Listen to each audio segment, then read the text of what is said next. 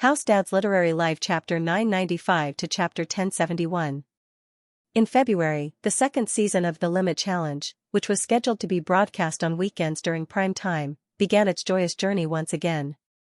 Although the premiere wasn't as amazing as the previous year, and it didn't set a new record, its ratings were still able to rank at the top of the variety shows in the same season. It even reached the top during the second episode. This meant that The Limit Challenge already had a group of very loyal fans. As long as the main 6 members didn't change and the show didn't have any major problems, its ratings were basically guaranteed. However, in Xianxia, the preparation for the new variety show that Jiangnan TV station and China Star Productions had put in a lot of effort to create was basically completed. The program team led by Hong Yuman was nervously and orderly preparing for its first recording. This was probably a big opponent that The Limit Challenge would have to face in the future. Although they were of different genres and were the works of the same boss, at the same time period, in terms of ratings and public opinion, the two shows were bound to have a battle. Today, Yang Yi and Murphy also came to Jiangnan TV station. They were prepared to visit and experience the recording hall that Jiangnan TV station had specially built for their show with a lot of money. Yang Yi didn't expect Jiangnan TV station to be so rich and generous. There was never a lack of reporters waiting outside Jiangnan TV station. Yang Yi's car slowly drove into the courtyard and stopped in the parking lot. When he and Murphy got out of the car, they heard the sound of camera clicking behind them. Yang Yi subconsciously turned his head to look. A few paparazzi were excitedly standing outside the fence holding their cameras and frantically pressing the shutters. Yang Yi was used to this kind of scene by now. His eyes just swept past them, but his expression didn't change at all. Then, Yang Yi locked the car and reached out to gently hug Murphy, who was carrying Tong Tong. The two of them calmly walked in the direction of the TV station building. Hong Yuman came out to greet them. Coincidentally, Yang Yi and the others also met Jiangnan TV station's director, Wu Shengdong, and his assistant, Qin Yu, downstairs. Wu Shengdong smiled when he saw Yang Yi. However, he still had a meeting to host later, so he got Qin Yu to entertain Yang Yi. There was no need to elaborate on the pleasantries. The main purpose of Yang Yi and his team was to visit and check out the new recording hall of I Am a Singer. Soon, they arrived at the recording hall. As soon as they entered, the door was closed, and any movement from the outside world seemed to have been isolated. The perfect soundproofing effect made Yang Yi and Mo Fei, with their picky ears, could only hear the buzzing of the staff talking at the scene. The recording hall was about 1,200 square meters. It wasn't big, but it could support a small stage. The circular stage was like a heavenly altar, surrounded by several rings of stairs. It gave people a sense of competition like the PK stage in the middle of the Colosseum. The decoration of the stage was very luxurious. The bright black tiles were made of a special material. It was a kind of decoration that reflected light but didn't reflect too much light like a mirror. When different colors of light hit it, there would be a certain degree of enhancement effect. Behind the stage, there were all kinds of spotlights and colored lights. However, the most eye-catching ones were the rows of line array speakers. They were like the sails of a sailboat, hanging down in rows. This is all thanks to Jiangnan TV station's support. Our equipment is very good. For example, the sound system, the main loudspeaker is LACOUSTICSKUDOVDOSC, and the stage return is LACOUSTICSHIQ15. Hong Yuman excitedly introduced to Yang Yi. A long list of complicated brands and models could be blurted out. Note, this is some information borrowed from the real-life version of I Am a Singer. Yang Yi and Murphy weren't outsiders.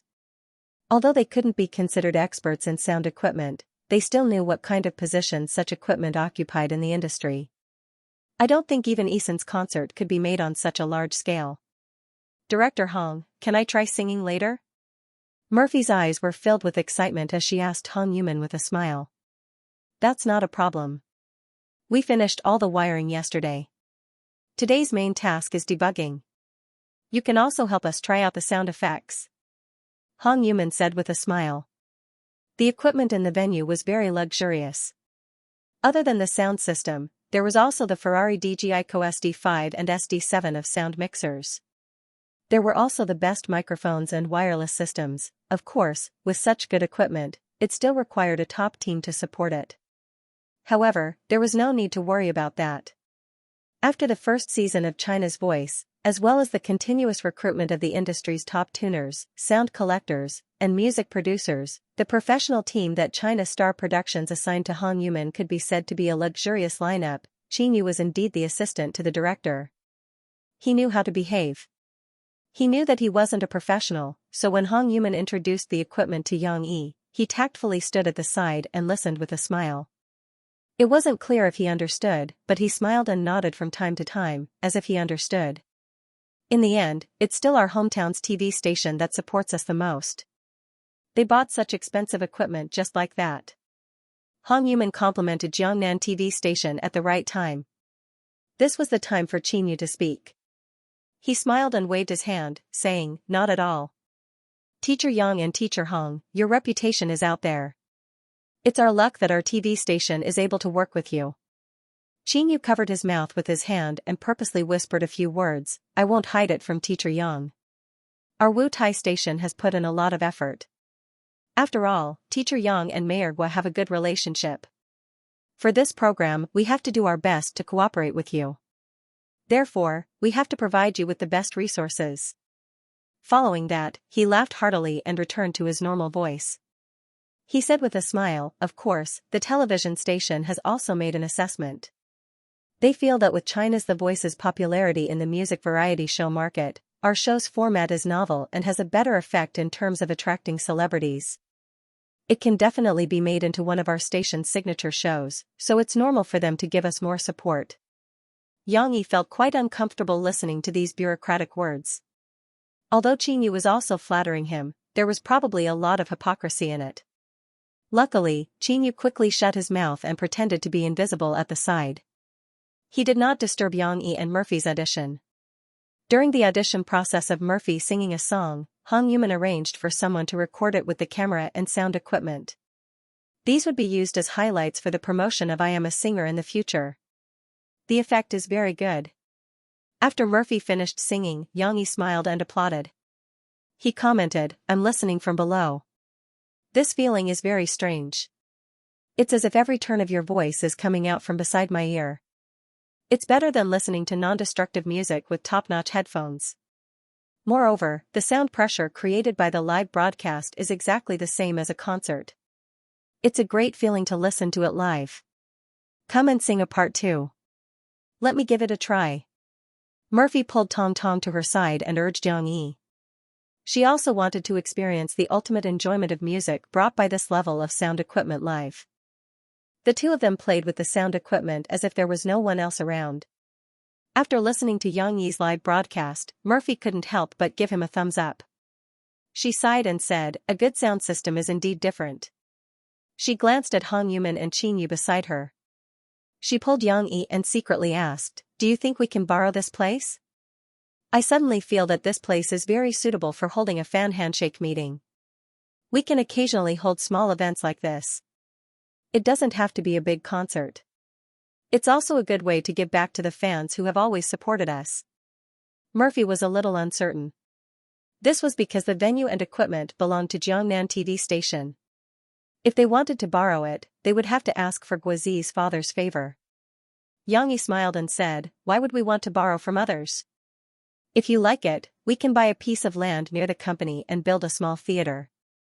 We can just build our own venue according to this scale." Xianxia could still afford to squander this amount of money. With the arrival of a new week, Xi, the literature and art committee member, finally felt her presence. On Monday afternoon, when the second class was about to end, Xi was already ready to pack her bag. She was going to the interest class of kicking shuttlecock later. Don't think that kicking shuttlecock was not a serious sport. There were still many girls who signed up for this interest class. Moreover, Xi was lively and active. She was still very good at this sport that required her to jump around, but at this time, Teacher Li Rulin, who was standing on the podium, closed the textbook and read out a small school competition to them. In order to beautify our campus, class, and enrich our classroom life, every class needs to actively design and complete the blackboard at the back of the classroom. The layout is required to be beautiful, the writing is standard and neat, and the content is positive. Simply put, it has to be done well. When the time comes, our class's blackboard will also be based on the class. Participate in this blackboard evaluation competition. The top 3 of each grade will be selected, and the school will award the winning class with a certificate. Li Rulan pointed to the big blackboard at the back of the classroom. Next to it was only a certificate from last year's honor garden. She encouraged, "Students, this is a good opportunity for us to fight for our collective honor. I hope that students with talent in writing and drawing will participate actively and help our organization's publicity committee members to do a good job on our blackboard." Li Rulan looked at the publicity committee member, Du Yuqian, who was looking at her at a loss. She pondered for a moment and said, "How about this? In our class, this work will be handed over to the publicity committee member, Du Yuqian, and the literature and art committee member, Xianxia. You will be responsible for organizing and completing our class's blackboard. Do you understand what the teacher means, Du Yuqian, Xianxia?" She sat below the stage. She was already a little absent-minded. She was looking forward to going to the shuttlecock class as soon as possible. At this moment, when she heard her name being mentioned by the teacher, she regained her senses. Of course, she was also listening just now. Now, she still understood what she was going to do. However, the little girl was a little dumbfounded. "Ah? Me too." Such a sentence appeared in Xixi's mind. However, when the teacher mentioned her and Du Yuqian's names again, the 2 girls could only nod in confusion. "Okay, thank you for your hard work, Du Yuqian and Xianxia. Today's class ends here. Everyone, pack up your textbooks and homework and go to your interest class." Li Rulan smiled and concluded. After class, Li Rulan was surrounded by a few students who still had questions about the lesson. She tidied up her computer and explained to these students. Then, she explained to these students who loved to study, and walked to the office. The other students also packed their school bags noisily and ran out of the classroom, shouting excitedly. To them, there was a lot of fun to be had if they went to an interest course. Why would they care about the blackboard competition that the teacher mentioned? Only Xixi and Du Yuqian, the 2 little girls who carried heavy responsibilities on their backs, looked at each other. Du Yuqian threw down her school bag in a daze and scratched her head as she walked to Xixi's seat. "Xixi, do you know how to do this blackboard bulletin?" Du Yuqian pointed at the big blackboard behind Xixi and asked in confusion.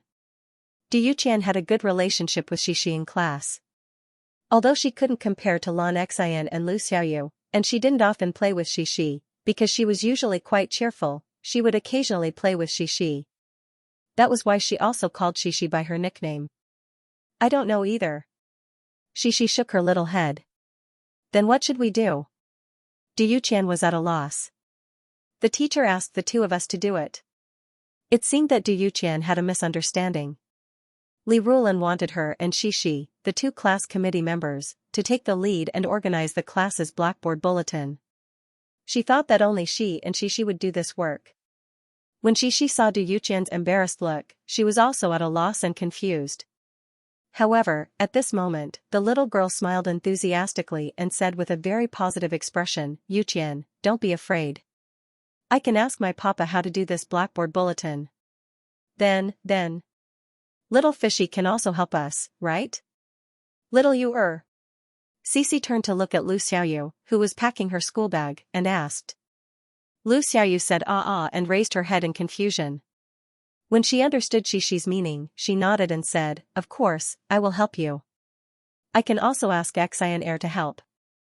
Then we will have 4 people." Xixi counted with her fingers. "Xixi, you can also draw.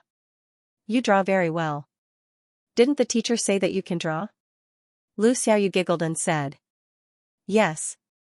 Wait a minute, but I don't know how to draw with chalk," Xixi said with some embarrassment. "Hey, it's all the same. It's all about drawing. You can try, you should be able to do it." Lu Xiaoyu pretended to know and egged her on.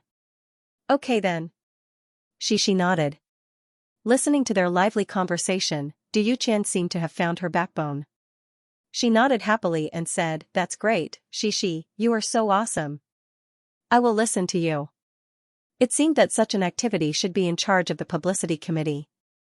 However, Du Yuqian was not elected as a publicity committee member because of her ability to organize publicity. Her situation was similar to Wang Leilei's. She was also encouraged by her parents to run for the class monitor. Of course, she also failed. She was only slightly better than Wang Leilei. Du Yuqian later mustered up the courage to run for the publicity committee member for the second time, and unexpectedly succeeded. If it were not for her success this time, she would not have the courage to try a third time. Now that she had encountered such a big problem, Du Yuqian did not think about fighting for power. Instead, the little girl's thoughts were very simple. She was happy to have someone to rely on. When they got home in the evening, she told her father about the blackboard bulletin. However, she overestimated her father. Yang Yi had lived 2 lives and had never made a blackboard bulletin before. Therefore, he could be said to be a layman. However, for Yang Yi, even if he had never done it before, he could guess how it should be done. Wasn't it the same as the layout of a newspaper? It also required a good idea of the space layout, content arrangement, and so on. As long as the principle was clear, everything was very simple. However, Yang Yi did not intend to help Xixi design the blackboard bulletin. He felt that this was a good opportunity for Xixi to practice. Therefore, Yang Yi smiled and said to Xixi, "If you don't know how to make a blackboard bulletin, you can refer to the blackboard bulletins made by the seniors. There must be a blackboard bulletin at the back of their classroom. You can go and see how others do it and how they design it. Then, in addition to looking for Xiaoyu and Xianxia, you can also ask other classmates for help." Yang Yi said, "For example, if you need to write on the blackboard, you can ask classmates who can write well to help. If you need some good articles or poems, you can also arrange for classmates to choose. Distribute the work, and everyone has a small part that they are responsible for. Then, wouldn't the blackboard bulletin be easy to complete?" Her father's words gave Xixi a lot of inspiration. "My papa said that we can go and see how other people make blackboard announcements." On Tuesday morning, after the first class, Xixi excitedly gathered her friends and Du Yuqian together. Like a round table meeting, they gathered together and started to discuss. "Okay." Du Yuqian didn't even think about it. She giggled and said, "Who are we going to see?" Lan Xian didn't follow the crowd's lead and asked, "We can go and see Sister Xiaowei's class." Do you remember that the last time we went to look for Sister Xiaowei, there was a blackboard announcement at the back of her class?" Xixi said with a clear train of thought. Yes, I remember now. Yes, we can look for Sister Xiaowei." Lu Xiaoyu nodded. These young ladies chattered about the blackboard bulletin, and their enthusiasm attracted the attention of some young boys who liked to join in the fun. Qin Yuxuan propped himself up on the desk and leaned over to listen curiously. However, he didn't want to work. As soon as he heard the girls talking about how to make the blackboard announcement, Qin Yuxuan immediately retracted his head, as if he was worried that Xixi and the others would drag him to work. However, why would the girls pay attention to him? During the break between classes, Cici led her 3 teammates and stormed toward the 3rd grade class 6, which was Yu Xiaowei's class. "You want to see the blackboard announcement?" After listening to Xixi's explanation, Yu Xiaowei led Xixi and the others to the window at the back. The 5 of them stood in a row and leaned against the window to look inside. The 3rd grade children's blackboard announcements were quite good. After all, they had 2 years of experience. The blackboard announcements that were made last semester still looked brand new. The lines of text were separated by colored frames and patterns.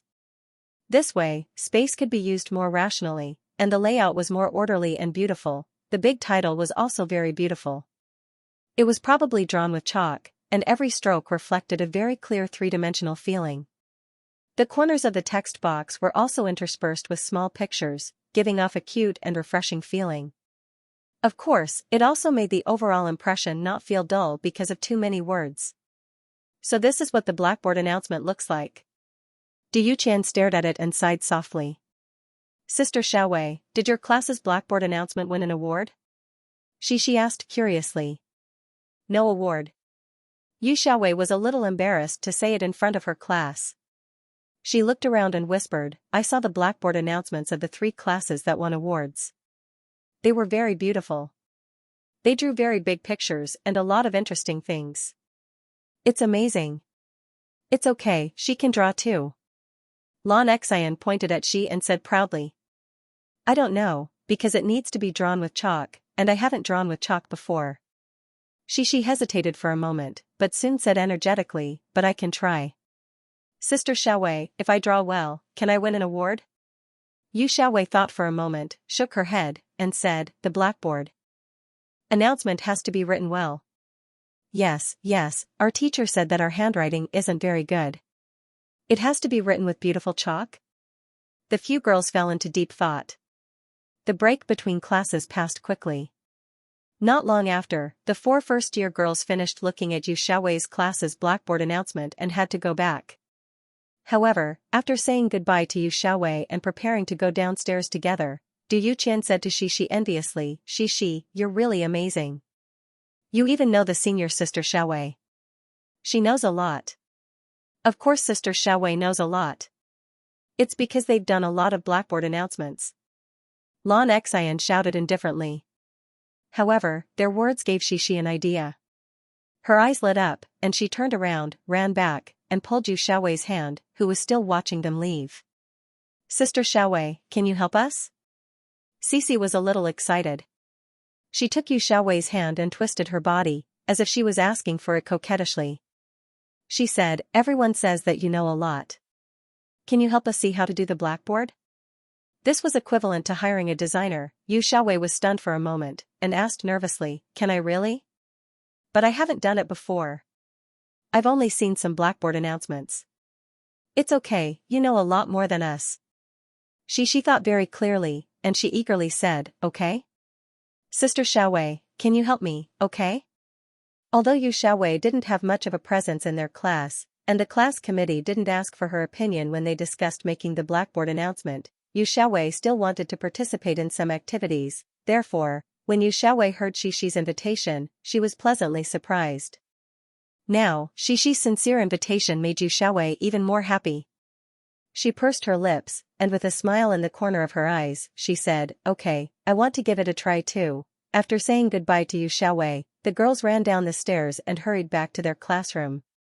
Du Yuqian was a little excited. She ran to Xi's side, and said with a little uneven breath, Xi, that's great. Okay, with Sister Xiaowei's help, we can definitely do this blackboard announcement well. Xi giggled and said, that won't do. Didn't Sister Xiaowei say that we have to write it well? But we don't know how to do it. Right, then what should we do? Du Yuqian was at her wit's end, and could only look at Xi helplessly. I have a way. Xi said with certainty, let me tell you, I have a good friend. His handwriting is super good. My papa said that his papa is a calligrapher. Unfortunately, the class was about to start, and the teacher was about to enter the classroom. Xi didn't have time to talk to Du Yuqian in detail, and the girls quickly returned to their seats.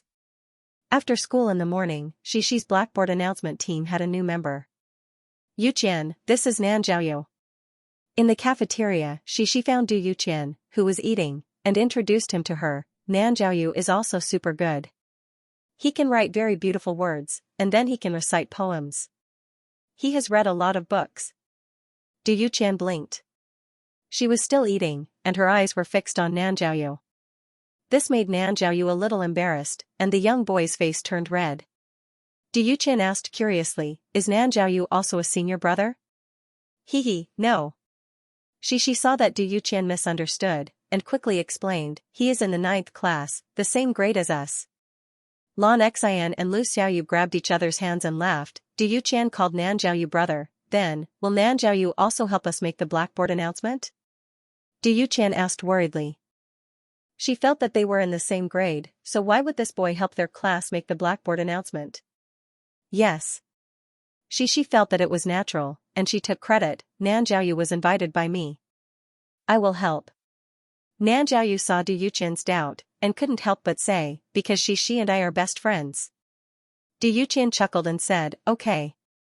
That's great, we have so many people to make the blackboard announcement. Du Yuqian saw that there were so many people to help, and her confidence also rose. They could definitely do a good job on the blackboard announcement, and maybe, they could even win an award and be praised by the teacher and mother. It was all because she had a good friend, Xi. This network was too powerful. Li Rulan did not think of casually throwing a big task to these 6 or 7-year-old children to complete on their own. In fact, she was still prepared to follow and guide them at any time, teaching Du Yuqian and Xixi how to arrange and design this blackboard bulletin. However, these 2 days, she was also a little busy. It was mainly because of Qin Yuxuan and a few students in the class whose grades were not very good. Li Rulan was actively contacting their parents. Moreover, she usually communicated with them more and urged them to study. After being busy with all kinds of chores, Li Rulan somewhat forgot about the blackboard bulletin. It was not until the teachers of other classes in the office talked about what kind of theme their classmates were planning to create on the blackboard bulletin that Li Rulan suddenly remembered that she had forgotten to care about the situation of their class's blackboard bulletin. Moreover, Li Rulan was also curious. Why didn't Du Yuqian and Xixi come to her for help? These 2 girls were usually diligent and inquisitive. They were not introverted students. Could it be that they had forgotten? Therefore, on Wednesday afternoon, Xixi carried her small school bag and held her small dancing shoes in her hand. She ran to the teacher's office and looked for teacher Li Rulan to clock in. Li Rulan signed her name and asked with a smile, "Xianxia, do you still remember the blackboard bulletin that the teacher told you about on Monday afternoon before school? The teacher asked you and Du Yuqian to be in charge of this matter." Xixi did not understand why the teacher would ask this. The little girl blinked her eyes in confusion and replied in a clear voice, "I remember." "Remember, all right." Li Rulan decided to change the way she asked. "Now, how are your preparations? Do you need the teacher's help?" Xixi had too much to say about the teacher's question, especially in the first half. One had to know that she and Du Yuqian had spent a lot of time between classes these 2 days running around and being extremely busy. Xixi's eyes lit up. She took a step forward and unconsciously raised her right hand to grab the teacher's table. She said eagerly, "Teacher, let me tell you. We have a lot of people now.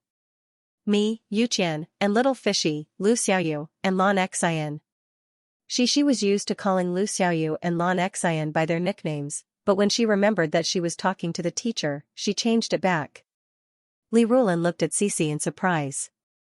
She didn't expect that Xixi and Du Yuqian, the 2 girls, would be able to find so many people to help them without her guidance. "Wait, this Yu Xiaowei and Nan Jiaoyu are not from our class?" After all, Li Rulan was still a competent class teacher. She quickly heard the problem and asked in confusion. "That's right, Sister Yu Xiaowei, Sister Yu, and Yu's mother Nan Jiaoyu is in our grade, but he's in the 9th class. They're all my good friends and are willing to help me." Xixi smiled sweetly. Li Rulan looked at Xixi speechlessly. She just thought that Xixi and Du Yuqian were quite troublesome, but she did not expect them to be so troublesome. They actually got students from other classes to help, and there were even older sisters. In fact, Li Rulan wanted to tell Xixi, "For our class's blackboard bulletin, try to use our own classmates as much as possible."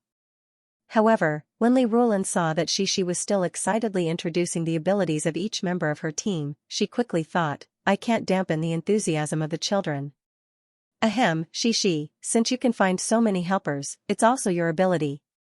Li Rulan thought for a moment, then smiled and said, "Then can you tell me how it's going?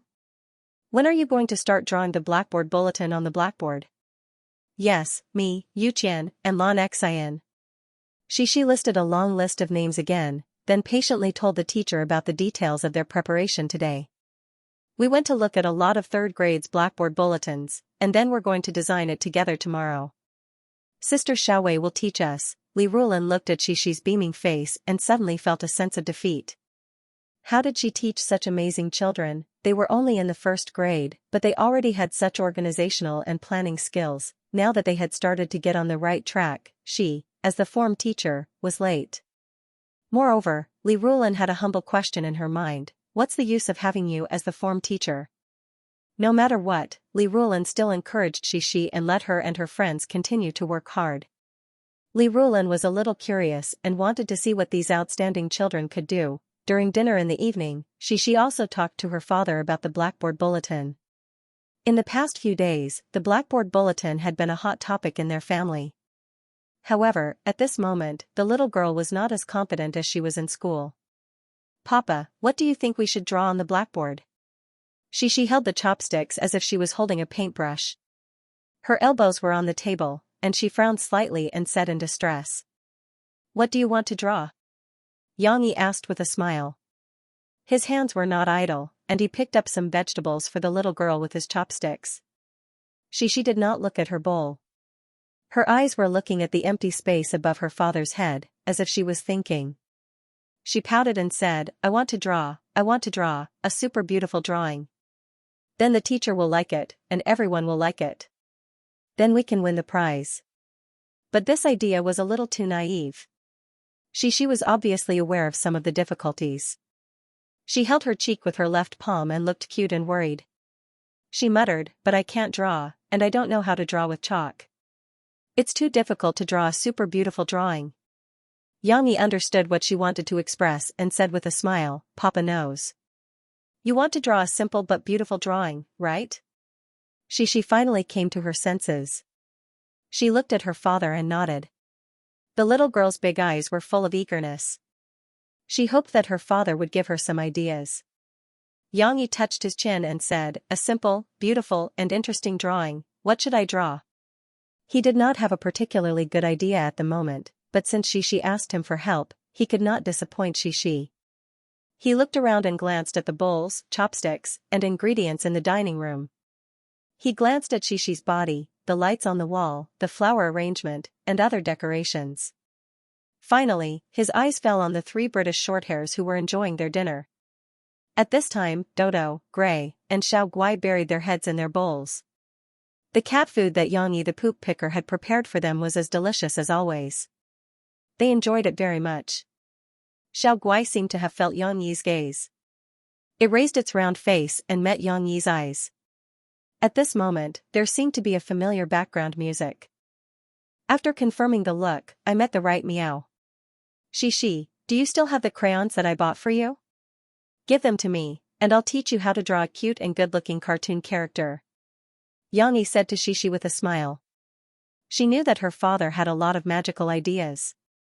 Okay. Shishi was full of joy.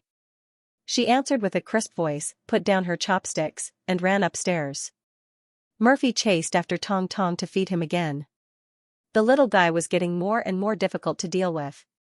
Not only did he run around, but he also refused to open his mouth after being coaxed for a long time. Murphy was exhausted by him every meal. Murphy came back from the living room with a bowl in her hand. She saw Shishi running upstairs and saw that there was still some food left in Shishi's bowl. She frowned and asked, "Why did Shishi run upstairs? She didn't even eat." Xianxia said with a smile, "I asked her to get her crayons." Wasn't she talking about the blackboard just now? I thought of a drawing that she could draw on the blackboard. That's because you indulged her. If she's only willing to take a bite after being fed, she'll be done for. Murphy said reproachfully. Okay. Don't worry. I'll go feed Momo. I can teach her how to draw anytime. Xianxia saw that Murphy was angry, so he quickly coaxed her. Xianxia could understand Murphy's irritation. Tong Tong was usually well behaved, but since he started to walk happily, eating became a big problem for him. Not to mention that Murphy would lose her temper. Sometimes Xianxia would feed him, but he still couldn't finish a bowl of porridge after an hour. Every time the spoon reached out, his mouth would still be full. Xianxia was so angry that he wanted to spank his little butt. Murphy couldn't lose her temper when she saw Xianxia like this. She smiled and said, "Okay, don't coax me. I'll feed you. You'll be angrier than me later." Murphy scooped up some scrambled eggs with tomatoes, which Tong Tong liked to eat, and went to the living room with the bowl. This was going to be a long battle. "Papa, here you are." She came downstairs quickly. She held a crayon box and a sketchbook and shouted excitedly. In order to see her father draw, the little girl picked up her small bowl and wanted to run to her father's side. "Finish your meal first. We'll draw later. Otherwise, your mother will be angry later." Xianxia stopped her. He winked at Shishi and signaled her to look at the living room. "Open your mouth. Let Mom see if you've finished eating." Mo Fei's voice happened to come over at the same time. Although it was not scolding, the tone of her voice clearly showed her sternness. She couldn't help but shrink her head. She turned her head and stuck her tongue out at her father. She seemed to be very scared. But looking at her giggling, it seemed that she was still very daring when she was with her father. It was finally time to draw at night. Xianxia and Xianxia sat side by side in front of the coffee table on the carpet in the living room. Because of the demonstration and teaching, Xianxia placed the sketchbook on the coffee table so that Xianxia could see it clearly. Let's assume that this is a blackboard. First of all, we have to draw a big circle on the blackboard. Do you see it? This might be a little difficult for you because you have to draw such a big circle on the blackboard. But it's okay. Take your time. You're using chalk, so you can use the blackboard eraser to modify it. Xianxia picked up a black crayon and drew a circle on the paper easily.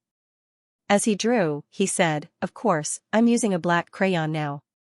But when the time comes, you can use white chalk to draw the outline. After you finish drawing and coloring it, you can use the chalk eraser to carefully trace the outline." Xianxia watched her father draw with rapt attention and nodded absent-mindedly. However, Xianxia couldn't help but open her mouth wide when she saw how well her father drew the circle with his bare hands. She looked at her father's hand that was holding the crayon with admiration. Her father was so awesome. He drew so well. This circle is the head of the robot cat that I'm calling Ding Dang. Xianxia said with a smile. Little Belle? Xianxia reacted quickly and turned to look at her father in surprise.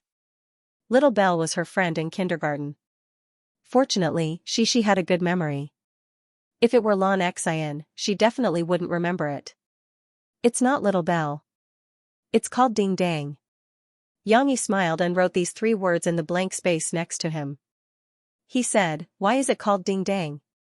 Look, we're going to draw a small collar here. We're going to draw a small circle in the middle and write a T in the middle. Look, doesn't it look like a bell that jingles? We used to bring it to steamed bun.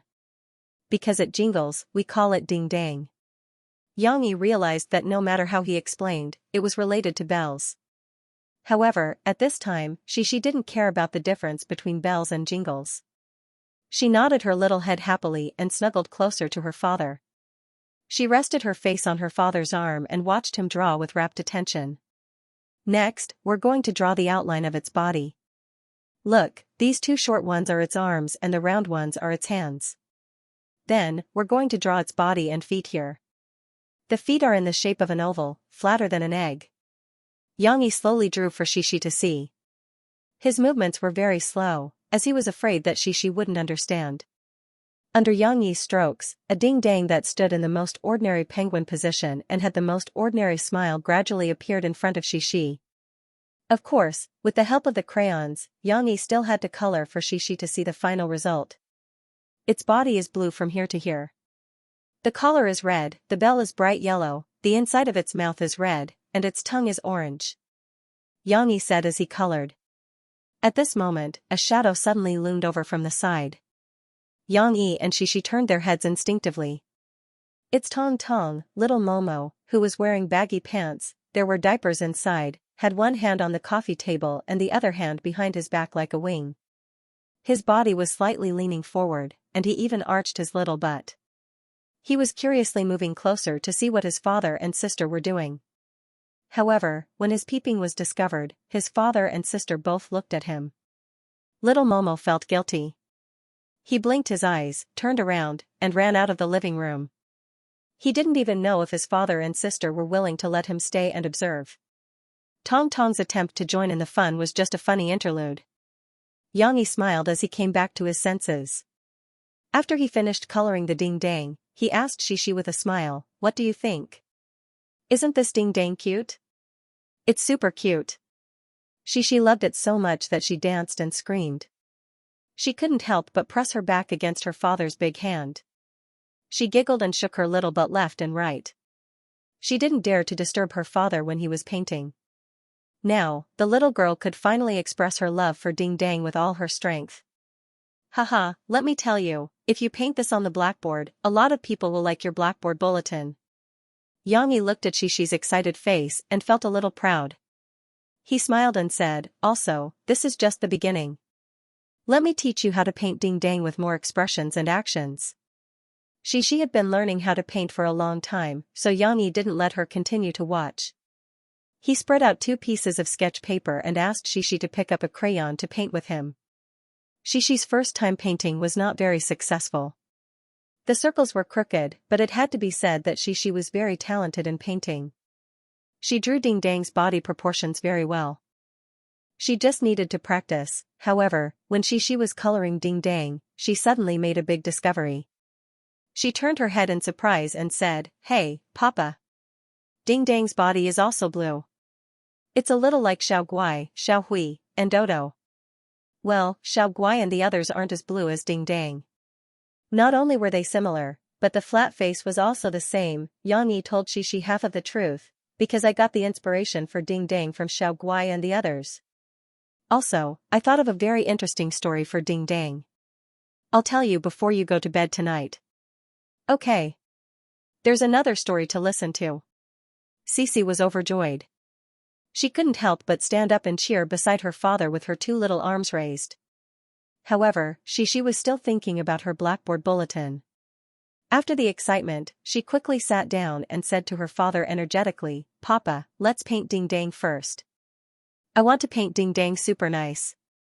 On Thursday, the blackboard bulletin preparation team gathered again during recess.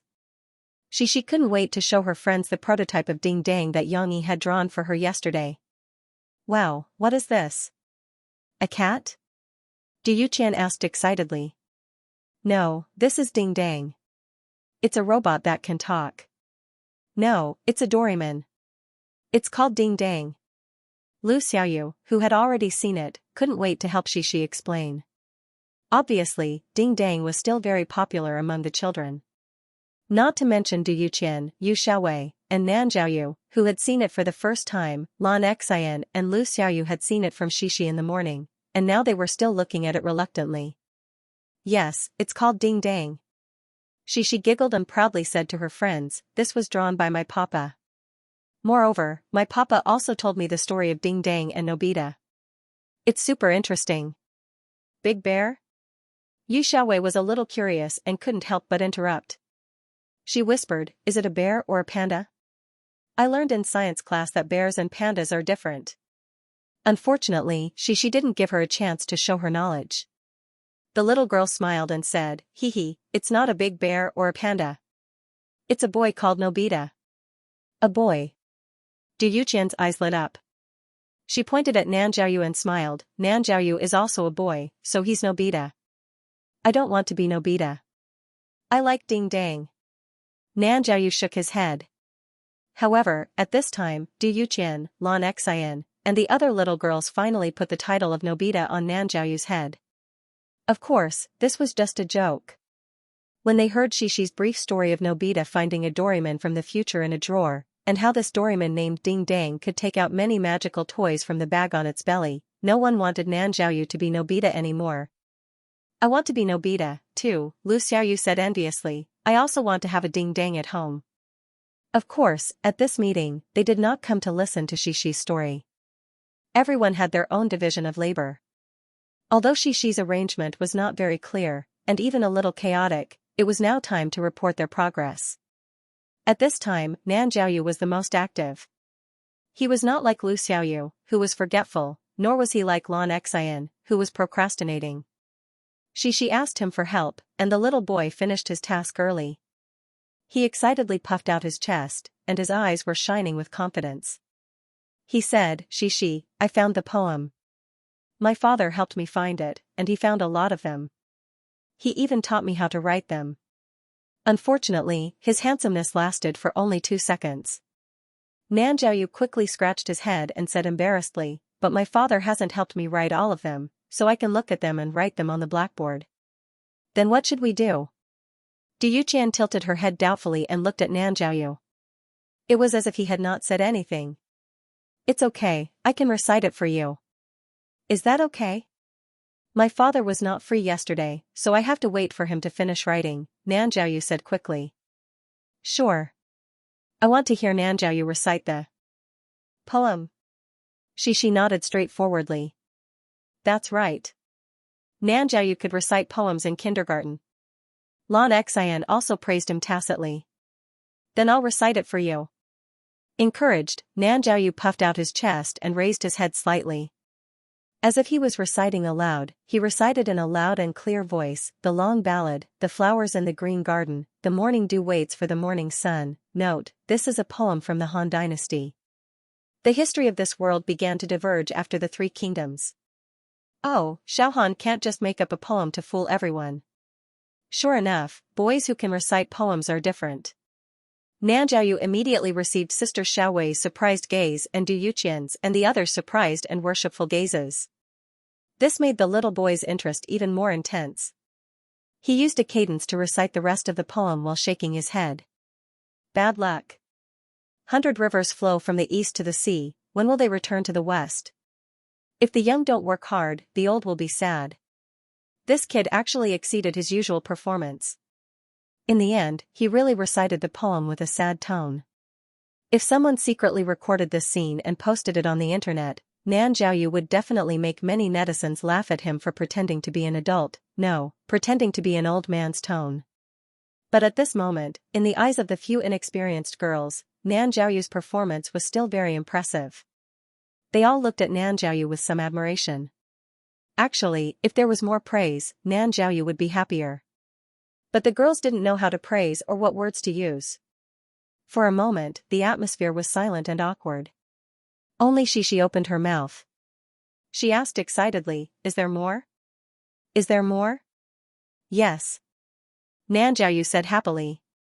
Yang Yi drove alone to the office building of the Binhai District Backwave Technology Company. Today's Backwave Technology Company was no longer the simple startup company formed by student programmers. After a few years of formal development, it had also become a major benchmark for social software in the domestic technology industry. The market value continued to rise. Although it wasn't listed yet, and no one knew how much power it could explode, Holang Technologies, which was sitting on Weibo and WeChat, had become a large company that was on equal footing with the previously dominant SNS, especially at the end of last year, when WeChat was launched, through the soft promotion of China's Voice, as well as the huge investment in the Spring Festival Gala, the number of registered users skyrocketed. Because WeChat and micro-broadcasting could connect users and share friends' information, and because WeChat had better mobile communication and social experience, as well as many other factors, many micro-broadcasting users were willing to download and use the instant messaging and communication software. Many of the original SNS users also switched sides and used the software that was more suitable for their mobile phones. The rise of WeChat made SNS realize the danger they were in. They realized that Backwave Technology Company was no longer a small company that they could ignore. It was no longer a harmless company that didn't affect SNS deeply. This guy wanted to destroy SNS definitely wouldn't sit back and watch. They had already launched their counterattack. On one hand, they were using the time to develop and improve their own SNS mobile app to improve the user experience so that they could compete with WeChat. On the other hand, they were trying to use public opinion, patent wars, and other means to stop WeChat's development. Yang Yi came to Backwave Technology Company this time for this big event. Mao Peifu welcomed Yang Yi into the upper management office of Backwave Technology Company. Along the way, many employees were curiously sizing up this masked man. It had to be said that Yang Yi did a great job of keeping his identity a secret so that his life wouldn't be affected. At Backwave Technology Company, other than a few old employees who didn't know how to leak secrets, very few new employees knew that he was the big boss. Hence, there was a lot of discussion below. Who is he? Looks like CEO Mao, General Lao, and the rest respect him a lot. I don't know, but his back looks a little familiar. Could it be our company's mysterious boss? I don't think so. Look at his dressing, and his height. He's quite handsome, more like a celebrity. How could our boss be so young? That's true. Sigh, he really does look familiar. Why can't I remember? Which celebrity is he? In terms of the battle of public opinion, Backwave Technology Company, with its micro-broadcasting base, wasn't afraid of SNS retaliation. However, Mao Peifu, who had returned from the United States and was now in charge of WeChat's business, didn't want to be on the defensive. She wanted to strike first. Our current idea is to develop a mini-game where we can share our results and invite friends to PK with us, Mao Peifu reported to Yang Yi. Mao Peifu's team's strategy didn't deviate from Yang Yi's previous plan of having them hype up the domestic version of Facebook and then sell it. However, Yang Yi could tell that they had put in a lot of effort. After all, it was quite far-sighted of them to think of using their friends to share their results. If we develop our own minigame, why don't we create a platform and invite other teams to develop minigames for our users? Yang Yi was talking about a mini-program, but implementing it wasn't easy. It would take a long time to create and test it. However, there are a lot of technical problems that need to be solved. It's not suitable for our current tense situation. You can think of it as a long-term plan. Mao Peifu quickly noted it down. Yang Yi had been in charge of the company for a long time. Although he hadn't been involved in the specific operations, he had always been able to point out the direction for everyone. It could be said that they now had a superstitious trust in Yang Yi. Your strategy makes sense, but we don't need to develop it ourselves. Yang Yi smiled lightly. You can contact some of the popular games right now, especially mobile games, and ask them to open up a platform for us to share our results. Not only can we share it with our friends, but we can also share it with microbroadcasting. We have the largest user base in the country. As long as they aren't short-sighted, they won't reject our request to work with us. Also, I want you to develop a feature that will allow us to defeat SNS in one fell swoop. Yang Yi finally became serious. At this time, in the conference room, whether it was Mao Peifu or Backwave Technology Company's CEO Lao Baihua, also known as General Lao, they all sat up straight and listened attentively. This feature will allow people nearby to, after a long meeting with the people from the Backwave Technology Company in Binhai District, Yang Yi went straight to Wuhu District to pick up Xixi. However, the little girl was a little unhappy today. After hugging her father, she sat in the back of the car with a worried frown. Even though she was talking to Lan Xian about what happened in class today, Yang Yi could hear the gloominess in her voice. Of course, before Yang Yi asked, Xixi, under the guidance of Lan Xian, couldn't wait to tell her father about the thing that made her depressed. Papa, Xian and the others all said that the ding-dang I drew on the blackboard was not good. It doesn't even look like ding-dang anymore. I don't think my drawing looks good, but the blackboard is too big. I can't draw well, the little girl complained to her father. I also think it's hard to draw. The blackboard is so big, and we all have to stand on the table. As Lan Xian said, she giggled, ignoring Xixi's sadness. Then Xixi drew the ding-dang, which is super fat. It doesn't look good. A Doraemon with Debai's figure appeared in Yang Yi's mind. Stop talking. I'm so sad. Cece pulled on Lan Xian's arm with a reproachful expression. Hee, I won't talk about it. Lan Xian naughtily stuck out her little tongue at Xixi. Papa, can you help me? Help me draw the ding-dang. I want a cute ding-dang. I don't like fat ding-dang. Xixi turned to her father, hugged the back of her father's driver's seat, stuck out her little head, and said with a pout. Yang Yi could certainly help Xixi draw, but Yang Yi felt that if he helped Xixi draw, Xixi would lose the opportunity to practice. Moreover, what could be happier than him and his friends working hard to complete the blackboard and then being praised by others? However, Yang Yi could not stand by and watch. Obviously, Xixi also encountered a big problem that troubled her, and she needed someone to guide her. Isn't tomorrow Friday? Yang Yi said with a smile, tomorrow afternoon, when Papa picks you up, let's see how to draw the ding-dang on the blackboard together in the classroom, okay? Don't worry, there will be a way when the time comes. Okay. When Xixi saw that her father had agreed to help her, she immediately smiled happily, and the little depression on her face was swept away.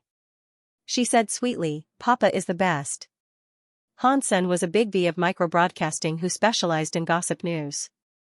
His microbroadcasting account, Han-sen Entertainment Express, often posted some groundless gossip. Although the authenticity of these rumors remained to be verified, it had to be said that these extremely exaggerated headlines still earned him a lot of attention. However, Han-sen's status in the microbroadcasting gossip circle was not high, because he was not like LVU, who was a paparazzi and had his own paparazzi team. Han-sen was completely alone. Moreover, he relied on some of his own unique tricks to get the photos, and relied on his thick skin to fabricate stories to brew those half-true and half-false gossip. These days, you can't earn money by being honest. If you want to earn attention, you have to rely on your thick skin. Tonight, Hansen searched for the names of some stars on microbroadcasting to see if he could catch some big news that the paparazzi missed from the microbroadcasting of passers-by.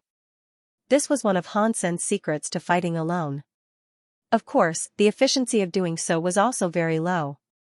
Catching gossip news like this was tantamount to looking for a needle in a haystack. Fortunately, Hansen, who was an otaku and an internet addict, had plenty of time. However, Hansen did not expect that there would be a harvest so soon today. A mysterious person came to our company today. He looks like Yang Yi. Hansen searched for Yang Yi's name. After scrolling through several pages, he finally saw a micro-broadcasting that made him feel refreshed. Clicking on the accompanying picture of this micro-broadcasting, Hansen saw a vague back. The photo taken by this person was a little blurry and could not be seen clearly. However, it didn't matter. Hansen had a way. He clicked on the micro-broadcasting homepage of the person who posted the micro-broadcasting. He opened the people he followed and checked them one by one. Finally, his efforts paid off. Hansen finally found a micro-broadcasting sent by someone who seemed to be his colleague in the list of people he followed. Why is the company so serious today? General Lau and Chairman Mao are out together to welcome a very young person. Could he be our big boss?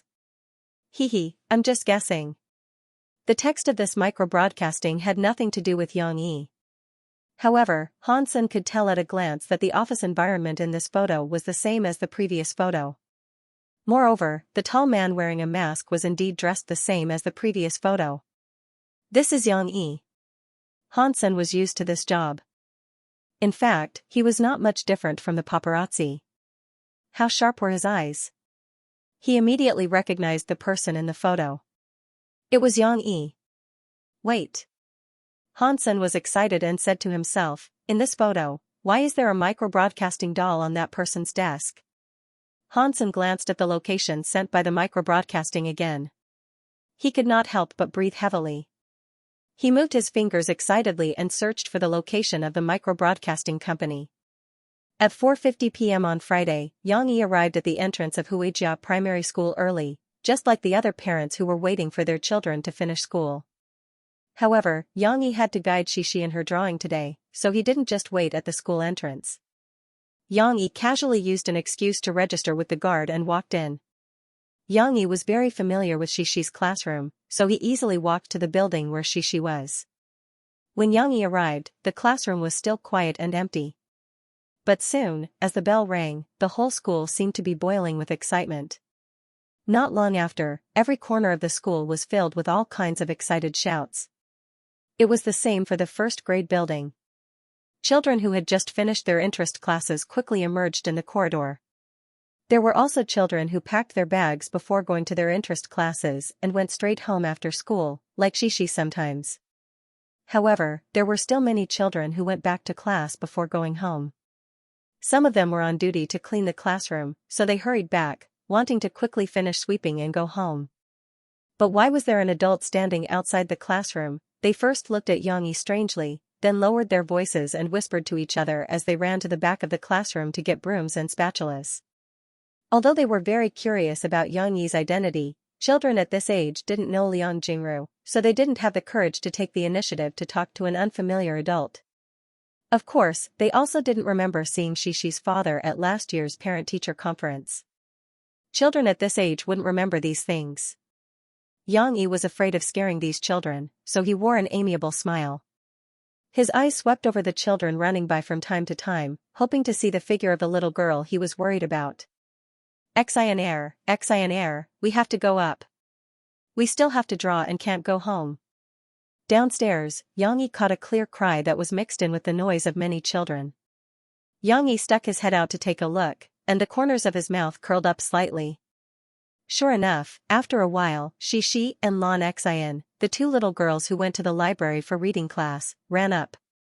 Papa. Xixi was pleasantly surprised to see her father. The little girl didn't think that her father would come up so early. She screamed and happily threw herself at her father and hugged him tightly. Seeing Xixi and Lan Xian leading a tall and burly adult into the classroom, several boys who were sweeping the floor suddenly widened their eyes and looked at Yang Yi with some fear. When they were outside, they didn't feel anything. But when the adult walked into the classroom, in the small space, his tall and burly figure suddenly gave them a terrible pressure. They were like kittens that saw a big tiger and didn't dare to say a word. In the middle of the classroom, there was a little girl who was packing her school bag. When she saw this scene, she ran over curiously and got close to Xianxia and whispered, "Xianxia, who is this uncle?" This little girl seemed to have a good relationship with Xianxia. "This is my papa." Xianxia giggled and looked very happy. She took the initiative to introduce, "Papa, this is Yu Qian. We are going to do the Blackboard bulletin together." It turned out to be the little girl Du Yuqian. Yang Yi smiled and nodded to her. Du Yuqian was more surprised. Her eyes widened and she said in surprise, "You are Xixi's father? The father who drew Ding Dang?" Well, there seemed to be a problem with the logic of this question. After exchanging pleasantries for a while, Yang Yi was pulled to the back of the classroom by Xixi, who couldn't wait any longer. Xixi pointed to the big blackboard at the back and eagerly waited for her father to teach her how to draw Ding Dang. In the past week, Xixi and her friends had put a lot of effort into the Blackboard bulletin. Now, several areas had been planned on the blackboard and were outlined with beautiful lace. At least in terms of design, Yang Yi felt that these little girls had done a good job. One of the areas had been filled in with content. It was probably a poem that Nanjiaoyu helped to copy when Xixi drew Ding Dang yesterday. Yang Yi took a look and found that Nanjiaoyu's handwriting was not bad. Every stroke was written beautifully and powerfully. Compared with his father, the great calligrapher Nanny Yun, there was still a big gap. However, among these first-grade children, he could definitely be called a crane in a flock of chickens, and this poem was actually the long ballad. Yang Yi felt that the last two sentences were quite suitable for these children. "These patterns were all designed by you?" "That's a good idea. By separating the content, it won't look too messy and it's much more refreshing." Yang Yi smiled with appreciation. "This is what Sister Xiaowei taught us. Many classes in the 3rd grade draw it like this." Cici blinked her eyes and said, "I drew it here." Du Yuqian couldn't help but interrupt. She waved her little hand in front of the blackboard and even jumped, gesturing to Yang Yi. "I also drew it. I drew it here." Lan Xian saw the situation and couldn't wait to take credit. "You are all very good. Well done." Yang Yi smiled and praised. "But it still needs to have Ding Dang to really look good." Xixi pouted and said sullenly, "Dad, don't just look at it." She had been waiting to draw Ding Dang. Xixi had already erased what she drew yesterday. Now, there was a large blank space in the middle of the blackboard. Xixi was eager to draw it earlier so that the friends who laughed at her drawing of Ding Dang yesterday could look at her in a new light. Coming. Wait for Dad to get something." Yang Yi smiled and walked back to the podium. How to teach Xixi how to draw a Ding Dang on a big blackboard? Yang Yi had already thought about this problem at home. He took a wooden triangular ruler from the podium that was given to teachers by the school. Seeing Yang Yi take out such a big gesture, let alone Xixi, even Lan Xian came over to watch curiously. Du Yuqian, Nanjiaoyu, who just came to help, and a few other children followed Yang Yi. "Xixi, when you want to draw a picture on such a big blackboard, you have to learn the composition." Yang Yi pressed the triangular ruler on the blackboard, turned his face, and said to Xixi with a smile, "You have to think about how to move the picture on the blackboard according to the correct proportion." Xixi didn't understand these nouns at all. She looked at her father with some confusion, waiting for him to explain. But fortunately, Xixi didn't need to fully understand these principles. Soon, she saw her father take the original copy of the Ding Dang that she used to copy. He gestured to her and said, "Look, this Ding Dang, isn't it the head? It's the same proportion as the body, right? The head is a little bigger here, but it's actually not that big, right?" Xixi nodded gently. She understood this. Yang Yi took the triangular ruler again and gestured in the big blank space in the middle of the blackboard. He used the chalk to poke small dots and dotted lines on it. "Let's plan it like this. You can draw the head of the Ding Dang in this area. Of course, we've left a space for the dragonfly. The next area, draw the body. The space is about the same as the head, but when you draw it, you can draw it a little smaller. Little dots and dotted lines. After a while, Xianxia, who was watching her father work with all her attention, was surprised to see that there were areas on the blackboard that could be filled with various parts of the ding-dang. Her father seemed to be helping her break down a very complicated picture into simple parts by simple decomposition. Her father was so amazing. Xianxia's eyes lit up as she looked at her father with admiration. "Can you see it?" Xianxia turned his head and saw Xianxia's expression. He knew that his strategy had succeeded.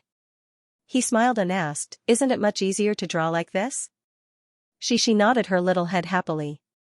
However, Du Yuqian, Lan Xian, and Nanjiaoyu had never taken drawing lessons. They were not like Xianxia, who had watched her father draw since she was a child. They were confused and shook their heads in confusion. They muttered, "I can't tell." Well, these children did not know how to compose a picture.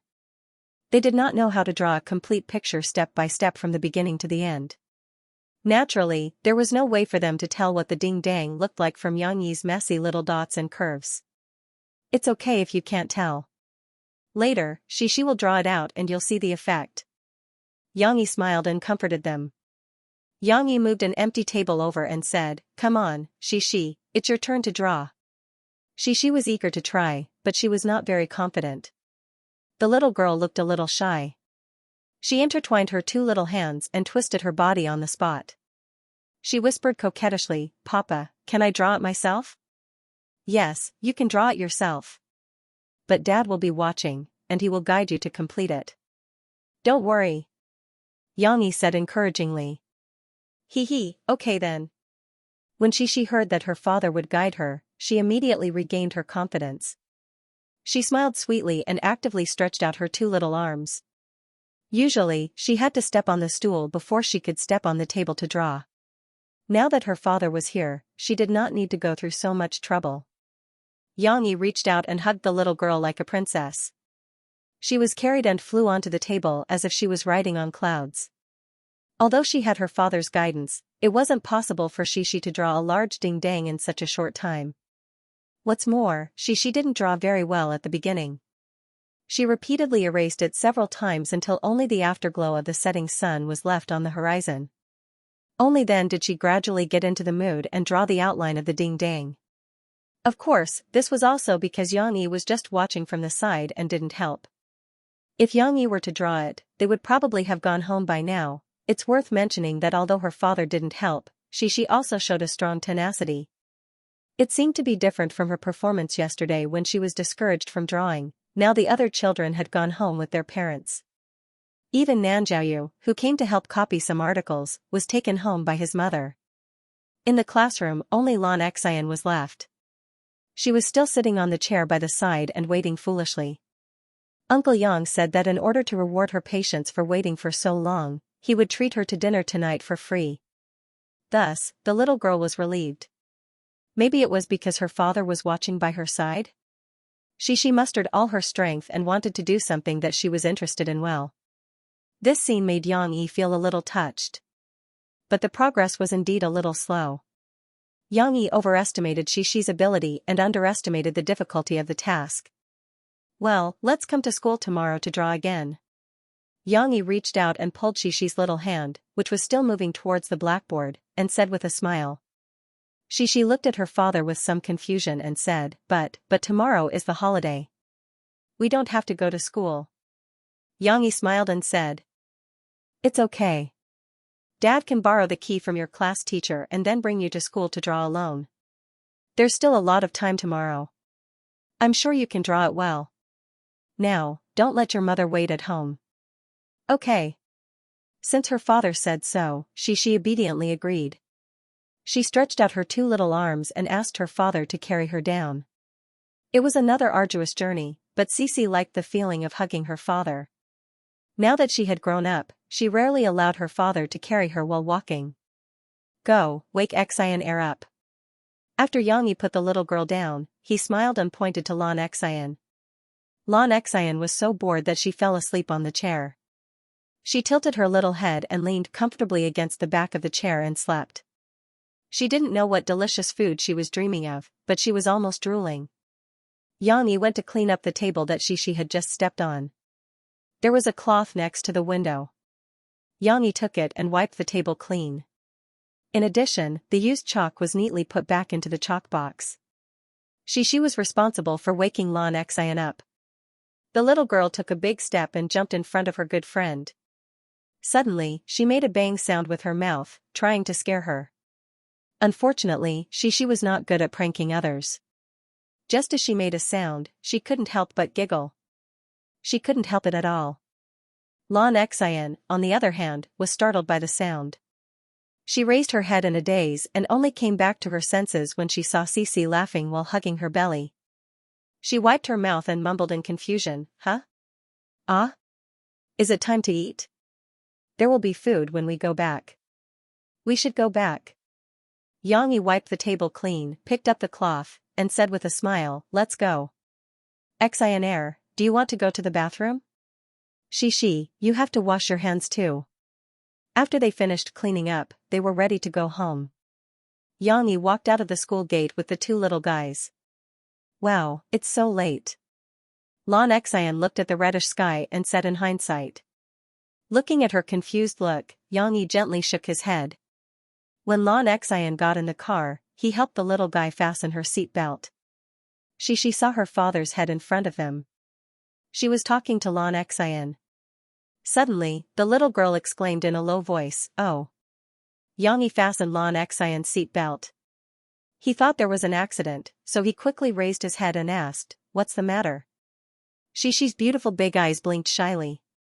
She pointed at her father's head, stuck out her little tongue, and said embarrassedly, Papa, there was the color of chalk on my hand, and then your hair turned white." Xianxia gently touched the back of his head. He roughly understood that she accidentally got the powder on her hand on the back of his head when she came down with her arms around his neck. "Papa, let me wipe it for you," she said diligently. "It doesn't matter. I'll wipe it when we go back." Xianxia smiled and rubbed Shishi's little head with his clean hand. He didn't want Shishi's hand to get dirty, so he just washed it clean. However, Xianxia returned to his driver's seat. Before getting in the car, he reached out and patted the back of his head. The news of Xianxia's appearance in Backwave Technology Company was finally exposed by the entertainment broadcaster Xianxia Entertainment Express this weekend. Although Xianxia Entertainment Express didn't have as many fans as Zhuaziba, the news he threw out this time was quite significant. Soon, it was reprinted by some well-known entertainment broadcasters, and even paid by some news websites. Xianxia is the boss of microbroadcasting? How is that possible? When many people saw this news, they felt that it was too ridiculous. How could a singer in the entertainment industry be the boss of such a huge company like microbroadcasting? This was even more unbelievable than the first time many people heard that Hu Haiquan of the Yuchuan Group was an angel investor who played with capital. However, a lot of the evidence provided by Xianxia Entertainment Express made people feel that it was somewhat reasonable. Hansen didn't have any connections or abilities. He couldn't find out the real name of the boss of Backwave Technology Company, nor could he provide any concrete evidence. However, his ability to fabricate stories was top-notch. Other than the photos sent by the employees, the second evidence provided by Hansen was the history of Backwave Technology Company. This wasn't difficult to find on the internet. Microbroadcasting was born from a code written by a group of students from Jiangxing Media University. This was the official version. As everyone knew, Xianxia used to live next to Jiangxing Media University. Now, he even had a coffee shop there.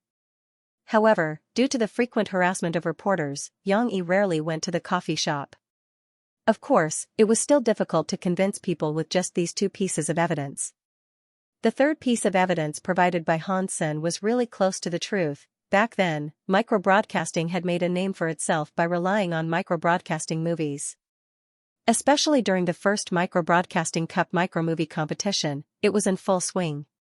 Many outstanding filmmakers emerged from that competition, and now, many of them had made a name for themselves in the entertainment industry. Moreover, the biggest winner should be the fairy tale micromovie, which was used as a demonstration piece by microbroadcasting. This was considered a major milestone in the history of movies. Not only was it still exciting to watch, but the songs were also widely sung. Moreover, when the audience watched it now, they suddenly realized that this micromovie was filled with stars. This feeling was very magical. If everyone looked back and watched the low-budget comedy movies Nightclub and Crazy Stone, they would have the same feeling. Back then, the most famous person in this micro-movie was Qin Wen. The other actors and directors were unknown. However, looking at it now, everyone would be surprised to find that the male lead of this movie was actually the popular Guo Ziyi.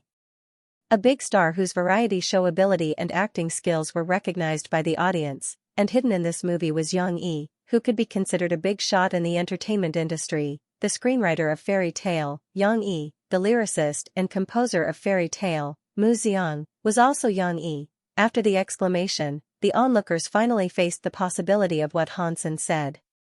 If Yang Yi was not the boss of micro-broadcasting, why did he happen to appear here? Why did Fairy Tale not seek fame or profit? Such an outstanding work was just used as a footnote for someone else's micro-movie competition. Other than this, Hansen also posted a screenshot. It was the micro-broadcasting that everyone knew was Yang Yi's Shi's family chef. The time when the first micro-broadcasting was released could be said to be the time when micro-broadcasting had not been promoted yet. Perhaps it was still in the internal testing stage. This was enough to prove that Yang Yi and micro-broadcasting had a very deep relationship. So, Yang Yi was really the boss of micro-broadcasting. After reading this news, many people forgot their previous thoughts that seemed to be nonsense and suddenly felt that it made sense. It seems that it's really possible? Micro-broadcasting was Yang Yi's own backyard. After this news caused a certain degree of popularity, it had already been notified to Yang Yi. Even Lu Yu, who was roughly aware, called to ask Yang Yi if he needed help. Soon, on Saturday afternoon, Phoebe Studio and micro-broadcasting officials issued an announcement, claiming that Yang Yi went to micro-broadcasting's company only because he was invited by micro-broadcasting to prepare a customized advertising song for them. They did not intend to explain to the public why there were so many coincidences between Yang Yi and micro-broadcasting. However, such an announcement could at least calm some of the surprised voices. That's right. Although Yang Yi is already very powerful, how can he be the boss of micro-broadcasting? That's too unbelievable. The onlookers changed sides one after another. If Boss Yang was the boss of micro-broadcasting, this would be fun.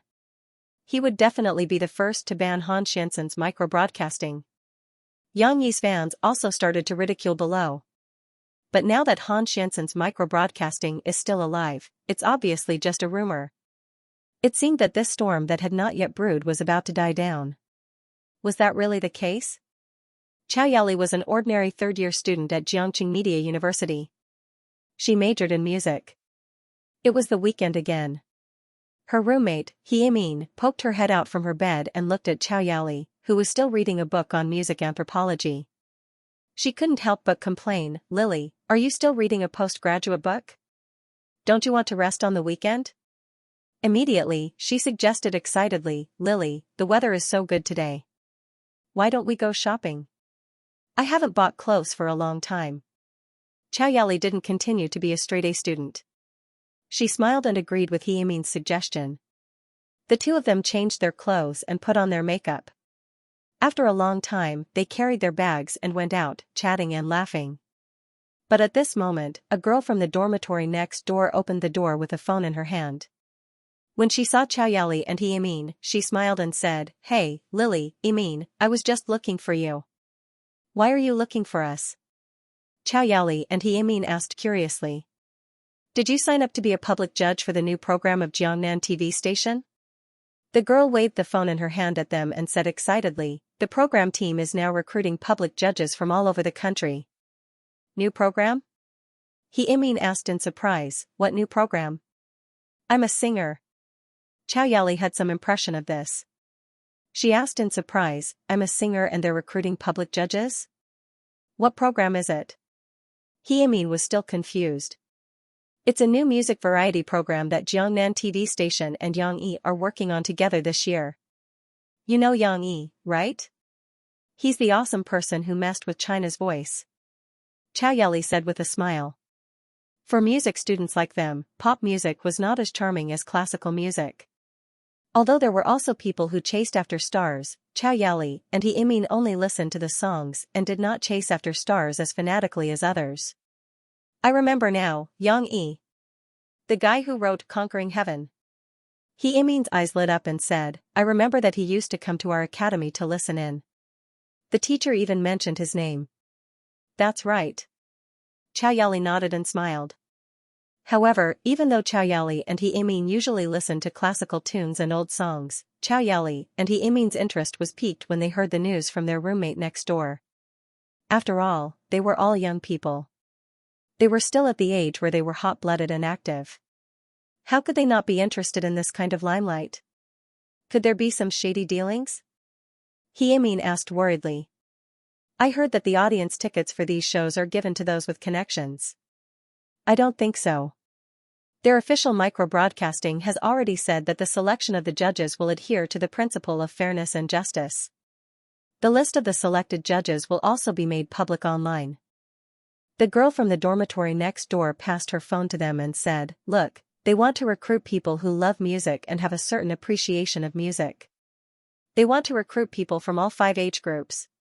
The judges for each episode are different, so there will be a lot of spots. I think that music majors like us, who are in Xianxia, should have an advantage. Xiaoyali and He Imin huddled together and looked at their phones. After a while, the two of them looked at each other at the same time. They were both tempted. She came back from school a little late. She and her father had lunch outside. However, the little girl, who had the habit of taking afternoon naps, couldn't resist the heavy sleepiness. It was already past 4 in the afternoon, but she was still sleeping soundly in her bedroom upstairs. However, at this time, Lan Xian came to visit again. The little girl excitedly carried a small bag and ran into Yang Yi's unlocked yard. Uncle Yang, where's she? Lan Xian's loud voice came from Yang Yi's house across 2 lawns and a flower bed. Yang Yi was watering the flower bed. Murphy and Tong Tong were playing next to him. The little girl was very interested in the small puddle of water that her father made on the ground when he watered the plants. She was excitedly running around and stepping on it. Shi is still sleeping upstairs. Xian, do you have anything for Shi? Yang Yi saw through Lan Xian's intention and asked with a smile. She's still sleeping. The sun is shining on her butt. Lan Xian came over and muttered loudly while looking at what Yang Yi was doing. She proudly lifted the bag in her hand and said to Yang Yi, This is the nougat my father brought back from Guangdong province. My father went to Guangdong province on a business trip. He brought me this nougat, which is super delicious. I brought some for Shi. Yang Yi certainly knew that Lan Cao Kai went to Guangdong province a few days ago to attend the quarterly shareholders meeting of Sahara Online Mall. Yang Yi, the second largest shareholder, didn't go. Lan Cao Kai should have come back this morning. When he came back, Yang Yi was drawing with Shi at school. Lan Cao Kai called. However, the relationship between Lan Xian and Shi was really good. There were not many people who could let her take the initiative to share her favorite candies. Of course, Shi usually left some delicious food for Lan Xian. For example, before the new year, when Sister Ding Xiang came to make a cake at home, Shi left some for Lan Xian. Lan Xian remembered Shi's kindness. Nougat? This is not bad, but you can't eat too much at once. Otherwise, eating too much sugar will cause tooth decay. Yang Yi laughed. Lan Xian answered casually. When she saw Tong Tong, she took out a piece of nougat from the small bag and handed it to him enthusiastically. Tong Tong, come here. Sister Xian will give you a piece of nougat. Little Momo didn't know what nougat was, but when he heard the word sugar and saw the nougat wrapped in a candy wrapper, his eyes lit up. He walked out of the water with a grin on his face and ran over excitedly to take it. No, you're too young to eat it. Murphy quickly stopped him and signaled Lan Xian to put it away with her eyes. However, Tong Tong was smart now. The more his mother stopped him from eating it, the more he liked it. He shouted anxiously, No, I'll eat it. Yang Yi saw this and reached out to take it. He laughed and said, Okay. You can eat it, but not now. I have to cut it open for you before you can eat it. Since the nougat was a little hard, Yang Yi planned to cut it into small pieces. This way, the little guy wouldn't choke easily. Tong Tong was pestering his father, but his father picked him up with his big arms. He chuckled and brought him to the kitchen. Lan Xian blinked. She didn't understand why the adults said Tong Tong couldn't eat it and then said he could eat it. Forget it. She didn't care about them and ran upstairs to find Xianxia. It was a boundless sea of flowers. Not far away. Her father, who was wearing sunglasses, was leaning against the side of the car coolly, looking at her. Cece was spinning and jumping around happily, and a few of her close friends were like little elves, laughing pleasantly as they circled around her. This was a very happy feeling, until a seemingly heavy thumping sound broke the peace of this world. Cece seemed to see a huge shadow falling from the sky, covering the sky and the sun. Bang! The big bed in the master bedroom suddenly shook. Xianxia was confused. She had already woken up from the dream. Although she could not open her eyes, she still raised her head in a daze. What's going on? Hee hee. Lan Xian's familiar laughter finally sounded in Xixi's ears. The little girl subconsciously squeezed half of her sleepy eyes open and looked at Lan Xian, who was lying on her stomach beside her and looking up at her. Suddenly, the little girl made a lazy sound. She didn't know whether she felt that Lan Xian disturbed her sleep or just wanted to moan for a while because she was too tired from sleeping in the afternoon. Hee hee, Xianxia, wake up, the sun is shining on your butt. Lan Xian showed her loud voice and finally woke Xianxia up from her half-asleep state. After a while, Xianxia stood by the bed, pulled her trousers and clothes, and put on her coat. Lan Xian, who was beside Xianxia, shouted excitedly, Xianxia, look, this is the nougat my father brought back from Guangdong province. I brought a lot of it for you. You can try it and see which one is better, your father's cooking or the one my father brought back. Lan Xian was referring to the batch of nougat made by Yang Yi last year. At that time, Xianxia put it in a small jar in the bedroom. Later, most of it was eaten by Lan Xian who came to visit. My papa cooks very well. Xianxia pouted and said unhappily. Give it a try. The ones your father made are softer, and the ones my father bought are harder, but there are a lot of peanuts. Lan Xian didn't care, and kept recommending. That's because my papa cooks better, Xianxia muttered in a low voice. Let me tell you, Xianxia, your brother likes you very much. Lan Xian continued excitedly, I gave him one, and then your mom said I couldn't give it to him. He wanted to snatch it, but your dad still gave it to him. Although Xianxia firmly believed that her father's culinary skills were better, it didn't stop Xianxia from tasting the nougat made by others. When Xianxia came back after wiping her face in the bathroom, the two girls sat on the sofa in the master bedroom. Lan Xian couldn't wait to tear open the candy wrapper and pass a nougat to Xianxia. Is it good? Lan Xian didn't wait for Xianxia to eat it. She put her hands on the sofa, half-kneeled, arched her little butt, and stared at Xianxia expectantly. Xianxia didn't have time to answer. She was chewing the nougat. After chewing a little and letting the nougat melt a little, she pouted her little mouth and said vaguely, it's delicious, very sweet. Hee hee, I told you it's delicious. Lan Xian said proudly. My papa cooks better. Xianxia was unhappy. She muttered and repeated this sentence. Lan Xian ignored her. She ran to Xixi's bookshelf, took an empty jar from the top, opened it, and put the bag of nougat in it. Xianxia, you can't eat too much all at once. Lan Xian hurriedly closed the lid as she exhorted without even turning her head. Do you think Lan Xian will be like Yang Yi and talk about how eating too much sugar will lead to tooth decay? That's impossible, Lan Xian giggled and said, you have to keep some for yourself. I'll eat with you. This way, we can all eat nougat together. However, Xianxia didn't respond at this time. At this moment, Xianxia, who was sitting on the sofa, was frowning and her little mouth stopped chewing. Something's wrong, the little girl's mouth moved slightly in doubt. Soon, her frown deepened. After a while, Xianxia opened her little mouth, revealing her small white teeth. Of course, Xianxia couldn't see it. The little girl could only stretch out a finger and touch her teeth. Left, right, left, up, down, what exactly was wrong with him? Lan Xian's back was still facing Xianxia. She opened the lid again and reached her hand into the jar while nagging about the distribution of the nougats. We have 16 nougats. You can have 10, I'll have 6. I'm eating too little. Xianxia, you might not like nougats. Why don't I have some? Right at this moment, Xian suddenly heard Cece's sobbing as she ran out. Xian turned her head and looked at Xi's back in confusion. Huh, what happened? How about I give you all of it? Xian muttered in a low voice after hesitating for a long time. Papa. Papa. Xishi ran downstairs in a panic. The little girl's tears were about to fall. She anxiously looked for her father. But when she ran out of the house, she found that her father was not in the yard as Xian said. What's wrong? Her father's warm voice sounded behind her.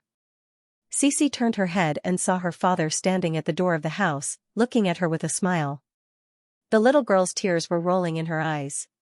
At this moment, she ran over with small steps, feeling aggrieved, and threw herself into her father's arms.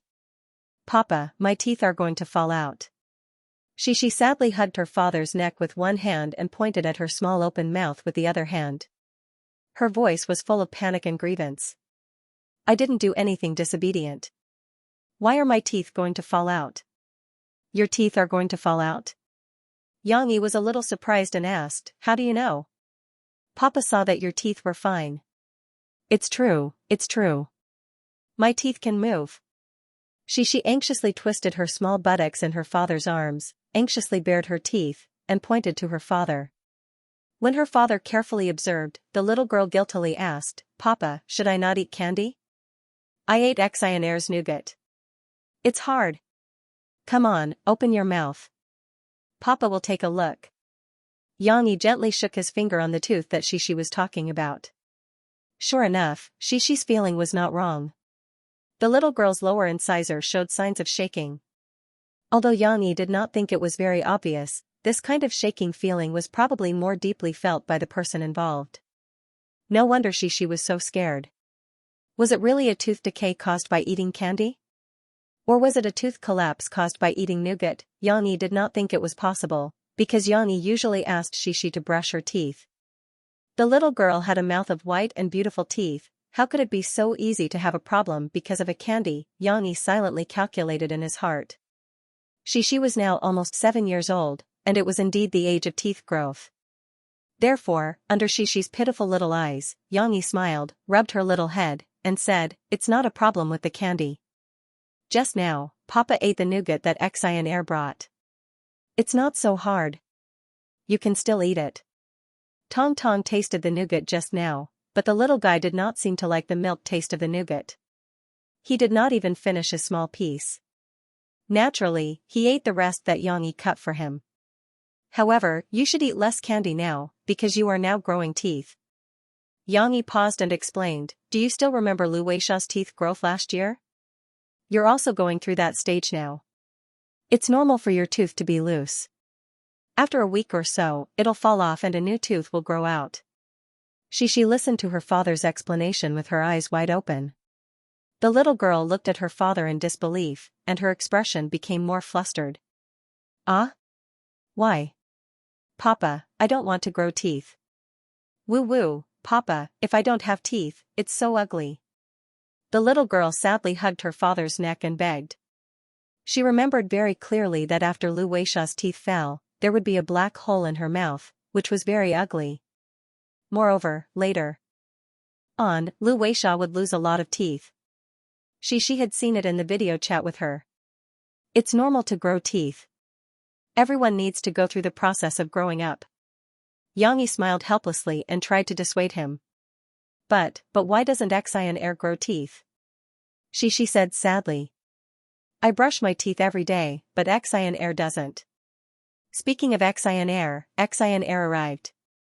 Xianxia was running up the stairs, and her loud voice came, Xishi, are you calling me? Oh, why did you suddenly disappear? In order to ease Shishi's worries and confirm whether the little girl was really going to have new teeth, Xianxia even took her to the dentist. Of course, the result was obvious. Shishi was about to have new teeth. However, the impact of the new teeth on Shishi's life and studies had only just begun. During dinner that night, the little girl seemed to have no appetite. She grabbed the edge of her bowl with one hand and unconsciously pulled at her chopsticks with the other. Her father and mother had put some food in her bowl, but she had no intention of putting it into her mouth. Why do you look so miserable and don't want to eat? Didn't the dentist say that this is normal? You just need to eat and rest normally, and you'll get better soon. Murphy saw this and tried to persuade her. However, the little girl still frowned and said unhappily in a low voice, "It's too hard." In other words, the food was too hard and would break her teeth. She was still thinking about the psychological trauma of eating nougat in the afternoon, which caused her teeth to loosen. Seeing this, Xianxia asked Murphy not to persuade Shi. He went to get a new bowl and scooped some soup and carrots into it. In addition, he also put a few pieces of pork ribs into it. No pork ribs, no pork ribs. Cici understood what her father meant. She had been looking at him eagerly. Then, she shook her little hands and pouted her little mouth. Pork ribs. Daddy will help you tear them up before you eat them, okay? Xianxia smiled and said, after you tear them up, you can use the teeth at the back to bite them. Then you won't touch the teeth at the front. Xianxia put on a pair of special kitchen gloves and helped Shi remove the meat from the pork ribs. He tore them into strips of meat and then soaked them back into the soup. Shi stretched her neck and carefully watched her father tear the pork ribs. The pork ribs, which had been simmered in the soup until they were soft, tasted very delicious.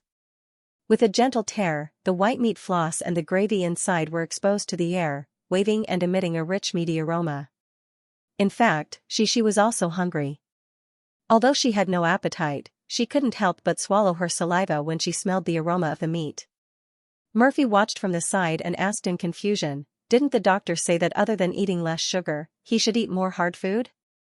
This will stimulate the teeth, promote blood circulation, and make it easier for the teeth to fall out.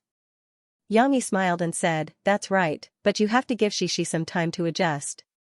Take your time. There's no rush. In addition, Xianxia had checked the information. Those foods with hardness refer to those with high fiber content, such as fruits, carrots, corn, and so on. No matter what, Xianxia felt that it was more important to let Shi maintain a good mood to eat, replenish her nutrition, and happily replace her teeth. Sure enough, after her father's adjustment, Shi didn't look as miserable as before when she drank the soup, even though she hadn't eaten yet. Xianxia watched her as he ate. He saw the little girl carefully pick up a piece of shredded meat, open her small mouth, and directly put it behind her mouth with chopsticks. This way, it seemed like she didn't have to touch the front teeth. Then, she slowly chewed. At first, she was a little unskilled, but later on, Shi's movements gradually became smoother. She could use a small spoon to drink the soup while scooping up the shredded meat and eating it with her mouth. It seemed like it wasn't a big deal to touch the loosened lower teeth. Xianxia didn't know if Shi felt this way, but he only smiled and didn't point it out. How can you not eat? You'll be hungry at night. Murphy looked at Shi worriedly and said to Xianxia. It's okay. Who said that you have to eat dinner? Xianxia smiled and said, as long as you eat and drink, it's okay. Those people in the West rarely ate rice, and they didn't seem to be hungry. Actually, replacing teeth isn't that scary. You just have to wait patiently for it to become looser and looser, and then gently move it, and it will fall off. Xianxia smiled and said to Shi, it's like if you reach out and pull out your hair, you'll feel a lot of pain. But when your hair falls off naturally, like when you often lose a lot of hair in the bathroom or on the bed, you don't feel any pain, right? Shi blinked and felt that her father's words made sense, but she still had some doubts. But, why did Xian say that it was super painful when she went to do dental surgery? When Lan Xian described it to Shi in the afternoon, her eyebrows, eyes, nose, and mouth were all squeezed together in an exaggerated expression, which scared Shi. Because she ate too much candy, so she asked the doctor to do a minor surgery. Of course it's painful. This is why I told you to brush your teeth properly and protect them. Xianxia said, but it's normal for you to replace your teeth, so it won't be very painful. Her father's words did make Shi feel a little relieved, but the little girl still felt a little uneasy about this unknown situation. No matter how her father comforted her, it couldn't be dispelled. Microbroadcasting and Phoebe Studio did their public relations in a timely manner, and just enough to minimize the impact of Hansen's exposure. However, neither the people from Microbroadcasting nor Xianxia considered that although Hansen didn't have the ability to investigate the situation of the shareholders behind Backwave Technology Company, someone else could. For example, although the Sahara Online Mall didn't disclose the shareholders' information to the public, the business investigation company hired by Lanzhou Kai still dug up Yang Yi's background. At the top of the capital pyramid, there was always a group of people who had more and more information. It just depended on whether they had the leisure to expose this information and risk offending a top tycoon. On Sunday night, a mysterious person called Han Sen's business number on microbroadcasting. This phone number was used to contact some commercial cooperation such as advertising investment, paid reposting, etc. However, Han Sen was a lone wolf, so the person who answered the phone was Han Sen himself. Check your email. I just sent you the evidence that Yang Yi is the boss behind Backwave Technology Company. Although the mysterious person was mysterious, his voice wasn't processed. Who are you? Wait, let me see. Soon, Han Sen held the phone and said in surprise, the filing of the equity allocation of Backwave Technology Company from the Industry and Commerce Bureau? How did you get this? When I went to the Industry and Commerce Bureau to apply for an investigation, they didn't let me. They said that this file was confidential. Haha, I just used some inconspicuous tricks. The mysterious man chuckled. You guys are too resourceful. Han Sen sighed. Tell me, what do you want me to do for you to send this information to me? There was no free lunch in the world. Han Sen was a smart person and knew this. However, he was a little curious. With such precious information, why didn't the mysterious person ask for some benefits? We don't need your money. We just need you to leak this out tomorrow and make it big news, the bigger the better. The mysterious person said. I understand. You want to find trouble with Yang Yi or Backwave Technology Company? Han Sen's imagination was amazing. He guessed the main point immediately. That's not a problem for you to consider. Are you going to do this news? If not, I'll send it to other entertainment broadcasters tonight. The mysterious person was a little angry. Of course, I'll do it. Hee, I have to thank you guys for this. Han Sen thought about the benefits and attention this could bring him. He was so excited that he couldn't control himself and agreed. After the call ended, in Beijing's SNS headquarters, a young man put down his phone. He frowned and said to the middle-aged man behind him, President Hu, this entertainment broadcaster is so king hard to deal with. President Hu crossed his arms in front of his chest and snorted. Microbroadcasting from Backwave is just like the people from it. They're all hard to deal with. President Hu, do you think we can change the situation by doing this? The young man was the son of one of SNS shareholders and was sent to the company to gain experience. Even though he was an assistant, he didn't speak too politely. It's difficult. We can only give Yang Yi some trouble and give him a headache for a while. For Backwave, it's impossible to hurt them. President Hu couldn't help but shake his head. NND. The young man couldn't help but curse. When we bought Facebook, we should have bought microbroadcasting as well. Now we're raising a tiger. It was a new week. March was the time of spring in Jiangqing. The campus of Huijia Primary School was also filled with the aura of spring. The willow trees with thin willow branches were facing the morning sun, and pale yellow leaves were blooming. The most beautiful were the peach trees. Pink flowers adorned the branches, just like the cute smiling faces of children. They were pink and tender, making people unable to hold back their joy. On this beautiful morning, Cici, who had been depressed for the entire weekend, finally forgot about the fear of losing her teeth for the time being. She and Lanqin were dressed in neat and tidy school uniforms, carrying small school bags of the same style but different colors. They held hands and skipped back to their class. They were still early, and there was still some time before the morning reading class. However, the students of their first grade class 3, who had already arrived, were crowding around the back of the classroom, exclaiming one after another. What happened? Shishi and Lan Xian curiously went over as well. When the two girls joined the crowd, the group of children was looking at the blackboard in amazement. Of course, everyone's eyes fell on the big and cute ding-dang on the blackboard. On Saturday morning, Yang Yi brought Shishi over to draw the ding-dang. They had already finished the rest of the drawing, including the coloring of the ding-dang. They had used colored chalk and painted it bit by bit. Although the color was slightly lighter compared to the original drawing by Yang Yi, it was still a limitation of the chalk drawing. Apart from this small problem, Xianxia had drawn this large ding-dang to perfection, especially that cute smiling face and those curled-up cat lips. People couldn't help but want to smile happily with her. Moreover, these children had not seen the original drawing. To them, this ding-dang was like opening a whole new world. At this moment, Wang Lei, who had read many books, was reading the short story attached to the drawing for everyone. As there were still some words that they had not learned before, everyone listened very carefully. A doryman suddenly came out of the drawer. Nobita was shocked. Who are you? Ding-dang, I am a robot cat from the future. My name is Ding-dang. Nobita, are you from the future? I don't believe it. Ding-dang took out 2 bamboo dragonflies from the treasure bag on his stomach. Ding-dang, let's go play in the sky. Nobita, I can't fly. How can I fly in the sky? Soon, Nobita and Ding-dang, who had bamboo dragonflies on their heads, flew into the sky like helicopters. Nobita, wow, Ding-dang, you're amazing. Ding-dang, of course. I still have many fun items in my treasure bag. I'll show them to you in the future. This short story had nothing to do with the real Ding-dang story.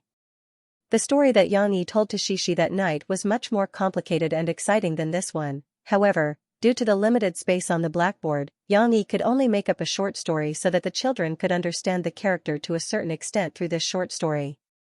However, the effect was beyond Xianxia's expectations. As Wang Lei slowly read the story, the children's eyes were filled with surprise, joy, and even envy. Some of the children stared at Ding-dang.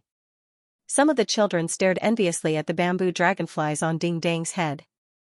And some of the children stared longingly at the treasure bag on Ding-dang's stomach. Such a sci-fi short story made them yearn for it.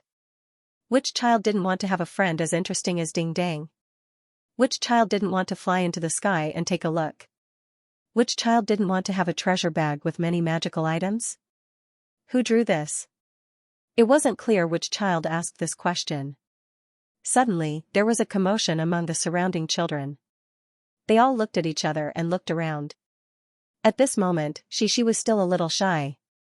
Xianxia was still very proud, as if she had drawn it. She said loudly, I know. Xianxia's loud voice immediately attracted the attention of all the children. Xianxia drew it. Xianxia pointed at Xianxia, who was next to her, and proudly puffed out her chest. She said proudly, after school on Friday, I accompanied Xianxia to draw for a long time. Yes, to be able to draw such a beautiful picture on the blackboard, the military medal should be half as good as Xianxia's. Who asked you to accompany her so hard and be so tired? Xianxia looked at the amazed and admiring eyes of her classmates. She was also very happy.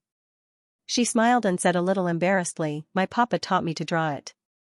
Our blackboard bulletin will look much better if I draw it like this. Xianxia, you and your father are so awesome. Wang Lei said enviously.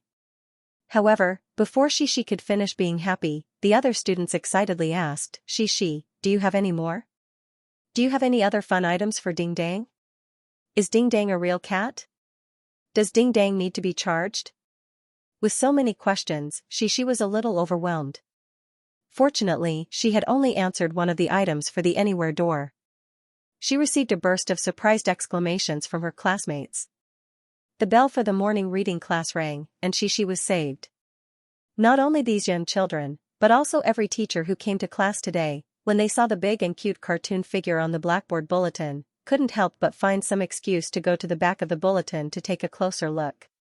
Xianxia was the one who knew the truth the best among all the teachers. On Saturday, when Xianxia took Xianxia to borrow the classroom key from Li Rulin, she was next to them. She had also heard Li Rulin talk about how awesome the girls on the blackboard bulletin were. However, this was the first time she had seen the actual effect. When she came to the math class in the 3rd period in the morning, she was amazed at the ding-dang at the back of the classroom at first sight. Is this still a blackboard drawing that a child can draw? Xianxia sighed in her heart. She knew that Xianxia didn't interfere and let Xianxia draw it herself. That was why she was so surprised. Even if it was an adult, well, if it was Lan who came to draw it, she wouldn't be able to draw it so beautifully, right? Of course, after being amazed, Xianxia couldn't help but sigh at this cute cartoon figure. Although the drawing was drawn by a child, the design was definitely done by her father.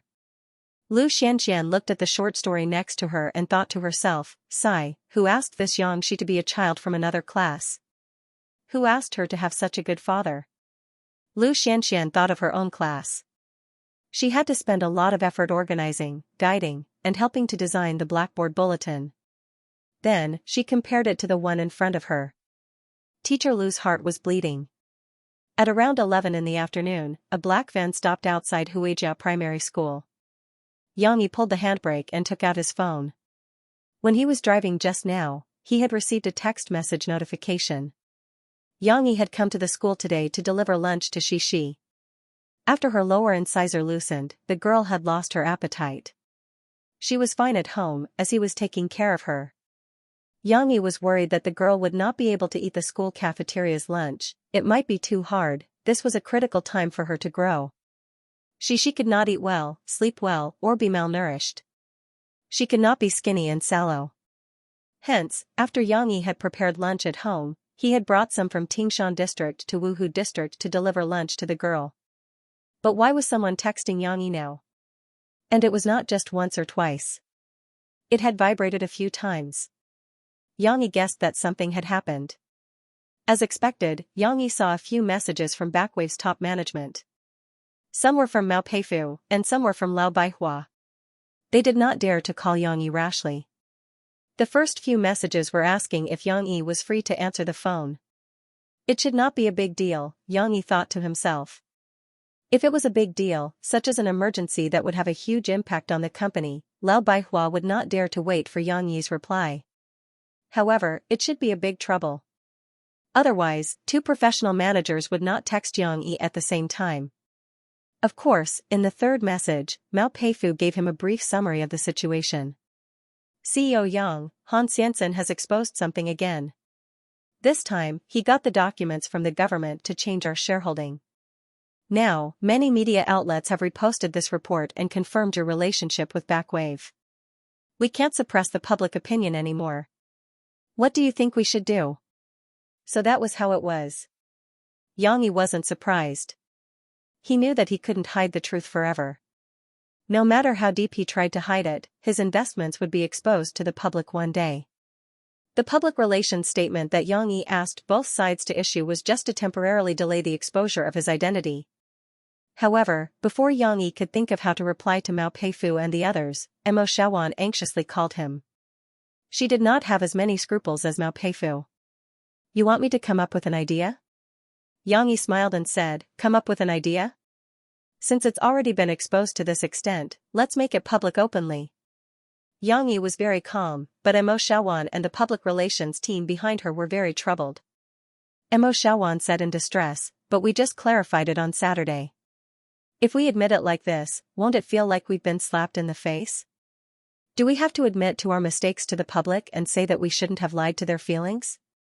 Yes, the boss of Backwave is indeed our Xianxia. Xianxia understood what Mo Shaowan meant. He thought for a while and said, okay, we'll discuss this matter in detail later and see how to solve it. I'm not free now. I'll go to the company in the afternoon. Can you help me inform Chairman Mao and General Lao that we'll have a short meeting in the afternoon? It wasn't that Xianxia was putting on airs, but that he really wasn't free now. Outside, the bell for the last morning class in Xianxia Primary School rang.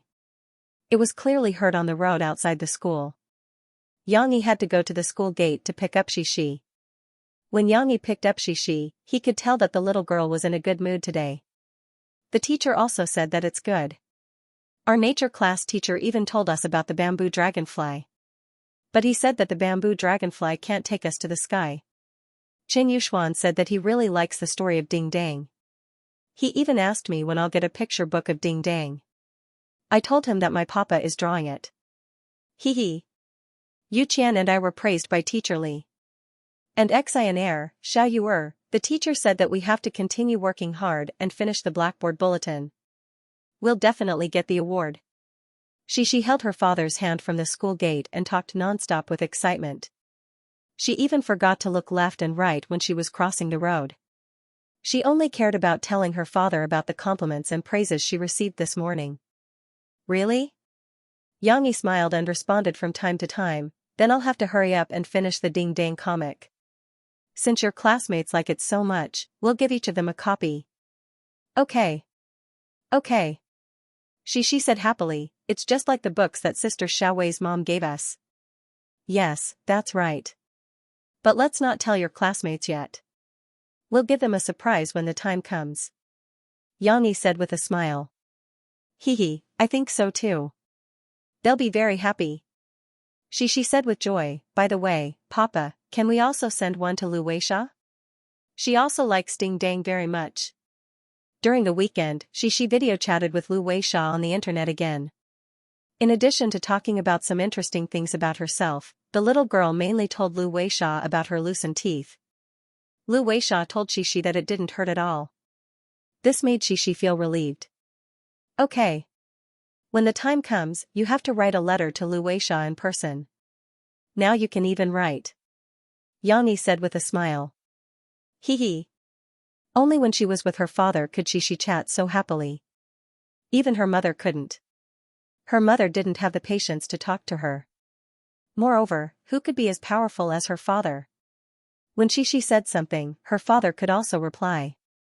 This kind of back-and-forth conversation was interesting. Back in the car, Yang Yi took Xi to sit in the back of the nanny van. Their nanny van was actually a modified version of an MPV, a shrunken version of a caravan. The back of the driver's seat was partitioned like an extended version of a car, forming an independent rest and reception area. The decoration was also very luxurious. Not only could the space between the seats be simple and easy to walk around freely, there was also a small bar, a small refrigerator, and even a foldable workbench. This workbench was used by Yang Yi as a dining table for Xi to eat. Come, let's see what Dad made for you for lunch today. Yang Yi smiled and took the insulated food boxes from the bar next to him. He opened them one by one on the workbench. The dishes were very sumptuous. There were 2 dishes, a soup, and a bowl of white rice. Although Yang Yi only let Xi drink a little soup on Saturday night, after Xi gradually adapted to eating with loose baby teeth, Yang Yi still coaxed her to eat rice. The adaptation process was necessary, but Yang Yi still understood that during the period of tooth replacement, Xi couldn't eat food that was too delicate. It was better to eat some hard food. Proper chewing would help her baby teeth to fall out better, and not still be attached to the top, clashing with the new teeth that were about to sprout. Dang dang dang dang. Yang Yi's mouth was accompanied by his own background music. He smiled and introduced today's dishes to Xi. This is celery fried prawns. I don't like to eat celery. Xi was a little conflicted. Eating celery will help your new teeth grow out faster. Also, eating more of these fiber foods can make your teeth grow prettier. Just like mom's teeth, neat and white. Yang Yi half-lied to the little girl. Xi was still a little smug. After hesitating for a while, she said hesitantly, okay. With celery fried prawns, the taste should be pretty good. There were 2 dishes and a soup. The soup was naturally the pork rib soup, but this time Yang Yi changed the ingredients. He used soybeans to boil the pork rib soup, and it smelled very delicious. Xi drank the soup while listening to her father introduce the second dish. The second dish has a name. It's called Golden Pearl Falling Jade. Yang Yi deliberately said in an exaggerated manner. Cici immediately giggled. Her eyes were curved as she laughed. She was overjoyed as she said, that's not true. I can recognize it. She put down the small bowl she was holding, stretched out her white and delicate little finger, and pointed to the second dish. She said, this is corn, this is dowdu, what is this red one? She couldn't recognize it for a moment. This is carrot. Yang Yi smiled and said, how is it? Dad, doesn't this dish look good and delicious? I also think it looks good. She raised her little head and looked at her father happily. Indeed, golden pearls fell like jade. Green peas, red carrots, and golden corn were mixed together. They were fried until they were sparkling and translucent, shiny and glossy. It was very appetizing at first glance. Then quickly try it. Yang Yi didn't wait for the rice. He scooped a spoonful for Xi and encouraged her to try it. The little girl's appetite was great, and she directly put the spoonful into her mouth. Finally, she excitedly gave a thumbs up and praised vaguely, "It's super delicious." As long as she liked it, it was fine. These days, Xianxia had been thinking of ways to make all kinds of delicacies for Cece with these teeth-grinding ingredients, hoping that she could eat happily. With solid evidence, Han Xianxin's Entertainment Express's previous and current information about Xianxia being the big boss behind micro-broadcasting became even more convincing. Initially, many of Xianxia's fans thought that this might be a coincidence. But when they thought about it carefully, whether it was China's The Voice or the Limit Challenge, there were indeed signs of micro-broadcasting and WeChat in their embedded advertisements. Even at the scene of China's The Voice's peak night, Xianxia and the host used a newly launched WeChat that not many people knew about. Micro-broadcasting and WeChat did not seem to have paid Xianxia any advertising fees or endorsement fees. Now, everyone was close to confirming this fact. However, all the onlookers were waiting for the official response from the backwave technology company behind micro-broadcasting, or Xianxia's studio.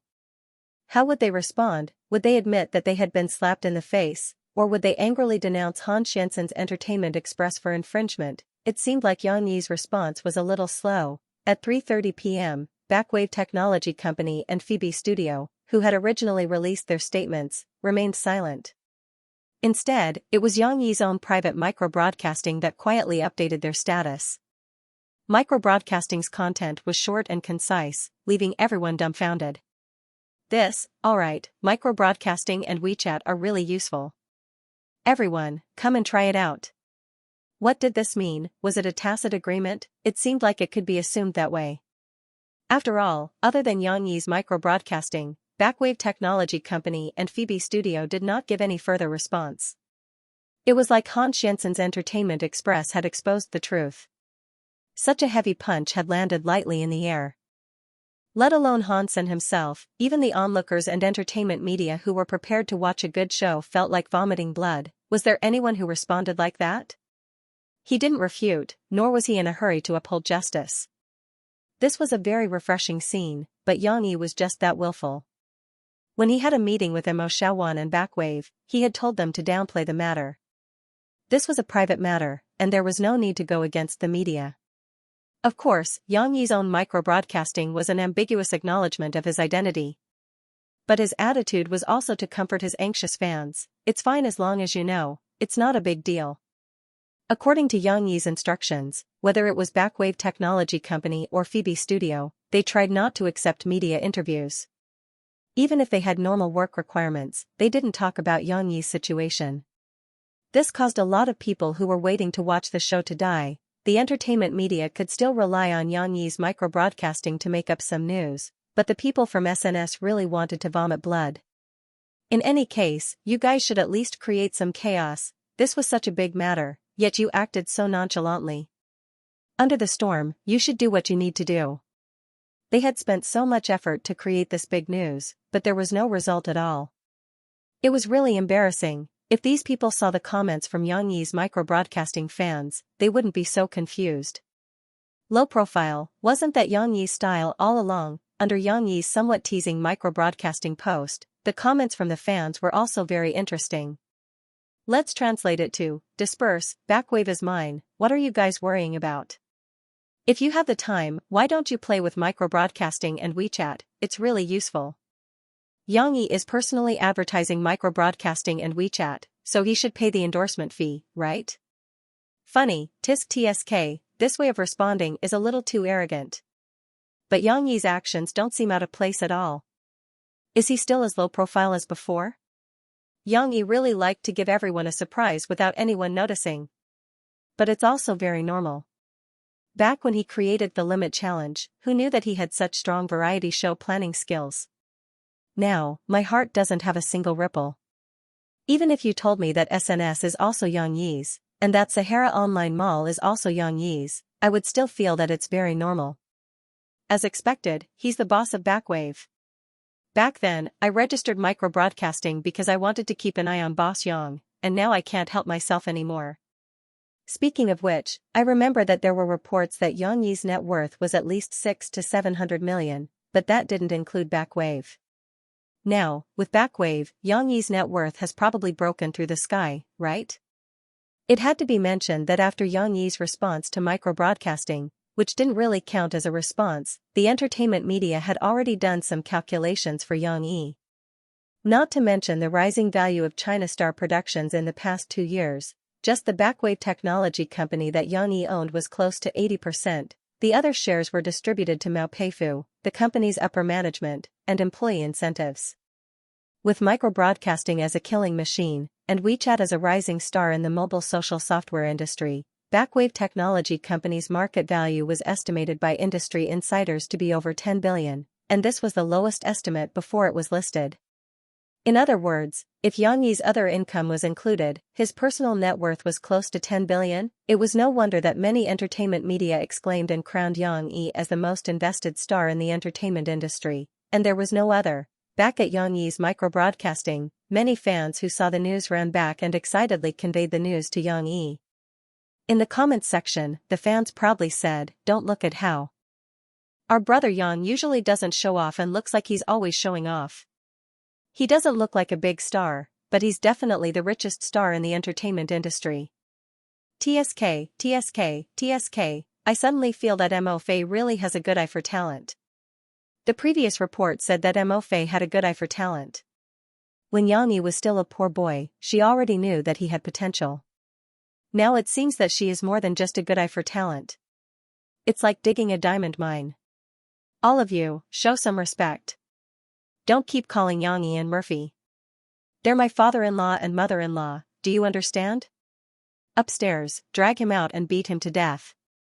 She is mine. No, she is mine.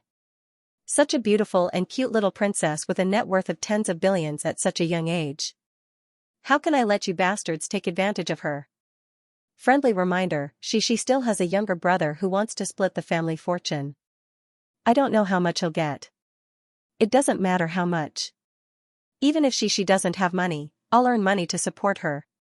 Father-in-law, please accept a bow from your son-in-law. The comments section went off the rails. Many people fought to be the first to call Yang Yi father-in-law. However, wasn't this the usual behavior? When the storm started, the national media, whether it was entertainment, economics, or technology, they were all shocked that Yang Yi was Backwave's boss. However, for Yang Yi, this was just a small setback. Life still went on. She didn't know about the turmoil. The little girl was troubled by her shaking teeth while she worked overtime with her friends to complete their Blackboard bulletin. She strived for perfection. However, before the first task was completed, a new task appeared. This semester, Xi's science class arranged for all the children to do a small experiment that required them to do and observe at home. It was a bit like the experiment that the teacher asked them to observe Xiaoyu when they were in Springfield kindergarten. However, this time, Xi needed to plant and observe plants. Author's note, a book friend pointed out the common sense mistake, so it has been corrected.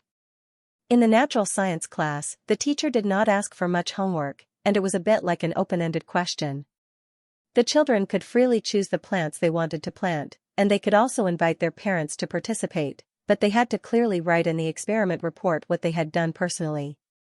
Of course, the most important thing was that the observation experiment report had to be submitted once a week, so that the teacher could see their progress and perseverance. What do you want to plant? Yang Yi asked with a smile. She was still very interested in this. When she got home, she did not even bother to change her clothes. Wearing her school uniform, she ran around excitedly with the natural science textbook. I want to plant a peach tree. Papa, our school has very beautiful peach blossoms. Teacherson has taken us to see them.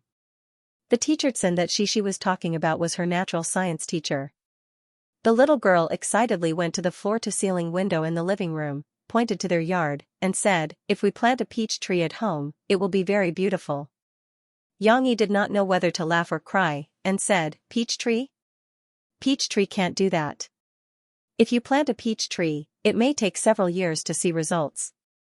Then you won't be able to submit the observation homework to the teacher." Hearing this, she retracted her small hand and said with a little distress, "Is that so? Then, Papa, what should we plant?" Yang Yi carefully read the description in Cece's natural science textbook and said with a smile, "You're talking about growing vegetables here." The effect of growing vegetables is very fast, and it changes almost every day. If it doesn't work out, there will be new changes every week. So, you can choose some vegetables that you like to plant. Xianxia raised her small head and looked at her father attentively. After he finished speaking, she blinked and said, "Then let's plant apple." "I also like apple very much." "Apple is not a vegetable, it's a fruit."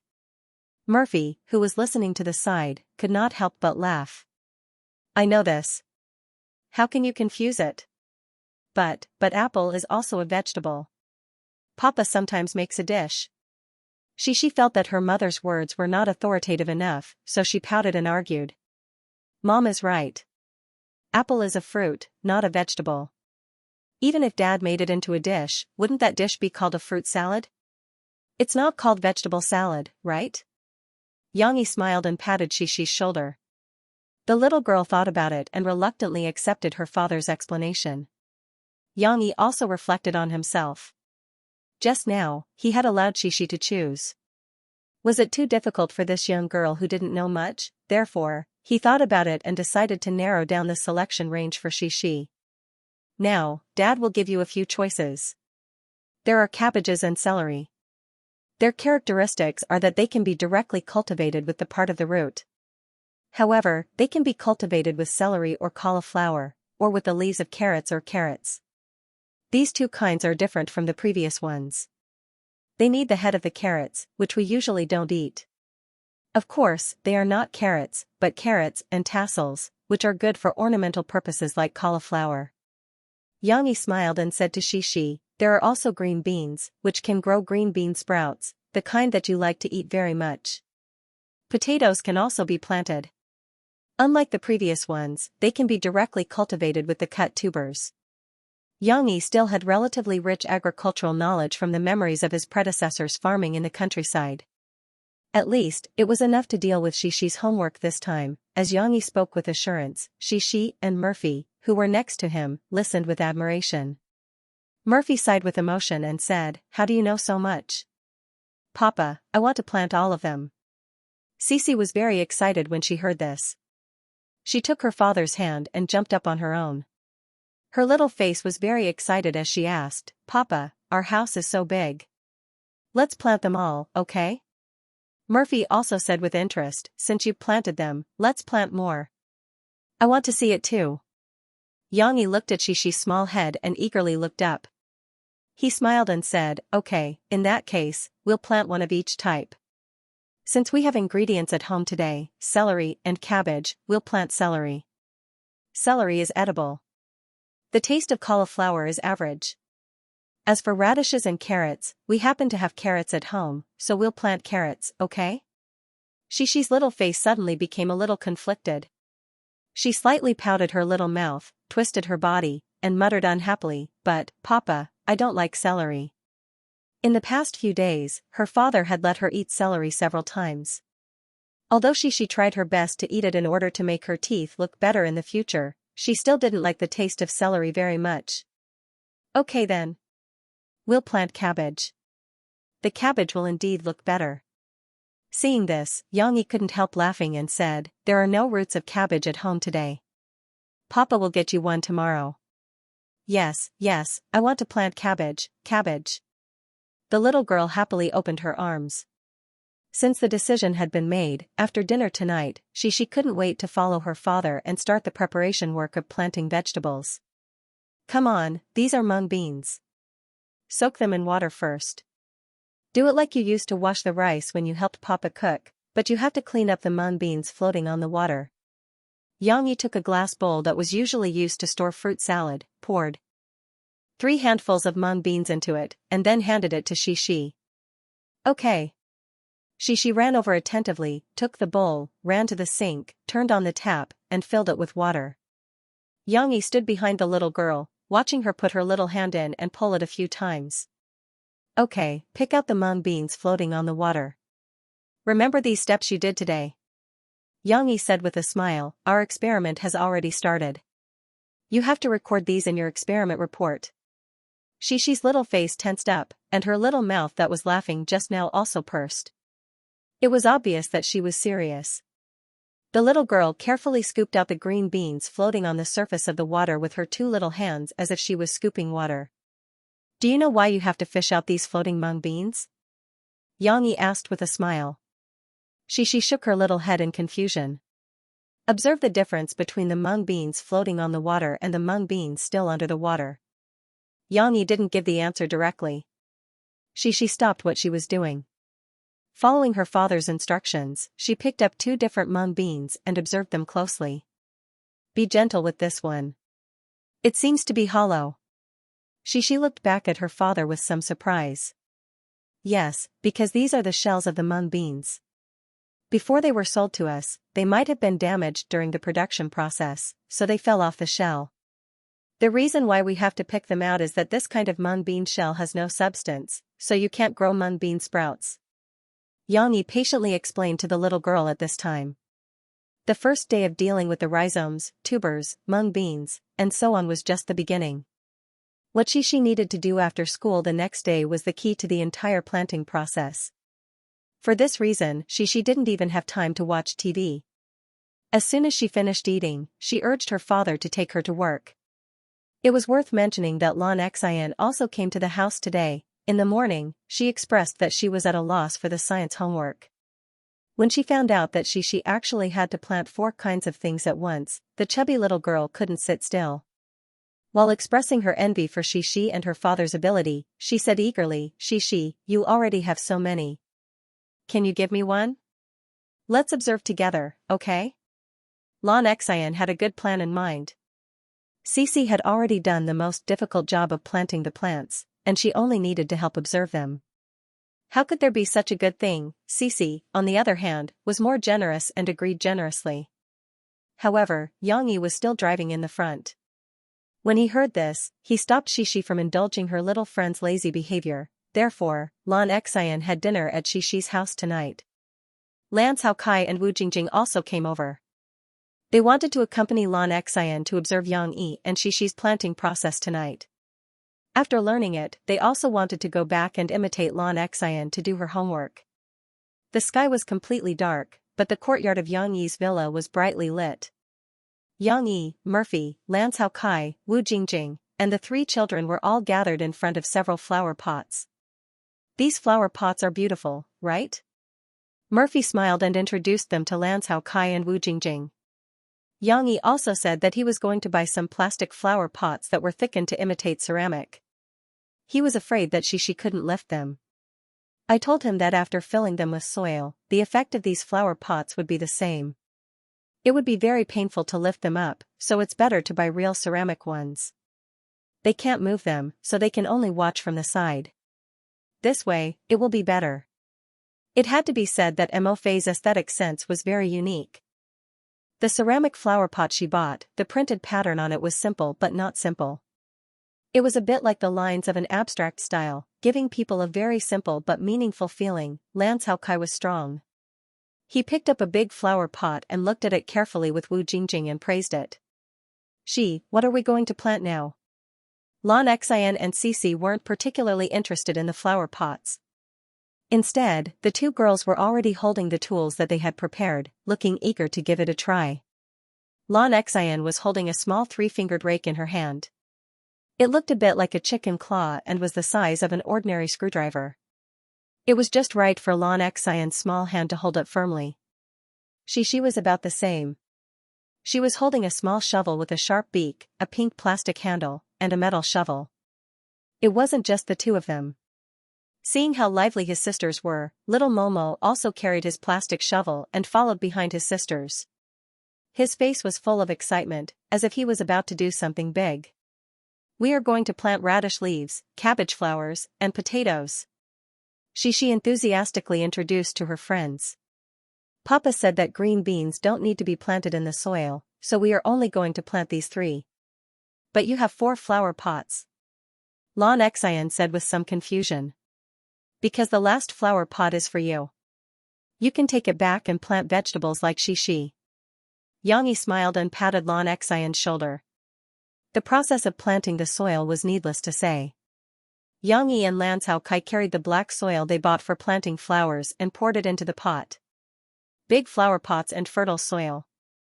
Wouldn't it feel like a cannon was killing mosquitoes after making such a big fuss just to plant cauliflower and carrot tassels, but Yanni loved to play. Since he was going to guide Xianxia to do an after-class practice, he had to create the best conditions. However, although the soil was not fresh, the little ones were very excited. As soon as the adults finished pouring the soil in a flower pot, they squatted next to them and couldn't wait to work. Xianxia used her chicken claw rake to loosen the thick layer of soil. Unfortunately, this rake was a little too short. No matter how hard Xianxia tried, it was as if she was scratching an itch for the soil. She only scratched the surface layer once. Xianxia was also next to Xianxia.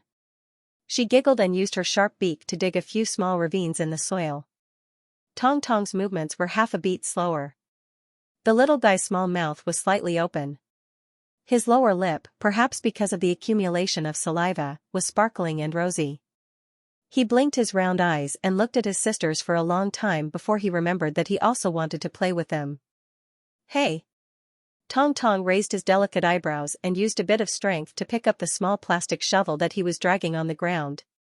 Then, he held it with both hands and walked over excitedly. However, just as he raised the small shovel high and inserted it into the soil, before he was ready to dig and play, the eyes of the two sisters next to him lit up. "Little brother, your shovel is bigger than ours." Xianxia felt that the small tools that her father prepared for her and Xianxia were a bit small. It was very difficult to deal with this big pot of soil. "Yes, his is bigger than ours." Xianxia egged, "Xianxia, why don't we use your brother's shovel? This way, we can loosen the soil quickly." "Okay." Xianxia did not feel that there was anything wrong with borrowing her brother's shovel. She smiled and agreed to Xianxia's suggestion. Then, she reached out to grab the small shovel that Tong Tong was still adjusting his position. Before Tong Tong could play, he was restrained by his sister. He looked at his sister in confusion. Fortunately, Xianxia was not particularly domineering. She met Tong Tong's eyes and said, "Little brother, can you play with it for a while?" Tong Tong understood her words. The little guy looked at his sister innocently. He could not resist, so he hesitated for a while before he let go of his little hand. "Hee, my little brother is very obedient. He's not like Qianxia who always fights with her brother." Xianxia immediately pulled the small shovel over with satisfaction. She even proudly praised her little brother to Xianxia. After Tong Tong let go of his hand, he began to feel conflicted. "That's not right, I want to play too. Why should I give it to my sister? Was my sister taking it away from me?" Tong Tong frowned at the side. He was hesitating whether he should ask his mother for justice.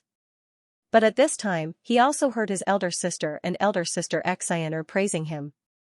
Although the little guy couldn't fully understand, he still felt a positive energy of praise from the two elder sisters' conversation. At this moment, Xianxia was fighting with Xianxia over the shovel. She chattered, "Xianxia, let me tell you. I think your little brother has a lot of fun toys. Did he let you play with them?" "Of course." Xianxia said proudly to Xianxia, "My little brother has a lot of toys. I even bought them for him with gold coins.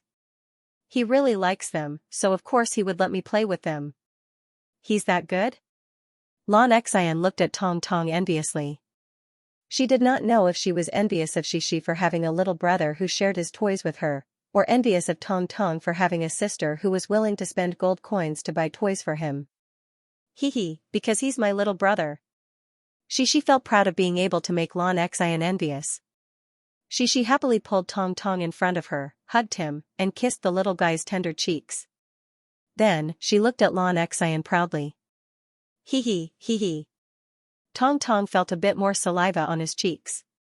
He wiped his face with his small hands and smiled innocently.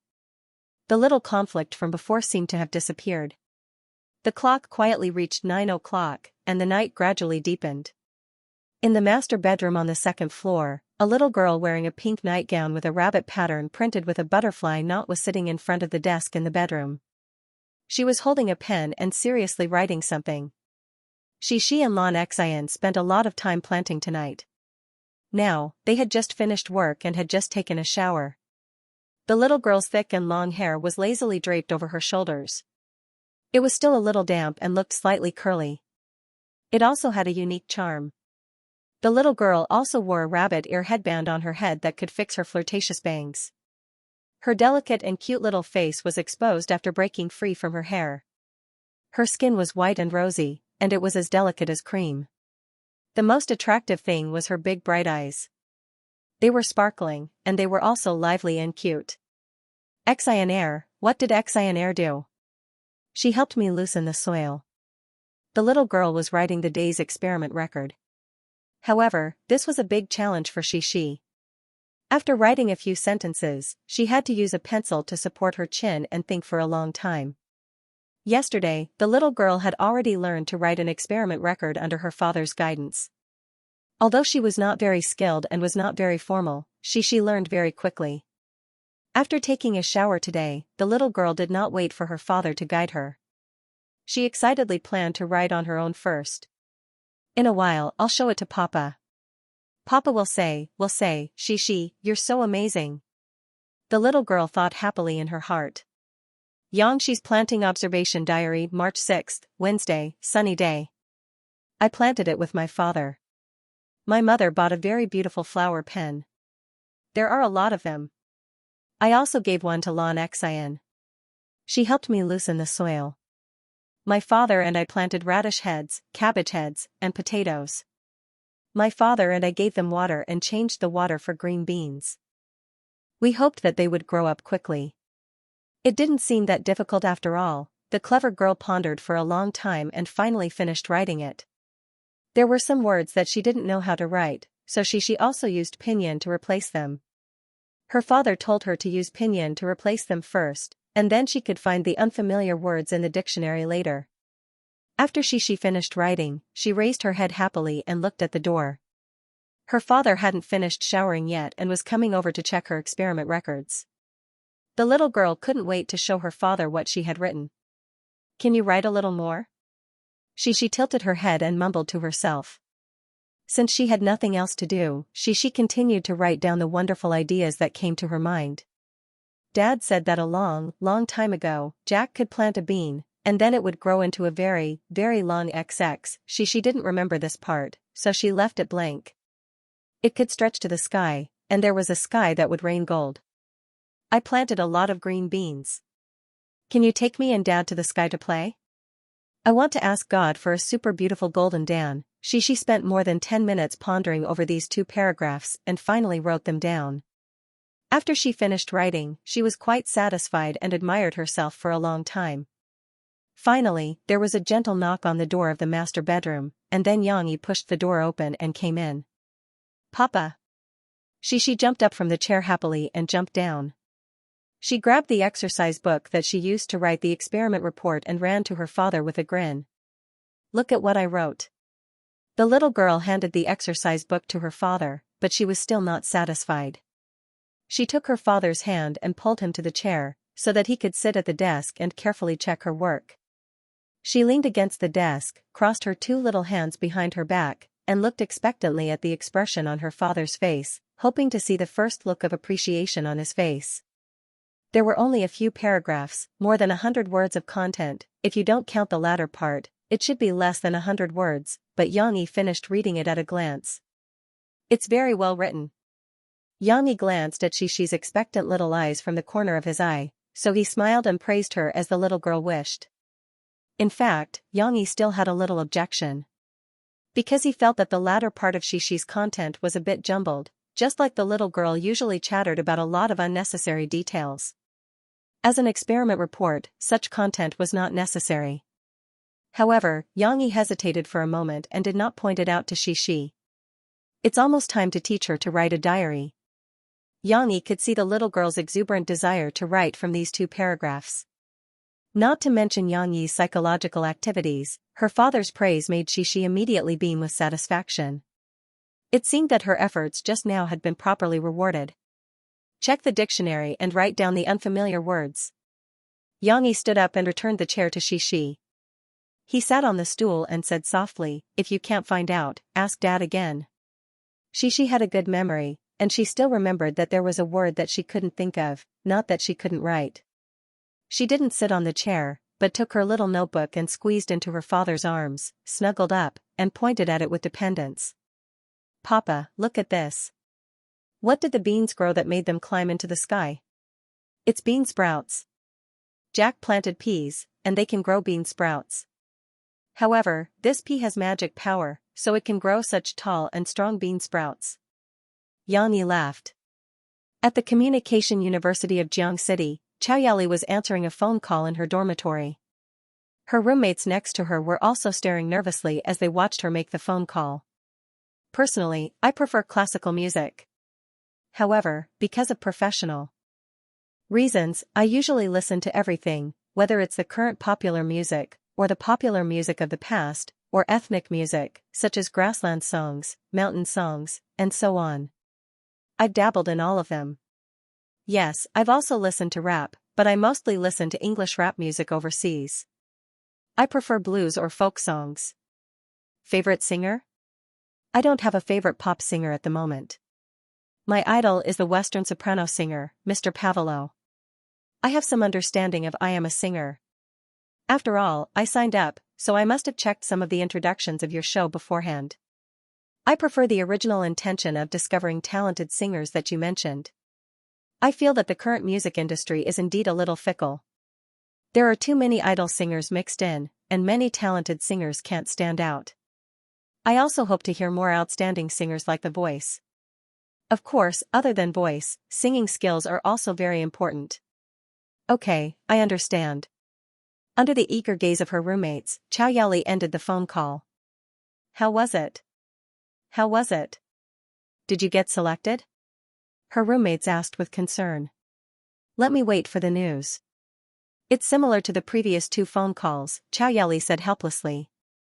"Then there should be a chance," Hiemin said quickly. "You've already received 3 phone calls, but Xiaolu next door only received 1. She's probably gone." "Probably. She's too silly. This girl actually said that she's Murphy's fan." Xiaoyali laughed. "Fortunately, we have learned from the mistakes of others, and we've also checked other people's strategies online." In the blink of an eye, it was the weekend again. For Shishi, this coming weekend was mixed with good news and bad news. The good news was that the Blackboard bulletin that Shishi and her friends had carefully prepared for 2 weeks had been completed. In fact, it had been completed on Tuesday, but they had been adding to it later. The beautiful handwriting, beautiful pictures, beautiful plate arrangement, interesting patterns, and so on. The Blackboard bulletin they made was loved by all the students in the class, and many students from other classes also came to watch it. Now, their Blackboard was ready, and they were only waiting for the evaluation organized by the school next Monday.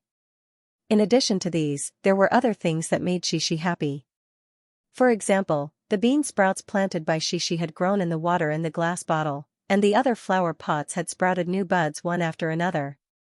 In the yard full of flowers, it was full of spring. It seemed that everything was developing in a good direction.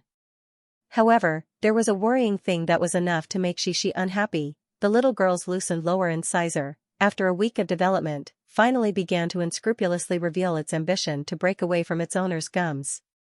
"Papa, look." On Friday night, Shishi finished brushing her teeth. Before going to bed, she said unhappily. The little girl opened her small mouth and wanted her father to see. She stuck out her small tongue and pressed the bottom of her tongue against the tooth. She moved it, and the shaking tooth began to twist. That's right, it was twisting. The tooth had loosened to the point that it could rotate. Of course, the word twisting was an exaggeration. In fact, it could only twist a little. She did not dare to use too much strength, because if she turned her head, the root of the tooth would still be stuck in the soft flesh of the gums, and excessive movement would be very painful. Well, Papa saw it. Now that it has reached a certain level, it should be able to fall off by the weekend or early next week. We have a word to describe this situation: melons fall when ripe. Yanni laughed. It means that the apple on the tree is like an apple. When it ripens to a certain extent, the stalk will naturally fall off, and the fruit will fall onto our plate. It's the same for your teeth. Lick them more often, and when they shake to a certain extent, they will naturally fall off. Although her father's story had attracted some of Shishi's attention, the little girl still had her own worries. But what if I dropped it while I was sleeping? The little girl, who was wearing a little nightgown, sat cross-legged on the bed. Her eyebrows drooped as she said to her father worriedly, "I'm afraid I'll eat it into my stomach. It's very scary. What if my teeth fall out and I accidentally eat it?" Shishi's question stumped Yang Yi. At first, Yang Yi thought that Shishi's question was funny. He had never heard of anyone losing their teeth while sleeping. In some novels, it was mentioned that some tough guys would swallow their teeth after being beaten. But on second thought, Yang Yi felt that there was a possibility that one's teeth would fall off in their sleep. However, teeth wouldn't be digested by gastric juices, so eating anything was just a matter of looking around. Moreover, teeth that fell off naturally weren't sharp, so it wouldn't cause too much of an impact on the stomach. Yang Yi wasn't worried that this problem would cause serious consequences. Yang Yi thought about it carefully. After all, this was a very small possibility, so the key to his answer was to let Shishi not worry too much and sleep peacefully. How could it? The teeth won't secretly fall out while you're sleeping. It's still thinking that I'm going to leave Cece, so I have to bid Cece a proper farewell, so it must let you watch it fall. Yang Yi said with a smile, "Dad has prepared everything for you. When your first baby tooth falls off, we'll put it in a small bottle and treasure it. It's a memento of your growth." In order to reassure Shishi, Yang Yi used a fairy tale tone and anthropomorphized the teeth. "Really?" The little girl looked at her father for a while and whispered in a low voice. When she saw her father nod to her firmly, she hesitated and felt relieved. On Saturday morning, Shishi got up and the first thing she did was to run to the bathroom to check her teeth. Fortunately, her front teeth were still there, so she hadn't swallowed them. The little girl breathed a sigh of relief. "Papa, where's Mom?" After washing up, Shishi went downstairs and saw her father in the dining room, ladling porridge into her bowl, and Tong Tong, who was walking around holding a bottle and drinking milk. However, there seemed to be no trace of her mother, so the little girl asked curiously. Tong Tong woke up very early every day and was very energetic. When he got up in the morning, he walked around. Today, Murphy was not at home, so Yang Yi took care of him alone. The little boy walked to the living room and then back to the kitchen like a patrol officer, as if he was patrolling to prevent his father from doing anything illegal. Mom went to the company. She has a concert next week, so she can't practice singing at home, so she has to go to the company to practice. Yang Yi raised his head and smiled at Shishi. "Why?" Shishi asked curiously as she climbed onto the chair and sat down to eat breakfast. "Because when little brother sees Mom, he will pester her and ask her to play with him." Yang Yi turned to look at Tong Tong and said with a smile. Shishi also turned to look at Tong Tong. Little Rascal found that his sister and father were both looking at him. Little Rascal seemed to have heard them talking about him, and it was about his mother. However, he did not fully understand the specific content, so at the moment, he was in a state of confusion. Looking at his innocent little eyes, Shishi couldn't help giggling. After breakfast, Shishi was full of energy. The little girl ran around the house with her little brother while giggling. Soon, she felt a little bored and went to find her father. "Papa, what are we going to do this morning?" Yang Yi thought for a moment and said, "How about we decorate the flower pot? For example, we can make a small flag, which is equivalent to the small tags we see when we go shopping. We can stick it in the soil and tell others what we are doing." "Okay. Okay." Shishi was interested. She knelt on the sofa and held her father's shoulders with both hands. She asked excitedly, "What are we going to do?" "First of all, let's take a piece of white paper and paste photos of carrots or cabbages on it." Yang Yi was also speaking on the spot. He said whatever came to his mind. At this moment, he thought that it was a little inappropriate to paste photos, so he pondered for a moment and said, "Wait a minute, we don't need to paste photos. Let's draw them. It looks more interesting." "Yes, yes." When it came to drawing, Shishi was even more interested. The little girl pulled her father's arm and couldn't help but twist her little butt. She said excitedly, "Papa, I want to draw. Let me draw the big carrots." "Of course you draw them. I'll let you draw them. At most, I'll teach you how to draw them." Yang Yi said with a smile, "Because these are the fruits of your labor." When the time comes, you'll have to take photos and paste them in your observation diary. In addition to the pictures, you'll have to write the name of the things you planted. For example, if this flower pot is planted with potatoes, you'll have to write potatoes on it, and then mark it with pinyin and the English name. Children at Xixi's age were mainly learning pinyin. Xianxia also made adjustments according to the actual situation. I know, potatoes are called potatoes. Tomatoes are tomatoes. Xixi smiled and proudly said to her father. But do you know how to write them? Xianxia poured cold water on this somewhat complacent little girl and deliberately made things difficult for her. Ah. Xixi was dumbfounded. Xixi could speak a lot of English. She could even converse with Lu Weixia in Swedish. However, this was limited to the oral level. Even in the past year, she rarely read foreign language books. For these more complicated foreign language words to write, although it was not difficult to learn how to write after speaking, it was really difficult for her. After 2 hours of hard work, Xixi and her father finished making the small flag and inserted it into the flower pot. Then, the little girl started to work on a ruler. Her father told her that it would be very simple to insert a small flag into the flower pot. In order to make it easier to observe later, her father asked her to make a small ruler for observation. Of course, she did not want to use a ruler as a small ruler. That would be too uncreative. The tools that Xianxia gave Xixi were a ruler, some round wooden sticks similar to the small flag. These were leftover materials from when he gave them to Xixi, double-sided tape, and a bag of sticky notes with 5 different colors. Obviously, the main materials were still the round wooden sticks and sticky notes. Just now, her father had told her how to use the ruler, so the little girl excitedly used it on the wooden sticks and sticky notes. Xianxia gave the materials to Xixi to study first. Then, he got up and went to the kitchen to peel an apple for Xixi and Tong Tong. Eating more fruits could not only replenish the body's water, but it could also replenish various vitamins and maintain the body's nutritional balance. Of course, Tong Tong also liked to eat apple. When he heard that his father wanted to eat apple, the little boy followed behind his father and waited happily with his head raised. Xianxia peeled the skin of 4 apples in one go. Like cutting watermelons, he cut the apple into small pieces. He also removed the seeds in the middle of the apple and filled a large glass plate, the same plate that Xixi used to wash the green beans last time. Try it. Xianxia turned around and was about to walk into the living room. However, while he was thinking about this, he reached out and picked up a piece of apple and was about to put it into his mouth.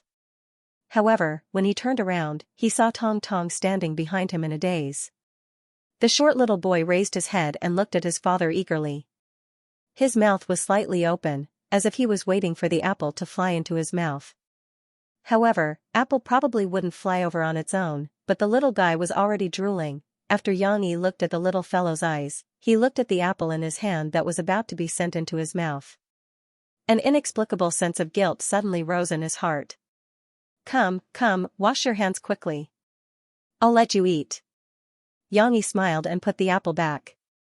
He put the fruit plate aside, picked up the little guy, and let him wash his hands before handing him a piece of apple. Xiaoxiafeng could finally eat his favorite apple contentedly. It tasted good, sweet and sour. The little guy held a piece of apple in his 2 little hands. He chewed on it while following behind his father. His narrowed eyes were filled with contentment. Back in the living room, Xianxia saw Xixi measuring the labels with a ruler. Other than the fact that the ruler was a little slanted, the little girl was still very focused on her task. She didn't even notice her father and brother coming over. What data have you measured? Xianxia asked with a smile. Xixi raised her head at this time. She excitedly put down the note, picked up the wooden stick, and measured it for her father. Papa, I measured it. This stick is 20 centimeters long. Yes, where's the note? What's its width? Xianxia looked at Xixi's action of matching the stick with the ruler, nodded with appreciation, and then asked. It's very difficult. I think it's more than 1 centimeter. Xixi said with hesitation, a little bit more. How much is a little bit? Xianxia said softly, Cici, when we study science and mathematics, there is no ambiguity in the answer. Whatever the answer is, it's what it should be. Xixi put down the stick, picked up the note, and measured it for her father again. It's not right for you to measure it like this. When Xianxia saw Cici tilting the ruler again, even though it wasn't by much, he put down the fruit plate on the coffee table next to him and took the ruler and note. He gestured and aligned the two long sides of the note with the ruler's tick marks. Look, only when these lines are aligned can we accurately measure the length between these two sides. You can count how many small squares there are in total. Xianxia listened to her father's explanation carefully. She also moved her head closer and pressed her chin on her father's wrist to look. 1, 2, 3, 12. Papa, there are 12 small squares. Do you think there are 10 small squares in this centimeter? Xianxia said with a smile. Xianxia counted again and finally nodded seriously. 1 small square is equal to 0. 1 centimeters. 12 small squares are equal to 1 centimeter plus 0. 2 centimeters. But we only need 1 centimeter. What should we do if there is more? Xianxia thought that Xianxia did not understand the numbers after the decimal point, so he did not explain too much and asked simply. What should we do? The little girl frowned in distress. Tong Tong ate the apple while watching his father and sister talk about something he did not understand. At this time, he finished the apple in his hand. The little guy glanced at the fruit plate on the tea table next to him, took the initiative to grab one and eat. Papa, let's cut the extra ones. Use scissors to cut them off. Xianxia was still very smart. After she tried to understand her father's problem, she came up with an idea. Use scissors? It's not impossible, but scissors are a little too dangerous for you. Can we think of a simpler way? Xianxia said with a smile. This was an open question. Xianxia asked Xianxia to wash her hands, eat the apple, and then continue to think. Xianxia also liked to eat apple. Just now, she caught a glimpse of her brother eating apple from the corner of her eye, so she could not help but eat it. However, Xiaxia's front teeth could not bite anything now. She could only open her mouth wide and stuff the apple into the depths of her mouth. She tried to eat the apple with her molars without touching her front teeth. Fortunately, Xianxia took this problem into consideration and tried to cut the apple into small pieces. Xianxia did not have to eat too hard.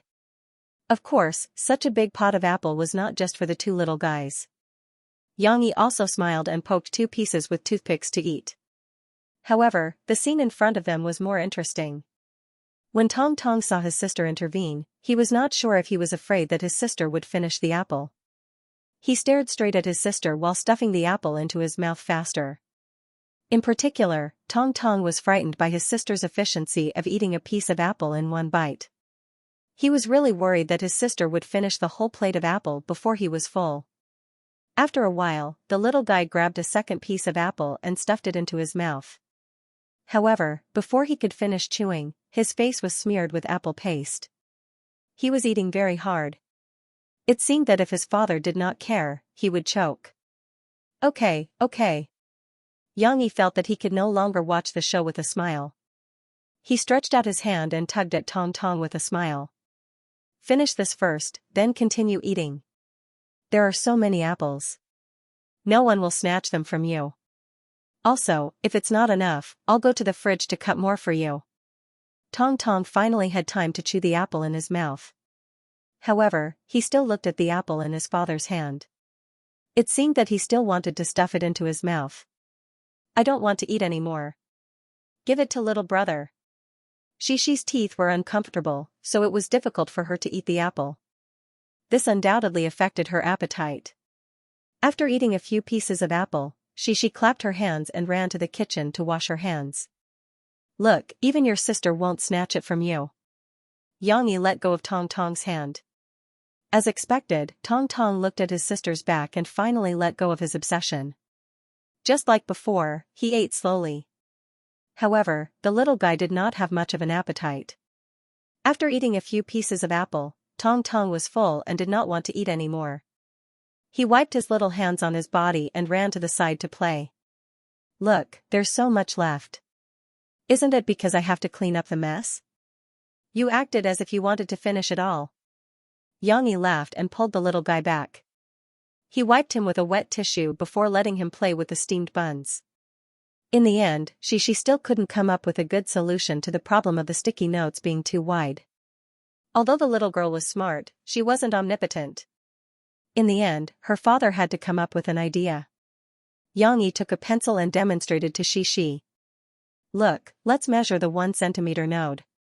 Put a dot on the left and right sides, and then use a ruler to draw the 1 centimeter dividing line between the two dots.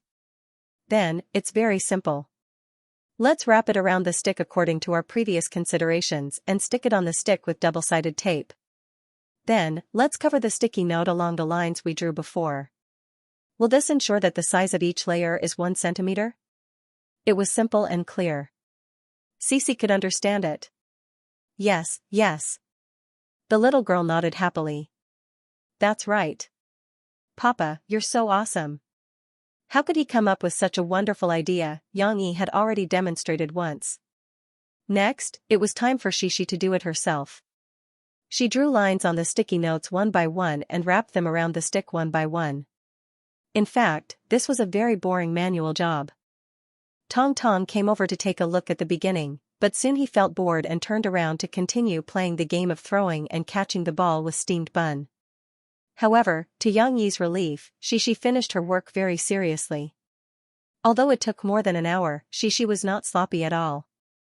She didn't complain about being tired or bitter. Moreover, the clever and skillful little girl had made the 3 small gauges accurately and beautifully. In particular, each sticky note matched the lines drawn. It could almost be described as perfect. Papa didn't need to say anything.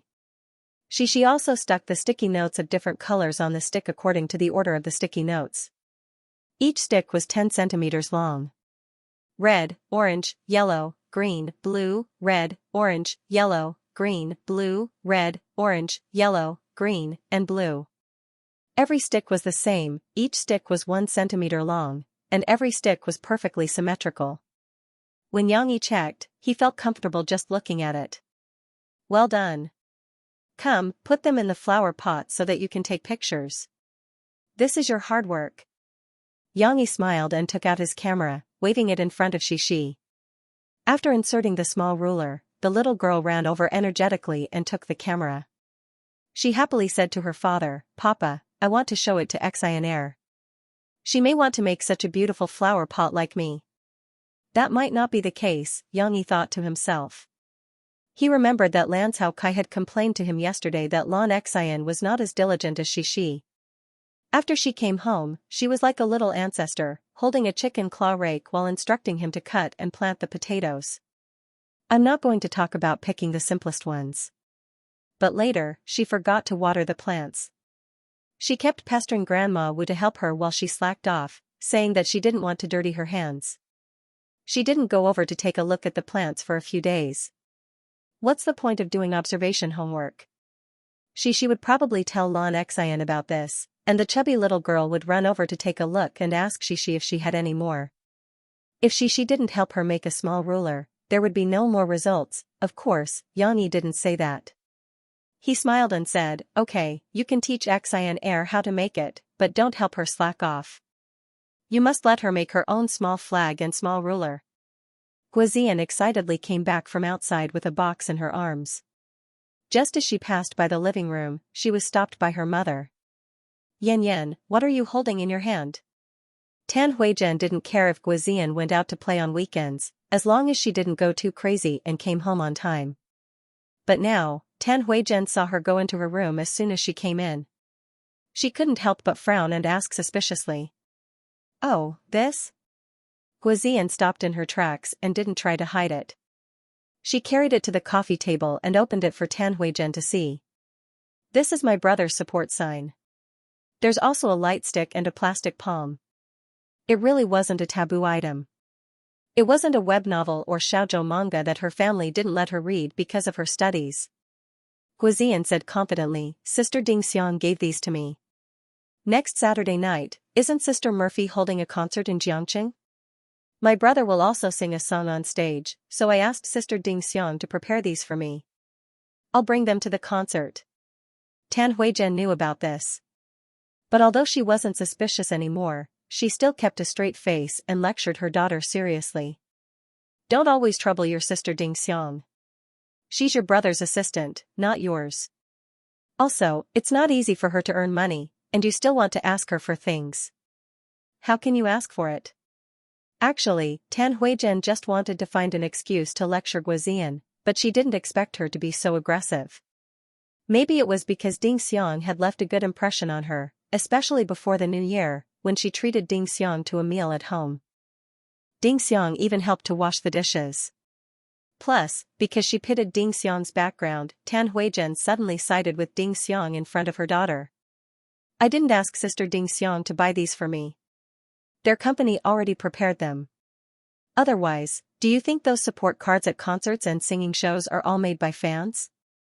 Maybe some are like my brother, and the company is worried that no one will pay attention to them because they're not famous enough, so they spent money to get people to support them. I just asked Sister Ding Xiang to buy some for me, and I'll support my brother for free. Guozian said with a smile, and conveniently slandered Guozi. But as she spoke, Guozian rolled her eyes and suggested, Mom, do you have any plans for next Saturday night? Tan Huizhen frowned slightly and asked, what do you want to do? Hee, I think that since you don't have anything on the weekend, why don't you come with me to watch Sister Murphy's concert? Think about it, I'm only in high school, and it's dangerous for a girl to go to a concert alone. Mom, can you come with me? Guozian held her mother's arm and said coquettishly. I'm already so old, why would I go to a concert? Not going. Let your brother come back with you. Tan Huizhen subconsciously refused. Mom, how are you old? Look at your hair, it's still black and beautiful. If you go out with me, people will say that we're sisters. Guozian said sweetly, moreover, it's Guozi's first time singing on such a big stage, don't you want to go and take a look? This really moved Tan Huizhen. She hesitated for a moment and said, it's already so late, where are the tickets? Yes, I guarantee that there are tickets. Others might not have tickets, but how can my brother not get tickets for you? I'll get them for you right away. Guozian laughed and patted her chest. Xianxia had the habit of displaying some of Xishi's small works on microbroadcasting from time to time. As soon as the little girl completed the beautification of her planting assignment, Xianxia picked 2 photos without Xishi's face and posted them online. Just like before, many netizens expressed their complaints, why don't you post Xishi's beautiful appearance? I haven't seen a beautiful girl in a long time. Father-in-law, you've changed. Our Xishi is amazing. She can even play tricks on the farm. However, it was worth mentioning that in addition to these daily complaints and praises, there were also some sarcastic comments under Xianxi's microbroadcasting. Hee, you're already a billionaire, and you still want to farm? Who are you trying to show off your bitterness and sweetness? Can't you show some social responsibility? Such a rich person, but he doesn't do anything serious under microbroadcasting. Can't he spread some positive energy? Do you want to uphold justice for social injustice? Since you're already a rich person, there's no need for you to stay in the entertainment industry, right?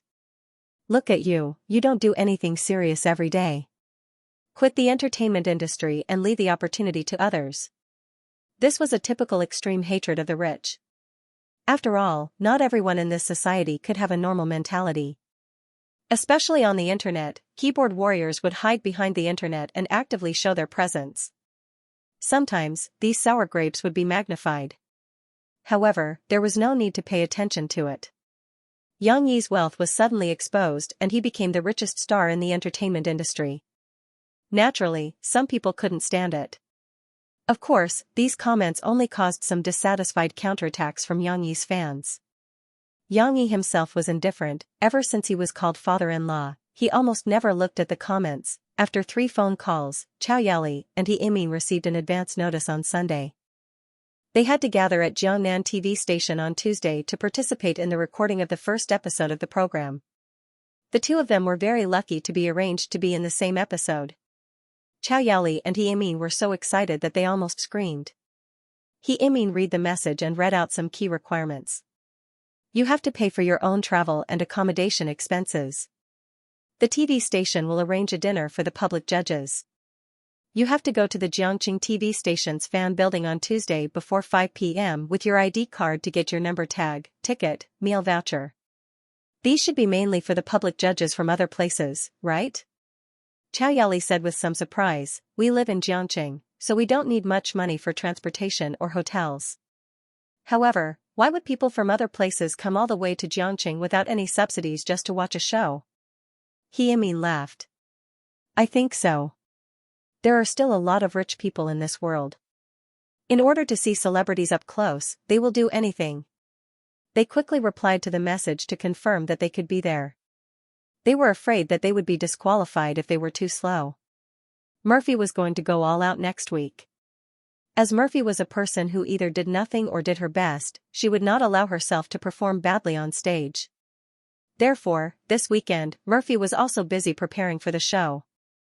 Every day, she would go to the company early to practice singing.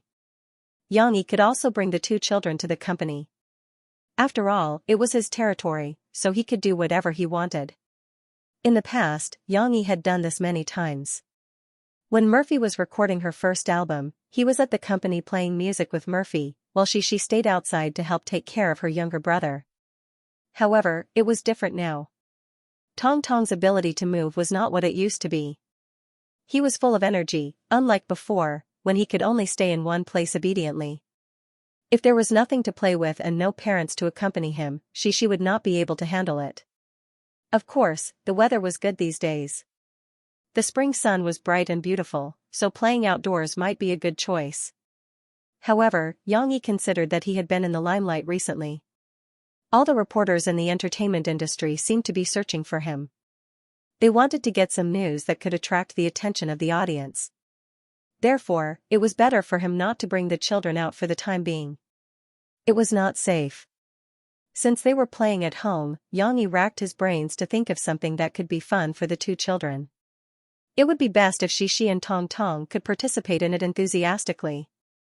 Otherwise, like yesterday, when Xixi was engrossed in making flags and measuring sticks, Tong Tong could only watch from the side. He always felt that he was being neglected by his sister. Fortunately, Xianxia had many novel ideas in his mind. He called Xixi and Tong Tong over and announced, "We are going to play a game together." Tong Tong put his hands behind his back. However, he was restless. He leaned against the wall and stuck his little butt out. Then, he looked at his father and smiled happily. No one knew what he was happy about. "Okay. Papa, what game are we going to play?" Xixi was more supportive. She happily jumped on the side and said excitedly. The little girl's nasal voice was a little thick recently. It was mainly because she could not help but use her tongue to tease her loosened front tooth.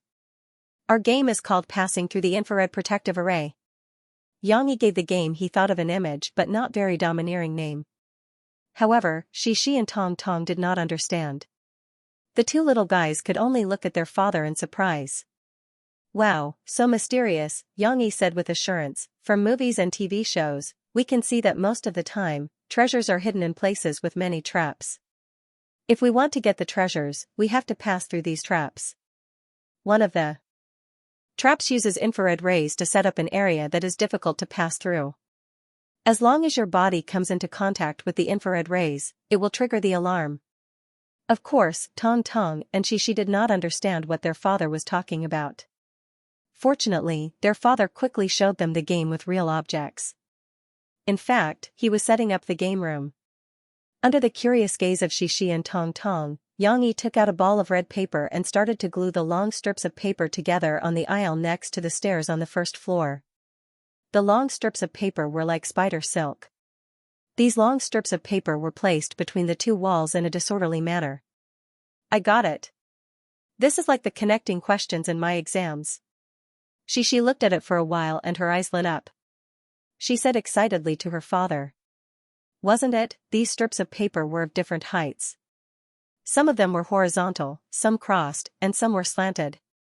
From one end of the aisle, it really did look like the connecting questions in Xixi's exams. However, it had a very long depth. The way to play this game is that you have to pass through these strips of paper, but you can't break them. Xianxia smiled and personally demonstrated to Xixi and Tong Tong. Although Xianxia was tall and burly, he was very agile. He bent his waist, raised his leg, sucked in his stomach, lowered his head, stretched his hand, and twisted his body nimbly between the strips of paper like a flexible python. She screamed nervously for a while and then cheered for her father in surprise. Papa is so awesome. I didn't even touch it. When she saw her father easily pass through the strips of paper, she excitedly ran up and hugged her father's hand. She raised her head and said with admiration. Of course, didn't you see that your father used to practice kung fu? Xianxia was so proud that he almost spilled the beans.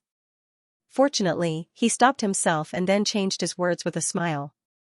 After Cici finished reading, she also understood how her father had set up this paper ribbon array. The little girl's face was filled with eagerness. She also wanted to be like her father and get in and out of the paper ribbon array very quickly.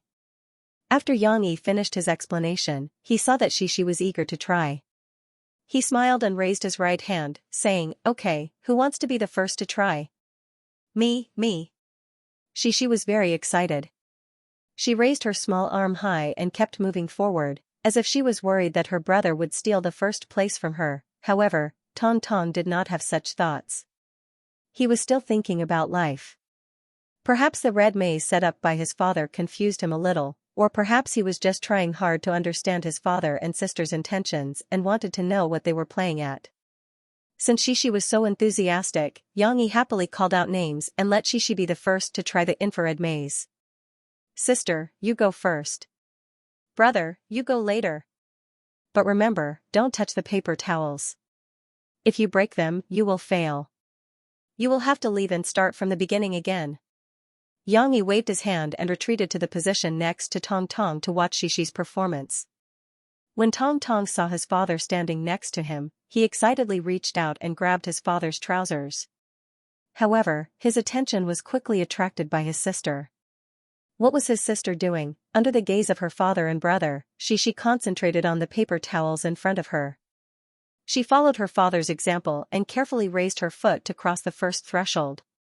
Xianxia's array was very particular.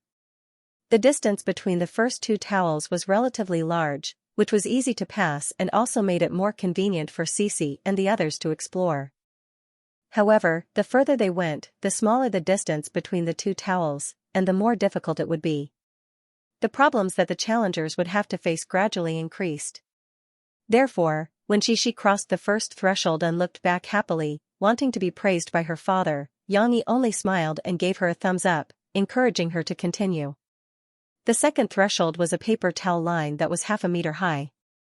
For someone of Xishi's height, she had to bend over, so she squatted down and crawled over. Oh, this is fun. Tong Tong looked at his sister crawling around, and his big round eyes shone with longing. She didn't manage to complete the challenge. When Xishi encountered the fifth paper towel, she sidestepped it. She didn't expect that she would be so tall that her two braids scraped across the paper towel belt, breaking the already fragile paper towel belt. Aya! She felt it herself. The paper towel broke and fell in front of her eyes. She cried out in frustration. This was considered a failure. The loser had to leave the paper towel for others to play with. Cici hadn't had enough fun yet, so she couldn't bear to come out. She stayed in the line formation, turned her little head, and looked at her father eagerly. Her pitiful little eyes seemed to be begging for a chance to be exempted. Come on out, it's your brother's turn. Xianxia strictly played according to the rules. He smiled and waved at Xishi. Don't worry, your brother might lose faster than you. It'll be your turn soon. It was easy to go in, but difficult to come out. Moreover, Xishi was still holding the paper towel that she broke earlier.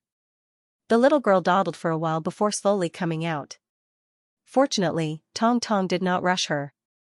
The little boy could not control himself and grinned. If his father had not held his hand, he would have crawled in long ago.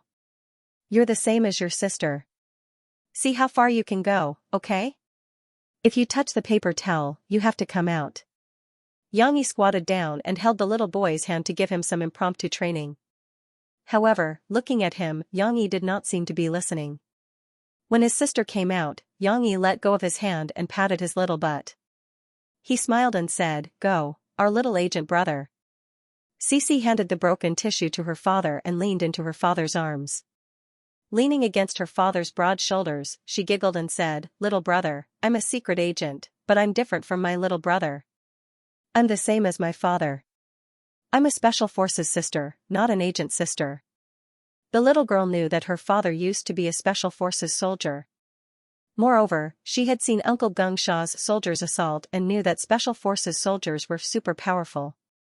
Therefore, she had a blind admiration for Special Forces soldiers because of her father. Okay, you're a Special Forces sister, and he's an agent brother. Xianxia smiled and said. This was just talk. Now that he had such a rich family, it was impossible for him to raise his child in such a dangerous direction. However, Tong Tong's performance in front of him had also cut off this possibility. The little boy smiled foolishly and ran forward.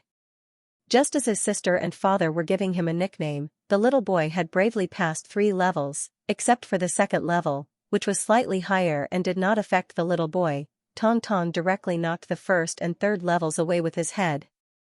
However, the red paper towels wrapped around his head and neck, making the little boy look like a mummy. This feeling was not good. When Xianxia went over to pull him out, he did not know whether to laugh or cry. The little boy was standing in the same place, his 2 little hands fiddling with the long and annoying paper towels that were like spider silk. Haha.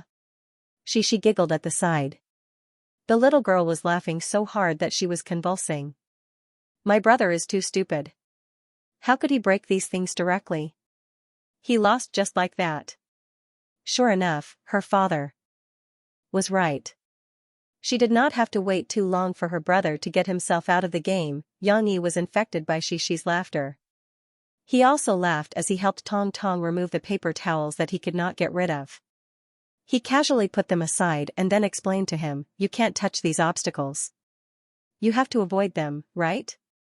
After being tangled in the paper towels once, Tong Tong knew that they were annoying. He turned to look at his father and watched as his father talked to him seriously.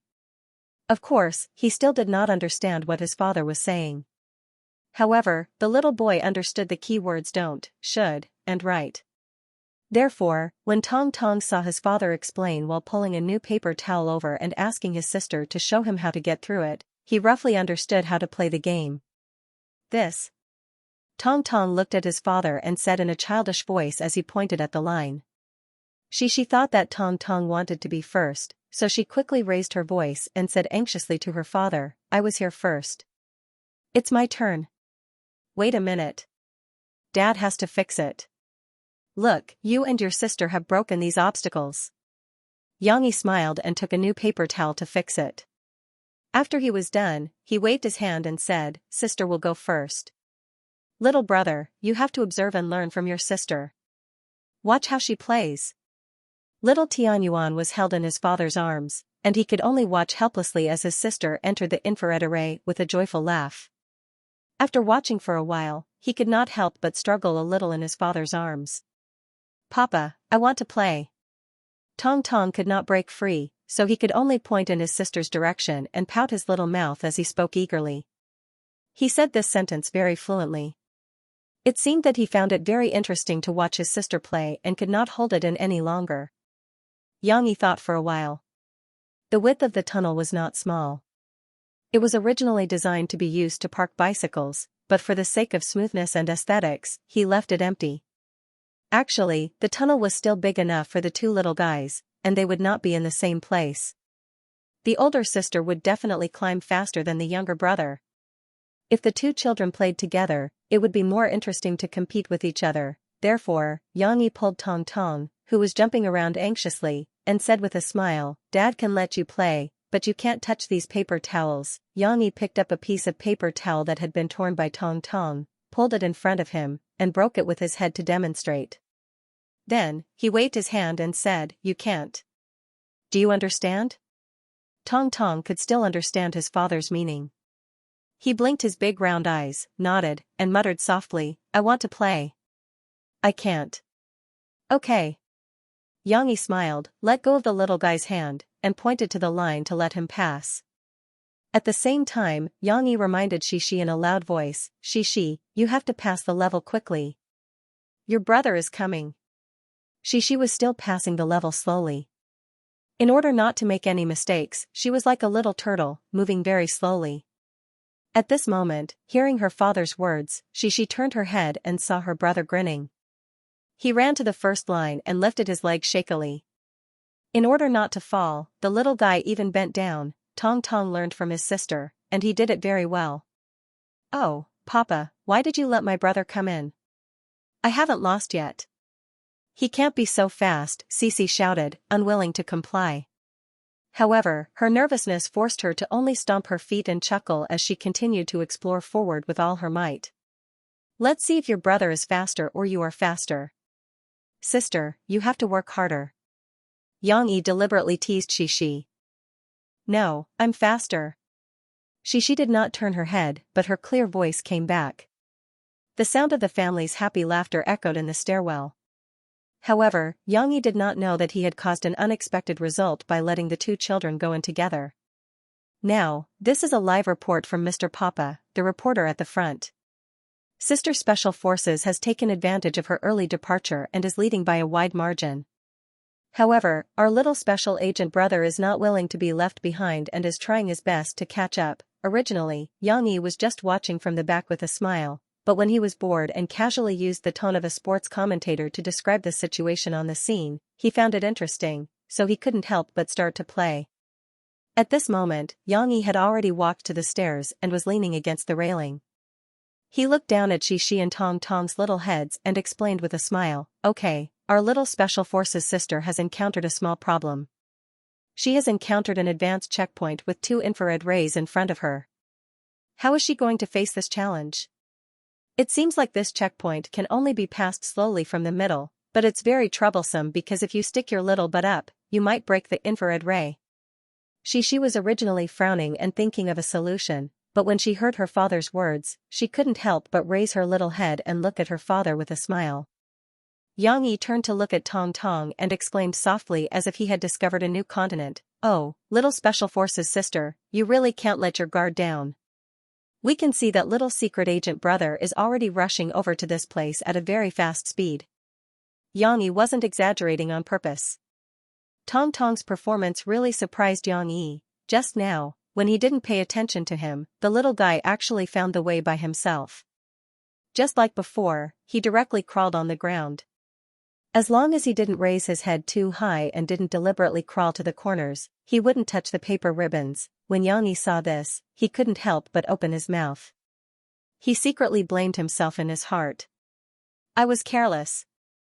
Why did they stick so high up? Why did they leave such a big hole at the bottom?" Tong Tong's little brain is quite flexible. When he saw that this was feasible and wouldn't touch those annoying paper ribbons, he grinned happily and crawled forward with all his might. "When it comes to crawling, I, Xianxia, am not afraid of anyone." No, in just a few seconds, Tong Tong had almost caught up with Shishi. When Shishi heard her father's voice, she turned her head and noticed the situation. As soon as she saw it, she pouted her little mouth in dissatisfaction and complained to her father, "Papa, little brother is cheating. He can't crawl on the ground. It's not that it's impossible. It's just that there's a loophole in Dad's design. It's possible to use the rules reasonably." Yang Yi pondered for a moment and replied, "You can also crawl over. Later, Papa will stick the paper tape lower so that Momo can't crawl over in the future.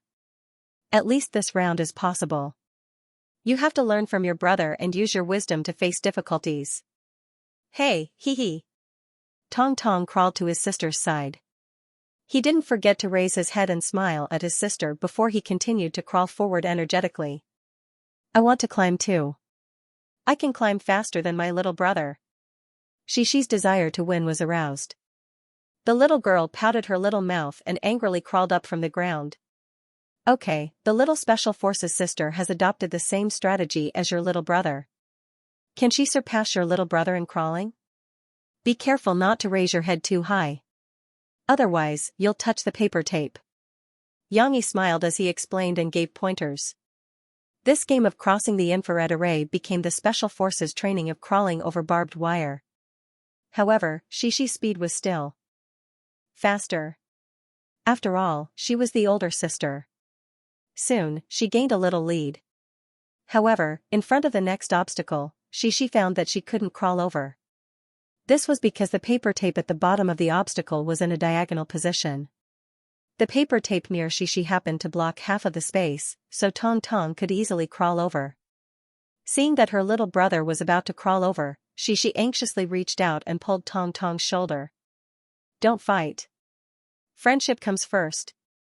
Xianxia saw this scene and hurriedly reminded Xishi. I can't go over. Xishi turned her little head and looked at her father in distress. It's not difficult. Stand up carefully.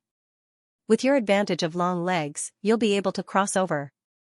Xianxia smiled as he reminded Xishi. Sometimes, there's more than one shortcut. You have to be flexible and choose the one that suits you best. Xishi was suddenly enlightened. She got up and looked at the two paper ribbons that only reached up to her butt. She stood on her tiptoes and lifted her slender calf. Then, she jumped over them easily. For a girl who often danced, had a slender figure, flexibility, and good jumping ability, this wasn't a big obstacle. After this obstacle, she could continue crawling. Xishi finally made use of her advantage of being bigger and faster than Tong Tong. She giggled and was about to overtake Tong Tong and climb to the front. However, when his sister grabbed his shoulder, it gave Tong Tong a bad example. Tong Tong was trying his best to crawl. When he saw that his sister was about to overtake him, he anxiously reached out to grab her. Just in time, Tong Tong's chubby little hand landed on Xishi's mouth with a smack. Aya. Xishi frowned. She closed her eyes and covered her mouth with her two little hands. She couldn't help but groan. She didn't care if she touched the paper tapes. She crawled up from the ground and buried her head between her knees. Her expression was unreadable. This scene happened too suddenly. Xianxia was looking down from above, so he couldn't see clearly. He thought that Tong Tong had poked Xishi in the eye. He jumped down the stairs in a panic and jumped to Xishi's side. He didn't care if his burly body crushed a large number of paper tapes. Xishi, how are you feeling? Did you get poked in the eye or somewhere else? Let Daddy have a look. Xianxia was so anxious that he didn't have time to scold Tong Tong.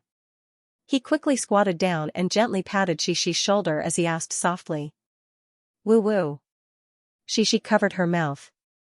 Although she was frowning, she was still calm for the time being. Perhaps she herself was a little confused. She raised her head and looked at her father pitifully with her big watery eyes. Unfortunately, she was covering her mouth, so Xianxia couldn't hear what she was saying. Where did my brother's hand poke you? Does it hurt? Xianxia reached out and gently hugged the little girl, who looked a little helpless and on the verge of tears, in his arms and asked with heartache. Tong Tong didn't play this time. He seemed to feel that the atmosphere was not right. Although Daddy didn't scold him, all the turbulence seemed to be caused by the slap he had put on his sister's mouth. The little boy realized that something was wrong. He slowly got up from the ground, hesitantly approached Daddy, and carefully lay on Daddy's back. Daddy, don't scold me. I'm also a poor little boy. However, Xianxia didn't have time to pay attention to Tong Tong at this time. He was looking at Xishi nervously.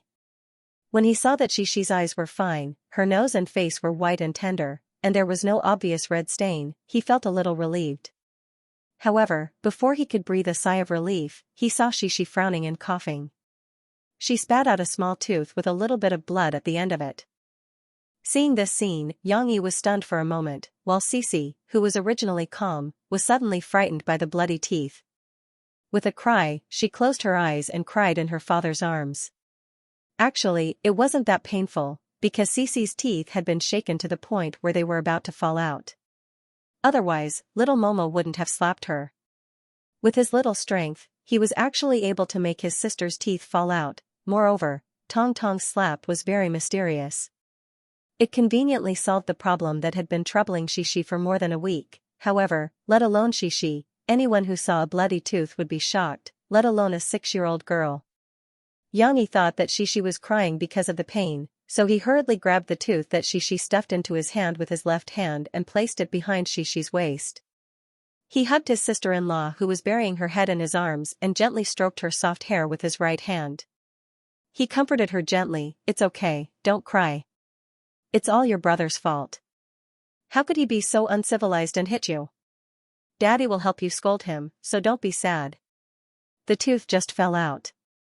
Let Daddy take a look at it and see how it is, okay?" Xianxia was a little worried that there might be a broken tooth inside. However, looking at the size of the tooth in his hand, it shouldn't be a big problem. Xianxia was so sad that she sobbed in her father's arms and refused to raise her head. This made Yang Yi's heart ache, and he even nagged at Tong Tong for a while. What he said was similar. He was just comforting Xianxia. Yang Yi's back was facing Tong Tong. He didn't really want to punish Tong Tong. There was no right or wrong in this matter. After all, Xianxia was the one who pulled Tong Tong and started the fight. If Xianxia wasn't so sad, Yang Yi would have to deal with this matter. At this time, he would have to teach the two little rascals a lesson. That's right, he would punish them both. They were family. How could he hit them? However, Yang Yi was a little careless. Although Tong Tong was usually muddle-headed, he could understand a lot of words. He could even feel the adult's tone and attitude. Tong Tong, who was hugging his father's broad back, couldn't help but tear up when he heard his sister's cries. It was as if his sister's cries resonated with him. At this time, when he heard his father say, "It's all your brother's fault," he didn't know why, but he felt sad. Wah! Little Swan and I couldn't help but cry along with her sister. They were crying to each other's to cry. Yang Yi had no choice but to carry Tong Tong over. With Xianxia in his left hand and Tong Tong in his right, he coaxed them left and right. The two little rascals' cries almost broke his eardrums. Xianxia couldn't help crying for a while. She was no longer in the mood to cry because of her brother's cries. She raised her little face and glanced at her brother, who was also wiping his tears on his father's clothes. She pursed her little mouth and asked with grievance, "Papa, why is my brother crying too?" Yang Yi helplessly said to Xianxia, "Maybe he realized his mistake. He's feeling guilty for accidentally knocking out my sister's tooth just now." Xianxia was stunned when she heard this. She looked at her father in a daze. Yang Yi also felt tired. In order to not let his sister bear any grudges against his brother, he had to make up some white lies to coax her. Fortunately, Xianxia didn't cry anymore. The shock had also passed. Yang Yi coaxed Tong Tong and made him a bottle of milk. He let him drink it in the car. Then, he took the siblings to the dentist's office that they went to before. Although he didn't care much about this small injury, he still cared about his children. Since Xianxia's tooth was knocked out, Yang Yi had to get a professional to check it out. He wanted to make sure that the little girl didn't have any remaining teeth, which would affect the growth of her new teeth. He also wanted to make sure that Xianxia's other teeth were fine. "Let's go. Did you turn off the light in your bedroom?" Yang Yi asked as he beckoned Xianxia to get into the car. He didn't notice that behind him, Xiao Guai's chubby body was squeezing through the dog hole in the door and squeezing into the living room. Steamed Bun was also following behind him and lining up to enter. Since something like this had happened, Yang Yi naturally had to let Murphy know. She heard that Xianxia's tooth was about to fall out because Tong Tong accidentally knocked it out. Although Yang Yi told her that it wasn't a big problem, Murphy was busy practicing her song, so how could she relax? She hurriedly packed up and asked the company's driver to take her back. The company wasn't far from home. After all, Yang Yi had chosen Tingshan as the location. When Murphy arrived at the dentist's office, Xianxia had just been checked. Yang Yi was holding Tong Tong in his left hand and holding Xianxia in his right hand as he walked out of the dentist's office through the glass doors. "How is it? Is Xianxia okay?" Murphy asked Yang Yi anxiously as she squatted down and held Xianxia's little hand. Her heart ached as she said, "Let mommy see where little brother hit." "Mom."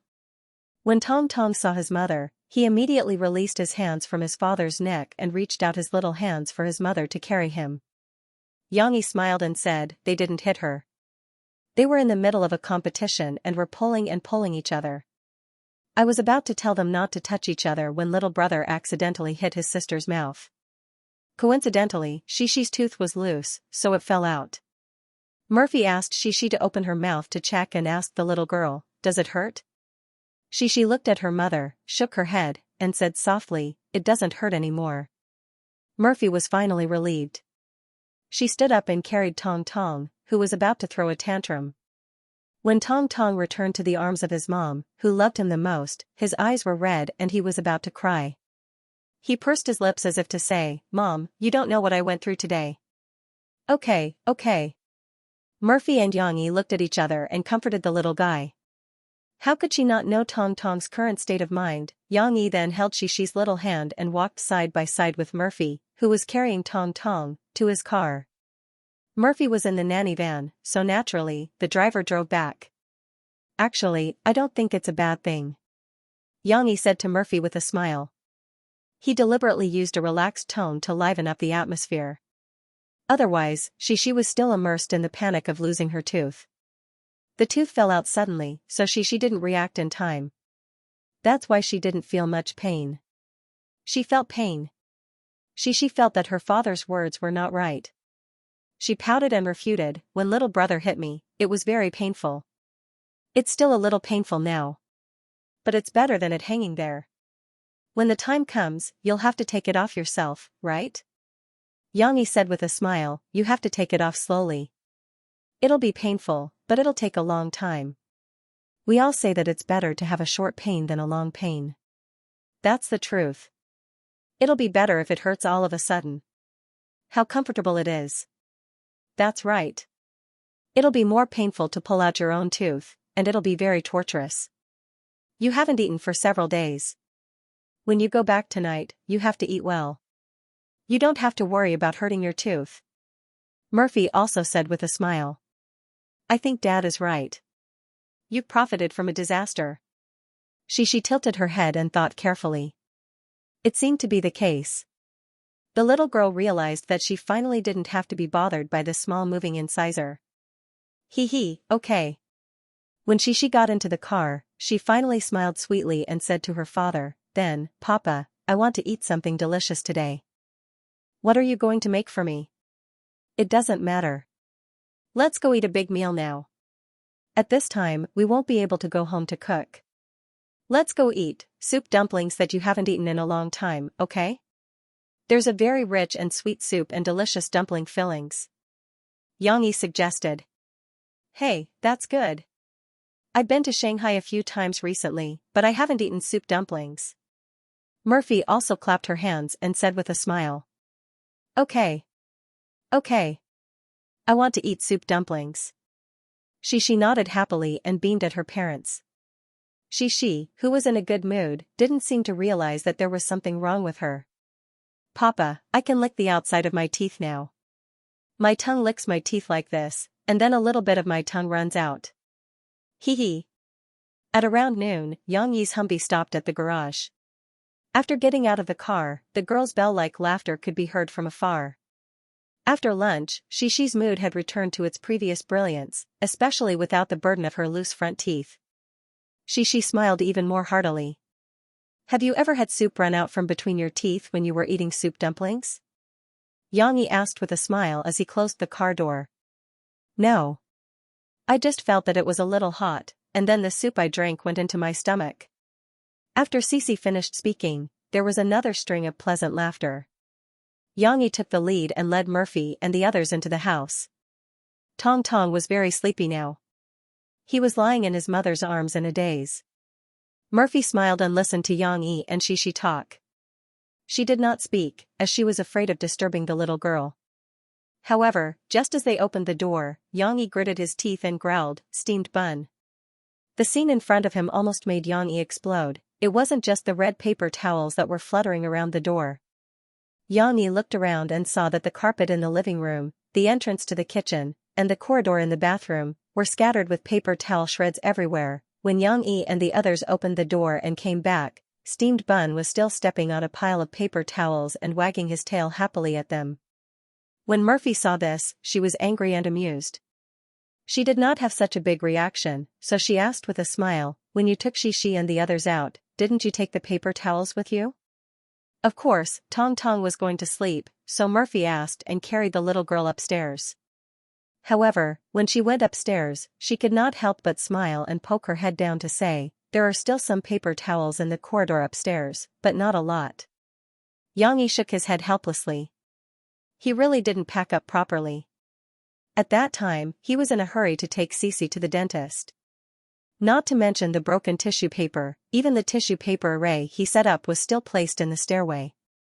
Presumably, Bao Bao took advantage of the time he wasn't at home to wreak havoc in the heavenly palace. Steamed Bun, come here. Yang Yi gritted his teeth and pointed at steamed bun. She did not understand. She looked at the mess in front of her and asked in surprise after a while, "Papa, is all this made by steamed bun?" "Just look at it and you'll know." Yang Yi pointed at the steamed bun and snickered. At this moment, steamed bun also felt his master's anger. He seemed to understand something and woke up from his happy state of playing with the tissues. He lay on the ground and didn't dare to look directly at Yang Yi. His head was on the other side of his body. Sure enough, he was scared. "Do you know what you did was wrong? You scattered the paper towels everywhere. How do you want me to clean up?" Yang Yi patted the floor next to steamed bun and scolded, "You are usually the most obedient one, but why are you even more naughty than Xiao Guai today?" If steamed bun could understand human language, he would feel wronged. What did he mean by naughty than Xiao Guai? He was just a dog. How could he make such a big scene? Xiao Guai, Xiao Hui, and Dudu, the three clever ghosts, heard that their masters were coming back and ran away early, leaving steamed bun to take the blame alone. Unfortunately, steamed bun did not understand and did not know how to explain. He could only lower his head, extend a paw, and press Yang Yi's hand on the floor. Half an hour later, Xianxia went upstairs to sleep. Yang Yi was holding a broom. He had just finished sweeping the confetti in the corridor on the second floor.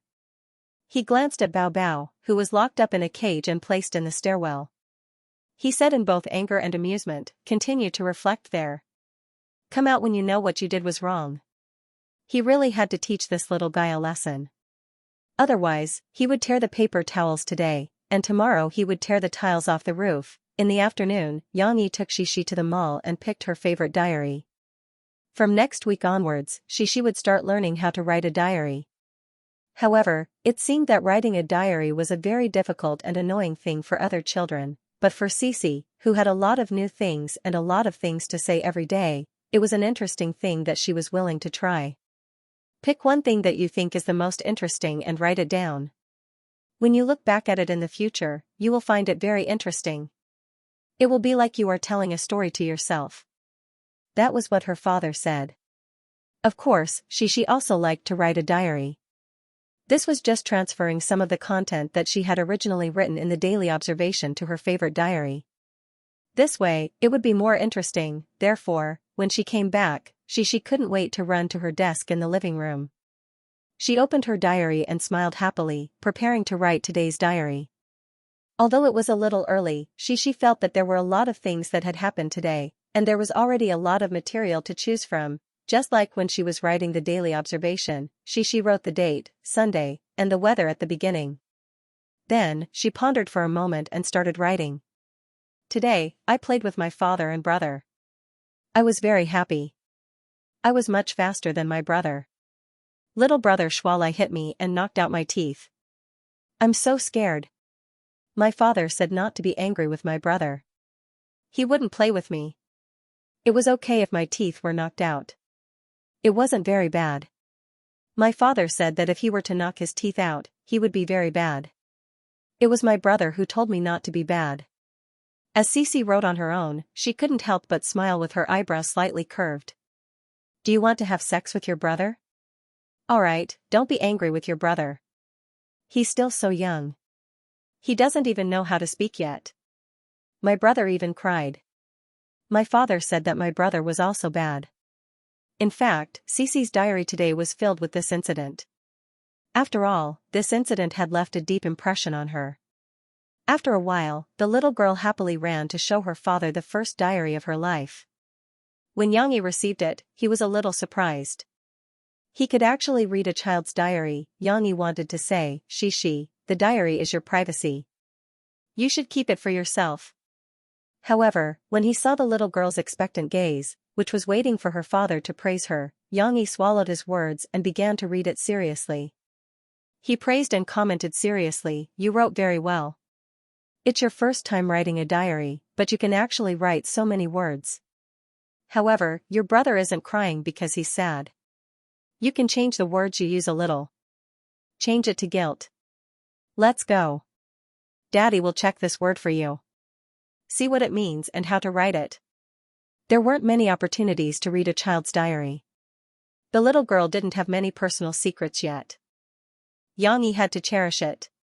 She only realized that there was something wrong with the missing teeth after she took a shower at night. After Murphy finished bathing the little girl, she took a hairdryer in the bedroom to dry the little girl's wet and thick hair. The little girl took the crystal hair band that her mother had placed on the dressing table and happily gestured in front of her head. It was as if she would look good wearing it. However, at this moment, she, who hadn't looked in the mirror today, was intoxicated by her beautiful appearance in the mirror. She couldn't help but giggle. Hence, Monday was the big day for the evaluation of the blackboard announcements. The school required 6 teachers from each grade to form a panel of judges.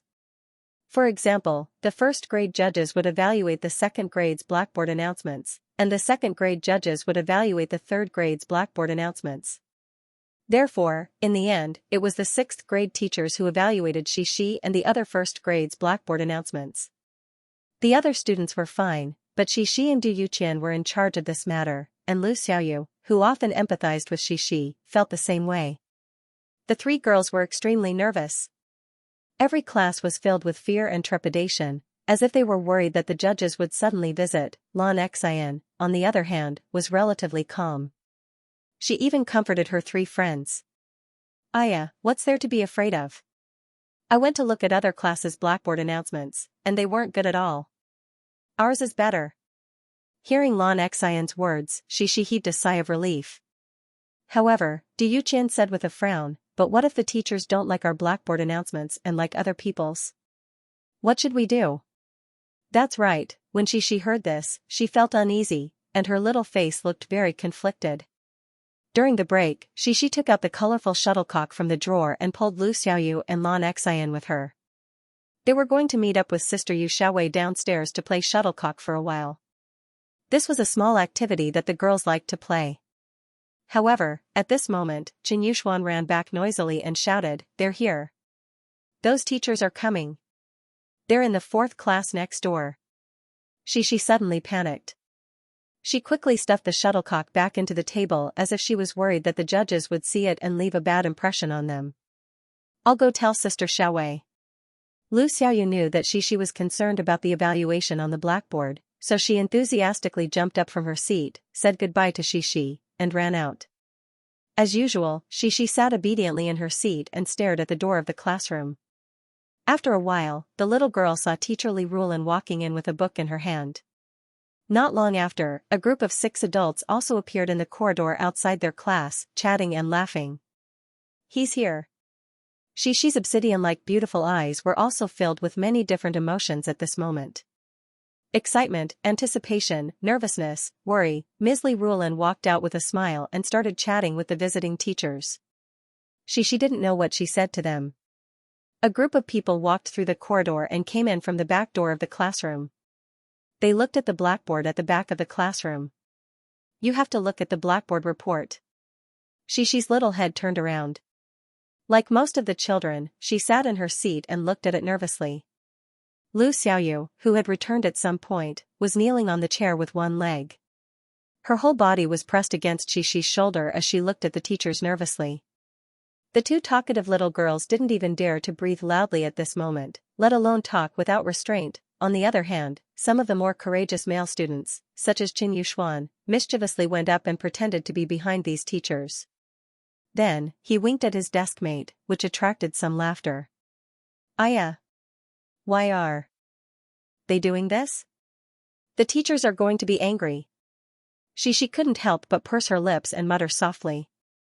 She was very dissatisfied with Qin Yushuan's performance and her heart was filled with worry. The teachers of the 6th grade were not much different from the teachers of the 1st grade. There were older teachers and young female teachers who were about the same age as Li Rulin. They smiled at Li Rulin and walked to the front of the blackboard. Like the other visitors, their attention was immediately attracted by the large cartoon chalk drawing on the blackboard report. "This is quite interesting." A few of the teachers laughed in admiration and chatted with each other. "What is this? Ding dang? Doraemon?" There was a short story at the side, which they finished at a glance. Unlike the children, such a simple story didn't surprise them too much. They only took a cursory look and understood the setting of the cartoon character. "Doraemon, the idea is quite interesting. Ms. Li, the students in your class are quite impressive. The drawing is not bad either. Li Rulan smiled and explained, the father of the literature committee member in our class is a writer. He has written many fairy tales. This was his idea. The child just copied it by himself. Was it really drawn by the child?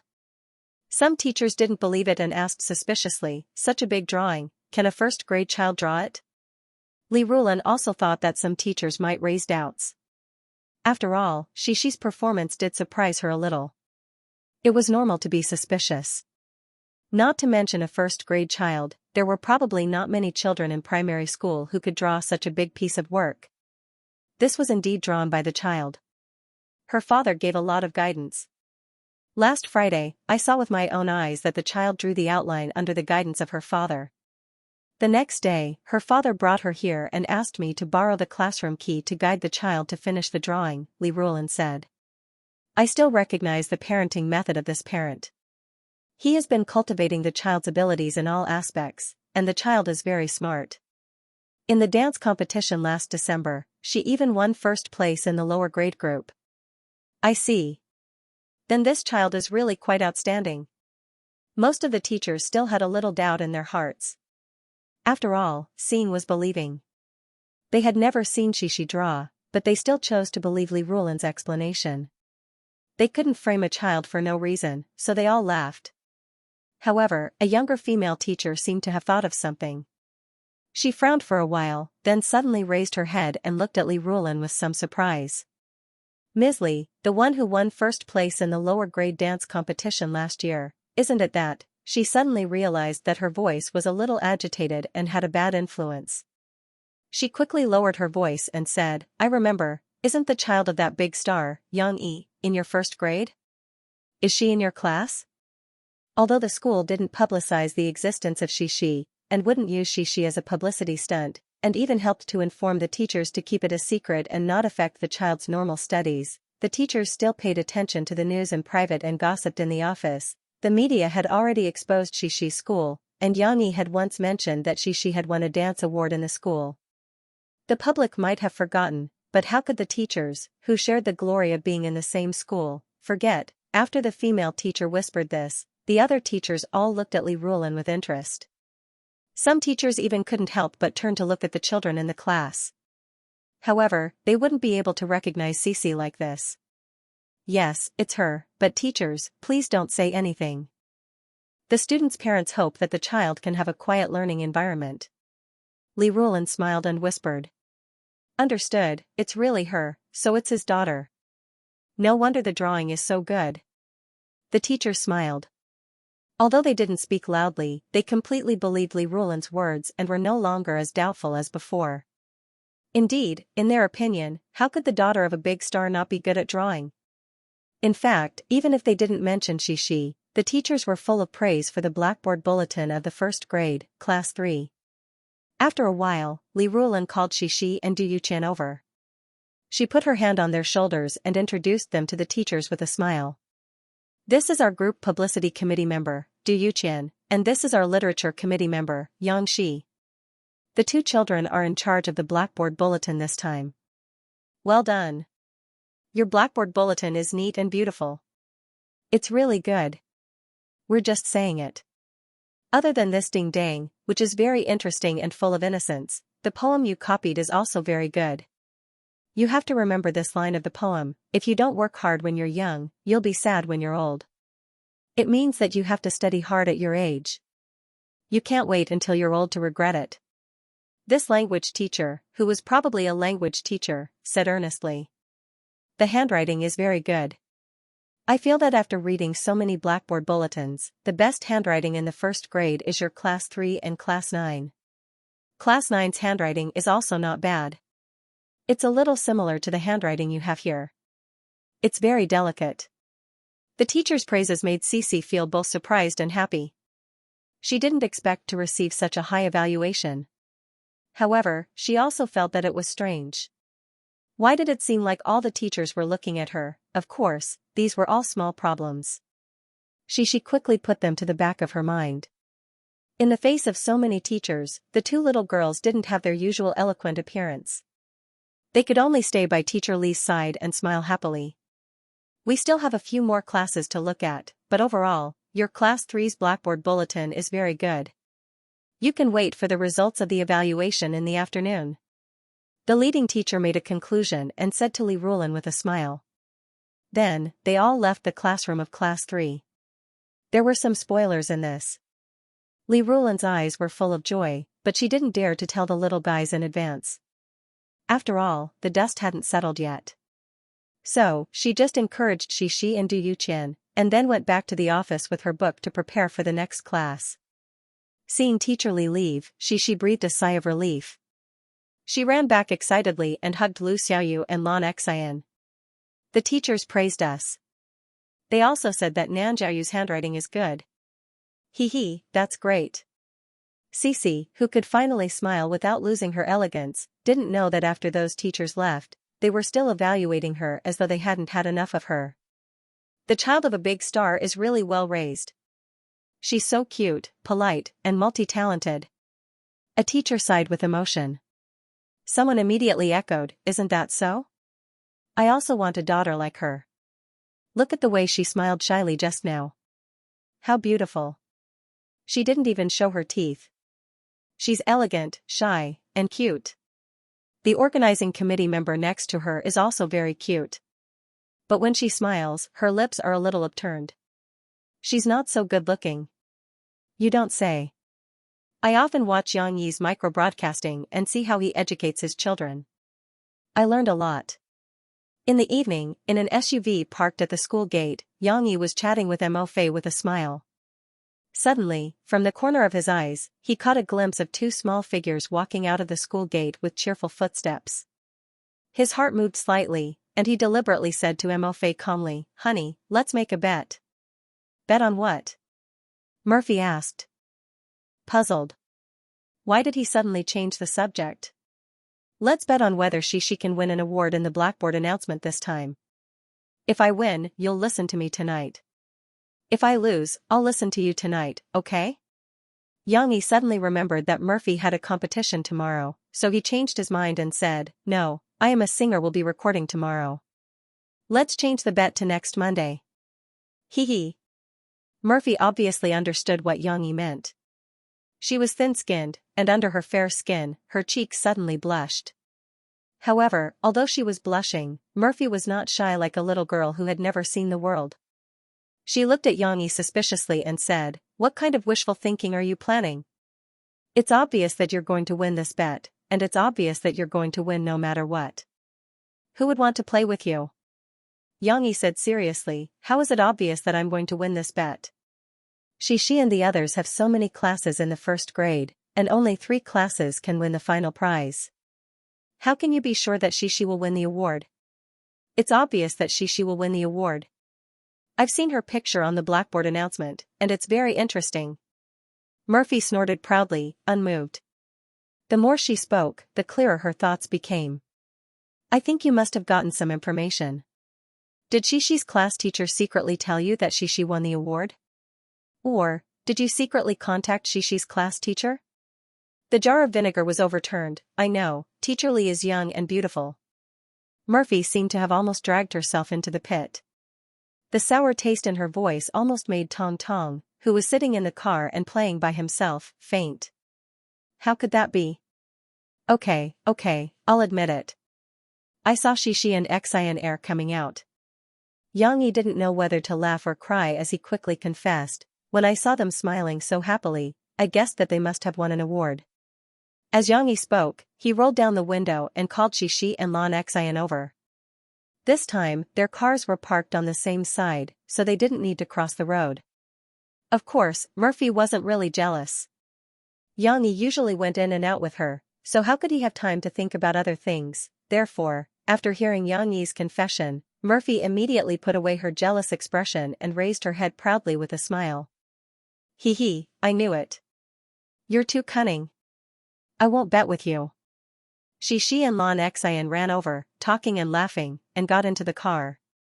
Before Yang Yi asked, or even before he sat down, Shishi couldn't wait to stand up, leaned forward, and put her arms around her father's neck. She asked sweetly, Papa, guess what we got on the blackboard announcement? Yes, let him guess first. Xianxia was beside Xianxia, but she sat down, reached out to close the door, and shouted with her loud voice with a smile. Xianxia just wanted to turn his head, but Xianxia, who could finally laugh without restraint, quickly pressed her father's face. Oh, don't look at me. Papa, guess first. Papa's guess. There may be other classes that did better than yours, but yours is not bad, so I think you should be the second. Xianxia thought for a while and said with a smile. With Xixi's performance, how could Xianxia not know what they should be? He purposely said that just to tease this little girl. Oh. No. Xixi cried anxiously. Xianxia was also unhappy. Before Xixi announced the answer, she rushed to shout, no one is better than us, we are the best. Is it really the first place? Murphy asked with some surprise. Yes, yes. Xixi couldn't help but say seriously, Papa, Mom, let me tell you, we really got the first place. Teacher Lee was super happy. She took the certificate back in the afternoon and stuck it on the back for us to see. It's just that our names are not on it. Xianxia said regretfully. This is an honor for our class. Xixi turned around and said to Xianxia. Teacher Lee said it. In the car, Xixi and Xianxia had been talking about the experience of the judges today. The two little girls were so happy about the collective award that it was as if they had won it themselves. They chattered and laughed all the way. After returning home, during dinner, Murphy thought of the arrangements for tomorrow and said to Xixi, Mom will accompany you to pick a beautiful dress tonight. Tomorrow night, Mom will record a program at Jiangnan TV station. After school, you can go with Papa. When you get there, there will be a place for you to change. Don't worry. By the way, remember to bring your homework. If you don't start so early tomorrow, you can do your homework in the lounge. Okay. Let's go there and watch Mama sing. Cici, on the other hand, was very interested and said with delight. By the way, there will be a host sister from the TV station in the lounge to accompany us. Remember to greet her. If she asks you a question, don't ignore her. The situation in the lounge may be shown on TV. Murphy said with a smile, of course, Mom is also reminding you. Mom knows that you are a good child and won't ignore others, right? Xixi was stunned at this moment. Her eyes turned as if she was thinking about another problem. Papa, can we not go to the TV station? Xixi pouted, looked at her father, and begged. Not going to the TV station? Wasn't she very happy to see her mother sing just now? Murphy was confused by her. Why don't you go again?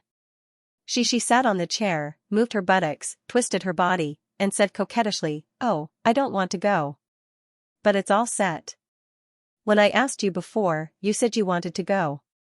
Moreover, if you don't go, Papa can't go either. How can that be? Murphy frowned slightly. To be honest, Murphy was not sure. She had seen the list of singers invited this time. They were all good singers. Their fame might not be as good as the popular Murphy now, and most of the singers were not very active now because of disputes with their management companies, or because they did not have any new works in a few years, or because of personal reasons.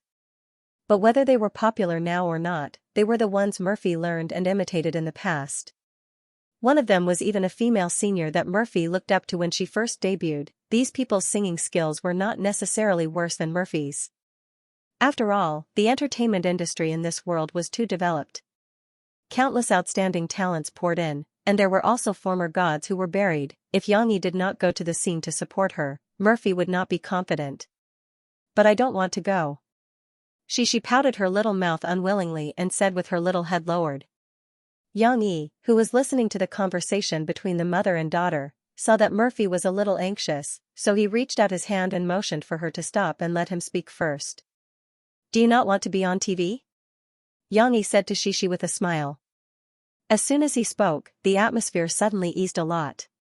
Dad knows that you lost a tooth, so you don't want others to see it, right? The little girl pursed her little mouth and nodded slightly. She still did not look very happy. Then we don't want to appear on TV. After I finish my meal, I'll call your Uncle Hong and ask him to make some adjustments. Our resting room is divided into two areas. One is for filming, and the other is for filming.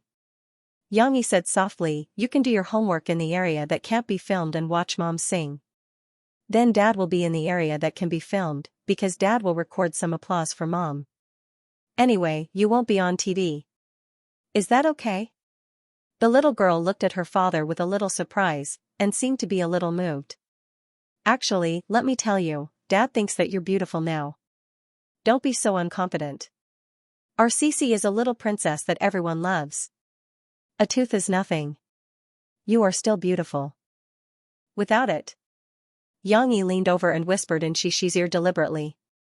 Xixi's unwilling little pout disappeared, leaving only a happy smile. She shrunk her neck and said, then, Dad, I can't be on TV. Well, Dad will pinky swear with you. I promise that no one will film you. I will keep it a secret for you. Xianxia laughed. Tuesday finally arrived. Xiaoyali and He Imin rushed from Jiangxing Media University in Tingshan District to Binhai District early in the afternoon. Like the other public judges who had been notified to participate in the first episode of the show, they had dressed up meticulously before coming to the TV station. The two girls looked youthful and beautiful, with extraordinary temperament. Xiaoyali and the girls arrived early. After queuing for a while, it was their turn to sign in, get their number tags, tickets, and meal vouchers. After they came out, they looked at the long queue behind them and couldn't help but click their tongues. He Imin exclaimed, so many people. Isn't that so? 500 people, and we don't even know how many teams to sign in. How long is this going to take? Xiaoyali saw that there were many middle-aged people in the queue and complained about the arrangement of the program team.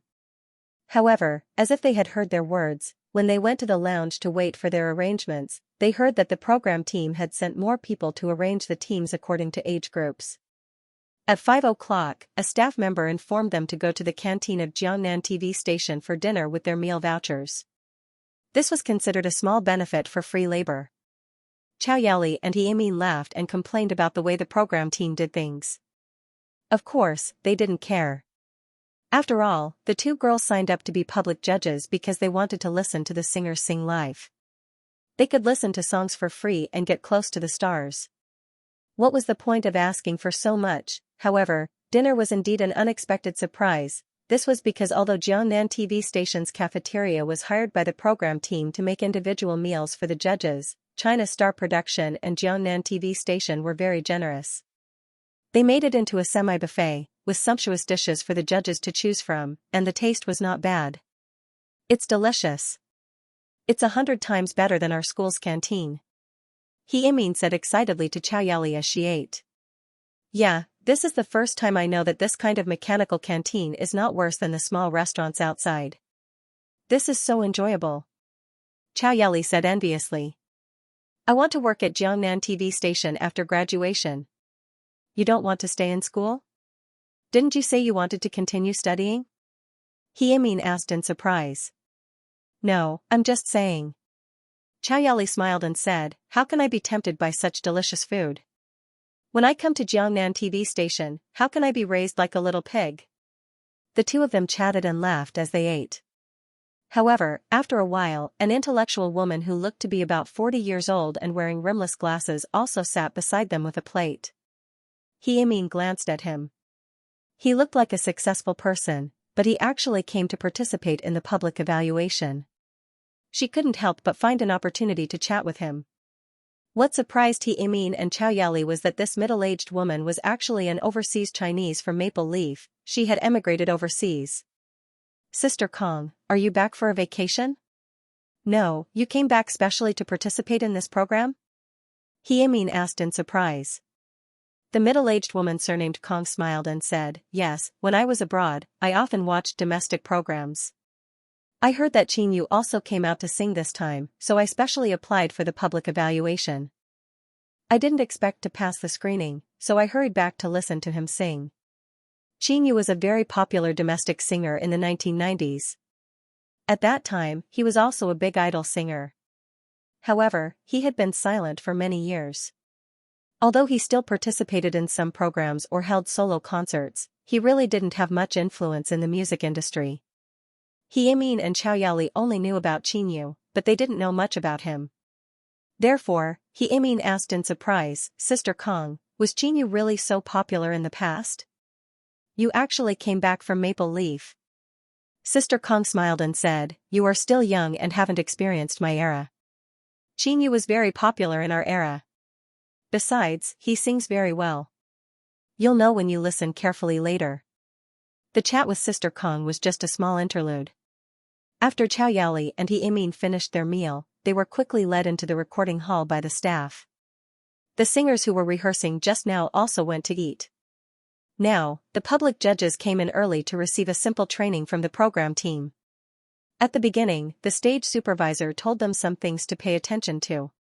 Perhaps he was not satisfied with the stage supervisor reading the script by the book, so Hong Yuman took the microphone and spoke to them personally. First, and most importantly, you have to know when to applaud. Hong Yuman simply blurted out. He talked to them endlessly. Our program is divided into 3 parts. The first part is the performance of the singer on the stage. When the singer goes on the stage, our lighting technician will use the backlight, so you can't see who they are. But it doesn't matter.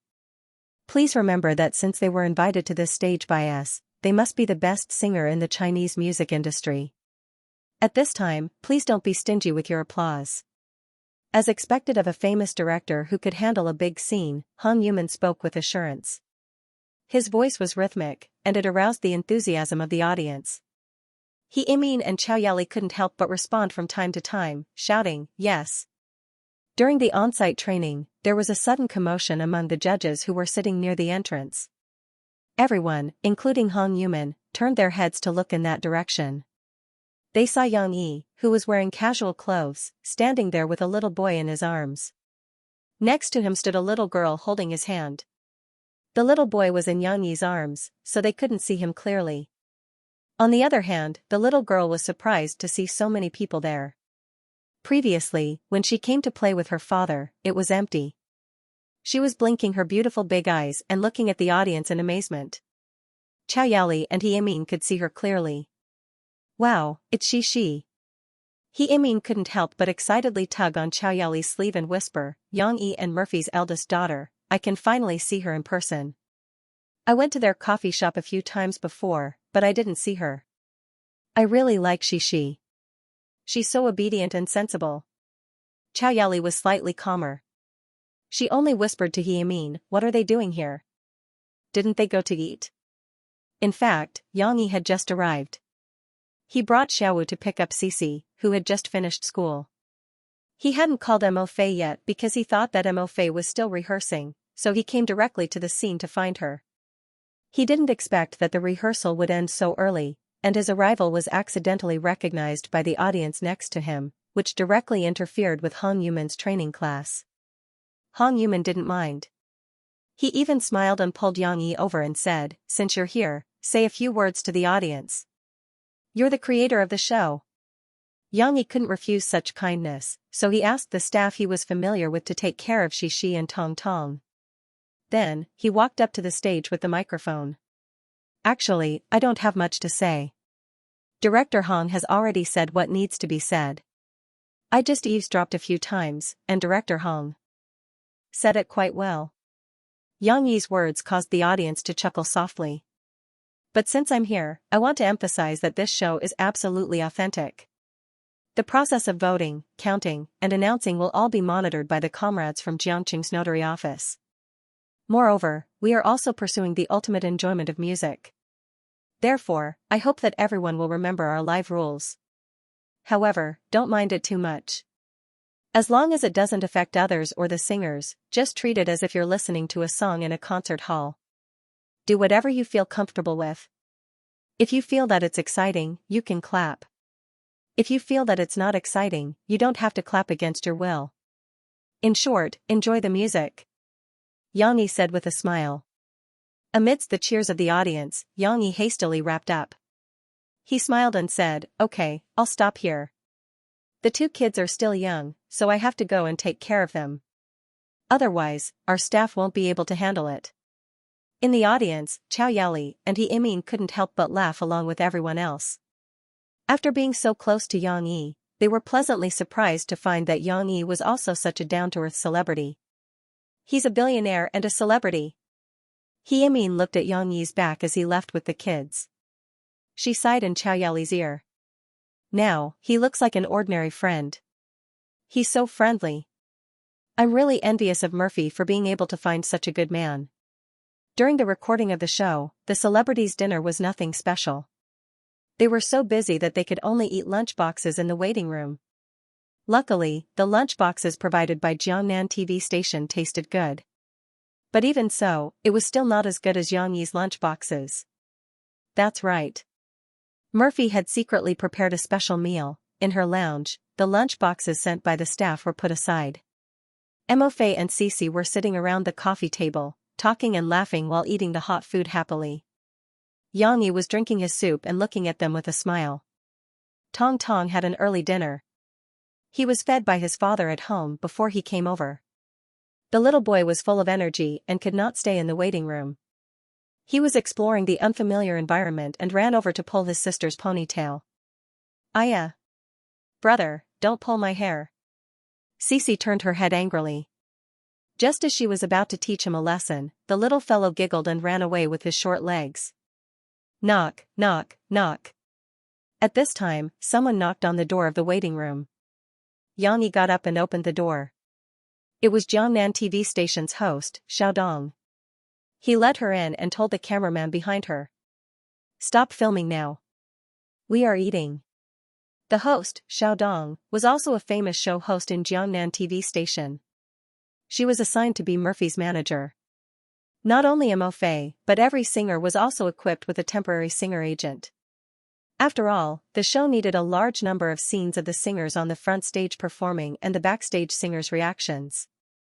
Most singers were relatively introverted, and they were not as open-minded as variety show hosts. So with a host for each singer, the atmosphere would be more lively, and the backstage would not fall into a dull and cold state. Of course, this was also a win-win situation. Jiangnan TV station could also use this opportunity to let their hosts show their faces on such a big show. So, when Xiaodong entered the waiting room, she started shouting and praising the food Murphy and the rest were eating. Wow, is this the food made by Brother Xianxia? It smells so good. Microbroadcasting told me that Brother Yang is the head chef at home. Mofei had already communicated with Xiaodong during the rehearsals in the past 2 days, so it was not the first time that she had met him. So at this time, she also smiled and said frankly, yes, it's all made by him. My cooking skills are just so. No matter how much I learn, it's still not good enough. When she saw an unfamiliar big sister come in, she was a little embarrassed to continue eating, so she secretly ran to her father's side. Xianxia was sitting on a single-seater sofa. The space was a little narrow, but she still tried her best to squeeze in with her father and sit down. Xianxia brought Xishi's small bowl over and whispered to Xishi with a smile, "It's okay, you can continue to eat." "Papa, who is she?" Xishi asked her father in a low voice. "It's the host sister that I mentioned yesterday," Xianxia said. Xishi remembered what her mother said yesterday and quickly hid her head in her father's arms. "Is this Xishi? She is so cute, but why did she hide when she saw me?" Xiaodong heard the commotion and asked curiously. "It's okay. She is afraid of the cameras. Her teeth fell out a few days ago, and she is embarrassed to show her face to others." Xianxia laughed. Xishi heard Dong Xuebing's words and quickly raised her head. She covered her father's mouth and shouted. "Ah! You can't say it." Okay. I won't say it." Xianxia raised his head and smiled. "But don't be afraid. Dad just told the photographer that he can't take photos of us now." The recording had not started, and Xiaodong had only come over to greet them. She chatted with Xianxia briefly and praised Xishi and Tong Tong. After that, she found an excuse to let Murphy eat in peace. Xianxia felt that it wasn't right for Cici to always worry about her teeth. After dinner, Xianxia thought for a while and went to the dressing table to do some makeup while Xishi was doing her homework. "Are you going to put on makeup too? I thought you don't usually put on makeup?" Mofei was talking to her son for a while. At this moment, she raised her head and saw Xianxia doing something at the dressing table, so she asked curiously, "What are you doing?" Xianxia did not say anything and only signaled her to wait with his back facing her. After a while, Xianxia walked over to Murphy and smiled at her. Mofei was dazed at first, and then couldn't help laughing. "Haha, oh, your teeth. How did you get them?" Xianxia and Murphy whispered to each other as they did not want to disturb Xixi's homework. After they chatted for a while, Murphy also went to the dressing table to do her homework. If they are going to prank each other, they will do it together. After a while, Xianxia and Murphy walked over to Xixi and watched her do her homework. But both of them did not say anything. When Xixi saw her parents coming over, she couldn't help but mumble as she wrote. It was as if she was explaining to her parents about today's homework. "Today, Teacher Lu said that I only need to do the 5th question, but I know how to do it. I finished it in no time. Then it's the language homework. Teacher Li said I have to copy it." Huijiao Primary School did not give a lot of homework to the first graders, so Xixi finished it in a short while. The little girl turned her head and happily handed her homework to her father. "Papa, look, I finished it." However, Xixi saw her father and mother grinning at her at the same time. Both of their mouths revealed a black hole in their teeth. The position of the hole was exactly the same as hers, where their lower incisors were. The little girl was dumbfounded. She was stunned for a while before she reacted. "Oh, Papa, Mom, why did your teeth fall out?" Xixi anxiously grabbed her father's hand and asked, "Did little brother hit someone again?" Tong Tong was lying on the sofa next to them and was playing with his car toy. When he heard the word little brother, he raised his head in confusion and looked over. "Look carefully." Xianxia chuckled and moved his mouth closer to Xixi's eyes. Xixi looked at her mother's smiling face, then looked away and carefully observed her father's teeth. After looking carefully, Xixi realized that her father's teeth did not really fall out. Instead, there was a piece of black tape on it. "Oh. Papa, you're all laughing at my teeth." Xixi pouted and said unhappily, "I'm going to be unhappy. I'm going to be angry." Xianxia was dumbfounded. He and Murphy did this to be kind to children with cancer. For example, they shaved their classmates' heads. However, they did not expect that the same method would sometimes backfire. Fortunately, Xixi did not really lose her temper. She was just sulking and feeling sad. She said this because she wanted her father to coax her. "That's not what Papa meant." "Why would Papa laugh at you?" Xianxia quickly explained, "Papa is showing you that even if our teeth fall out, we don't have to take it to heart. We have to face it with a positive attitude and show it to others. Then, we can tell them that when our teeth grow back, we'll be as good looking as before." Xixi blinked and looked at her father in confusion. "But, if our teeth fall out, we still don't look good, then Papa will accompany you today. Our teeth all look like they're missing a hole, okay?" Xianxia made up his mind. He opened his mouth and pointed at his teeth that were covered with tape. He smiled and said, "Papa wants you to see Papa's courage in the face of difficulties." Murphy looked at Xianxia in surprise and reminded him, "You still have to record the show today." "It's okay. You don't have to be like me. Tear off the tape." Xianxia smiled and said, "Today, I'll accompany Xixi to lose a tooth. Xixi, let's face difficulties together. Okay?" "Oh, okay." Although Xixi could not understand why her father wanted to do this, she still felt that it was quite interesting. She also knew that her father was not laughing at her. The little girl's mood finally turned for the better. She raised her little head and looked at her father with a smile. Well, the two missing front teeth set off each other nicely. While Xianxia and Xixi were glancing at each other proudly and hiding from the camera from time to time, it was soon past 7 o'clock. After nervously touching up their makeup, the recording of the show also began. Murphy was the third singer to go on stage. She was still in the waiting room chatting with the host, no, her temporary manager, Xiaodong. But as the rumbling sound of drums came from the TV, everyone stopped talking and focused on the big TV hanging on the wall. "Shoo." Xianxia winked at Xixi with his left eye and raised his finger to signal her. He was sitting in the non-filming area. Murphy was the main star in the waiting room, and the camera was focused on her and Xiaodong. That's why Xianxia could play with the two children. For example, he threw a plastic ball to Tong Tong, and the little guy chased after it happily. Cece was also at the side. She followed behind her younger brother with a smile and chased after him playfully. However, she felt that it was wrong of her father to ask her to be quiet, so she didn't say anything. It was her younger brother who was screaming and playing, therefore, the little girl was not convinced. She also turned her little head, put up a finger, and shushed her father. Then, she felt a little embarrassed and shrunk her little head, giggling. The big screen in the lounge showed the scene on the stage. Of course, it was not as exciting as the edited scenes on TV. Soon, Mo Fei and Xiaodong both saw Qin Yu's figure appear on the stage in a colorful light. Although Qin Yu's back was facing the lights, Murphy could not help but exclaim softly. "Qin Yu! Sister Murphy, you recognized him so quickly?" Xiaodong asked in surprise. Her expression was exaggerated.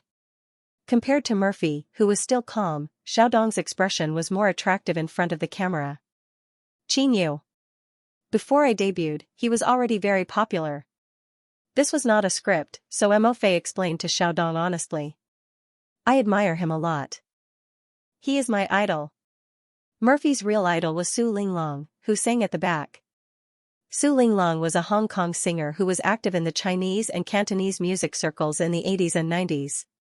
She debuted in the same era as Murphy's mother, Zhou Mingyu. Of course, Su Linglong was a diva at that time.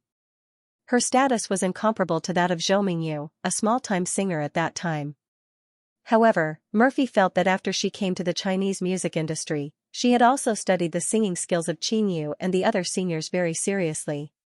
She also admired the singing skills of these famous people in the Chinese music industry, so it was not a problem for her to call Qin Yu her idol.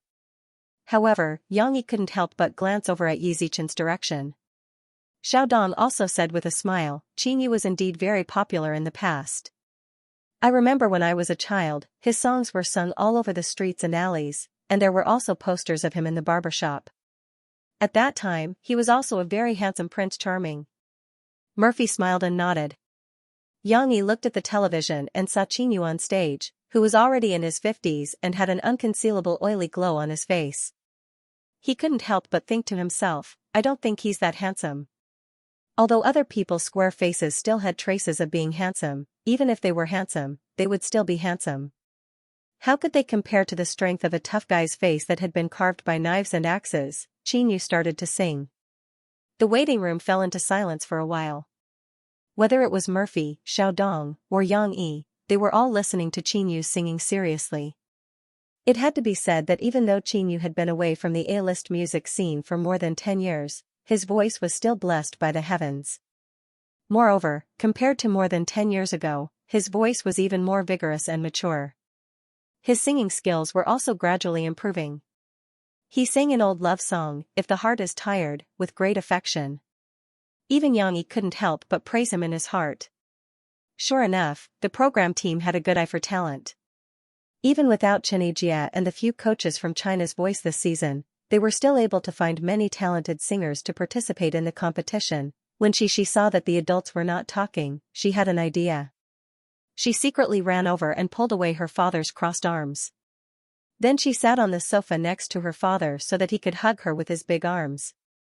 She clung to her father's body and watched the TV comfortably. "What's wrong? Are you sleepy?" Yang Yi leaned over to the girl's ear and asked with concern. She shook her head. After a while, she pulled on her father's shoulder and asked him to move his head closer. She said softly, "Because there's nothing to play with. I'm almost sleepy." "It's okay. Mommy's performance is coming up soon. She'll be the third to go on stage. Let's wait and see Mommy's performance, okay?" Yang Yi smiled and said softly to the girl. Tong Tong was playing with a small plastic ball on the floor.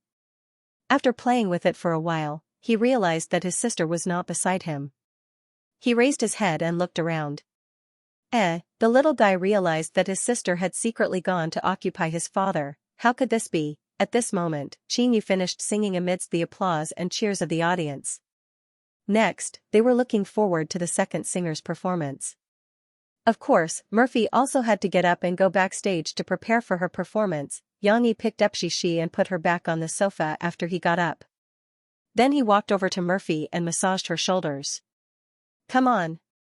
Yang Yi smiled and said softly to Murphy, "You're the fattest one in my heart." Huh? Murphy turned her head in confusion and stared at Yang Yi with her beautiful eyes. The best one. Yang Yi smiled and said, "Go ahead and defeat all your opponents tonight." Murphy pursed her lips and held back her laughter. She snorted and said, "No, I heard you say that I'm the fattest one." Yang Yi flatly denied, "How is that possible?" "I said that you're the best." "Absolutely. You are very cunning. You must have slandered me secretly." Murphy said. "I'm telling you. I will beat you up." Mo Fei also glanced at the camera, hid from the camera, and secretly waved her fist at Yang Yi. But her threat was dispelled by the smile in Dong Xuebing's eyes. Yang Yi was only joking with Murphy, and he had achieved his goal. After joking around with her, the nervousness in Murphy's eyes disappeared. Mo Fei was led to the backstage by Xiaodong, who had an envious look on his face. The lounge was quiet for a while.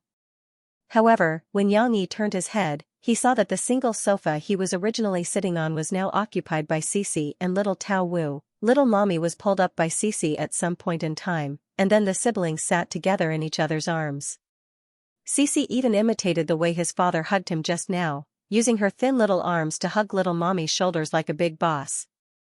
Both of them were still holding back their laughter, and when their father turned around and looked at them in surprise, they started giggling. First, Cici couldn't help but burst into laughter that sounded like silver bells, as if her evil scheme had succeeded, whereas little Swanny was infected by her sister's emotions, and she grinned and chuckled. Without the cameras, Shishi was more relaxed. "You too." Yang Yi shook his head and laughed. He pointed at them and said, "You two play for a while. Dad is going to do something." Mo Fei's makeup artist assistant, Xiaoxiang, who they usually called Xianxia, was looking at Yang Yi and the two children helplessly at the moment. If there was one expression that was most consistent with her mood at the moment, it was really facepalming. Just now, when Yang Yi mysteriously said that he wanted her makeup bag, Xiaoxiang had an ominous premonition in her heart. Sure enough, now that Yang Yi had dug out the lipsticks in her makeup bag, he had picked out several red lipsticks and used them as crayons. Yang Yi tried the colors on Shishi's blank draft paper at first. When the bright red lipstick was applied on the paper, the color became the same as an X, which didn't look good. Yang Yi even broke one of the lipsticks on his first try. Xiaoxiang's heart ached, if it weren't for the fact that he was her boss, but these lipsticks were the company's property and were also for his wife to use. If it were her own or her boyfriend doing such a thing, Xiaoxiang would have flipped out. However, Yang Yi didn't take it to heart and comforted her generously. "It's okay. I'll talk to Xiaowan later and get you a new set." Yang Yi didn't care about Xiaoxiang, whose heart was bleeding. He realized that he couldn't write on paper, and the effect was too poor, hence, he changed his method of painting on a mirror. This lounge was actually a modified ordinary room. The decoration was very beautiful, but there were still some small flaws.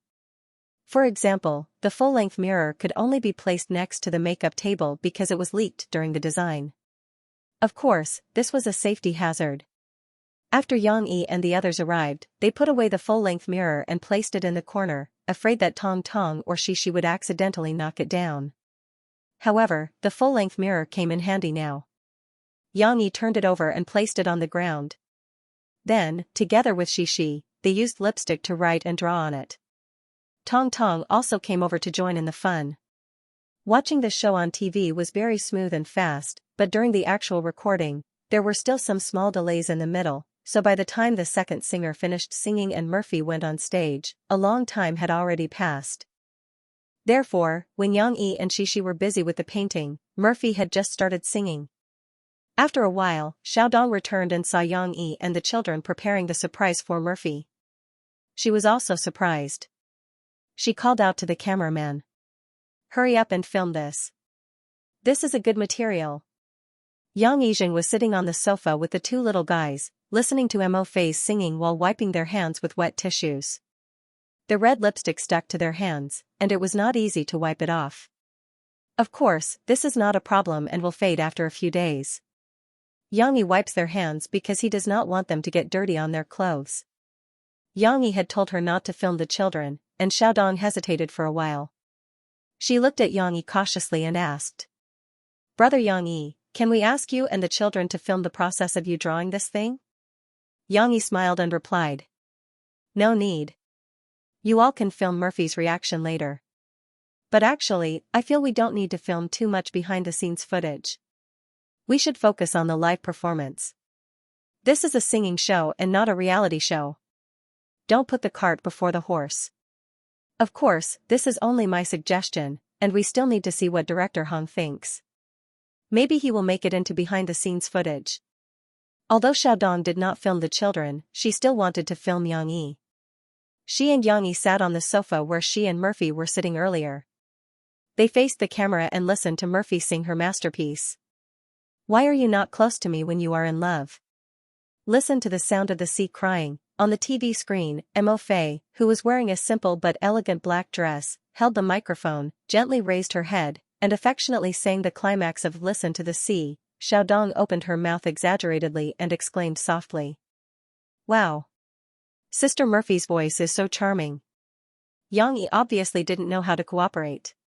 He nodded his head and seemed to acknowledge with a sound. Of course, this is also the time for Xiaodong and the other professional hosts to show their worth. Xiaodong smiled and asked. Brother Yang Yi, what do you think of Sister Murphy's singing today? It's okay. One of Mo Fei's characteristics is that she's very steady. This is also thanks to her practice at home and in the studio, so she sang like usual today. Yang Yi smiled and said a little modestly. Her singing is so good, and it's only okay? Xiaodong exaggerated. Brother Yang, you are so strict. No. Don't say that. I feel the effect of watching it on TV might not be fully reflected. It should be better to sing it live. Indeed. Our live equipment is very good. If you all have the opportunity to sign up for our panel of judges, you will feel that this is a concert hall level experience. Xiaodong nodded and said. Of course, we had used the best technology to give the TV audience the best experience. Yang Yi's answer is still not enough. Xiaodong continued to dig holes for Yang Yi. Brother Yang, what rank do you think Sister Murphy will get tonight? It's hard to say. After all, the panel of judges is of different ages. Yang Yi laughed and said. But Murphy is the best in my heart. Wow! Xiaodong exclaimed. But in his heart, he was thinking, I am being fed dog food. Even though they were talking so much in the waiting room, they were actually just recording material. A lot of content would be edited out of the program broadcast on TV. It was very possible that the final scene shown to the audience would only be a scene of them gasping in amazement in the waiting room. It was just a song, so it didn't take long for Mo Fei to finish singing. Mo Fei came down from the stage and was about to go back to the lounge in Xiaodong's welcome. The next singer should be teacher Su Linglong, right? I saw her waiting outside just now. Murphy asked Xiaodong as she opened the door to the waiting room. Clap, clap, clap, clap. Suddenly, there was a round of applause in the waiting room. Murphy was surprised to see Yang Yi and she clapping happily to welcome her back. Tong Tong, who was sitting beside Dong Xuebing, was surprised to see Dong Xuebing and Dong Xuebing clapping. Dong Xuebing did not understand what Dong Xuebing meant when his father told him to clap. But he still followed Dong Xuebing and clapped happily. Mom, Mom. But at this time, Tong Tong's voice was overpowered by his sister's voice. Cici, who couldn't wait any longer, jumped excitedly beside her father. She giggled and shouted, Mama, you sang so well. You are my idol. Thank you. Mom is also very happy. Murphy did not react to Shishi's last sentence. She thought Xishi had learned this phrase from Yang Yi and bent down to give Xishi a hug. No. Mom, look over there. Xishi did not want to hug her mother. She pulled her mother's hand and pointed to something beside her. Mo Fei turned his head in confusion, and when he saw it, he was stunned. Beside the door, there was a full-length mirror with some words and drawings written on it with red and purplish lipstick. Murphy, 3, Red Heart, you are the number one in my heart and also my idol. Love, Mr. Yang. Mom, I love you too. You are my idol. Xishi. The little girl's idol was obviously written by imitating her father. The words were written very big and some of the strokes were very unnatural. Mom, although I don't know how to speak, I am Tongla. You are my idol too. Signature? The words were obviously written by Xianxia. This guy actually used a cute tone. The signature next to it was a paw print. Obviously, it was Tong Tong's little paw. Murphy's nose twitched as she caught a whiff of the faint fragrance on it. Murphy could not help but turn around. She was touched and looked at Xianxia in annoyance. Why did this guy use lipstick to create such a scene? Of course, Murphy was well aware of the reason.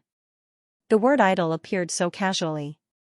How could Murphy not guess Xianxia's little trick? She was still very touched. Xianxia and the two children had suddenly come up with such an interesting surprise for her. It felt good to have the support of her family. However, Murphy saw the desire in Xianxia's eyes. Her heart skipped a beat and a naughty idea appeared in her mind.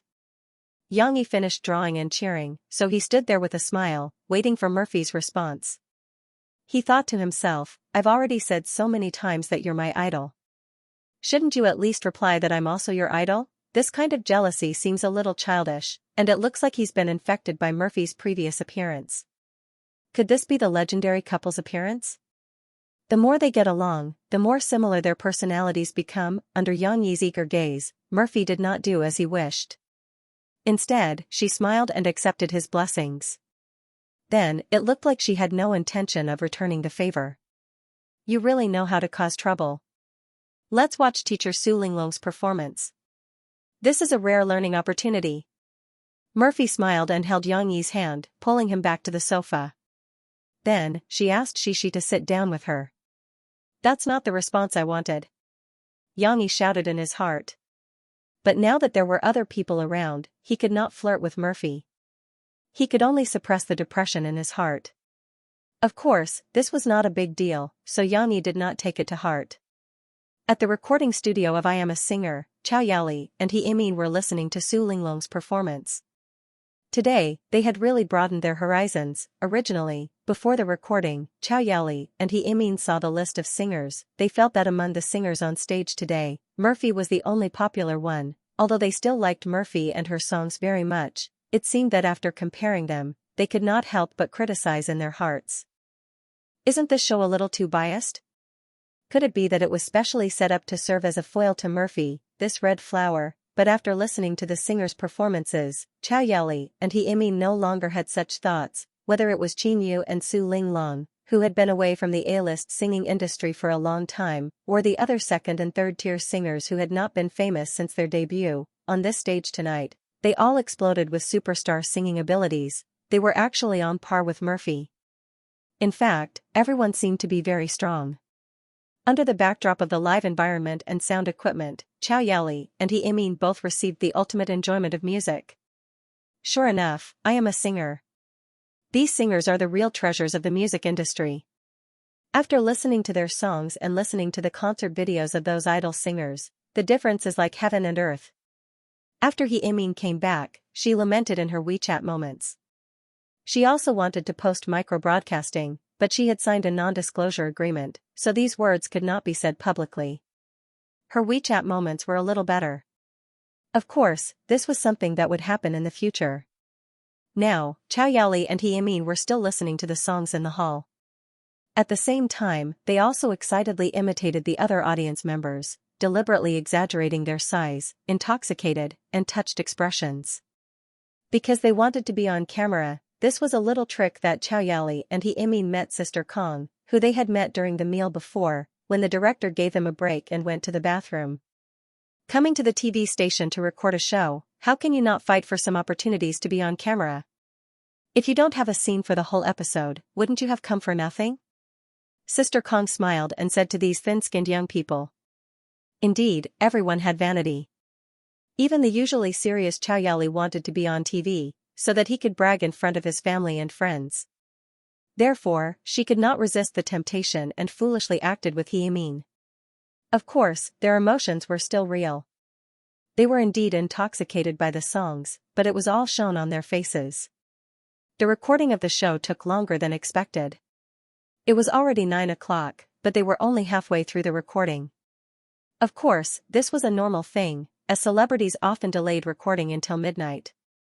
However, Xianxia and Tong Tong could not wait any longer. After playing in the lounge for the whole night, Tong Tong was so sleepy that he fell asleep in his mother's arms. Xianxia was also about to shower and sleep, as she had to wake up early to go to school tomorrow. Therefore, Xianxia took the two children and left the TV station early to go home. Mo Fei still needed to record the public voting, announcement of the rankings, and other scenes. She didn't know how long she would be busy, so she could only arrange for the company's driver to pick her up. It was past 12 o'clock at night. Xianxia was still in his study drawing the original manuscript of Ding Dang's comic. In the villa, only his study was still brightly lit. Xianxia and Tong Tong were sleepwalking in their own rooms. The two little rascals slept peacefully, regardless of whether their mother was back or not. After an unknown amount of time, Xianxia's ears twitched. He heard the sound of a car outside, followed by the sound of a key unlocking the door. He went out to greet her. Sure enough, Murphy was back. "Why aren't you sleeping?" Murphy was a little tired, so she smiled and asked Xianxia when she saw him. "Aren't I waiting for you?" Xianxia helped Murphy take off her coat and hung it on the coat rack. He said gently, "You must be tired, right? Go take a shower. I prepared a tub of hot water for you. It will be more comfortable to soak in it. You didn't even ask me if I was eliminated." Murphy hugged Xianxia's arm and said as they walked upstairs. "Why would someone be eliminated today? Don't we have to wait until the next round for someone to be eliminated?" Xianxia asked with a smile. I didn't fool you." "That's right, you're the one who created this program. You know it better than me," Murphy said with some regret. "Then guess, what place will I get tonight?" "First place. You will always be number one in my heart." Xianxia shrugged his shoulders. "I knew you would say that," Murphy said with some satisfaction, "but I'm not number one. I only got third place today. My opponent's strength is a little strong. Moreover, teacher Su Linglong is really popular. She got first place. Today is just the beginning. In the next round of the competition, you won't be able to sing your own song. That's when the real competition will begin. Don't worry, I believe you will be able to surpass me," Xianxia comforted. Murphy took a long time to take a shower. When she finished drying her hair and returned to bed, it was already 1 o'clock in the morning. The current Murphy is no longer the Murphy from 2 years ago. She is no longer the same as when she was in Tianmei Entertainment, rushing to various jobs. Her whole person is like a Titan toy, working non-stop, even staying up late and sleeping until dark the next day. Now her work and rest is very stable. She usually goes to bed at 11 o'clock. But today, Murphy was so busy that she didn't sleep until 1 o'clock. She was so tired that when she climbed into bed, she yawned again and again. However, the happy thing is that when you are tired, there is still someone waiting for you. Xianxia pulled Mo Fei, who was leaning over lazily, into his arms and let her lie down on his chest. Murphy rubbed her head against Xianxia's broad and thick chest and closed her eyes comfortably like a cat. "Hubby," Murphy sweetly called out. Tonight, are you still waiting for me to say something?" Murphy raised her head, her eyes flashed with a sly smile. "What is it?" Xianxia was a bit strange. He forgot about that matter. "You are my idol." Murphy giggled, moved closer to Xianxia's ear and whispered, "I know you want me to say this." "How do you know?" Xianxia asked in surprise. Humph, do you think I don't know what you're thinking?" Murphy proudly said, "Narrow-minded hubby." "How am I narrow-minded?" Xianxia complained. "I know you are jealous. You have been talking about your idol all day. I just casually told Xiaodong that Qingyu is my idol. In fact, I didn't mean that at all." "You are jealous." Mo Fei giggled. "You have been talking about your idol all day. There is no such thing. How can I be jealous?" Xianxia refused to admit it. "Alright, I will stop teasing you." Murphy lowered her head again, yawned and said, "Go to sleep." Xianxia also felt sorry for his wife. He knew she was tired, so he gently rubbed her head and replied, but Murphy did not go to sleep. She finally managed to stay quiet for 2 minutes before she started wriggling again. Like a worm, she moved up and got close to Yang Yi's ear, as if she wanted to bite Yang Yi's ear. She said softly, "But to be honest, hubby, although I don't say it in front of others, you're really my idol. You're so good at writing songs and singing. I've never seen such a good person before." Mo Fei's words, as well as the itch in his ears, made Yang Yi have the urge to rise up in anger. He reached out and hugged the naughty Murphy, kissed her smooth and soft cheeks, and gritted his teeth, "You seductive little vixen. If it weren't for the fact that you're really too tired today, I really would have shown you that other than being petty, I'm a big man in every other aspect." Murphy giggled and said, Okay, let's sleep." There were often articles that said, "In March, all living things come back to life and are full of vitality. It is the best time to go on a spring outing." When the second class ended on Friday afternoon, Li Rulin, who had just returned from a meeting, stopped the children who were eager to go to the hobby class and announced the news with a smile. The school is planning to hold a spring outing for the 1st to 3rd grades next Saturday. That means that the 1st grade students will participate in the spring outing together with the 2nd and 3rd grade brothers and sisters. Li Rulin smiled as she introduced the event to the children. Because Huijia Primary School has a large number of students in each grade, it would be too big of a commotion if the entire school were to move out all at once. It would be very difficult to manage, so it is divided into 2 age groups. Before Teacher Li finished speaking, the class was suddenly in an uproar. Originally, the children were pretending to be very serious and obedient as they sat in their seats to listen to the teacher. Now, they were all excitedly turning their heads to tell their friends about the event. Some of the more excited ones even jumped up from their chairs and waved their arms excitedly. She was the same. She carefully listened to Teacher Li's introduction, and her eyes lit up. She turned to Lu Xiaoyu and grabbed each other's little hands. She said excitedly, "Wow, little you the teacher said that the 3rd grade brothers and sisters will also go with us." "Yes. Yes. And Sister Xiaowei." Lu Xiaoyu reacted quickly and excitedly said, "We can go on the spring outing with Sister Xiaowei." "Yes, yes, yes, yes." She didn't care that Lu Xiaoyu had stolen her words. She happily nodded vigorously with her friends. However, the 2 girls didn't know that their thoughts were a little too naive. When the time came, the spring outing would be carried out by class. Moreover, each class would have to be in their own grade camp.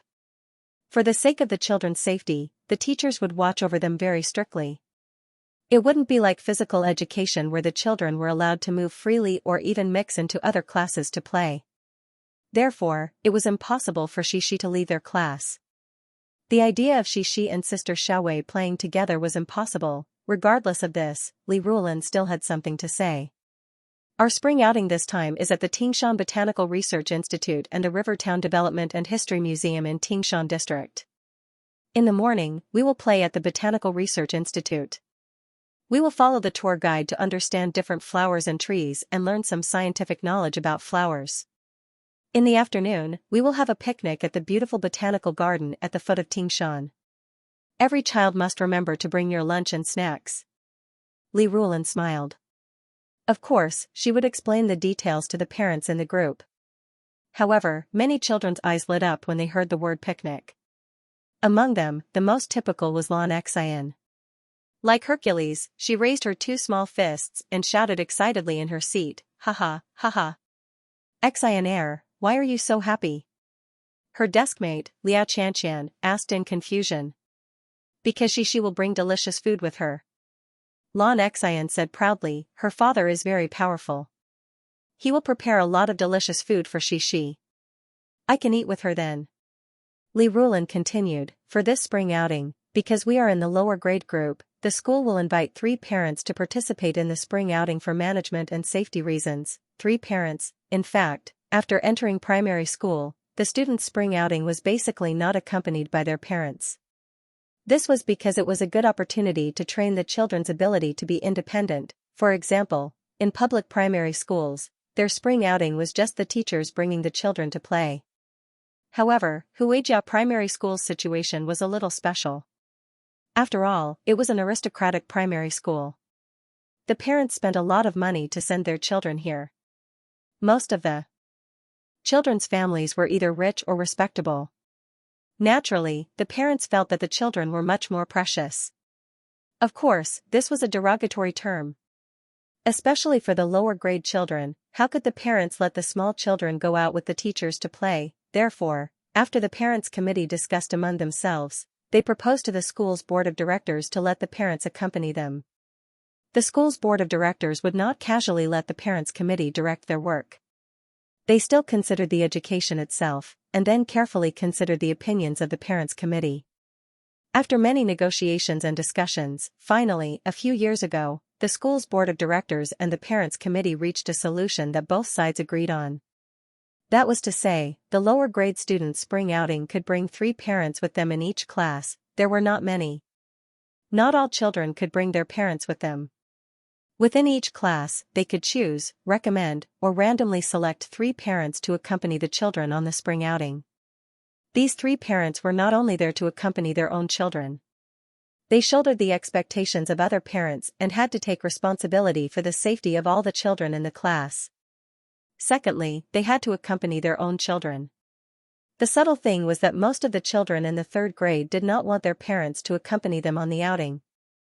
The children in the 2nd grade had a more balanced response, and many children in the 1st grade wanted their parents to be one of the 3 parents. Children at Xixi's age were still very dependent on their parents. "Papa, you must be selected, and then go out with us to play."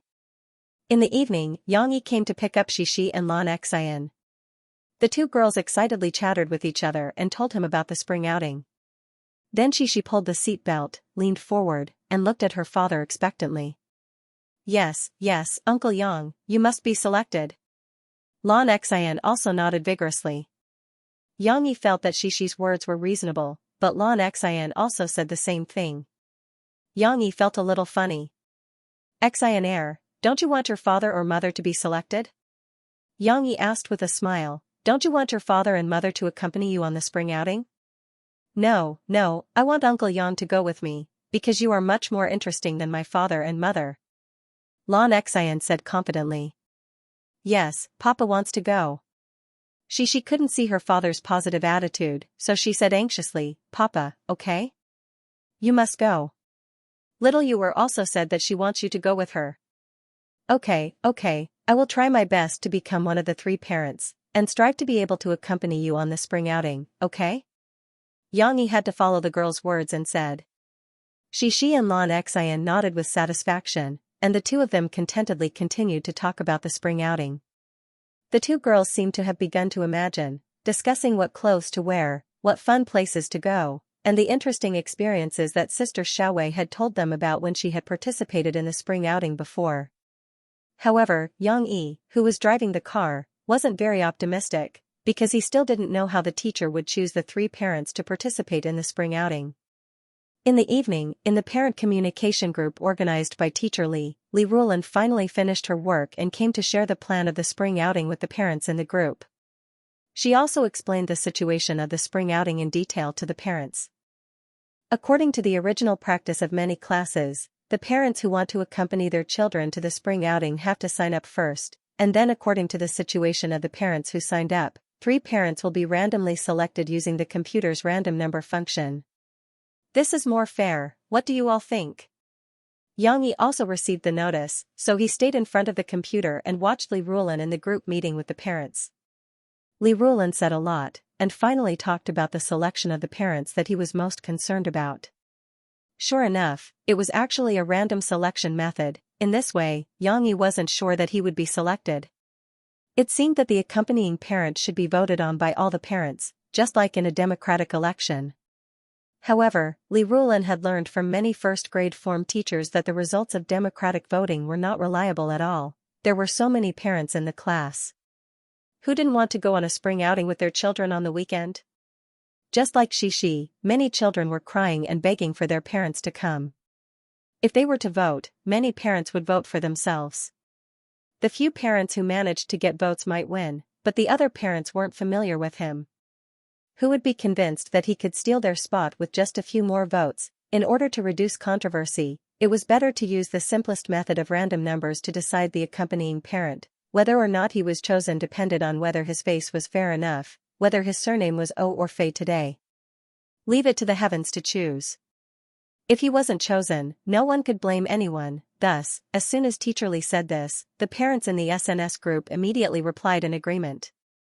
However, at this time, a long message suddenly popped up in the group. I also agree with the random selection, but I have a suggestion. Can you give a spot to Xianxia? My daughter is screaming at the side, saying that she must let Xianxia take them on the spring outing. Xianxia paused, then focused his gaze and shook his head with a wry smile. This brother Lan, what is he doing? Leaving aside what Lan Caokai had said, as soon as he said this, a few people quickly ran out to express their agreement. I also think that Xianxia is a good choice. It's rare for a parent in our class to be a celebrity. He can sing and dance, and he can tell stories. If he goes, we won't have to worry about the atmosphere in our class. Is Xianxia here? I think you and Murphy are both suitable. I also support Boss Lan's suggestion. Xianxia wasn't surprised that everyone could recognize him. In fact, Xianxia's identity had already been known by the parents in the group at the beginning of last semester. After all, the internet was so advanced now. The media had already reported it a few times. How could the parents not know? Not to mention Xianxia, even Lan Caokai's identity could be found out. After all, some of his parents were in politics and had some power. If other people didn't know that Lan Caokai was a real estate tycoon, why would someone deliberately flatter Lan Caokai now? Of course, regarding Xianxia's identity, after experiencing shock, amazement, and other emotions, the parents gradually felt that it was nothing. Even the children of celebrities need to study. Celebrities were humans too. Moreover, they couldn't possibly brag about such things to others every day. Thus, very quickly, under Xianxia's deliberate low profile and Li Rulan's repeated hints, the parents calmed down and treated Xianxia as a normal child's classmate's father. At most, when Murphy's record broke last year, they would spam the group chat to congratulate Xianxia and Murphy. As for the children's side, the parents didn't make a big fuss. They very tacitly maintained an unaffected academic life for their children. It was a little too much. Xianxia saw that a few parents were speaking up for him, wanting to give him a little special treatment. He couldn't help but smile bitterly and shake his head. Brother Lan, you've dug a big hole for me. Xianxia took out his phone and sent a message to Lan Caokai on WeChat. Then, he tapped on the keyboard and said in the group, "Thank you everyone for your love, but I feel that it's not fair to leave a place for me. Let's do as Teacher Lee said before. We'll choose randomly. It's fair to every parent. We can't set a bad example in front of the children." Xianxia was also in a difficult position. He himself wasn't a pedantic person. Perhaps for some things, he could still do something. But when it came to Xixi's matters, Xianxia hoped that he could set an example and not leave a bad impression on Xixi. Since Xianxia said so, the heckling parents didn't insist anymore. They left the space and time to Li Rulan, who was collecting the parents' names. Xianxia reported his name and then took out his phone. Lan Caokai sent a request on WeChat to have a video call with Xianxia. Xianxia had just swiped open the video call when Lan Caokai's complaints hit him in the face. Brother, what are you doing? I've worked so hard to create momentum for you. Why don't you just accept it and be done with it? Why do you have to do some random number? Do you want to see if God gives you face? I'm telling you, this isn't reliable. Why did you suddenly appear in the group? You usually don't talk much, right? Xianxia asked curiously. Then he smiled bitterly and said, "You guys are making a fuss and asking the other parents to give up a spot for me. How can that be?" Then Xianxia said what he was thinking. If the other children in the group know about this, they will say to Xixi in class, "It's not fair, your father cheated." How can I explain it to Xixi? So I think, even if I don't get chosen, there's no need to take this risk. Plus, it's bad for the children. Lan Caokai thought about it carefully. It was true. He could only sigh and say, "Okay, I'll sign up too. If I get chosen and you don't, I'll let you go in my place. Otherwise, my daughter will be angry with me." Did Xianxia ask you to let me go?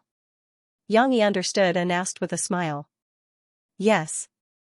Why does Xianxia like you so much? Sometimes, I even wonder who her father is. Lan Caokai said sourly. Yang Yi didn't care about old Lan's feelings at all and laughed loudly. But, to be honest, I think the relationship between our families is so good, and Xianxia likes you so much, I think it's okay for her to call you godfather. Lan Xiaokai said. He simply brought up the old topic and nagged, before, you said you didn't dare to overstep your boundaries because you're not as rich as me. Now, between our families, you're the richest one. You can't refuse now, right? Yang Yi was stunned for a moment, his expression somewhat hesitant. In fact, Yang Yi subconsciously rejected this suggestion because in the online world of his previous life, the word godfather had a very negative connotation. Therefore, Yang Yi didn't want Lan Xian to call him that. But now that he thought about it carefully, there was no such person in this world as Guamei, who disgusted the whole country, so there was no extra meaning attached to this word, he didn't need to care so much. Moreover, Lan Xian and Xi were like sisters. Yang Yi subconsciously took care of Lan Xian as half a daughter. What's wrong with that? Lan Xiaokai said so. If he still refused, it would be estranged. How about this? I think Xian can call me Daddy Yang in the future. It sounds much better than calling me godfather. Yang Yi said with a smile. Lan Xiaokai saw that Yang Yi agreed and was overjoyed. He didn't care about being called Daddy Yang or godfather anymore. He laughed and said, okay, it's settled. I'll tell Xian. She'll be very happy to hear this news. Lan Xiaokai hurriedly hung up the video call. Only then did Yang Yi turn his attention to the computer. At this moment, the parents in the group were discussing the problem of the random selection tool. So troublesome? Doesn't SNS have the function to randomly generate a number? No, but there's a voting function. Then does WeChat have it? I suddenly remembered that Yang Yi is the big boss of WeChat. Why did they suddenly mention him? Yang Yi was confused. He opened the chat history that had been refreshed to take a look. It turned out that after Li Rulan finished counting the number of parents who signed up, she told the parents that the selection process would continue tomorrow. Why do we have to wait until tomorrow? The parents asked curiously. Because I haven't figured out how to use the software to generate random numbers. A teacher just gave it to me today. Then I have to study how SNS records for everyone to see. For the sake of fairness, I'll just let everyone see my random number generation process. Li Rulan replied embarrassedly. After scrolling through the chat history, Yang Yi turned around and saw a lot of people tagging him, asking if WeChat had the function of generating random numbers. There were also a few people making a fuss. We should change our group too. Teacher Li, shouldn't you create a group for the parents of the first grade class 3 in WeChat? You should at least support the parents of our class with their products. This suggestion received a lot of responses. These parents were still young and were at an age where it was easier for them to accept new things. Under Li Rulan's questioning, it could be seen that a lot of them had registered for WeChat. Yang Yi thought for a while and typed on the computer keyboard. Thank you for your support. WeChat is indeed very useful. Also, I can reveal a little. Although WeChat is only available for mobile now, there will be a computer version in the future. It will be convenient for everyone to transfer documents and other needs at work. Immediately, someone laughed and replied, Boss Yang has also made it clear. Teacher Li, hurry up and bring us to change sites. Boss Yang, does WeChat have a way to generate random numbers? Someone asked. WeChat doesn't have this function yet. Teacher Li, you still have to work hard to figure out how to use the software. However, Teacher Li doesn't have to figure out how to record the screen. WeChat has a video chat function, and it supports turning on the camera during group chat. When the time comes, Teacher Li can turn on the phone's rear camera and directly take a picture of your computer interface for us to see. Yang Yi thought for a while and replied. That's not bad. SNS doesn't have such a useful function. The parents below all expressed their agreement. That's right. Video chat. At that time, I also downloaded WeChat because of its mobile phone video chat and the ability to add friends through the phone's address book. It's really useful. When I was on a business trip, I used video chat to talk to my children. Amidst the praises, Li Rulan followed the parents' request and created a new WeChat group. She added all the parents, including Yang Yi, into the group. The parents who hadn't registered for WeChat also did so. However, even with such a good tool, Li Rulan still had to figure out how to use the random number software. She set a time with the parents. After all, some people still had to work on the weekend. In the end, she decided to go online together on Saturday night. She would broadcast the process of the random number in the WeChat group. Xianxia wasn't free.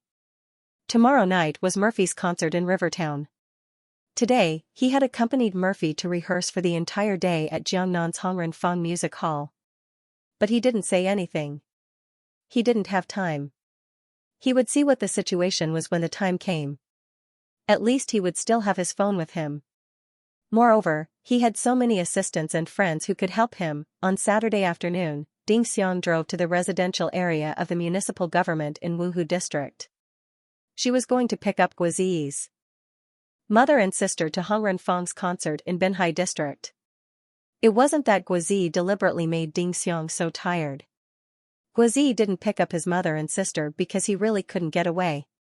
He was now in the backstage of the concert, nervously rehearsing with Murphy, Yang Yi, Lu Xiaoshu, Mao Chuan, and the others who would be performing tonight. Moreover, Guizian also strongly suggested that Ding Xiang come to pick them up. It was always a good thing to have more contact and show more of her face. However, Tan Huizhen had always had a good impression of Ding Xiang. Seeing that Ding Xiang had arrived early, she asked Ding Xiang to park the car and have a seat in the house. "Little Ding, what kind of tea do you like to drink? Tea guanyin? Or jasmine tea? Do you want some jasmine tea? I think it's better for girls to drink more flower tea. It's good for moisturizing and beautifying. Do you want to try the flower tea from my hometown? It's very famous." Tan Huizhen asked Ding Xiang to sit down. She took care of boiling water and even took out a few tea cans as she asked with a smile. After all, she was from Min province. Although Tan Huizhen was a woman, she also grew up drinking tea. "Auntie, let me do it." Ding Xiang stood up embarrassedly. No, you don't know how to do this.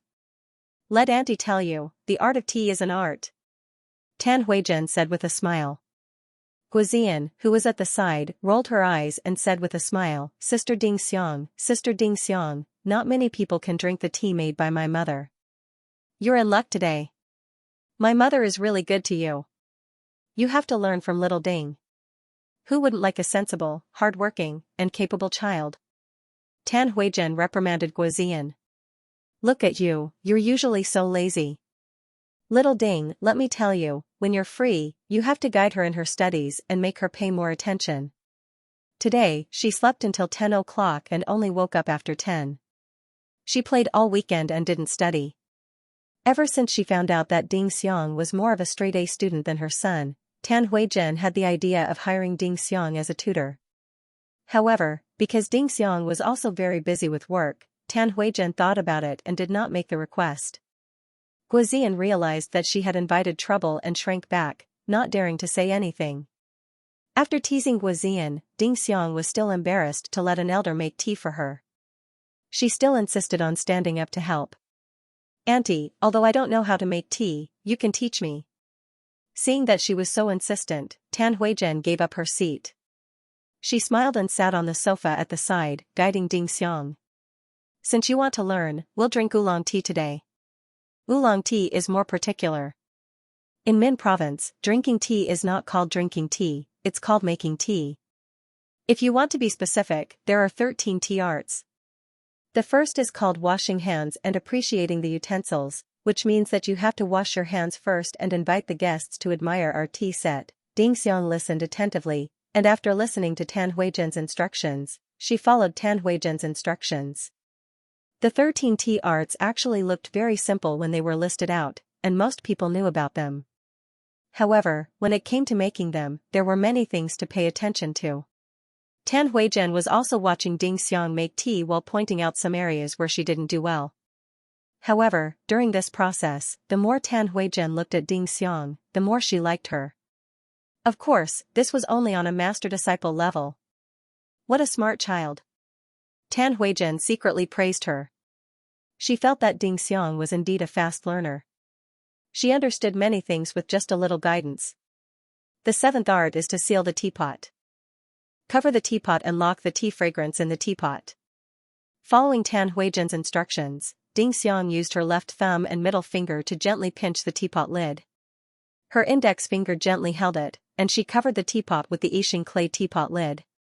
At this point, Tan Huijian's eyes were full of admiration. The action of pinching the teapot lid was something that Tan Huijian had taught Ding Xiang in the previous steps. Although there was no special benefit to it, it was nothing more than elegance. Ding Xiang did not forget and did it meticulously. The last tasting was not to mention the fragrance of the tea, but the rich fragrance flowed into the hearts of the guests. In the evening, the popular quarter music hall in Rivertown's Binhai district was already bustling with activity. Countless fans from all over the country had already flocked there. They lined up excitedly while taking selfies with their phones. Because the tickets were sold online, many fans who had been waiting for Mo Fei's concert for several years were scrambling for tickets on the internet. Whether it was the concert in Jiangqing City or the concerts that had already begun to sell tickets, they had all been snapped up by these enthusiastic fans.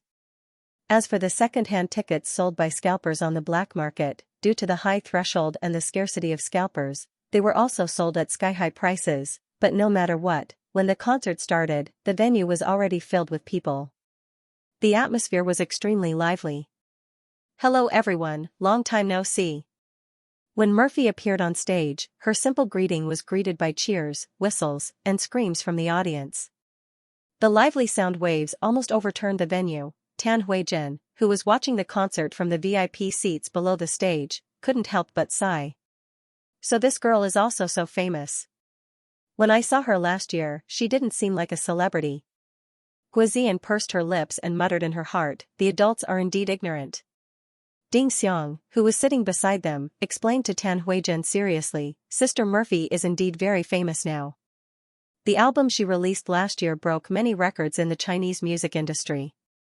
Sister Xiaowan said that if it wasn't for the fact that Murphy didn't want to be too tired and didn't want to compete with others, Sister Murphy could totally compete for the title of the top sister in the Chinese music industry. Tan Huijian nodded lightly. She listened to Murphy's singing on stage and saw the excited expressions of the surrounding fans. She chatted with Ding Xiang. She does have a way with singing. It sounds very interesting. How does Z compare to him? If he were to hold a concert, would anyone come to watch? Although the latter part of her sentence was teasing, Tan Huijian also looked at Ding Xiang expectantly, hoping to hear some affirmation from her. After all, they were parents. With a smile, Ding Xiang tactfully explained to Tan Huijian, Little Gua isn't a professional singer. His main direction is still in film and television, and he also takes part in variety shows. Therefore, we can't use the standard of a singer to measure his current situation. But auntie, if he holds a concert like you said, I think many people will be willing to buy tickets to watch it. After all, Little Gua has a lot of fans now. Many people like him because of his works and the variety show, The Limit Challenge. TSK, if I were my brother's fan, I definitely wouldn't come to his concert. Since his debut, how many songs has he sung? His concert must be very boring. Guizian couldn't help but prick up her ears to eavesdrop, and now she jumped out to argue. You just can't stand your brother's good side, right? Tan Huijian angrily knocked on her head. Not to mention the lively scene, backstage, Yang Yi, who had already changed into a slim-fit suit for his performance, had his makeup done, and had his hair done, was sitting on the sofa in the lounge, holding his phone and waiting for the judgment of fate. Yang Yi had sung for Murphy to warm up the scene, as well as sing with Murphy together, so the order was relatively late. It was not his turn yet. What made Yang Yi happy was that Li Rulin didn't start contacting the parents as late as last night. During the day, she had already figured out how to use the app, so it was only 7 o'clock now. She reckoned that the parents had already finished their dinner, so she couldn't wait to open the group video function on WeChat and gather the parents together. Papa, you must be chosen, Papa must be chosen. She was a little restless, so she simply paced back and forth. For a while, she propped herself up on the sofa and leaned her little head over to check the phone in her father's hand. For a while, she couldn't help but turn to the other side, pressing her back against the sofa's armrest, and whispering prayers. The little girl had been worried since her father told her about the selection method before going to bed yesterday. She was afraid that her father wouldn't be chosen in the end, and she would have to participate in the spring outing alone. It was fine without her mother, but without her father to lead her, she felt very insecure. Tong Tong crawled on the sofa beside his father, his little butt arching against his father's mountain. He raised his head and looked at his sister, who had been nagging all day. Then, the little guy, who was already used to it, didn't pay too much attention to her. Instead, he calmly took his little truck toy and played with it on the sofa. Finally, the parents in the WeChat group video were all present. Li Rulan turned on the camera and began to film the computer screen with her phone in one hand, while her other hand held the mouse. She operated the computer while she explained. This is how to use the random number generator. It's actually very simple. Last night, I thought it would be very complicated. You just need to click on it here, and it will pop up a box. You just need to enter the range of the random number you want to generate, as well as the number of random numbers you want to generate. It will quickly give you a random number. Li Rulan casually entered a range of 1 to 1000, as well as the number of 5 random numbers. This was just for demonstration purposes. Then, she clicked on the confirm button, and immediately, 5 numbers appeared in the originally blank area. After confirming that there were no problems, Li Rulan opened the registration list that was previously compiled. Every parent was given a number according to the order. Then, she entered 1 to 36 on the small software, and 3 on another blank space. Of course, there were more than 36 children in the class, but not every parent was willing to sign up. After all, there were still some parents who didn't have the time, or some parents who were worried that if they were chosen, they would have to take responsibility for something. The tense and exciting moment had finally arrived. Xianxia stared at the phone screen with rapt attention. She couldn't help it either. She didn't continue to wander around, but instead crawled over to her father's side. Her small hand clung onto her father's large hand that was holding the phone, and she looked at it expectantly. We are number 26. If you choose our number 26, or if you choose your daddy land's number 32, Daddy will accompany you to the spring outing. Xianxia's left hand gently patted Xixi's little head as he said gently. While Xianxia was speaking, the results came out. On the phone screen, in the blurry image, 3 randomly generated numbers were displayed, 7, 23, 29. Xianxia's voice trailed off, and he looked at the final results somewhat helplessly. Xixi was still staring at the numbers, but even after staring for a while, these numbers didn't change at all. It's not 26, and it's not 32 either. Xixi turned to look at her father in confusion, hoping that she would be able to get some different information from her father's side. Xianxia was very helpless, not knowing how to explain this to Xixi. It was true that the greater the hope, the greater the disappointment. Could Xixi accept a spring outing without her father? Then, we'll also choose the name list today. In the video call, Li Rulan compared the numbers on the registration form she had arranged earlier and read aloud. Number 7's Mama Jian Li Yuan, number 23's Papa Hong Jun, and number 29's Papa Lu Kong. These are the 3 parents who will be accompanying the children on the outing next week. We'll have to trouble you then. Xianxia couldn't be bothered to listen to what Li Rulan said after that. Of course, the video call ended, and everyone resumed typing or voice communication. Xianxia smiled bitterly, looking at Xixi who was looking at him pitifully, and didn't know how to explain this to his daughter. Papa, you can't go, can you? Xixi didn't hear her father's name just now, and she suddenly felt that the sky was about to collapse. Her delicate little eyebrows drooped sadly, and she pulled at her father's sleeve and asked pitifully. Xianxia sighed softly and said, Papa also wants to accompany you on the trip. But, what can we do? There were 2 random numbers in the 20s, but they didn't choose us. But I want to go on the spring outing with you.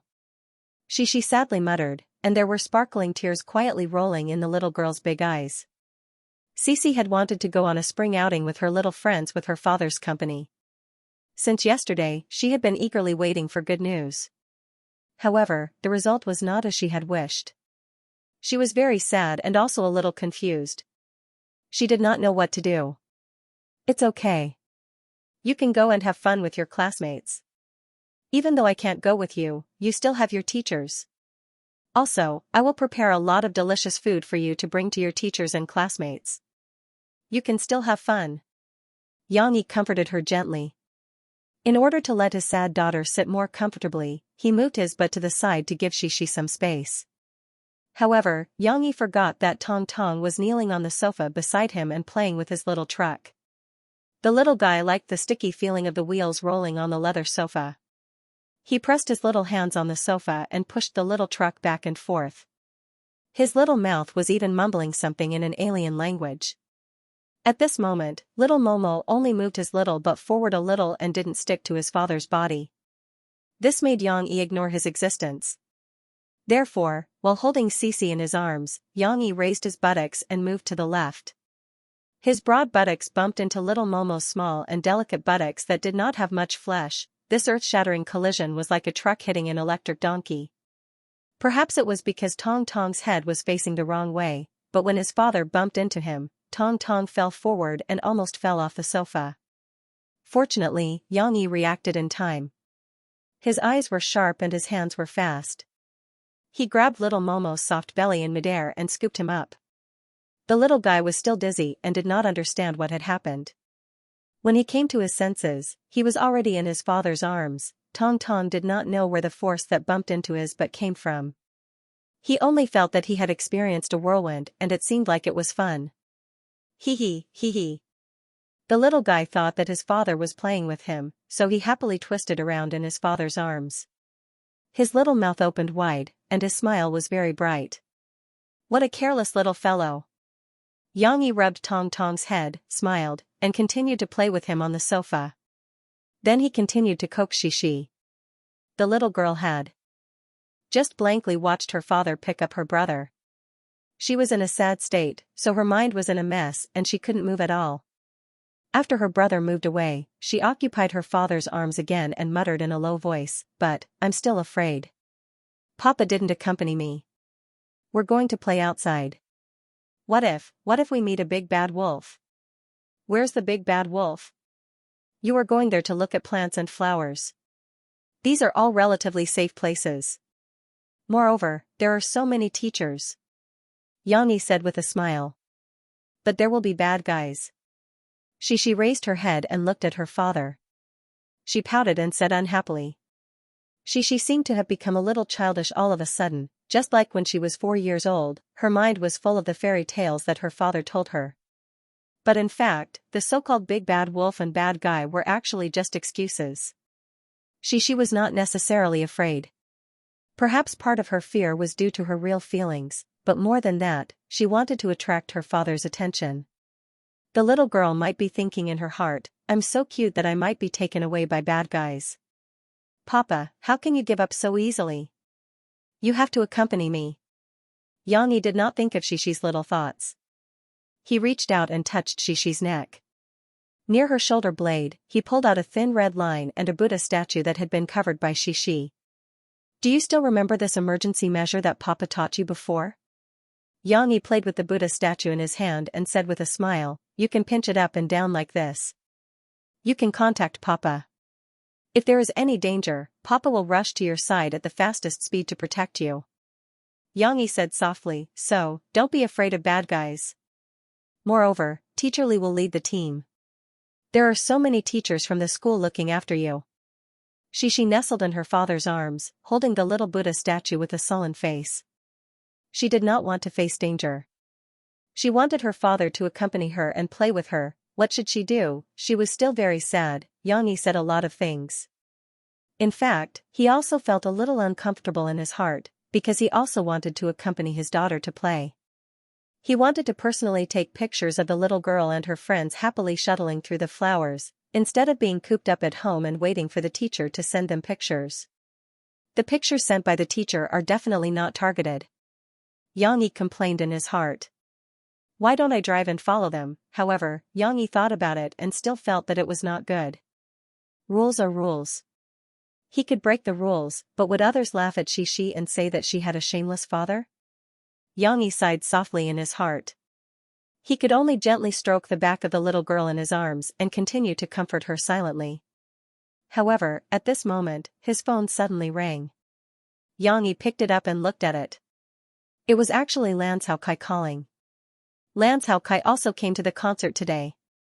Although he did not chase after celebrities, Wu Jingjing had always liked Murphy's songs, so Yang Yi left him a few front-row tickets. Lan Cao Kai brought Wu Jingjing and Lan Xian to watch the concert together. Hello? Hello? Sure enough, after Yang Yi picked up, there was a noisy singing and cheering sound coming from the phone. However, he could not hear what Lan Cao Kai was saying.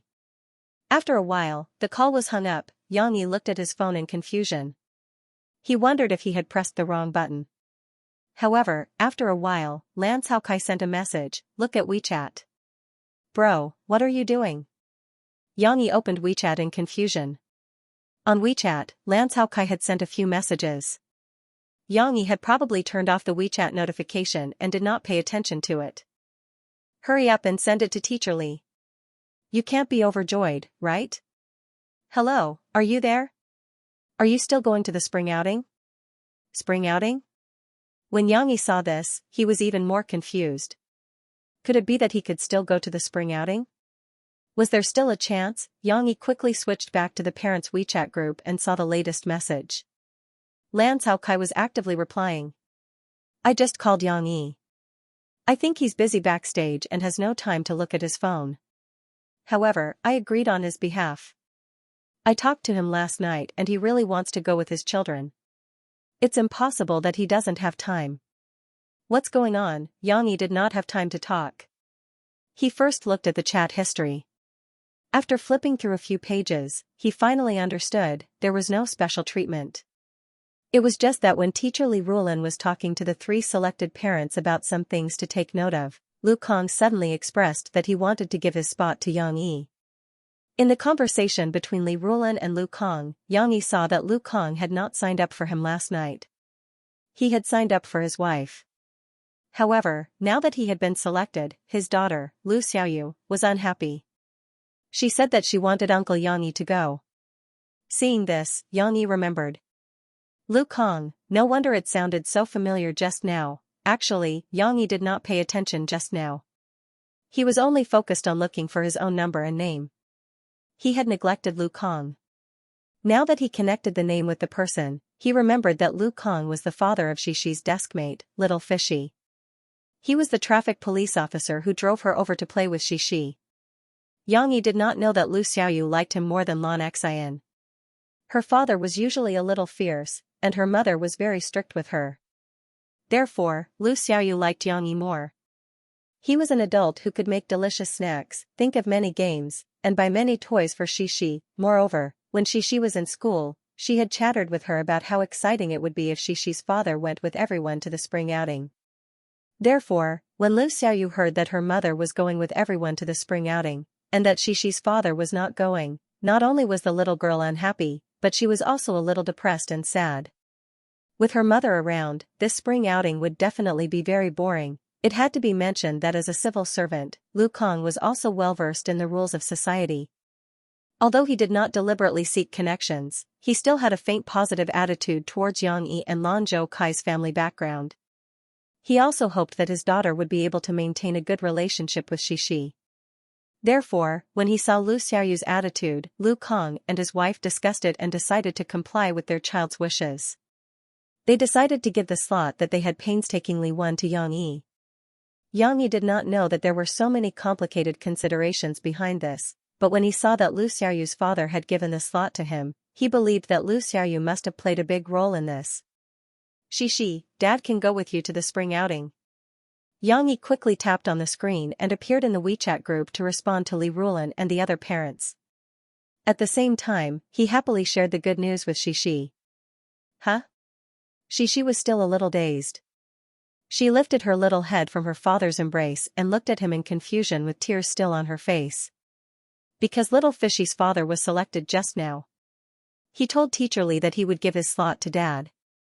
"This way, Dad can go with you to the spring outing," Yang Yi said with a smile. Cece finally reacted. She hurriedly got up from her father's arms and pulled her father's hand. She stretched her neck and opened her eyes wide, wanting to see if the phone was really like what her father said. After a few seconds, Xishi's happy and excited voice rang out in the lounge. "Wow, long live Little Fishy, you're amazing." "Hee hee, Dad. Can go with me to play. Hee hee, little fishy, thank you, and your papa, and your mom? I have to thank your mom. Hee hee, I'm so happy, because I thought my papa couldn't go. Let me tell you, I'm about to cry. I don't want to go to mom's concert. Shishi's clear and melodious voice echoed in the lounge. When Murphy opened the door and came in, the noisy singing and cheering outside couldn't disturb her at all. Murphy came back to change clothes. Xianxia stood up and helped her take off her little suit jacket. He smiled and said, "Now it's Thousand Mile Creek and Little Fish on the stage, right?" "Yes, it's them." "What is she talking about? Why don't you want to go to my concert?" Murphy nodded while looking at Xianxia, who was holding her phone and talking on the sofa. The little girl was so engrossed in talking on the phone that she didn't seem to notice that her mother had come back. Tong Tong noticed. The little guy's eyes lit up and he smiled happily. He stretched out his little hands on the sofa, asking for his mother to hug him. Murphy was busy changing clothes. She could only bend down and pick up the little guy. She kissed him on the forehead and comforted him before putting him down. She wasn't talking about you. She was saying that I almost couldn't go to her spring outing. She was so sad. Fortunately. Xianxia smiled and whispered to Murphy about what had just happened. Fei quickly went into the dressing room to change her clothes. Her muffled voice came from inside, and she seemed to be a little jealous. "You only care about your daughter and left us at home." Sigh. Xianxia touched his chin and thought for a while. He said helplessly, "I can only ask you to stay at home. I can't bring the whole family. It's bad for Xianxia. If the place we're going to is fun, I'll take you and mommy there when you're free." On the stage, Lu Xiaoxiu and Miao Chuan were receiving the enthusiastic cheers of the audience. This duo became famous on the stage of China's The Voice. But what left a deeper impression on people was their performance of University Days, as well as their past experiences of being scammed and their relationship with Xianxia that was later exposed in the news. The audience were all fans of Xianxia and Murphy. They knew that Thousand Mile Creek Tree was a group that Xianxia's company was going to promote. So, they were happy to give them some support. Today, we are going to present a new song written by brother Xianxia. This song will be included in our new folk album that will be released on April 1st. I hope you will like our singing. Lu Xiaoxiu held the microphone and said to the audience. This time, the cheers became even louder. It was Xianxia's work. Everyone's expectations soared all of a sudden. At the beginning, it was a very clean piano prelude without any noise. The beautiful melody was like a flowing spring, nourishing the hearts of all the audience. The noise in the venue gradually died down with this beautiful prelude. It was as if saying anything in the audience would be blasphemous to this song. "Because I dreamed that you left, I woke up crying." Lu Xiaoxiu's voice was slightly hoarse, but it was as clear and clean as the northern sky in their original song. With his voice, he hummed the opening lyrics. Suddenly, the meaning of the lyrics and the sadness in Lu Xiaoxiu's voice captured everyone's attention. The younger members of the audience, like Guozian, might not have felt anything, but there were many in the audience who were of a certain age and experience. When they listened to this song, it was as if there was an electric current flowing through their hearts all of a sudden. When Miao Chuan raised the microphone and sang, "When the day comes, will you still be by my side," watching those vows and lies slowly drift away with the past. Miao Chuan's voice was different from Lu Xiaoxiu's. Because of his introverted personality, the emotion in his voice was slightly deeper. Set off by these lyrics, it was as if the heart-wrenching power was hidden, but there was a feeling that could be touched. Some of the fans who had similar experiences heard Miao Chuan's voice and seemed to resonate with it. Instantly, tears rolled down from the corners of their eyes. Although this was only a small portion of the audience, their feelings were not exaggerated. How many people once admired your youthful appearance? When the chorus was sung, the mellow taste of the song brewed. It's so nice. Guozian did not know how many people were thinking. She was not the type to sit quietly and listen to songs. When she heard Lu Xiaoxiu and Miao Chuan singing, she did not think much of it at first, but now that she was happy, she could not help but take out a light stick, twist it, and shake it. "Didn't you want to wait for your brother to come out before using it?" Tan Huijin could not help but ask. "It's okay, the life of this light stick is long enough." When he comes out later, it will continue to light up, Guozian said with a smile. Dingxiang saw that Tan Huizhen seemed to be a little anxious, so she leaned over and said, Auntie, don't be anxious. Xiaoguo will come out during the next warm-up. There are about 6 or 7 songs left. Okay. Tan Huizhen smiled and nodded. Oh right, Sister Dingxiang, do you know why Thousand Miles Chuanshu and the rest did not sing their famous song, University Days? Is it because it's my brother's song? They are too embarrassed to sing? It can't be that bad, right? Guozian leaned her head in front of her mother and gossiped with Dingxiang. No, because Xiaoguo does not plan to develop in the music industry. This song, University Days, which has not been released before, will be given to Thousand Miles Chuanshu and the rest to sing. However, singing University Days in a concert will not cause much of an impact. After Sister Xiaowan, Brother Yang, and Sister Murphy discussed, they decided to let them sing a new song to win more popularity for them. After all, their first album will be released in April. Dingxiang patiently explained to Guozian. They were still singing on the stage, so they could only lean closer to talk. Oh, I see. Then is Brother Yang making a big deal out of it again? Did he write a lot of songs for Thousand Miles Chuanshu and the rest? Guozian asked, still unsatisfied. It's not like that. Dingxiang smiled and said, other than this song, Brother Yang only wrote a folk song for them. The rest are either original songs or songs that the company bought for them. At this time, Tan Huizhen suddenly started gossiping. She interrupted their conversation and said, Yan, I heard you mention University Days. Was it the song your brother sang to that director during his freshman party? Mrs. Guo didn't know about the relationship between Guozi and Dingxiang. She just couldn't help but gossip about her son's past. Luckily, the lights were dim, so she didn't see Guozian and Dingxiang looking at each other awkwardly. Mom, how did you know about this? Guozian couldn't help but ask. Guozi didn't even tell Guozian about this. Of course, Guozian had seen this report on the internet and learned about it herself. She even laughed at Guozi in front of him. This was before she knew about the relationship between Guozi and Dingxiang. I saw it on the commemorative CD that your brother brought back for the freshman party. I also learned that the girl he confessed to was the director of Fairy Tale, The Fugitive, and this year's Yu Zue, right? Du Yuanlei? She was indeed his biological mother. Although Tan Huizhen didn't want her son to work in the entertainment industry, she still cared about every one of Guozi's works. She even gossiped to this extent. Guozian felt her hair stand on end. She felt that her mother was almost comparable to a private detective. It seemed that if she wanted to find a boyfriend in the future, she had to do it secretly and find someone who kept a low profile. She couldn't leave any photos or put them at home. Otherwise, her mother might find them. However, talking about this topic in front of Dingxiang made Guozian feel very awkward. Also, as a girl, she could vaguely feel Dingxiang's disappointment at the moment. Therefore, Guozian said, Mom, don't bring up the past. How many years have passed? My brother was impulsive at that time. He might have made a bet with someone, so he foolishly went to sing University Days. But he has nothing to do with that director do. It's just a work collaboration. Tan Huizhen smiled and said, it's good that there's no relationship.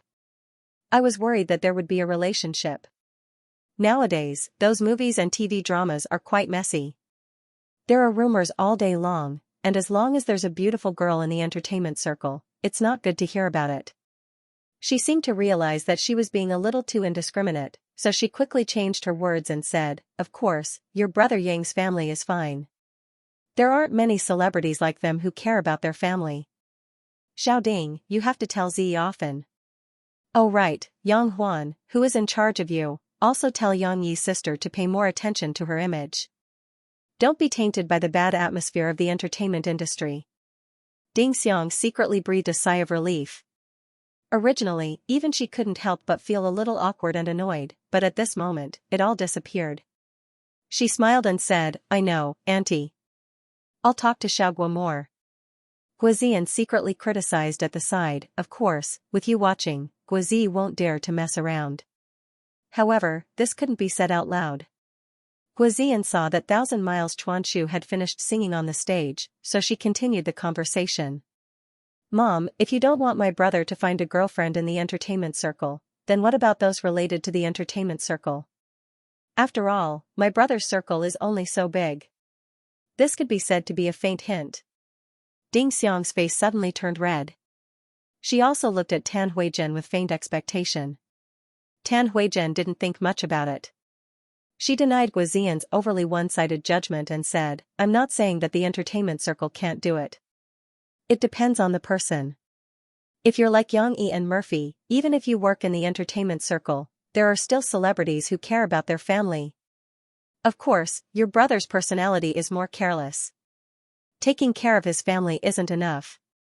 You have to find someone who can take care of him. You have to know how to live.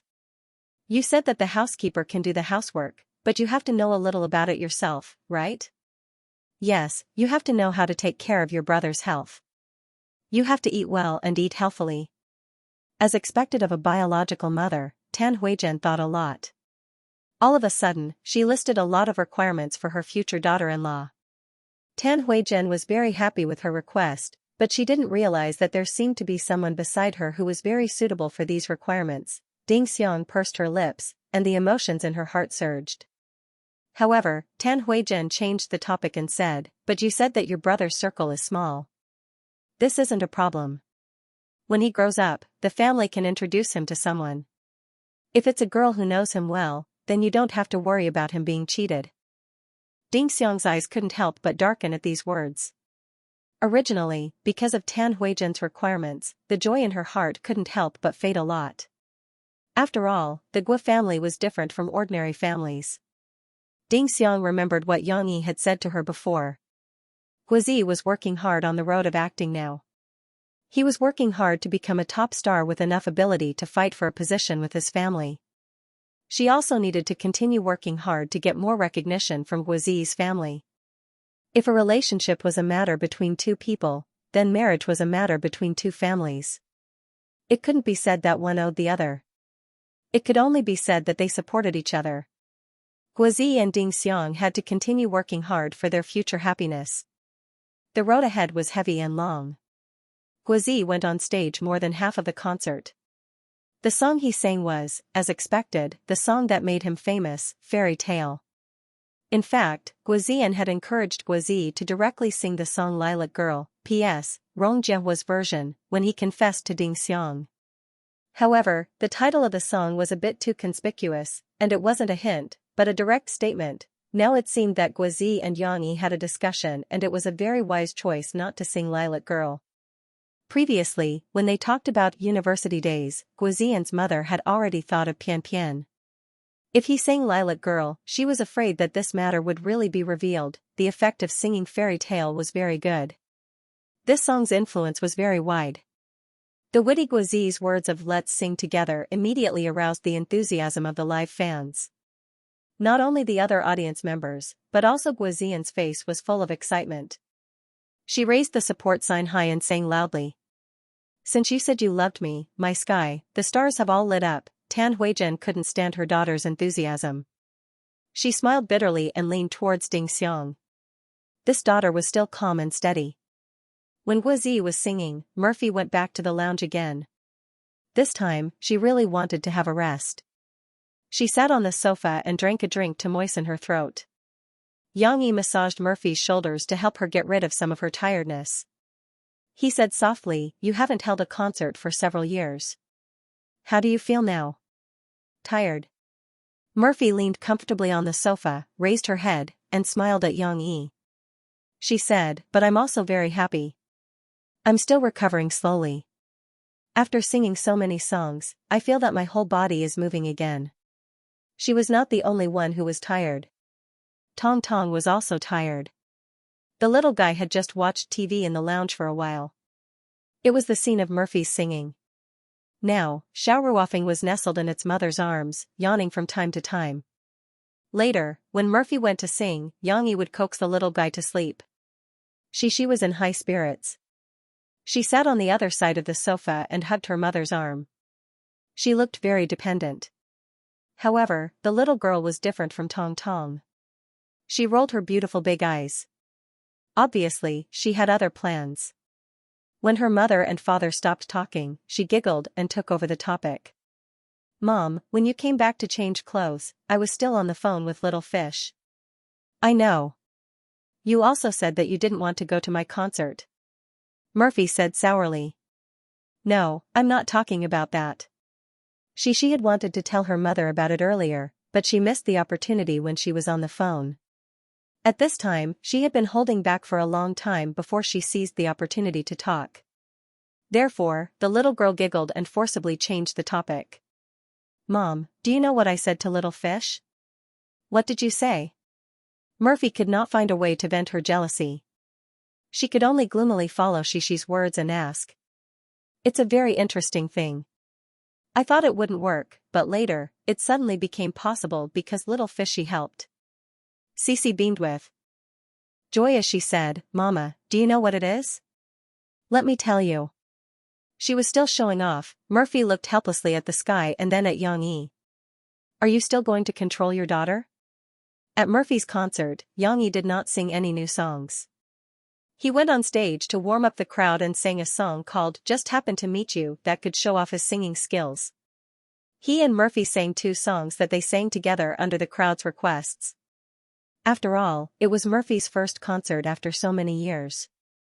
The next day, many media outlets used a lot of space to report on the concert. However, some media outlets expressed that Murphy's intention to promote Qianli Chuanchu's duo was too obvious based on the live audience's reaction. Of course, Qianli Chuanchu's performance of With You Forever by Xianxia was enough to shock the entire entertainment industry. After watching the live video, many people expressed that they would definitely buy and support the song when it was released. This seemed to be Qianli Chuanchu's return to the public's attention after half a year. Many media outlets expressed that although China's The Voice's stage seemed to have great potential to create stars, after half a year, the individual development of the contestants was still obvious. Needless to say, Su Lu, who was the champion of the first season, had become the target of her agency's support. She had participated in many variety shows and was also promoting her new album. The others, like Gahan, who was once on par with Su Lu for the championship, and a few other contestants, had been active after the Night of the Pinnacle. However, after half a year, their popularity had waned and they gradually became silent in the entertainment industry that was changing with each passing day. Some media outlets felt that whether it was Su Lu or the other contestants, they were not as lucky as Qianli Chuanchu. Although Qianli Chuanchu stopped in the top 16 and did not achieve much in the competition, they still became the biggest winners of the first season of China's The Voice because of their relationship with Xianxia. Xianxia rarely writes songs for artists not under his management and rarely signs new artists. Su Lu's manager revealed that her company had tried to invite Xianxia for a song but was rejected. However, Qianli Chuanchu was able to sing a new song written by Xianxia. Moreover, it was a high-quality song like With You Forever. It is foreseeable that with Xianxia's support, Qianli Chuanchu will surpass Su Lu one day. This statement was actually a bit far-fetched. After all, only half a year had passed. There was no conclusion as to whose development was better. Furthermore, it didn't mean that without Xianxia, Su Lu wouldn't have been able to succeed. There were still so many outstanding songwriters in the Chinese music industry. As long as Su Lu's company was willing to fork out money and effort, there was no need to worry that Su Lu wouldn't continue to be popular. What's more, Su Lu's singing path was wider than Thousand Miles Creek trees. She could sing any song and could grasp any genre. On the other hand, Thousand Miles Creek Tree was a folk singer. This path was destined to be lonely and niche. In the future, it was hard to say who would be more popular. After the first concert, Murphy was given a short break. Of course, it was only a short break because she still had to participate in the recording of a new episode of I Am a Singer next week. Her work wasn't too busy, and compared to the days when she had to fly around, Murphy felt that she was much happier now. Furthermore, with a job, Murphy felt that she was more fulfilled. She couldn't stay at home all day. That would cause problems, although Xianxia seemed to spend a lot of time with his family. In fact, he also had his own work. Usually, his studio, Huai Brothers, China Star Production, Sahara Publishing, Mantis Shrimp Animation Production Company, etc. These companies had some official business that required Yang Yi's remote command and some documents that required his signature. During the day, when Xixi went to school, Yang Yi would take some time out to deal with work issues. On Friday, sometimes in the afternoon, he would go to Sahara Publishing to give a lecture to the newly signed children's authors and provide them with some training. Therefore, Murphy used to feel that Yang Yi's life was more fulfilling than hers. Now, she could be considered to have found a balance between her life and work. She could sing the songs she liked and accompany Xixi and Tong Tong. She was in a very good mood this weekend. The day after the concert, which was the last day of the weekend, she took over Yang Yi's position with great interest and personally led Xixi and Tong Tong to play a game. Today, we are playing a game called ball toss. Do you see the few iron buckets under the drying rack? In a while, we will throw small balls into these iron buckets. Whoever throws the most balls will win. In the sunny courtyard, Murphy stood on the fertile lawn and explained the rules of the game to Xixi and Tong Tong. Yang Yi stood next to the drying rack that was moved from under the eaves. He pointed at the iron buckets of different sizes and explained with a smile, "Everyone will have a different target. Hua Hua will throw the biggest one, Xixi will throw this one, and Mom will throw the smallest one." These simple props were, of course, made by Yang Yi himself. He used milk powder cans of different sizes, drilled 2 holes, and hung them up with ropes. The big ones could cover Xixi's small head, and the small ones were small and shallow, making people feel that if the small balls were thrown in, they might pop out. Naturally, according to the difficulty level, the hardest small bucket was given to Murphy, and the clumsy Tong Tong was given to the easiest big bucket to throw. However, Yang Yi's interruption caused Murphy to be dissatisfied. Today was a rare day that she wanted to actively perform. "Yang Yi, this bad guy, why did he always like to steal the limelight?" "Papa, don't talk. If you want to watch the game, just stand aside and watch quietly," Murphy said angrily. Yang Yi smiled and shook his head. He honestly acted as the referee for today's game. Today, Murphy wanted to save some points in front of her daughter, so she insisted that he play with the children. Therefore, Yang Yi designed such a game for her. However, she still cared about her father. She said sweetly, "Hee, Papa, you can play later. We will compete with Mom, and then you can compete with us." The little girl thought that her father also wanted to play with them, but because there were not enough buckets, he gave up his seat. "It doesn't matter. Papa is thinking about other problems now. You can play with Mom," Yang Yi said with a smile. "Papa, what are you thinking about?" Xixi blinked her big eyes and asked curiously. "I'm thinking about our spring outing next week. What kind of fun should Papa think of for you to have a good time?" Yang Yi said with a smile, "Last night, those fathers said that I, as one of the 3 parents, can sing, and can do this and that, so I have to liven up the atmosphere." This was not to fool Xixi. Yang Yi was really thinking about this problem. Xixi jumped on the grass and played with Tong Tong. She followed her father's words and said, "Papa, you can sing." "Yes, singing, this is a good idea," Yang Yi said with a smile. How could he not think of singing? Yang Yi had a plan. Singing was what they were going to do on the bus. Yang Yi was going to take the guitar and sing with the children on the bus. On the one hand, it could kill the boring ride. On the other hand, singing was the best way to liven up the atmosphere. However, the problem was, what song should they sing? There were many children's songs. Which one was the most interesting one? This was a big problem. Yang Yi was a little embarrassed. He subconsciously looked around. Finally, his eyes fell on Xiao Guai, who was lying on the sunny driveway and stretching. Xiao Guai seemed to feel Yang Yi's gaze. After it finished stretching, it quivered and looked up. "Why are you looking at me?" Xiao Guai felt that its master was looking at it for no good reason.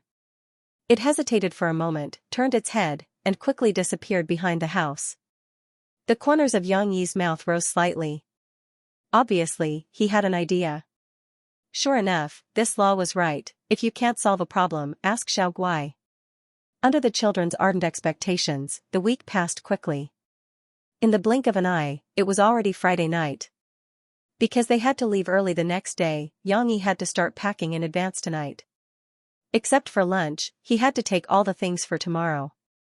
In the bright living room, Xianxia pointed to two small backpacks and said to Xishi and Lan Xian, who came with them, "This is Shishi's backpack, and this is Xian Air's backpack."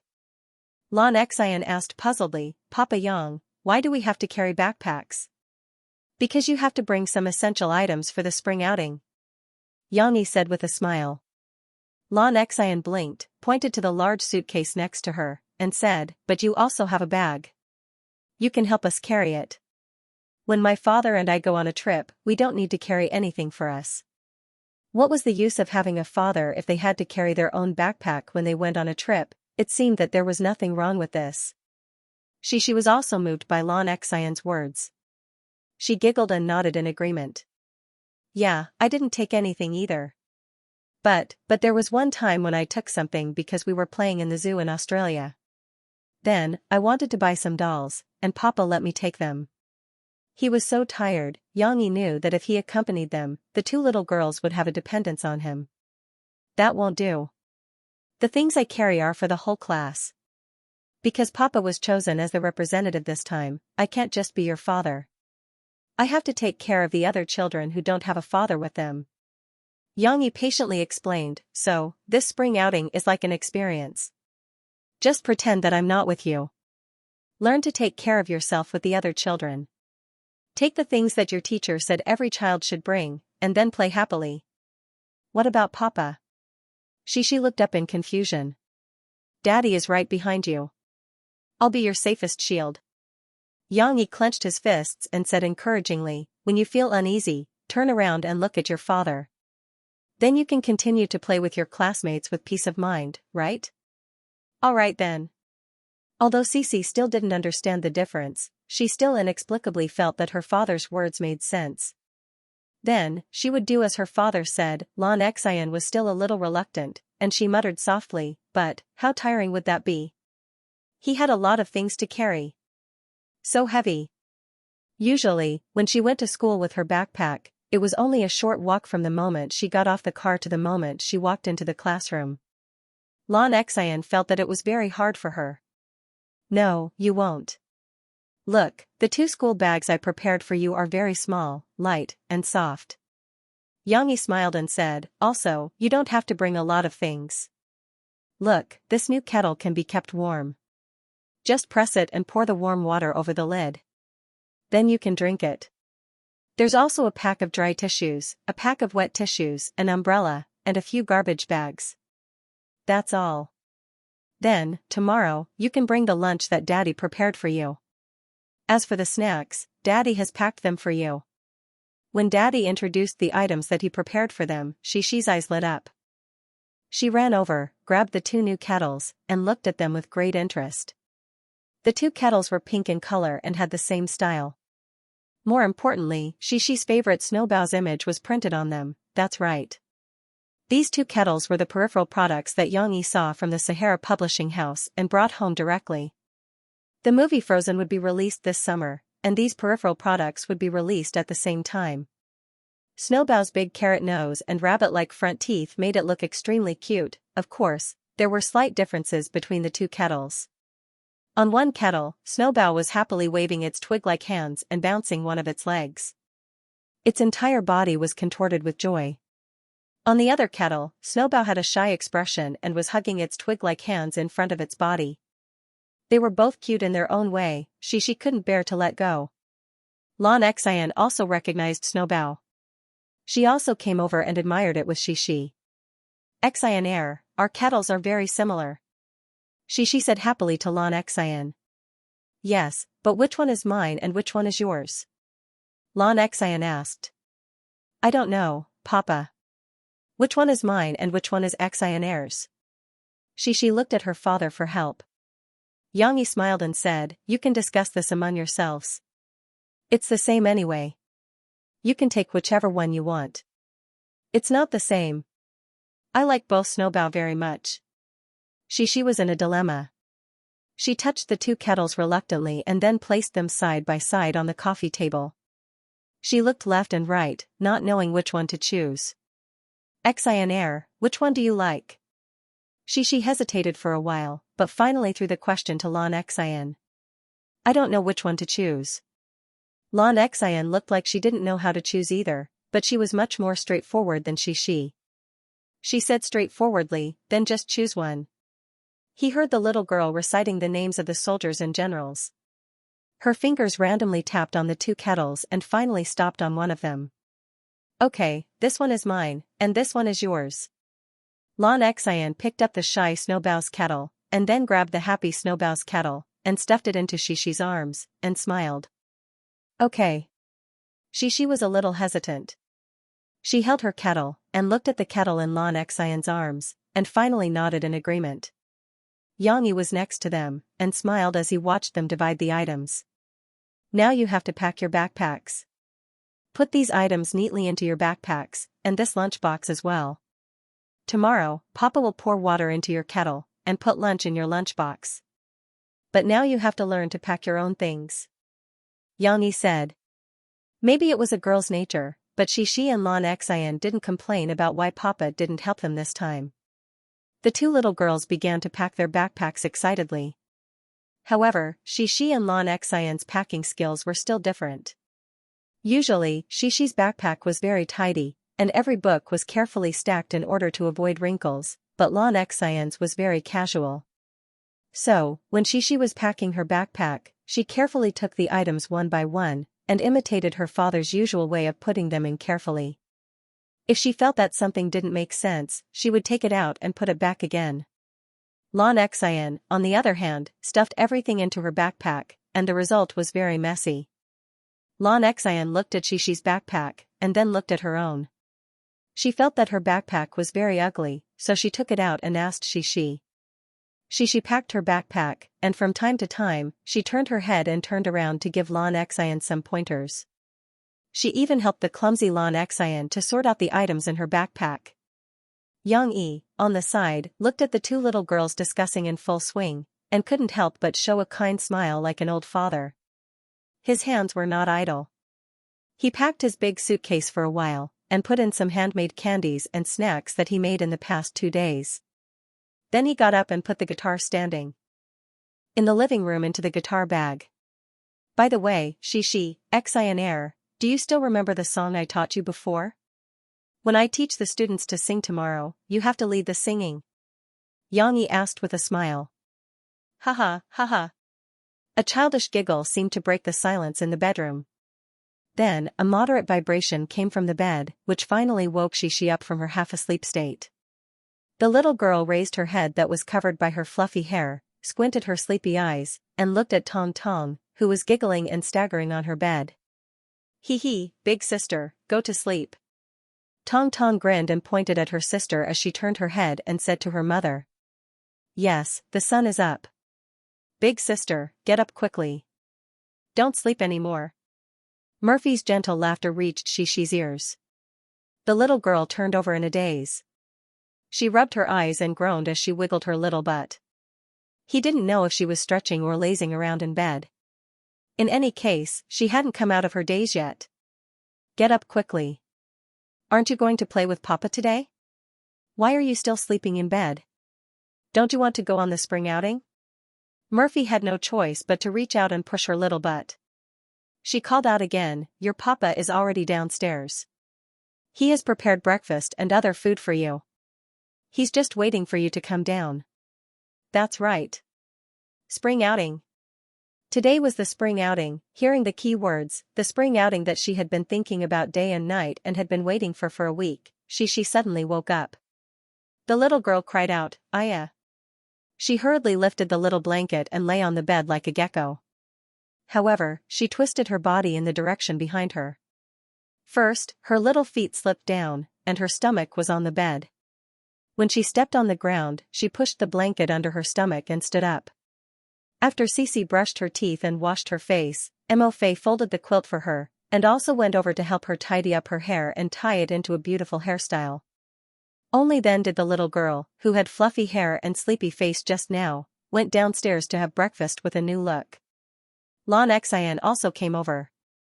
Because she was going out to play today, she actually didn't laze in bed and woke up very early. After everything was packed, Xianxia called out to the two girls, put your school bags in the car.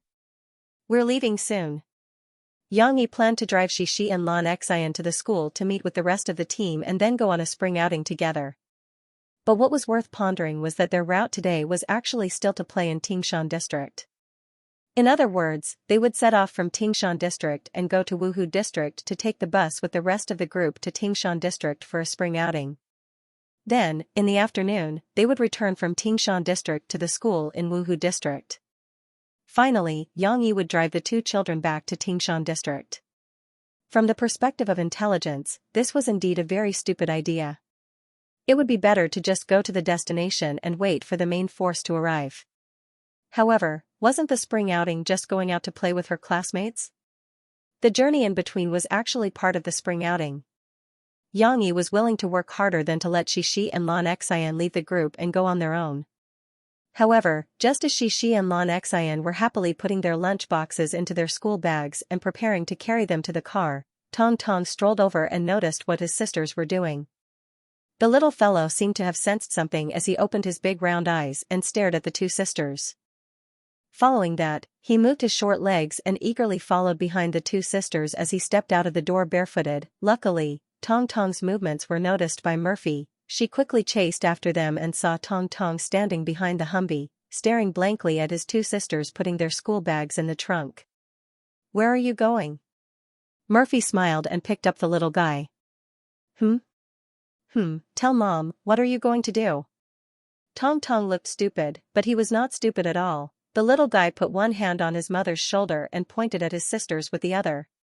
He pouted and said, "Take the car." "You can't take the car." Murphy smiled. "Yes, I want to take the car." Tong Tong did not understand why his mother said that, but he insisted. Yang Yi was adjusting the settings in the back seat when he overheard the conversation between Tong Tong and Murphy. He got up and asked Xianxia and Xian to move aside. He closed the trunk door and walked over. He smiled and gently touched the little guy's tender little face. "Next time, Daddy will take you to the car." "Yeah, my sisters have something else to do today." "Next time," Murphy said. "Sister, I want to play, I want to play, I want to play with sister."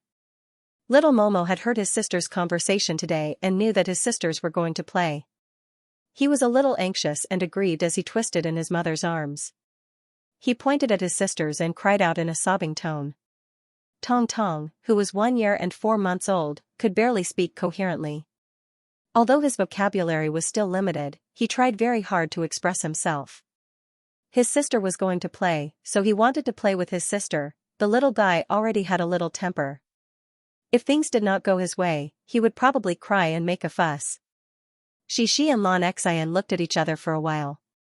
She hesitated and whispered, "Papa, why don't we take little brother to play with us?" Little Fuchen, on the other hand, understood that his elder sister was pleading for him. His sad little face seemed to have some joy as he looked at his elder sister with smiling eyes. It was as if he felt that his elder sister's words would be effective. He was going to play with his sister. Yang Yi was happy. He rubbed Xixi's little head and asked, "If you take little brother with you, what about your mother? Will she be alone at home?" "Mom." "Then let's go with Mom," Xixi said casually, but she soon thought of a problem. "Hey, but only 3 parents can go with us. Mom can't go. What should we do?" "What about Mom?" "Mom can only stay at home alone." Murphy looked at Xixi and muttered in her heart. "No, we can't be special. This is the school's spring outing. How can we take so many people with us?" Yang Yi explained to Cici in a soft voice, "Although Dad also wants to take Mom and brother out to play, we can only wait until next time or find a free time for the whole family to go out and play together." "Then what about little brother?" Xixi asked concernedly. In fact, Xixi didn't need to worry. Murphy still had a way. She pulled Tong Tong's arm and said softly, "Okay, we don't need to go out with our sister today. Mom will take you shopping today. Let's go shopping with Auntie Xiaowan, okay?" Murphy wasn't fooling Tong Tong. She really wanted to go shopping with Mo Xiaowan. They were going to a luxury shopping mall. There were fewer people there, and the shops would give them a certain amount of protection, so it wouldn't be easy to be surrounded. "My husband is taking our daughter to the school's spring outing. Why should we wait at home?" we also want to have an exciting time. Murphy thought in her heart.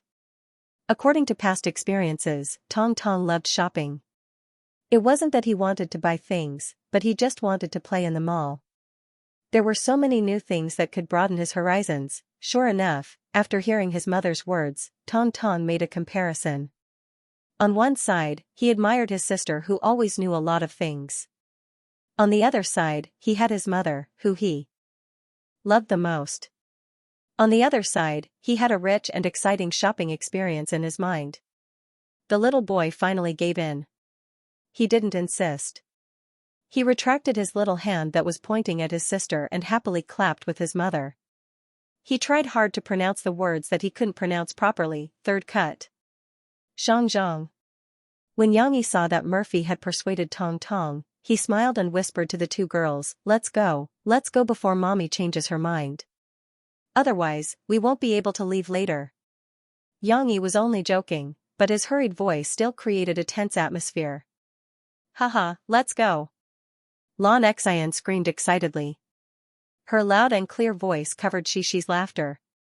One by one, the two young ladies climbed into the car and slammed the door shut. Their eyes were curved into crescents and they looked nervous. They were so cute. Wow, little fishy, you're wearing a dress. In the noisy campus environment, Xixi's cheerful voice was like a small pebble thrown into the sea, unable to cause many waves. Lu Xiaoyu happily held the corner of her dress and twirled in front of Xixi to show her little friend her little dress.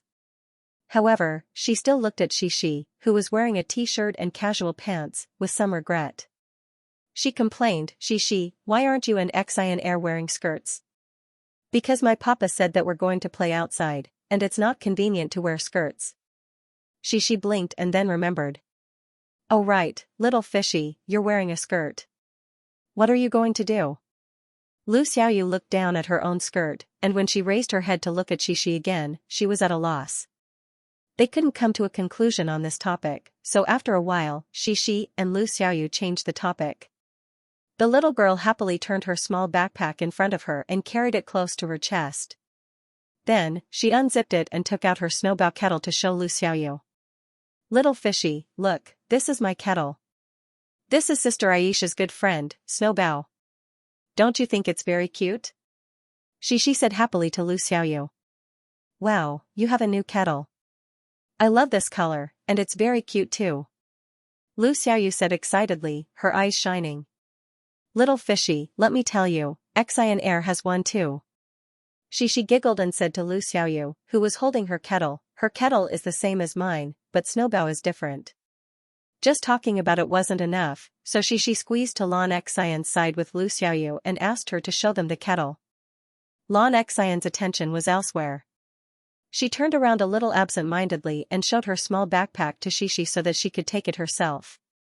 Xixi didn't mind at all. She was close to Lanqin as if they were the same person. She opened the zipper of Lanqin's bag with ease, took out the water bottle, and began chatting with Lu Xiaoyu. Xianxia's gaze fell on Xianxia. No, it should be said that it landed on the large luggage bag that Xianxia was carrying. Xianxia had seen it with her own eyes. This morning, Mr. Yang kept stuffing a lot of delicious food into it. At this time, Xianxia was talking with the other two parents and teacher Li Rulin. The other two parents were called Jian Liyuan and Hongjun. Hongjun was a thin man, but he was quite enthusiastic. He even wanted to help Xianxia carry the large luggage. Of course, he couldn't carry it. After trying, he was shocked by Xianxia's strength. It's just a spring outing. We're going out to play for a day. Why do you have to bring so many things? Jian Liyuan asked, puzzled. Xianxia unzipped the bag and showed them the bags of snacks. He smiled and said, I usually make some snacks for the children at home. The children who came to play at our house before, like Lu Xiaoyu and the others, all said that they were delicious, so I thought that I would bring some for the children in the class to try.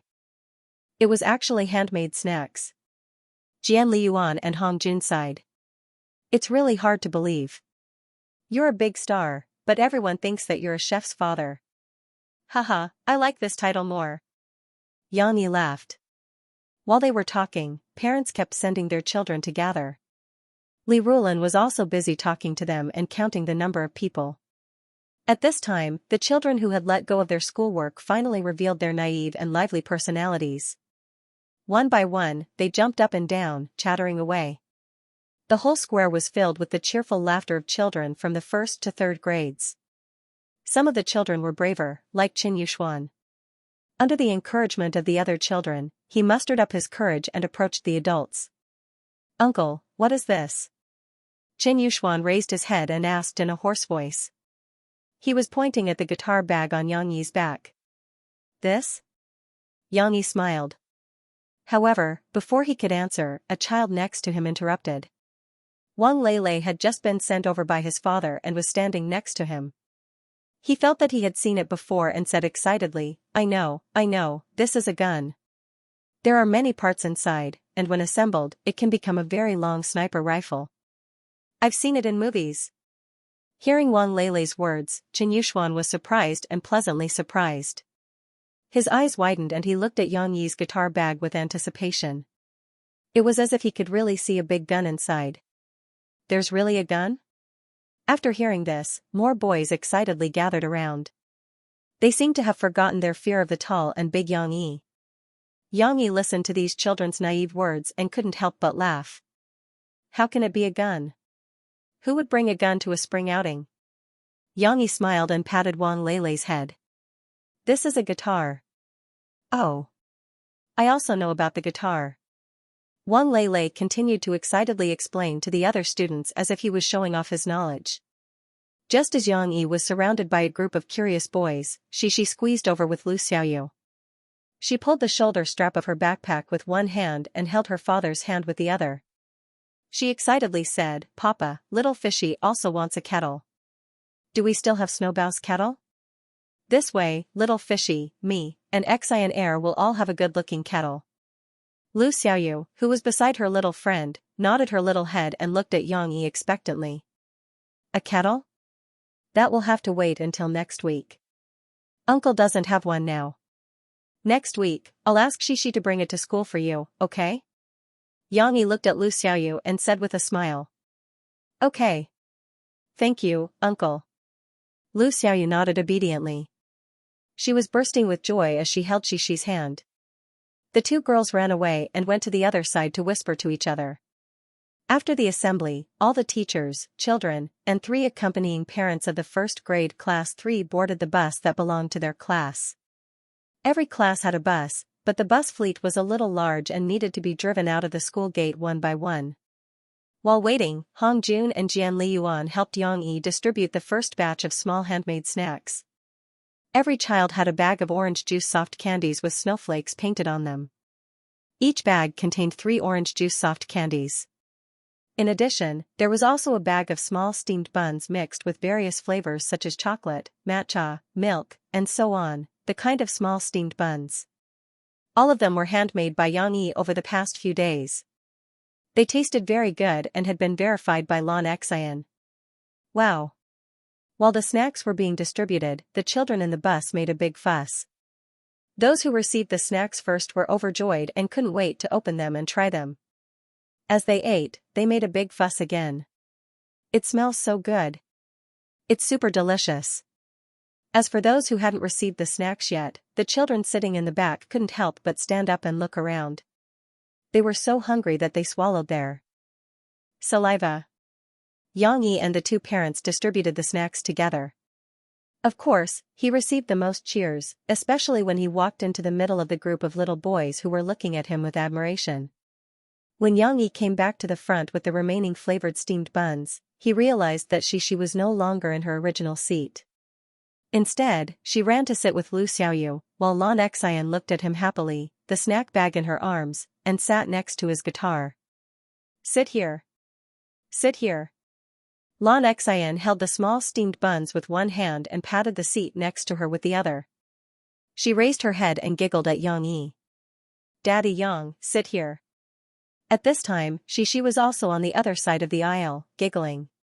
After Lan Xian finished speaking, she explained, Little Fishy said that she wanted to sit with me, and then Xianxia also wanted to sit next to Papa, so I swapped with Xianxia. Of course, the seats were just a small interlude. After the car started and slowly drove to their spring outing destination, many children would not sit still in their seats. From time to time, some people would stand up and swagger around in the aisle. It was not safe to do this, but there was nothing she could do. The children were naturally active. Li Rulan anxiously told Hong Jun and Jian Li Yuan, who were sitting in the middle of the children, a few times, but she still could not stop these little fellows who had been awakened by the spring outing. At this time, she had to find something else to divert their enthusiasm. Students, everyone, quiet down first. Today, we are going to the spring outing. Our classmate Xianxia's father has prepared a very interesting song and wants to teach it to everyone.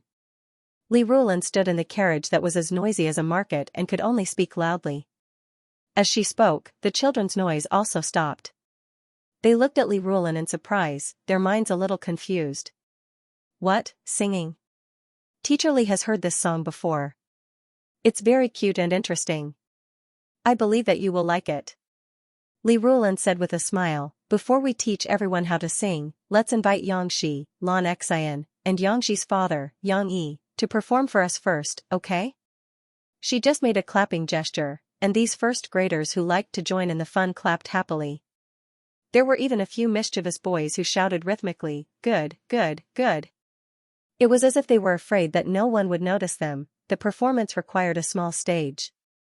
Sitting in the front was actually a little difficult to perform. Fortunately, the last row of seats were empty. Yang Yi unzipped his guitar and took it out of the bag. Then he led Xixi and Lan Xian to the last row. Along the way, his guitar attracted the attention of many children. Wang Lele excitedly said to the boy beside him, look, look, this is the guitar I was talking about. Didn't you say it was a gun? The boy retorted.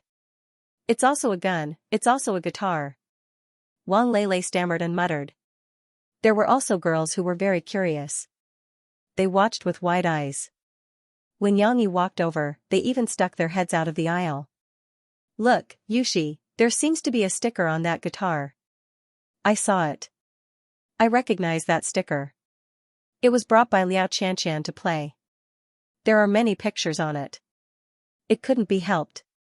When Yang Yi taught Xixi and Lan Xian how to sing, the two little girls couldn't settle down when they were together. There were several stickers on his guitar. Xixi was even excited to hang a small hamster doll on her father's guitar. Unfortunately, she couldn't find a place to hang it. Anyway, Yang Yi's poor guitar had been decorated by the two little girls. It could be said that it was full of young girls' hearts. When they came to the back, Yang Yi sat in the middle of the aisle, and then Xixi and Lan Xian sat on his left and right. Next, Uncle will play the guitar. Xianxia and Lan Xian will be in charge of singing. But not only do you have to listen, but you also have to do Uncle a favor, okay?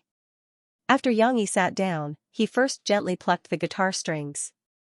He smiled and said to the little guys in front of him, who turned their heads or leaned on the back of the seat to look at them, count how many meows have appeared in this song. Meow? Jin Yuxuan, who was sitting at the back, asked in confusion, what meow? It's the sound of a cat meowing. His desk mate next to him answered for Yang Yi. Although it seemed that there were still people who didn't understand, Yang Yi had already bowed his head and greeted Xixi and Lan Xian. Then, he gently plucked his guitar.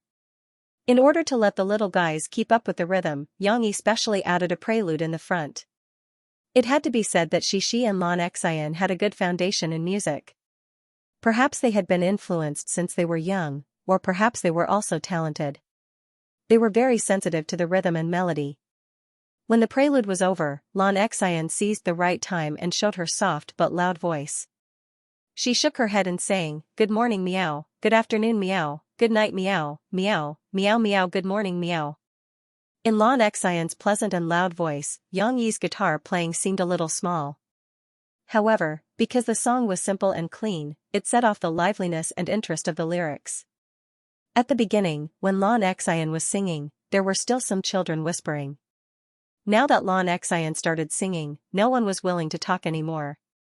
Some of them turned their heads to the back row in surprise and watched Lan Xian sing. This song sounds a little interesting. At this time, just as Lan Xian sang the opening for the second time, her voice dragged out at the end. When she was about to enter the climax, Xixi, who was next to her, suddenly made a sound like a kitten's meow. Meow. For a moment, the little girl's meow was like the finishing touch of a dragon painting, making the whole song more interesting. This was not intentional by Xianxia, but the original "Good Night Meow" did have such a breathtaking existence. On the other hand, Xianxia arranged for Cici to sing the first real cat's meow. Speaking of which, Xianxia had also snuck onto a long-distance bus to escape capture. There were two girls in the front row, chatting and laughing while watching a video on their cell phones. This song happened to enter Xianxia's ears. Of course, at that time, he disdained to listen to such childish songs, so after he heard it, he did not take it to heart. But when he came to this world, he brought the memories of his previous life with him. As long as he had heard a song before, he could search for it. Last week, he was also thinking about what song to sing on the bus with these children. Then, he happened to see Xiaoguai stretching. With these two key points together, he discovered this song. Good Night Meow was a very childish song to the rigid Xianxia in the past. But because it was childish, it was very suitable for these children to learn. Speaking of which, when she learned to meow like a kitten, she realized that everyone's eyes were on her. She immediately became shy. The little girl's face was red. She grabbed her father's arm embarrassedly and shyly buried her hot little face in her father's arm. At home, she also learned to meow like a cat. At that time, when she sang this song in front of her mother and younger brother, it was a very interesting thing to suddenly meow like a cat. But now, in front of the surprised eyes of so many friends, she learned to meow like a kitten. She also felt very embarrassed.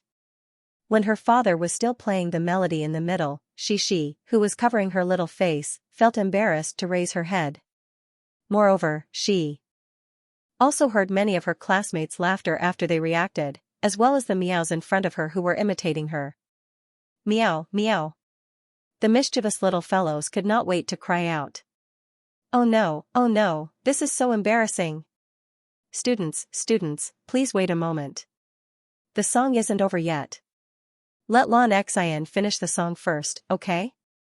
Li Rulin stood up to maintain order when she saw that the little ones were meowing so loudly that their voices drowned out the sound of the guitar. Upon hearing this, Xianxia hurriedly craned her neck and shouted, "No, I'm not singing here. It's Cici's turn." Xianxia slowed down the rhythm a little and gently plucked the strings with his fingers. At the same time, he moved his right arm and shook Cici, who was still acting like an ostrich. He smiled and said, "Hurry up, it's your turn to sing. No one is laughing at you." She raised her head. Her face was a little red, and she giggled with her father, feeling a little embarrassed. Xianxia's voice was very gentle. He said softly, "Come, let's play that part again. When I play Susomi, you have to start singing, okay?" She looked at her father's encouraging eyes and nodded. Since it was the first time everyone was listening to it, and they were all children, there was no need to be so particular about it. Xianxia played the song between the main song and the chorus again. In fact, she was only shy for a while, and it quickly passed. She, who had been on stage several times and had seen many big scenes, was not easily frightened. She listened to her father's guitar melody, and the expression on her little face became serious. Finally, she began to sing as her father gently nodded his head. "I like your smile, and the naughty corners of your mouth. The afternoon sun shines through your hair. I want the whole world to stop at this second, to accompany you, to forget the world." When she sang, the bus quieted down again.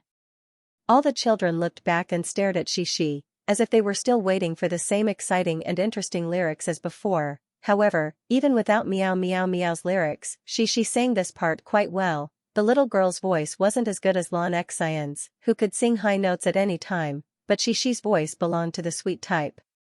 Listening to her singing the lyrics softly with a low voice, there seemed to be a kind of poetic beauty trickling down. The children might not be able to tell the difference, but they understood the lyrics. They also saw that in the back seat, the slanted morning sun outside the car shone in through the car window and fell on Cici's hair. Some of her hair strands were mischievously separated from the rest, as if they were dyed a beautiful golden color. And the little girl's fair skin with a hint of rosy color seemed to be as lovely as apples in autumn under the sunlight. The girl's sweet smile as she sang under the sun was probably the beauty described in the lyrics. However, if one were to look away from this beautiful scene for a moment, they could see that the two girls were singing together. Cece's chorus seemed to be singing more than Lanxin's, and it was more exciting. To Lanxin, this seemed to be an unfair arrangement. Actually, this wasn't the case. How could Xianxia favor one and discriminate against the other? She continued singing the second part of the main song, Good morning meow, good afternoon meow. It was like a cycle, and this time, it was Xianxia's turn to imitate a cat's meow. Meow. Xianxia wasn't as shy as she. She generously imitated a cat's meow, and even stretched out her two small hands, mimicking a cat's gesture on both sides of her face. Following Shishi's lead, she beamed with joy. This time, the cat's meowing was indeed very popular with the children. They cheered and laughed even more excitedly than when Cece was singing just now. It seemed that they had been looking forward to this part of the song. The next part of the chorus was naturally sung by Xianxia. After Xianxia finished singing, under Li Rulan's reminder, the children and parents in the car all applauded the two little girls. Is it nice? Li Rulan asked with a smile. There was another wave of nice cries in unison. Do you want to learn? Li Rulan continued to encourage. Yes. Many children shouted excitedly. However, there were also people who caused trouble. For example, Qin Yuxuan raised his arm high and shouted, I don't want to. I already know how to sing. Perhaps, this was just a performance of a little boy who wanted to be in the limelight. When Li Rulan asked him to try singing, he stood in his position and held it in for a long time. Finally, he called out, meow. He was still weak, making the boys next to him look at him and laugh out loud. Okay, let's learn how to sing seriously. It's rare to have Xianxia's father teach you how to sing today. This opportunity is very precious. You have to cherish it. Li Rulan smiled and gave the stage to Xianxia. However, Xianxia didn't plan to teach himself. After all, another parent of the three parents in front of him, Jian Liyuan, was smiling. She held her phone and sat in the front row, taking photos and videos behind her. Although she might just want to record it as a souvenir for her son in the future and see how he sang with a big star, Xianxia didn't want to sing Good Night Meow in front of others. How awkward would it be to ask a big, burly man to sing such a cute song? Come, Xianxia, you've already learned how to sing. Now, it's your turn to try and teach your classmates how to sing. Xianxia said with a smile as he plucked the guitar strings and repeatedly played the melody of the first sentence. Xianxia heard Xianxia mention her and She blinked and didn't say anything. She was more active. Under her father's call, she tried her best to speak. And she was afraid that no one could hear her, so she raised her voice a lot. It's here to sing good morning meow, good afternoon meow, and good night meow. Good morning, good afternoon, and good night are all things that everyone knows how to say. She was a teacher for the first time. She tried hard to think of how to say it, but the little girl's vocabulary was obviously a little lacking. Xianxia didn't make things too difficult for She. He smiled and helped. How about this, I'll let She sing this part first. If everyone already understands it, then gently hum along with She's voice. Children who don't know how to sing can listen first, then we'll sing together later, okay? While Xianxia and She were trying hard to teach the other children how to sing, Xianxia's eyes darted around. She saw that not far in front of her, there was a little boy who was listening attentively while eating a small steamed bun from the bag. That's right. My small steamed bun. Xianxia remembered that her small steamed bun and orange jelly candy were still in their original positions. She was busy singing just now, so she left them there casually. How could she forget? How could she leave it there all alone? What if someone sat on it and ruined it? What if someone ate it secretly? And, she really wanted to eat it now. Driven by this thought, Xianxia couldn't help but stand up. She held onto the back of the chair in front of her and squeezed her butt against Xianxia's knee. Little by little, she rubbed outside. Where are you going? Xianxia quickly pulled Xianxia back. Papa Yang, I want to get my snacks. Xianxia looked at Yang eagerly and mumbled. Xianxia still knew Xianxia's personality. He couldn't help but smile and say, I'll help you get them. You sit here and don't move. The bus is running, so it's not safe to walk around. Yang Yi paused for a moment and let the children practice good morning meow, good afternoon meow a few times. He went to get the snacks in the front row and also brought Xianxia and Xishi small backpacks. Whether it was Xianxia eating snacks or Xishi teaching everyone singing, it was easy to get thirsty. Yang Yi had to remind them to drink more water. Of course, he also brought Lu Xiaoyu, who was sitting alone in the front row. Lu Xiaoyu couldn't wait to squeeze into the innermost row and sit side by side with Xishi. This was just a small interlude. Soon, the bus of the first grade class 3 rang out with the children's pleasant singing. In the spring morning, the sun shone brightly and the flowers lining the road were tender and beautiful. The bus drove along the long road, and the spring breeze mixed with the singing and fragrance of the flowers drifted for 10 miles. However, it couldn't compare to the smiles on the faces of Xishi and her friends in the bus. It was so beautiful that it made people crazy. The bus drove slowly. It took about an hour to drive from Wuhu district to Tingshan district. It was impossible to teach the children a complete song in an hour. Even though the lyrics of Good Night Meow were simple, they couldn't recite it all at once. However, it didn't matter even if they couldn't learn it all. When they got off the bus, the little ones were all smiling and chattering away. From time to time, they would say good morning meow, good afternoon meow, good night meow. The children next to them would sing along. Then, a few thick-skinned ones started to meow like cats. In the end, the group of children who sang the song burst into laughter.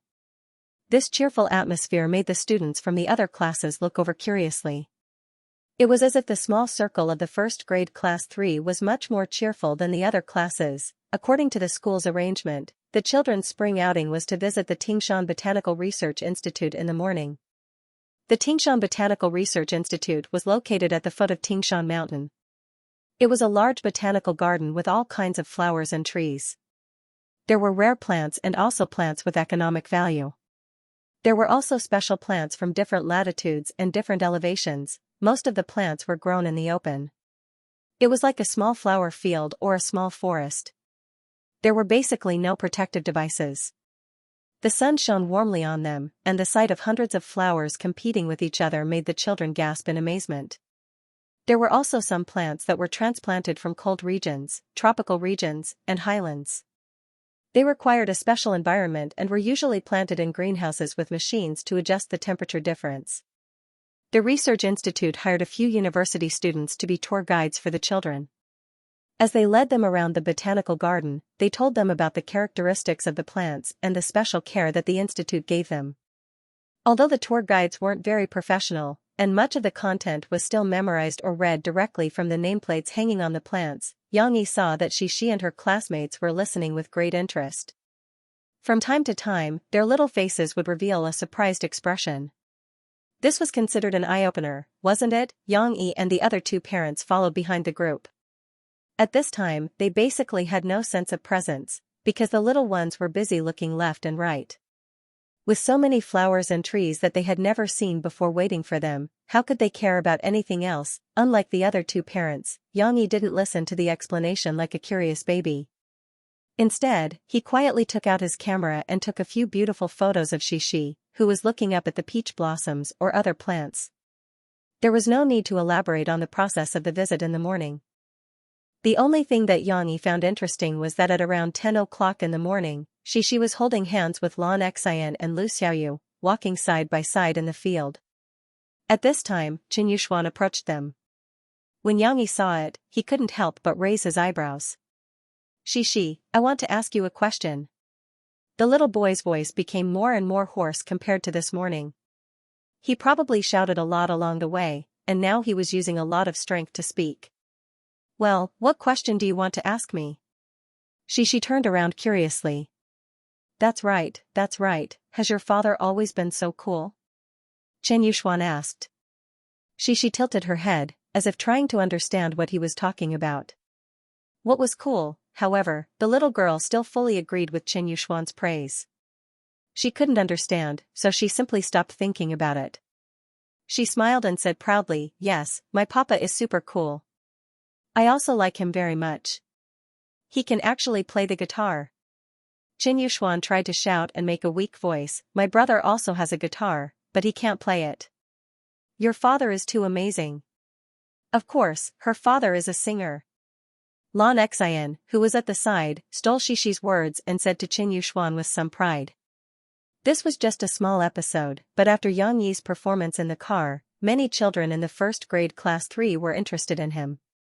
Even the little boys who thought that he was very tall and scary at the beginning had long forgotten their initial impression of him. They only felt that this Uncle Yang was very approachable and very interesting. At noon, when everyone was on the lawn outside the Institute of Botany, spread out small cushions and prepared to have a simple lunch together, the children came to Yang Yi one after another. Uncle Yang, can you help me open the bottle cap? I can't open it. Wang Lele was the first. The skinny little boy had a sad face and could only ask for help from Uncle Yang Yi, who he thought should be very powerful. Of course. Yang Yi smiled, took the bottle, gently twisted it, and opened the bottle cap. Wow! Wang Lele looked enviously at Yang Yi, who seemed to be effortlessly opening the bottle. His mouth made waves of exclamations, and his expression seemed to be saying, "When can I be like you and have such great strength?" Wang Lele was the first to start. Yang Yi had just finished preparing the plastic cushions for Xixi and the others so that they could sit comfortably on the grass and eat the lunch they brought. However, just as he got up, a few little girls ran over and looked at him eagerly. One of the girls plucked up the courage to ask Yang Yi if Uncle Yang Yi could help. Of course, Yang Yi would not refuse. However, the little girls' requests were endless, and they all felt that Yang Yi was very amiable. The more they interacted with him, the more they were willing to entrust their trust in him. Therefore, at noon, Yang Yi was almost as busy as teacher Li Rulan. Back at Xishi's side, she, Lu Xiaoyu, Lan Xian, and Du Yuqian sat on the plastic cushions. In the middle of them was a relatively large lunchbox. When the lunchbox was opened, it revealed the neatly arranged tonggong. This was also the lunch snack that Yang Yi had prepared for the little girls besides the sandwiches. These small and exquisite tonggong were specially made by Yang Yi. The soft dough was stuffed with sweet red bean paste sandwiched in the middle. When combined, the taste was extraordinarily good. At first, Lu Xiaoyu and Du Yuqian were only attracted by this food that was said to be Ding Dang's favorite food. After tasting the first piece, they wanted to throw away their lunch. It's so delicious. Du Yuqian praised and gave a thumbs up. Lan Xian did not say anything. As she ate, her eyes darted around. She looked at Lu Xiaoyu, Du Yuqian, and the others for a while, then looked at the tonggong in the lunchbox. It seemed like she was calculating whether there was enough left for her to eat. Fortunately, because this snack was small, it seemed that Yang Yi had prepared a lot of it. Lan Xian was a little relieved. Xixi, why don't you eat lunch? Lu Xiaoyu asked Xixi with concern. The little girl held her small lunchbox, but her head turned back and forth, looking at her busy father. I'm waiting for my papa to eat together. Xixi turned her head, blinked her beautiful big eyes, and said to Lu Xiaoyu. But your father is so busy. Lu Xiaoyu said with some emotion, why is everyone looking for your father? Because Uncle Yang is super nice. Du Yuqian giggled and said, I think everyone is treating Uncle Yang as their own father. No. Xixi became nervous. She pouted and retorted, Papa is just my papa. The afternoon sun was not too hot, but it was not a good thing for these delicate and weak lower-grade students to bask in the sun outside. Fortunately, the Institute of Botany had considered this problem. They provided the school with a grassy area with some shade, which was a very good place to rest. However, for these children who came out to play as if they were injected with chicken blood, it was impossible for them to stay in the same place and rest peacefully. In order to maintain discipline and prevent the lively children from running away, each teacher would hold some interesting games in their respective classes. Now we are going to play a game called handkerchief throwing game. Li Rulan took out a few square handkerchiefs, gestured to the children, and then explained the rules of the game. Yang Yi and the other two parents stood at the back. He did not intend to participate. After all, this was a game for the children. Moreover, the teacher was not slacking off. She was so responsible to take the children to play. It was not appropriate for him to get involved. However, he was interested in listening to Li Rulan explain the rules of the game. It was similar to the ordinary handkerchief throwing game.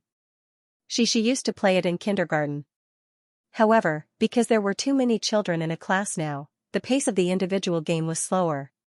It might take a long time for a child to have a turn. Therefore, Li Rulin was talking about an improved version of the handkerchief throwing game. She took out 3 handkerchiefs at one time, which could be thrown by 3 children at the same time. The 3 children got up at the same time to catch someone.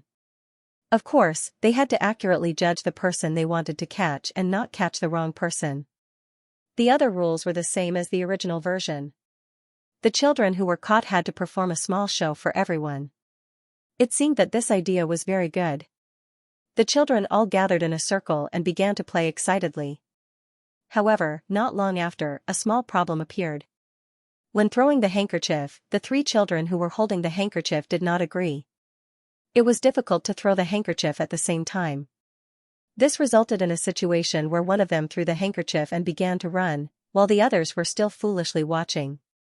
Although the children still didn't care, giggling and watching their classmates chase each other excitedly, Xianxia saw that teacher Li Rulin was frowning.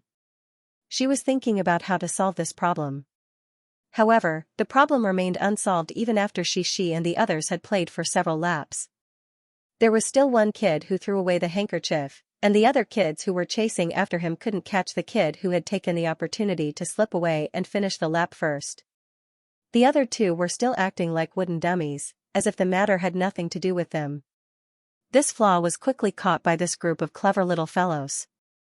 In order to avoid punishment, the clever little fellows simply grabbed the handkerchief in their hands and waited for others to throw it, while they just stood there and watched the show. There was no point in playing like this, Xianxia thought for a while, then walked over and explained a few things to teacher Li Rulin, who was frowning. Li Rulin's eyes lit up as she said with a little surprise, "Teacher Yang, you really have a way." With Xianxia's status in the music industry, Li Rulin respectfully addressed him as Teacher Xianxia, which didn't seem to be a problem. Thus, Li Rulin clapped her hands and told the little fellows to stop first. She then announced the new rules. It was still the same 3 people, but this time, it was the kid who threw the handkerchief first. Only the handkerchief thrown out would be effective. As for the kid who had the handkerchief thrown out, no matter which of the 3 kids caught the handkerchief, it would be considered his victory. The kid who won could also specify the names of the 3 people who would throw the handkerchief next time. In this way, no one could slack off. Moreover, there was another subtle change to the rules of the game. This time, the kids who threw the handkerchief had to run 2 laps to reach the original position to be considered safe. Of course, the kid who had the handkerchief thrown out could only chase in the same direction and couldn't turn back to catch the other person. With this, the sense of urgency in the game increased. No one could slack off.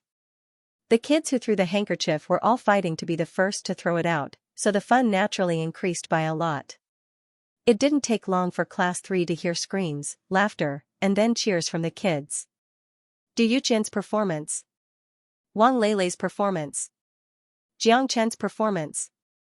Lan Xian's performance. Chen Yuxuan's performance. Chen Yuxuan was actually the one with the highest appearance rate. Because he was too ostentatious and loved to show off, he attracted a lot of hatred.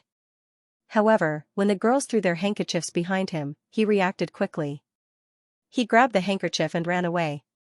It was easy for him to catch a girl who was not running fast enough. The first time, he caught Du Yuqian. The second time, he caught Lan Xian.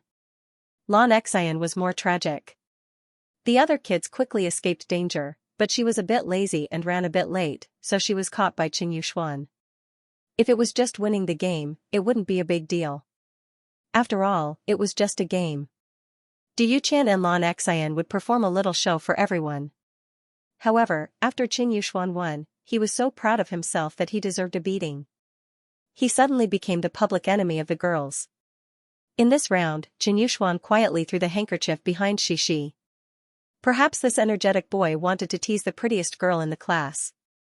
But he didn't know what kind of girl he was facing this time. There was some movement on the grass behind her. Xianxia immediately noticed. The little girl turned her head, and her beautiful big eyes immediately saw the handkerchief behind her. Xianxia's small hand grabbed the handkerchief and she quickly climbed up from the grass. She didn't even bother to pat the grass behind her as she ran. The little girl was tall and had long legs. When she ran, she was like a vigorous plum blossom deer. Xianxia, you can do it. Xianxia, you can do it. Du Qian and Lu Xiaoyu followed the other kids and shouted loudly. Catch him, catch him. Lan Xian also shouted excitedly. Her voice was so high that it covered the voices of the other kids. Xianxia ran as fast as the wind. In a short while, she caught Qin Yuxuan and ended his evil life. This was also why there was a scene where everyone was excitedly clapping for Xianxia and asking Qin Yuxuan to perform. Yang Yi watched from the side with a smile. When he saw Xianxia catch Qin Yuxuan, the little girl was so excited and happy that Yang Yi was a little happy for her. The other two parents beside him sighed and said that Xianxia was very tall. They praised and complimented her. Although Yang Yi only smiled, he was actually a little proud of himself. The first grade's class 3 was very lively at noon. Naturally, it attracted the attention of many children from other classes who were stationed nearby. Some of the class teachers who knew Li Rulan couldn't help but run over to learn from her. Not long after, the entire lawn was filled with children's laughter. Yang Yi originally thought that he wouldn't have anything to do. But halfway through the break, when the children ran to their backpacks to get water to drink, Yang Yi heard a child beside him mention his name. Yang Yi was watching Xianxia drink water at that time. Because her handkerchief had been thrown at her several times, the little girl had exercised a lot. Her face was red from playing, and her hair was stuck to her face with sweat. However, Xianxia also learned to take care of herself today. She didn't need her father to help her pour water. Moreover, she took out her handkerchief from her small backpack to wipe her sweat. Teacher Li, I want to ask a question. Why doesn't Yangxi's father, Uncle Yang, play with us? Yang Yi didn't even need to look to know that it was Wang Lei who had spoken. His voice was hoarse and unique. He turned around and saw that Wang Lei was holding his small kettle. He raised his small head and tried his best to speak to Li Rulan. Why do you want Uncle Yang to play games with you?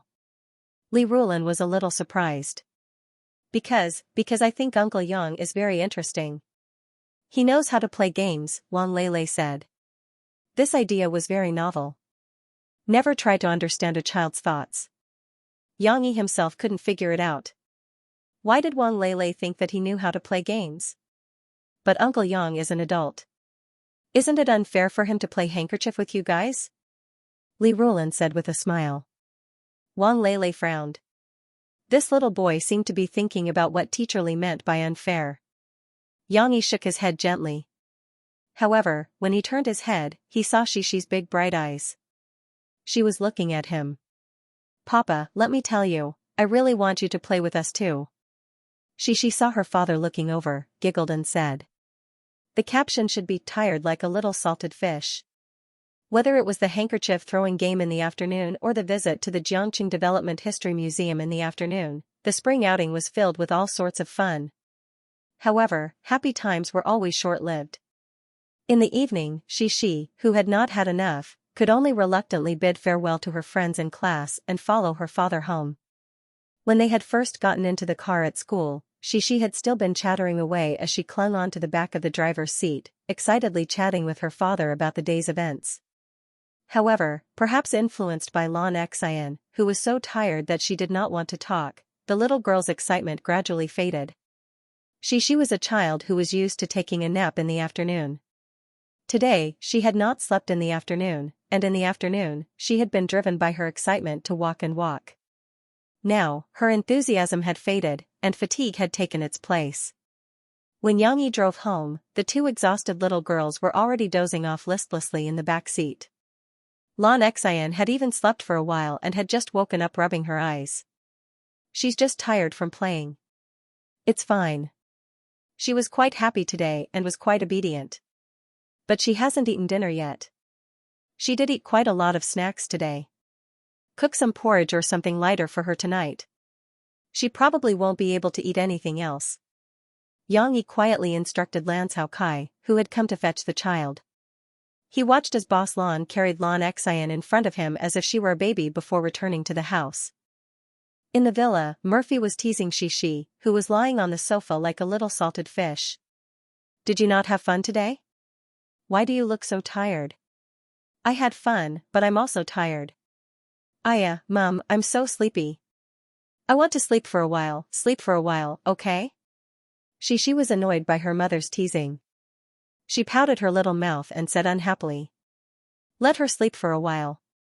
She didn't rest at noon, so she probably needs to sleep to recover her vitality. Xianxia arranged the shoes and picked up Xishi's small school bag with a smile, as well as the things he had brought with him. He was about to pack up. Xishi, you can sleep for 2 hours, okay? When you wake up, let's have dinner together.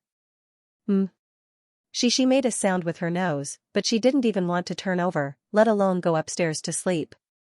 Climb the stairs, how tiring would that be? Seeing this, Murphy giggled and said, all right, Mom will get you a blanket to cover your tummy. You can sleep here too. Murphy could be a little careless sometimes.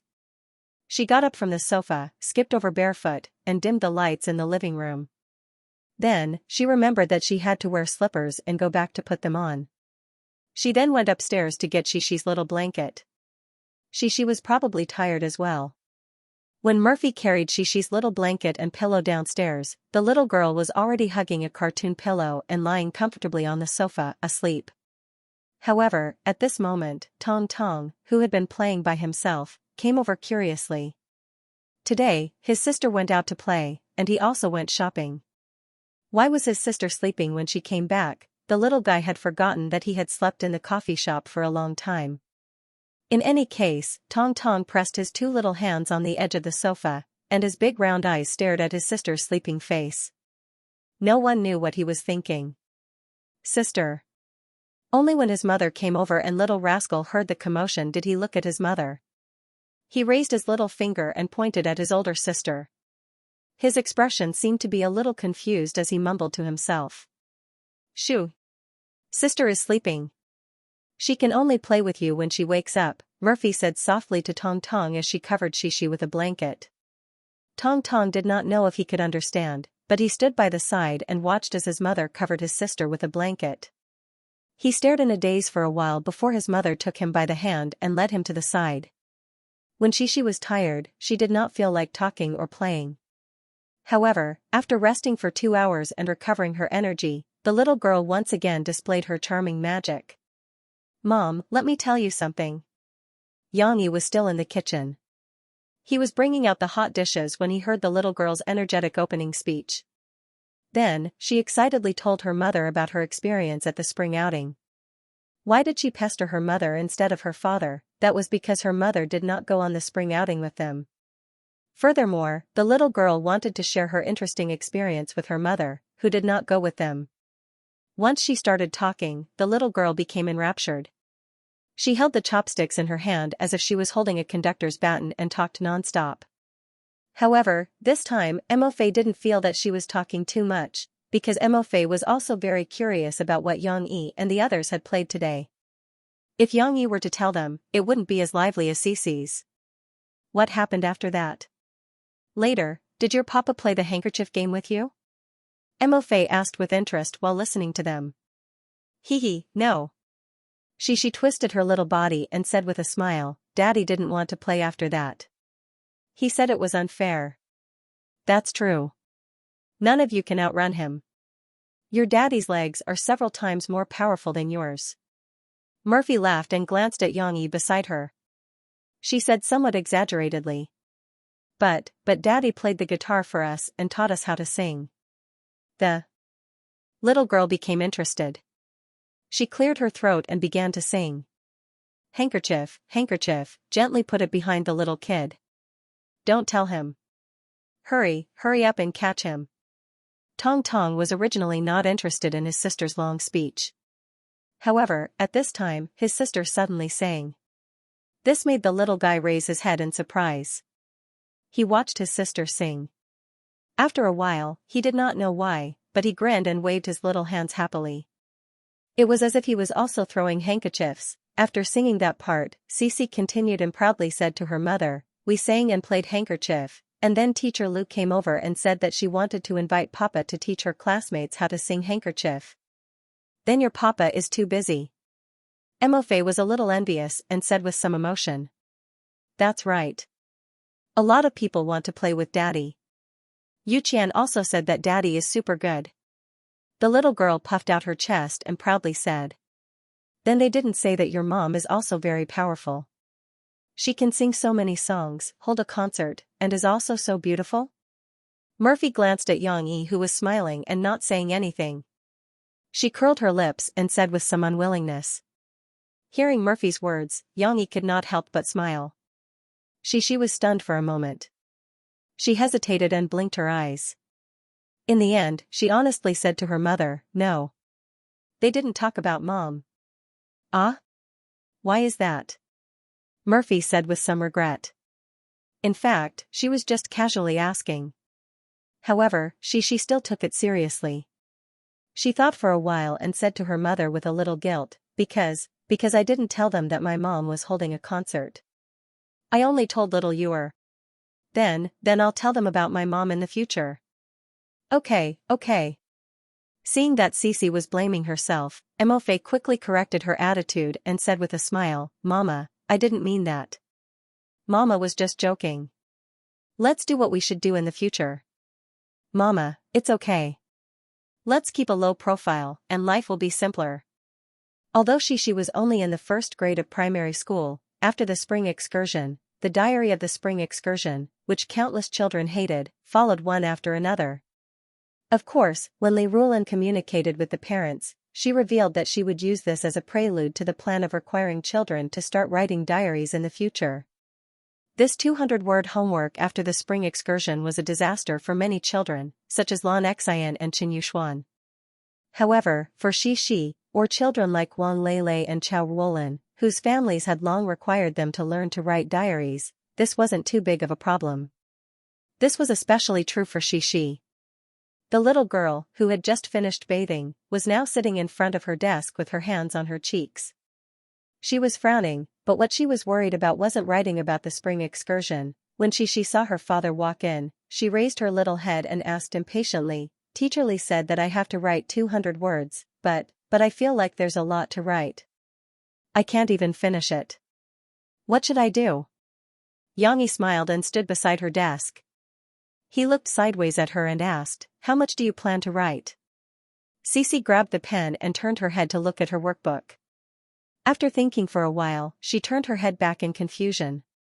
She pouted her pink little mouth and said, I don't know, but I feel that there are a lot of stories to tell.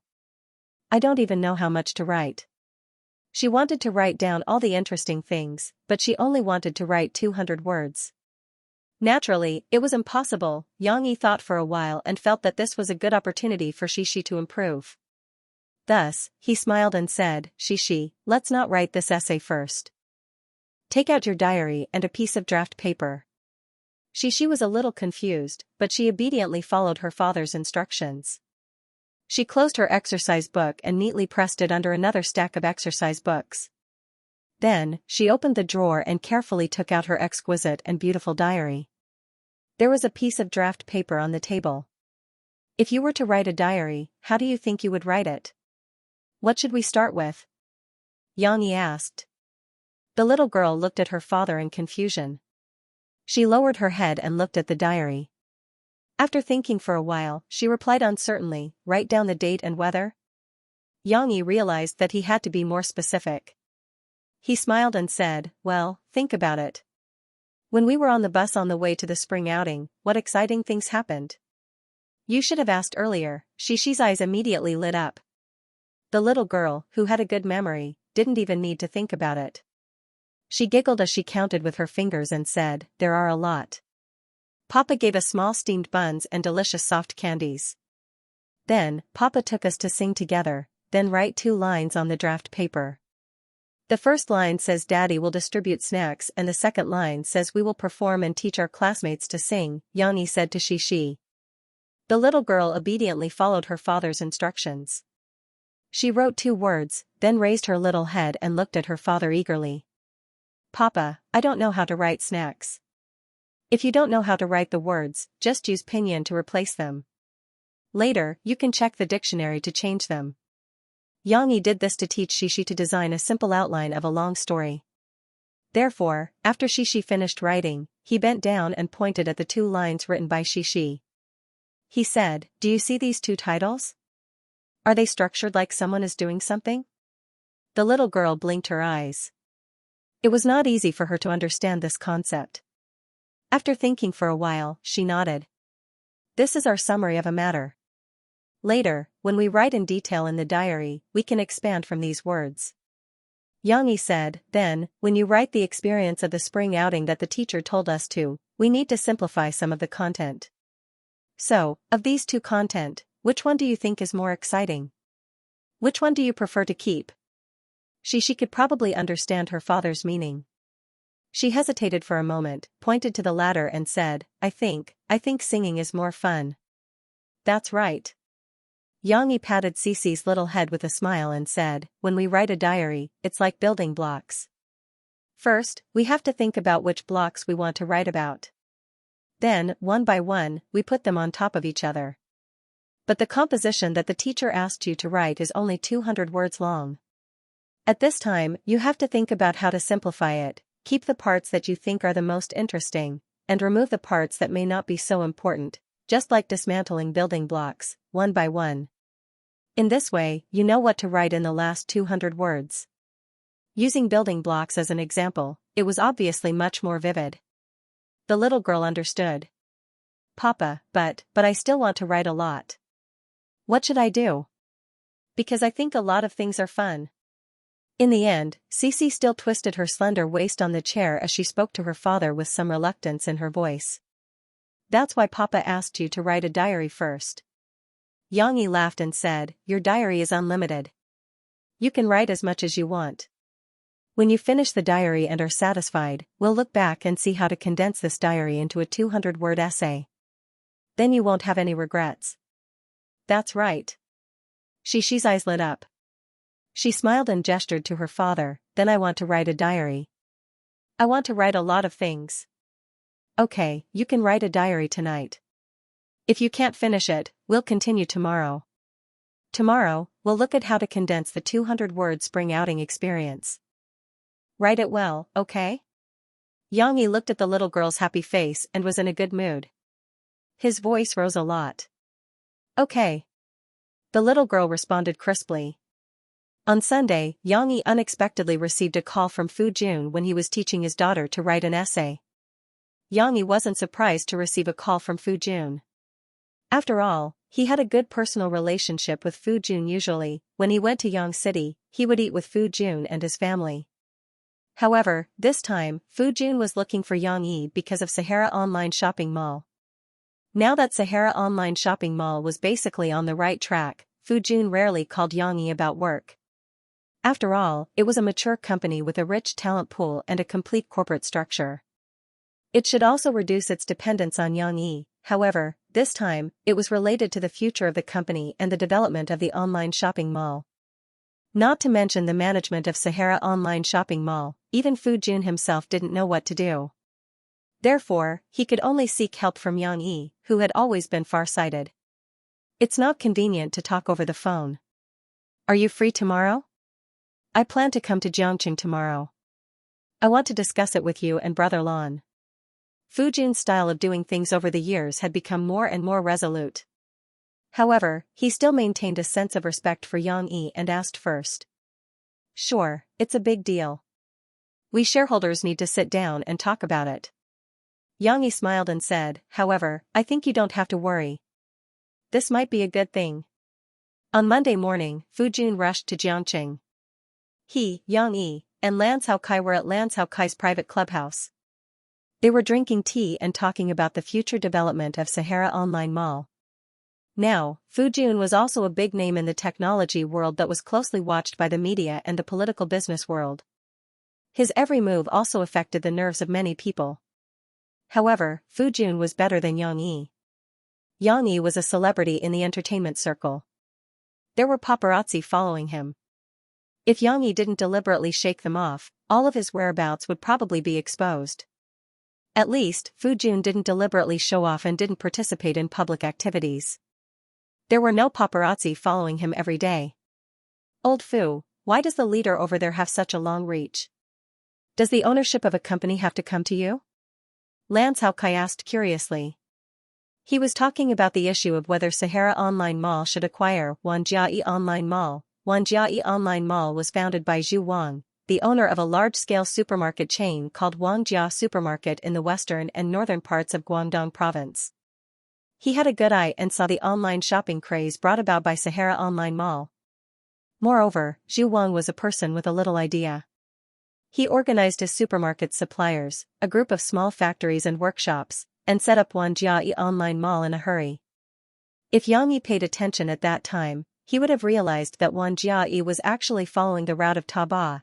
It was interesting to say that Sahara Online Mall was a bit like a large-scale, more rich online supermarket. This online mall set up by the supermarket boss was following the route of a shopping mall. It provided shops for other factories and small workshops to set up stalls. Logically speaking, such a model had the possibility of success. Moreover, when Xianxia Online Mall was set up, they followed Sahara Online Mall and advertised everywhere in the country. Therefore, it attracted Fu Jun's attention. It was a pity that Xianxia Online Mall's publicity was in a hurry, but the service was a mess. After all, it was an online mall set up by a group of outsiders. Moreover, Zhu Wang didn't really want to do this business. He was more interested in the industry. The online mall was just a small side business that he wanted to make a profit and throw it to the venture capital. Therefore, with the support of the local government, Xianxia Online Shopping Mall recruited many graduate programmers from Guangdong Province's universities and created an online shopping mall that lacked service. It also attracted a large number of small enterprises to join in and many local people in Guangdong Province to buy it. However, unprofessional issues were quickly exposed. The web interface was unreasonable, the payment model was difficult, the logistics delivery was seriously lagging, the customer service was indifferent, and so on. A lot of negative news was exposed by the media at the end of last year. Many netizens even went to the Sahara Online Mall's product reviews to complain about Wani after they were cheated. Therefore, Fu Jun didn't take it to heart when he saw that eBay Online Shopping Mall didn't pose a threat to the Sahara Online Shopping Mall. It wasn't until a few days ago that it was mentioned again. It turned out that at the end of December, when it was time to pay wages and bonuses to the workers, some factories couldn't stand it any longer and blocked the entrance of Xianxia's online shopping mall and Xianxia Supermarket's headquarters. However, what stunned them was that big boss Zhu Wang, who had personally called them a week ago and promised that he would definitely solve the problem, had actually escaped abroad and disappeared without a trace. What disappeared with him was his family, who had emigrated overseas, as well as the transaction fee and deposit of up to 1 billion. As Fu Jun sipped his tea, he told the story to Yang Yi and Lan Zhou. After all, he wasn't the person involved, so he could easily describe it. This incident before the new year caused a huge commotion in Guangdong province. Many people ran to the province and the higher-ups to report it to the government. They wanted the government to give them an explanation. Anyway, this year, several bosses in Guangdong province had a hard time. Fortunately, this incident was suppressed by the media and dealt with in a low-key manner. What are they going to do now? Lan Caocai asked. Auction off Zhu Wang's Xianxia Online Mall and his Xianxia Supermarket? If it's Xianxia Supermarket, the land under it is very particular. Lan Caocai was indeed in the real estate business. He immediately thought of the key point. Xianxia Supermarket is out of the question. Last month, the bank auction was just finished. The boss of Hailong Supermarket in eastern Guangdong province got 750 million yuan of liquid capital and bought all the debts of Xianxia Supermarket and Xianxia Supermarket. Fu Jun waved his hand and said with emotion. Hey, why didn't you say so earlier? Lan Caocai felt sorry. He was very interested in the real estate market in Guangdong province. Xianxia Supermarket could be said to be a good entry ticket. Fu Jun complained. How could he have time to know what happened in northwest Guangdong? What's more, it was not in the same industry as him. Fu Jun only knew that Xianxia Supermarket had been bought when someone talked to him about it a few days ago. Now, what's the price of Xianxia? Yang Yi thought for a while, looked at Fu Jun and said, since Xianxia Supermarket bought it for 750 million yuan, Xianxia shouldn't be too expensive, right? And they only came to us now. Could it be that Xianxia can't sell it? The online shopping craze caused by the Sahara Online Shopping Mall had spawned countless e-commerce companies. However, this bubble had gradually burst in the past 2 years. Countless companies that did not have the strength and could not grab the cake had been eliminated. eBay was not the first, nor would it be the last. Under this background, even the investors who were jealous of the Sahara Online Mall's popularity had to think carefully before making a decision. Actually, there are still people who want to take over Xianxia. But there are 2 main reasons why it has been delayed until now. Fu Jun explained to Yang Yi, on the one hand, there are people who want to take over. Their identities are very complicated. Some of them specialize in venture capital, and some of them are traditional manufacturing companies who want to enter the internet business. They have one thing in common. They only want the brand and website of Xianxia. They don't want to bear the debt of up to 400 million yuan that has not been settled yet. This was the result of the debt that had been offset by part of the money from the Xianxia supermarket auction, 400 million yuan? How can it be so much? Lan Caokai frowned and asked, the Xianxia you mentioned is not worth 100 million yuan, right? Yes, Xianxia is not worth 100 million yuan. Someone told me that the highest bidder wanted to take over Xianxia with 60 million yuan. Since Xianxia is only worth 60 million yuan, who wants to bear the debt of 400 million yuan? Fu Jun smiled bitterly and said, you may not know this, but Zhu Wang is really crazy. He asked many manufacturers to freeze the deposits in their accounts. He asked for an exorbitant amount, from 200,000 yuan to 1 million yuan. He also promised others that the more deposits they paid, the more promotion resources the website would give them.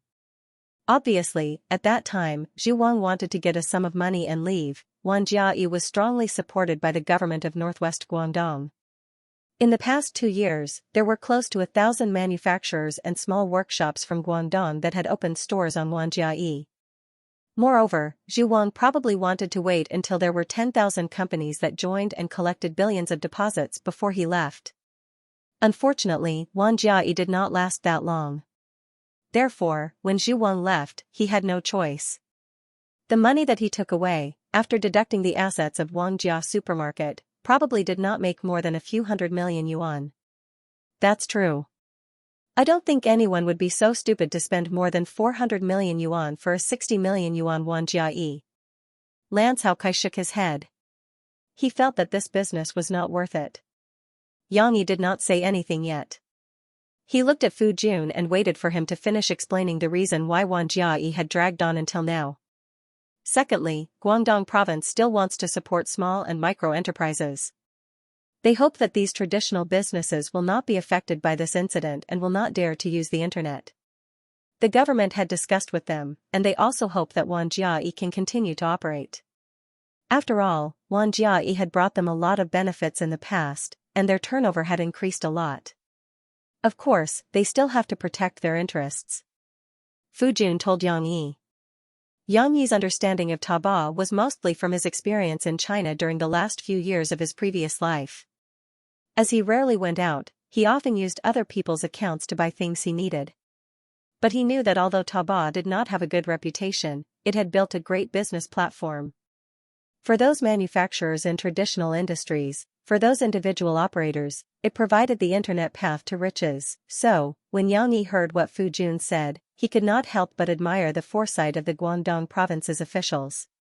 Regardless of everything else, their foresight was right on this matter. My wife's cousin was transferred to the business office this month. In the end, Fu Jun paused for a moment. His expression became slightly serious as he talked about the key point of this matter. Actually, someone behind this has considered my relationship with him. Fu Jun's wife's cousin, who was the person behind Fu Jun, had a close relationship with a leader. Now, someone wanted to take over the business from Guangdong province's leading online shopping company, Sahara Online Shopping Mall. So, he was transferred to the business office. So, now that Fu Jun knew about this matter, there was an additional complicated political factor in the consideration of whether to take over the business. They didn't let us take over the business for nothing. Xianxia will be ours as long as we bear the debt of 400 million yuan.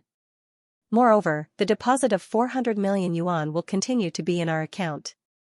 Even if a business withdraws halfway, they will have to wait for 3 years before they can withdraw the deposit. Fu Jun stated the conditions given by the other party. In other words, Sahara Online Shopping Mall could take over Xianxia for free, but it's still a loss. One is 60 million yuan, and the other is 400 million yuan. Lan Caocai frowned, then turned to Yang Yi. Yang Yi, what do you think about this? Lan Caocai trusted Yang Yi's judgment more when it came to the internet. Lan Caocai and Fu Jun both looked at Yang Yi.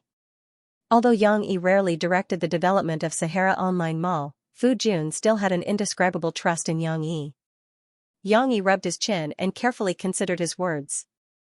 He then smiled and said, actually, the real value of Xianxia isn't the 60 million, but the 1,000 sellers who are willing to continue the business. Huh? Lan Caocai was a little surprised. Because Xianxia's philosophy is correct, I also think that their idea of turning their online mall into a large shopping mall, or rather, an online platform for small and medium-sized businesses is correct. Yang Yi explained, you can imagine a scene. In the future, whether it's selling shoes produced by their own small shoe factory, small vendors selling their own handicrafts, or fruit farmers who can't find a market, they can all establish their own small virtual stores on our platform. Then, they can find customers all over the country, or even all over the world, who are interested in their products. The problem of piracy in this world had been solved. In other words, there was a way to solve the problem of fake and inferior products on Taobao. In this way, there would be fewer unscrupulous vendors who wanted to hitch a ride, but Yang Yi felt that it would also give rise to more creative individual businesses. This model of Taobao was very promising, therefore, before Yang Yi finished speaking, Fu Jun and Lan Caocai, who had good foresight, immediately connected with Yang Yi's brain circuit. I understand. With such a platform, whether it's an individual or a large business, their opportunities will be endless. As long as their products are attractive enough, our platform can help them solve the distance problem. Fu Jun waited for Yang Yi to finish speaking, then clenched his fist and said excitedly. Lan Caocai was more realistic. He touched his chin and exclaimed, it's not just this problem. I remember you said before, Yang Yi, that only when traditional industries are connected with the internet can there be a way out. Otherwise, it will become a sunset industry one day. You're not just saying that we're opening a shopping mall to welcome their goods. Instead, you're saying that we're setting up a platform for them to sell their goods. In this way, the cost of their learning will be greatly reduced. But there's something I don't understand. Lan Caocai frowned slightly and said, Zhu Wang also wanted to create such a platform in the beginning. Why didn't he manage it well? Why did he choose to abscond with the funds? Logically speaking, this platform still has a lot of development potential. If everyone comes to open a shop here and charges a little service fee for every transaction, we'll make a lot of money. That's because our Sahara Online Mall occupies a large market share.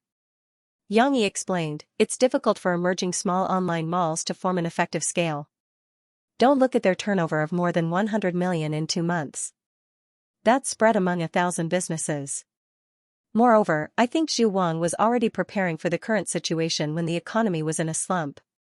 Then, when it gradually picked up, Zhu Wang has been transferring assets, and there's a problem with his capital reserves. Later, someone checked and found that his capital chain in the supermarket was broken. If he didn't run, he would have been caught. Fu Jun nodded and said. He knew some inside information from his own connections. Then we've made a big profit. It's not easy to attract 1,000 businesses. Lan Caocai laughed and said, he's helped us a lot. Now, as long as we take over and connect to Sahara's traffic, this platform will definitely be successful. Lan Caocai's brain worked quickly, and he understood immediately. But if we want this model to develop well, we must lower the deposit requirement. Moreover, we can consider waiving the service fee for our businesses in the early stages. Only in this way, our platform can usher in a huge explosion of businesses and users. Yang Yi reminded Lan Caocai, who was already thinking about how everyone in the world would make money for him. Yang Yi himself didn't have much business skills, but he had a wealth of knowledge and valuable experience from others for more than 10 years. Therefore, what he told Lan Caocai was also some information he saw from his previous life. No service fee? And lower the deposit? Lan Caocai looked at Yang Yi with some surprise and asked puzzledly, then how do we make a profit? Fu Jun also fell into deep thought. There are many ways to make a profit. I'll list a few, and let the people in the company think about the rest. Xianxia smiled and said. He smiled slightly, but in fact, he deliberately pretended to be unfathomable. In fact, with his lack of experience, he only knew this much. The online store is free, but we have credit verification. If the business pays a deposit, then your goods will appear with a certification mark, or pay a higher deposit, and it can show a sign of 1 to 3 compensation for fake goods. Of course, this deposit won't be too high. It's best to charge 4 or 5 digits according to different grades and product categories. This will be known only after the marketing department investigates. The main reason is to reduce the threshold of opening a store, and also to apply for a refund when the store is closed. However, many little drops make a mickle. The profit of the deposit, I don't need to say this, right? Xianxia nodded, and Fu Jun took out his leather notebook and recorded it carefully. It seemed that everything had returned to the time when he and Xianxia were doing the Sahara Online Mall together. Second, our stores are also divided into several types. For example, the ordinary stores in the market are open for free, and we don't charge technical service fees. For the prosperous stores, there will be more shops with more beautiful web interfaces, more and better fonts, colors, promotion modules, and other custom modes open. For such stores, we will charge a certain technical service fee on a monthly basis. You can also call it a renovation fee. Fu Jun immediately understood what Xianxia meant. He sucked in a breath of cold air and said, "That's a considerable cost. Also, we are currently launching such stores with a lower threshold.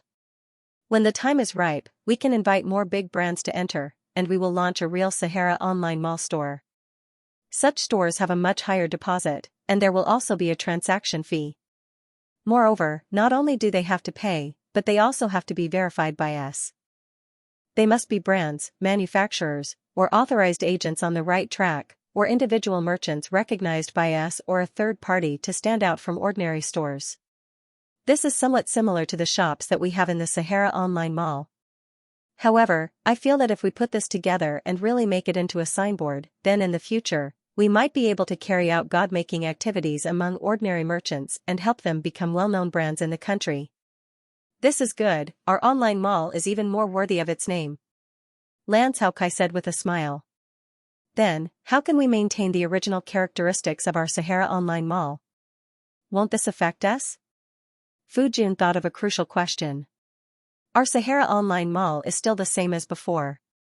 We make the best products and the best service. We can provide first-class customer service, better products, and more reassuring quality. This is something that ordinary stores can't provide. The advantage of ordinary stores is not in their refinement, but in their choice. Xianxia smiled and said, "It's just like how we like to visit all kinds of small shops to satisfy our curiosity. But we also like to visit large supermarkets because we can buy things with more ease and feel more comfortable here. By the way, for people who have a phobia of choice, or men who are too lazy to visit stores one by one, Sahara Online Mall will be their best choice." Fu Jun's worries were resolved, and he also breathed a sigh of relief. He officially put his thoughts into the question of what will we do if we buy Xianxia. It seemed that they had now made a decision. Xianxia was also thinking about more profit models. He touched his chin and said thoughtfully, "In reality, there are shops with good locations and bad locations. I think we can also refer to this practice when we start Xianxia in the future. If they give us more money, we will put their location in front of the search page." Fu Jun smiled and said, "This is called bidding ranking. In fact, Sahara Online Mall is also doing this. By the way, Xianxia, our Sahara Online Mall has a lot of new ways to make money. We can also copy them on Xianxia."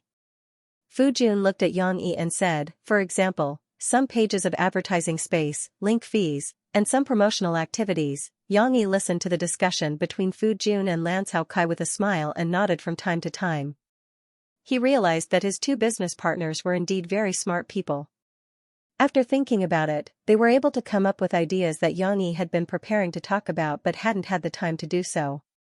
Perhaps, if he let the people in the company brainstorm, they might be able to come up with many of Taba's profit models that Xianxia himself hadn't noticed.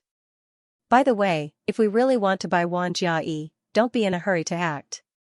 Let the government of Guangdong province owe us a favor first. Let them help us promote and call for more businesses to move in. Lan Caokai was very familiar with some of the ways to deal with the government, so he suggested. Don't worry about this. Fu Jun smiled and said, after doing this, we can be considered a real company in Guangdong province. As long as we don't make any big mistakes, no one will come to trouble us. This was also one of the reasons why Fu Jun flew to Jiangqing to discuss this matter with Yang Yi and Lan Caokai. One had to know that this wasn't just a simple business action. There were also a lot of political factors behind it. Moreover, if this model was developed well, it could be exchanged for countless political achievements for some people behind the scenes.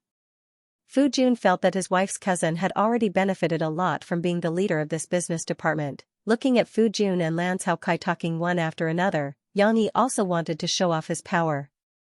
He had already thought about what he would say to Fu Jun and Lan Caokai next that they wouldn't expect. For example, changing the name of Wan Jiayi's online shopping mall to Sahara Taba. This name not only crowned with the name of the Sahara, but also the meaning of treasure hunting in the desert where countless treasures were buried.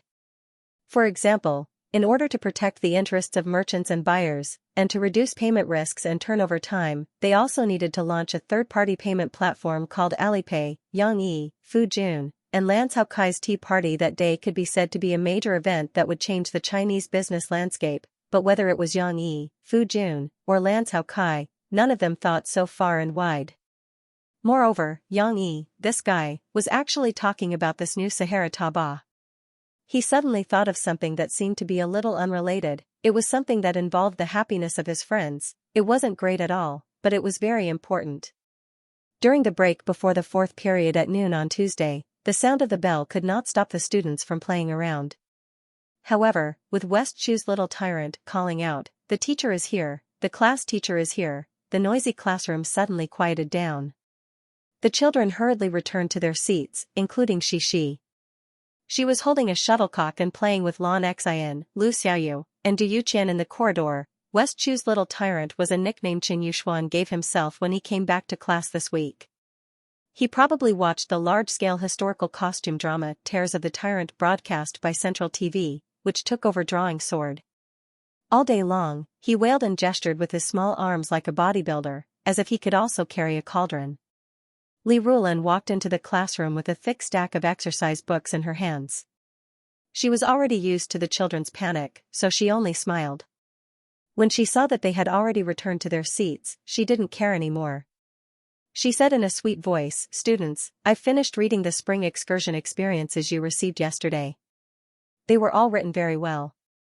It seems like you all have gained a lot from the spring excursion, right?" "Yes." The little ones responded in unison. It was very neat. Li Rulan asked a few small questions, such as what they thought was the biggest gain, or if they still remembered the names of the plants they saw in the Institute of Botany. These small classroom interactions stimulated the children's enthusiasm and awakened their memories of the spring outing. Xixi was very enthusiastic. From the beginning of the class, she felt that she could answer all the teacher's questions. Moreover, the little girl was very interested in the questions about the spring outing. Therefore, Xixi had been excitedly raising her little hand high, afraid that the teacher would not see it. However, it was a pity that Li Rulan didn't call out Cici's name. There were a few times when her gaze stopped on the little girl and then lightly swept past her. This made Cici very disappointed. "Hey, why didn't the teacher ask me to answer the questions?" The little girl thought to herself, feeling a little wronged. Of course, this was not a big deal. She just felt a little regretful. The thought flashed through her mind, but she still listened attentively to the teacher. However, after a while, Ms. Li got to the point. She began to comment on the essay on the spring outing. Then, she mentioned Xixi's name. In the spring outing experience handed in this time, many students wrote articles that left a deep impression on the teacher. For example, student Yang Xi's and student Chao Wulan's. Li Rulan named a few students and then smiled. Next, the teacher will first read student Yang Xi's article and then invite her to tell the students how she wrote a good article, okay? The little girl below the stage was pleasantly surprised. She didn't expect to be singled out and praised by the teacher. One had to know that she had been very disappointed just now, thinking that the teacher had not noticed her. The effect of being singled out and praised by the teacher was very obvious. Lu Xiaoyu used her elbow to nudge Xixi's little arm, giggling and winking at her. After Xixi greeted Lu Xiaoyu, she looked at the podium happily. Ms. Li Rulin had already taken out the first workbook and began to read Xixi's essay. I'm so happy today because our school went to the spring outing together, and Dad can go with us. We got on the bus. Dad asked me and Lan Xian to teach the students to sing Goodnight Meow. Everyone sang very well. Chi-Chi from class 6 said that she was very envious of us. After getting off the bus, we visited the Botanical Research Institute and the museum. We saw a lot of plants, but my favorite was the rape flower. It was a big yellow rape flower. It was so beautiful. There were also hard-working little bees flying around. We also saw a lot of cultural relics in the afternoon. The tour guide sister said that Jiangqing is my home, and beauty depends on everyone. Oh right, we also played a very interesting handkerchief throwing game at noon. Today was really a happy day. When Li Rulin was reading, she couldn't help but shyly twist her little butt on the chair. Because the teacher was very emotional, and because these were all written by her, it felt weird to be read out. Moreover, many students couldn't help but look at her. This made Xixi feel happy, but also a little embarrassed. After the teacher finished reading, the class was filled with warm applause. Xixi's essay was very ordinary and didn't even use rich adjectives. After all, Xixi was only in first grade. A child who had just learned how to write not long ago could write a 200-word essay in a complete and orderly manner. It was already very good. Many children even stopped at the daily "Today, the sun shines brightly, the sky is clear for thousands of miles" routine. Of course, it couldn't be said that other friends wrote very poorly. The children of this era were exposed to far more information than before. Sometimes, the words they used sometimes exceeded the vocabulary they could write. However, Xixi's organization was better. The paragraphs of the essay were clear. When the teacher read it, it was as if it was a memoir, awakening many beautiful memories of the little guys. This made them very impressed. Come, Xianxia, come up to the podium and introduce to the students how you wrote this essay. After Li Rulin finished reading, she smiled and called Xixi's name. Xixi was a little happy and a little shy. She walked in small steps. One moment, she wanted to walk 2 steps faster, and the next moment, she slowed down in embarrassment. After walking up to the podium, she stood beside the teacher. She didn't know where to place her 2 small hands. One moment, they were intertwined in front of her, and the next moment, she pulled them back behind her in embarrassment, as if she was hiding them.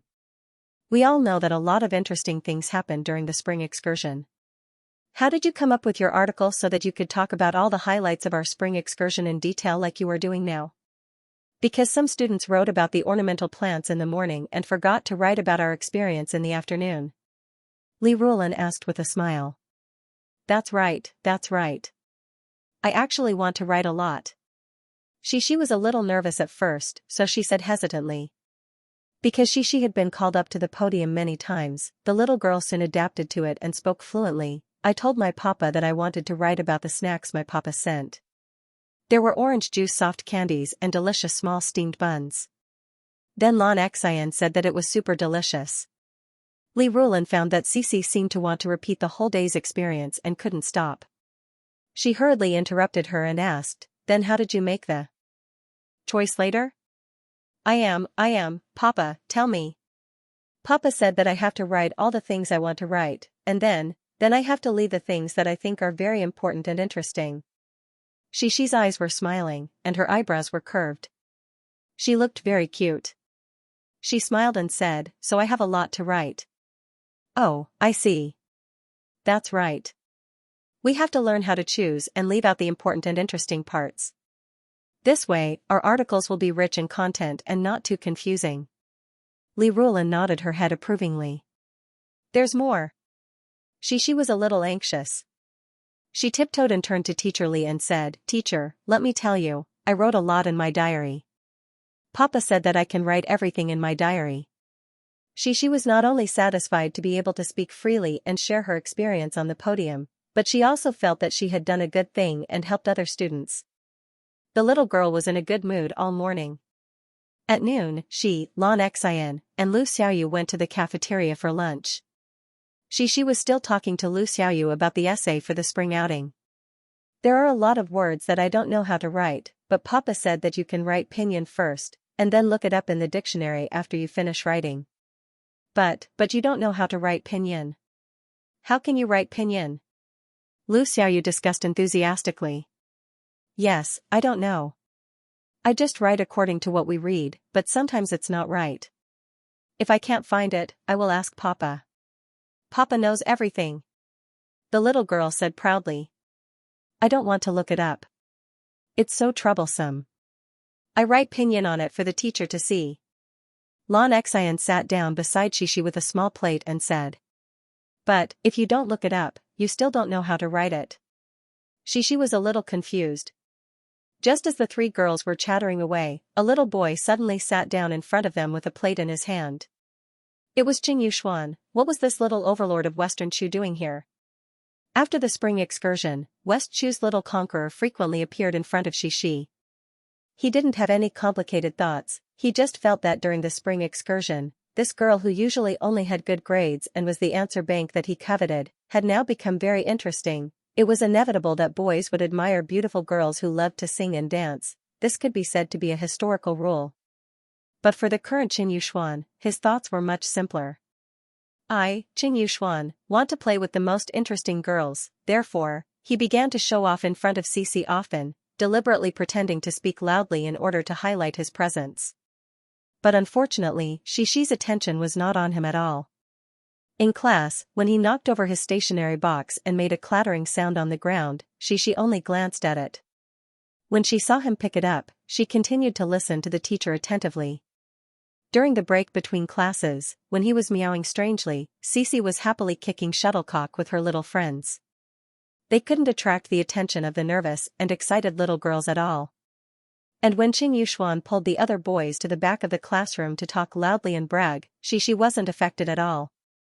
After Lan Xian's invitation, the two girls held hands and went to the bathroom together. Now, Qing Yuxuan suddenly sat in front of Xi, Lan Xian, and Lu Xiaoyu. Before the girls could react, he slyly smiled and took out 2 small cucumbers that were wrapped together in a plastic bag from his trouser pocket. In fact, they were small and exquisite, green and shiny cucumbers. But in Jiangqing and some cities in Jiangnan, they were called small cucumbers. Xi, I'll show you, these are small cucumbers. Qing Yuxuan opened the plastic bag and pulled out a small cucumber. Because it had been washed clean, the skin looked a little moist. He proudly showed it to Xi and the other 2 girls as if he was presenting a treasure. Lan Xian just glanced at it and said in a loud voice, I recognize the small green melon. Xi's papa is very good at cooking. He cut the small green melon into pieces and then put vinegar and sugar in it. Anyway, the small green melon is sweet and sour. It's super delicious. Xian, my papa said that it's called cucumber salad. Xi kindly told her friend.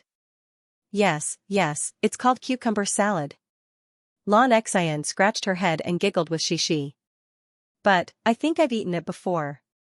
I've eaten it with my parents in a restaurant. It's called cucumber slices. Lu Xiaoyu said weakly. It's not food. It's not food. Qing Yuxuan saw that the topic was deviating, so he quickly raised his voice and shouted, I'll show you. It was okay to watch a performance. The 3 girls stopped their chattering and stared at Qing Yuxuan in unison. Qing Yuxuan wasn't as nervous as the other boys, and he wasn't as embarrassed as he was when he couldn't sing a song on the bus. This time, he really came prepared. Watch carefully. The little boy said confidently. They saw him put the small cucumber on the plate, and then used his spoon as a knife to cut off the 2 ends of the small cucumber. The cut ends were not wasted, and he directly stuffed them into his mouth. Then, Qing Yuxuan, who was chewing the small cucumber, picked up a chopstick, starting from the cut ends, and poked the middle of the small cucumber. Because the small cucumber was not long, and the middle of the cucumber was soft, he quickly poked a hole with the chopstick. Wow! Lu Xiaoyu could not help but exclaim. Actually, it was nothing much. It was just that the little green gourd looked a little miserable after being tormented by him. Of course, the girls were still watching with rapt attention. Qin Yuxuan was making such a big fuss, so Xi and the others were also very curious about what kind of tricks Qin Yuxuan was going to play. After a while, Qin Yuxuan dredged the deep and long hole in the middle of the small cucumber that he had just poked with the chopstick. Then, he put down the chopsticks, held the small cucumber alone, and proudly showed it to Xi and the others. Look. Then, Xi and the others saw Qin Yuxuan bring over the bowl of meat soup that he had just served. Originally, this was for everyone to drink after dinner. But Qin Yuxuan wanted to drink it now.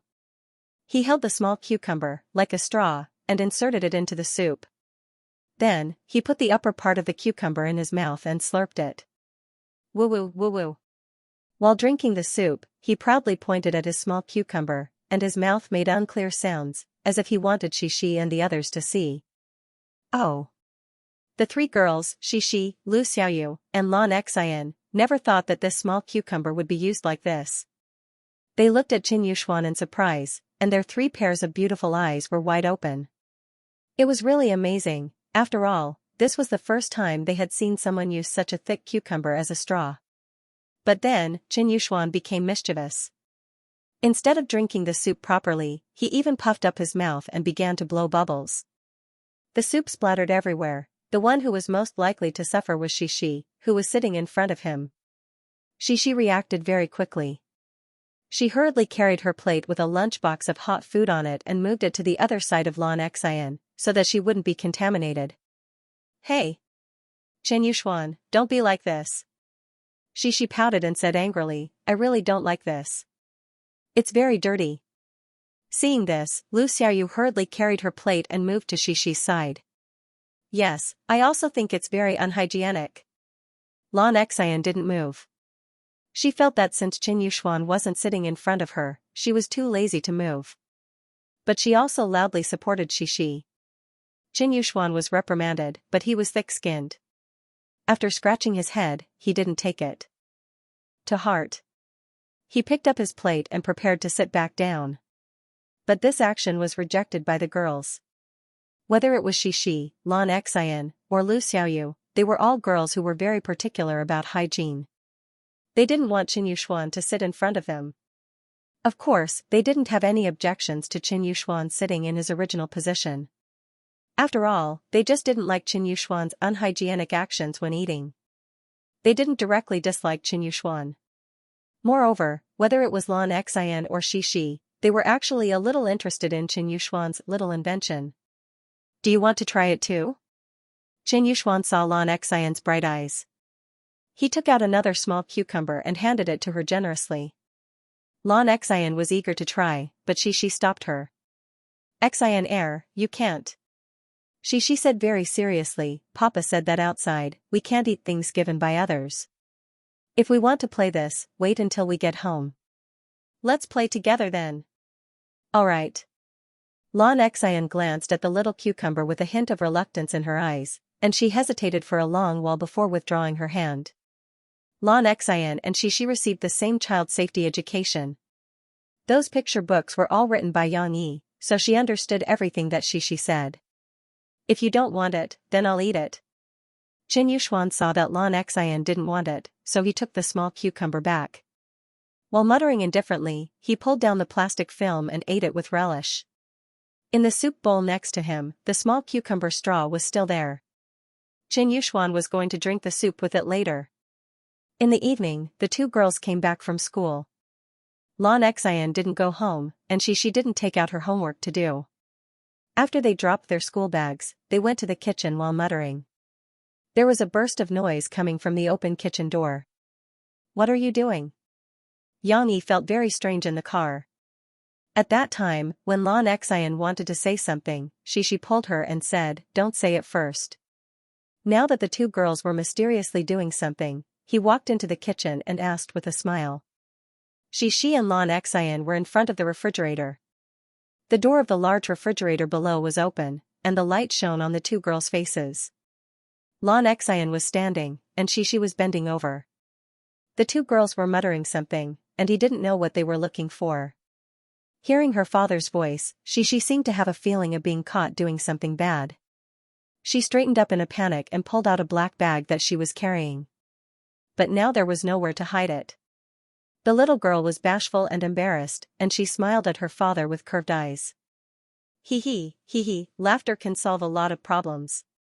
For example, after the little girl smiled for a while, she realized that she didn't seem to have done anything bad. She was just looking for experimental materials with Xianxia. What are you laughing at? Xianxia looked at his daughter's silly look and couldn't help but smile. We are looking for small green melons. But we are just looking for big green melons. She explained, holding the black bag. Xianxia next to her took out a small green melon with thorns. Papa, do we have small green melons at home? P.S. Don't ask why I keep saying green melons. I'm afraid you will misunderstand.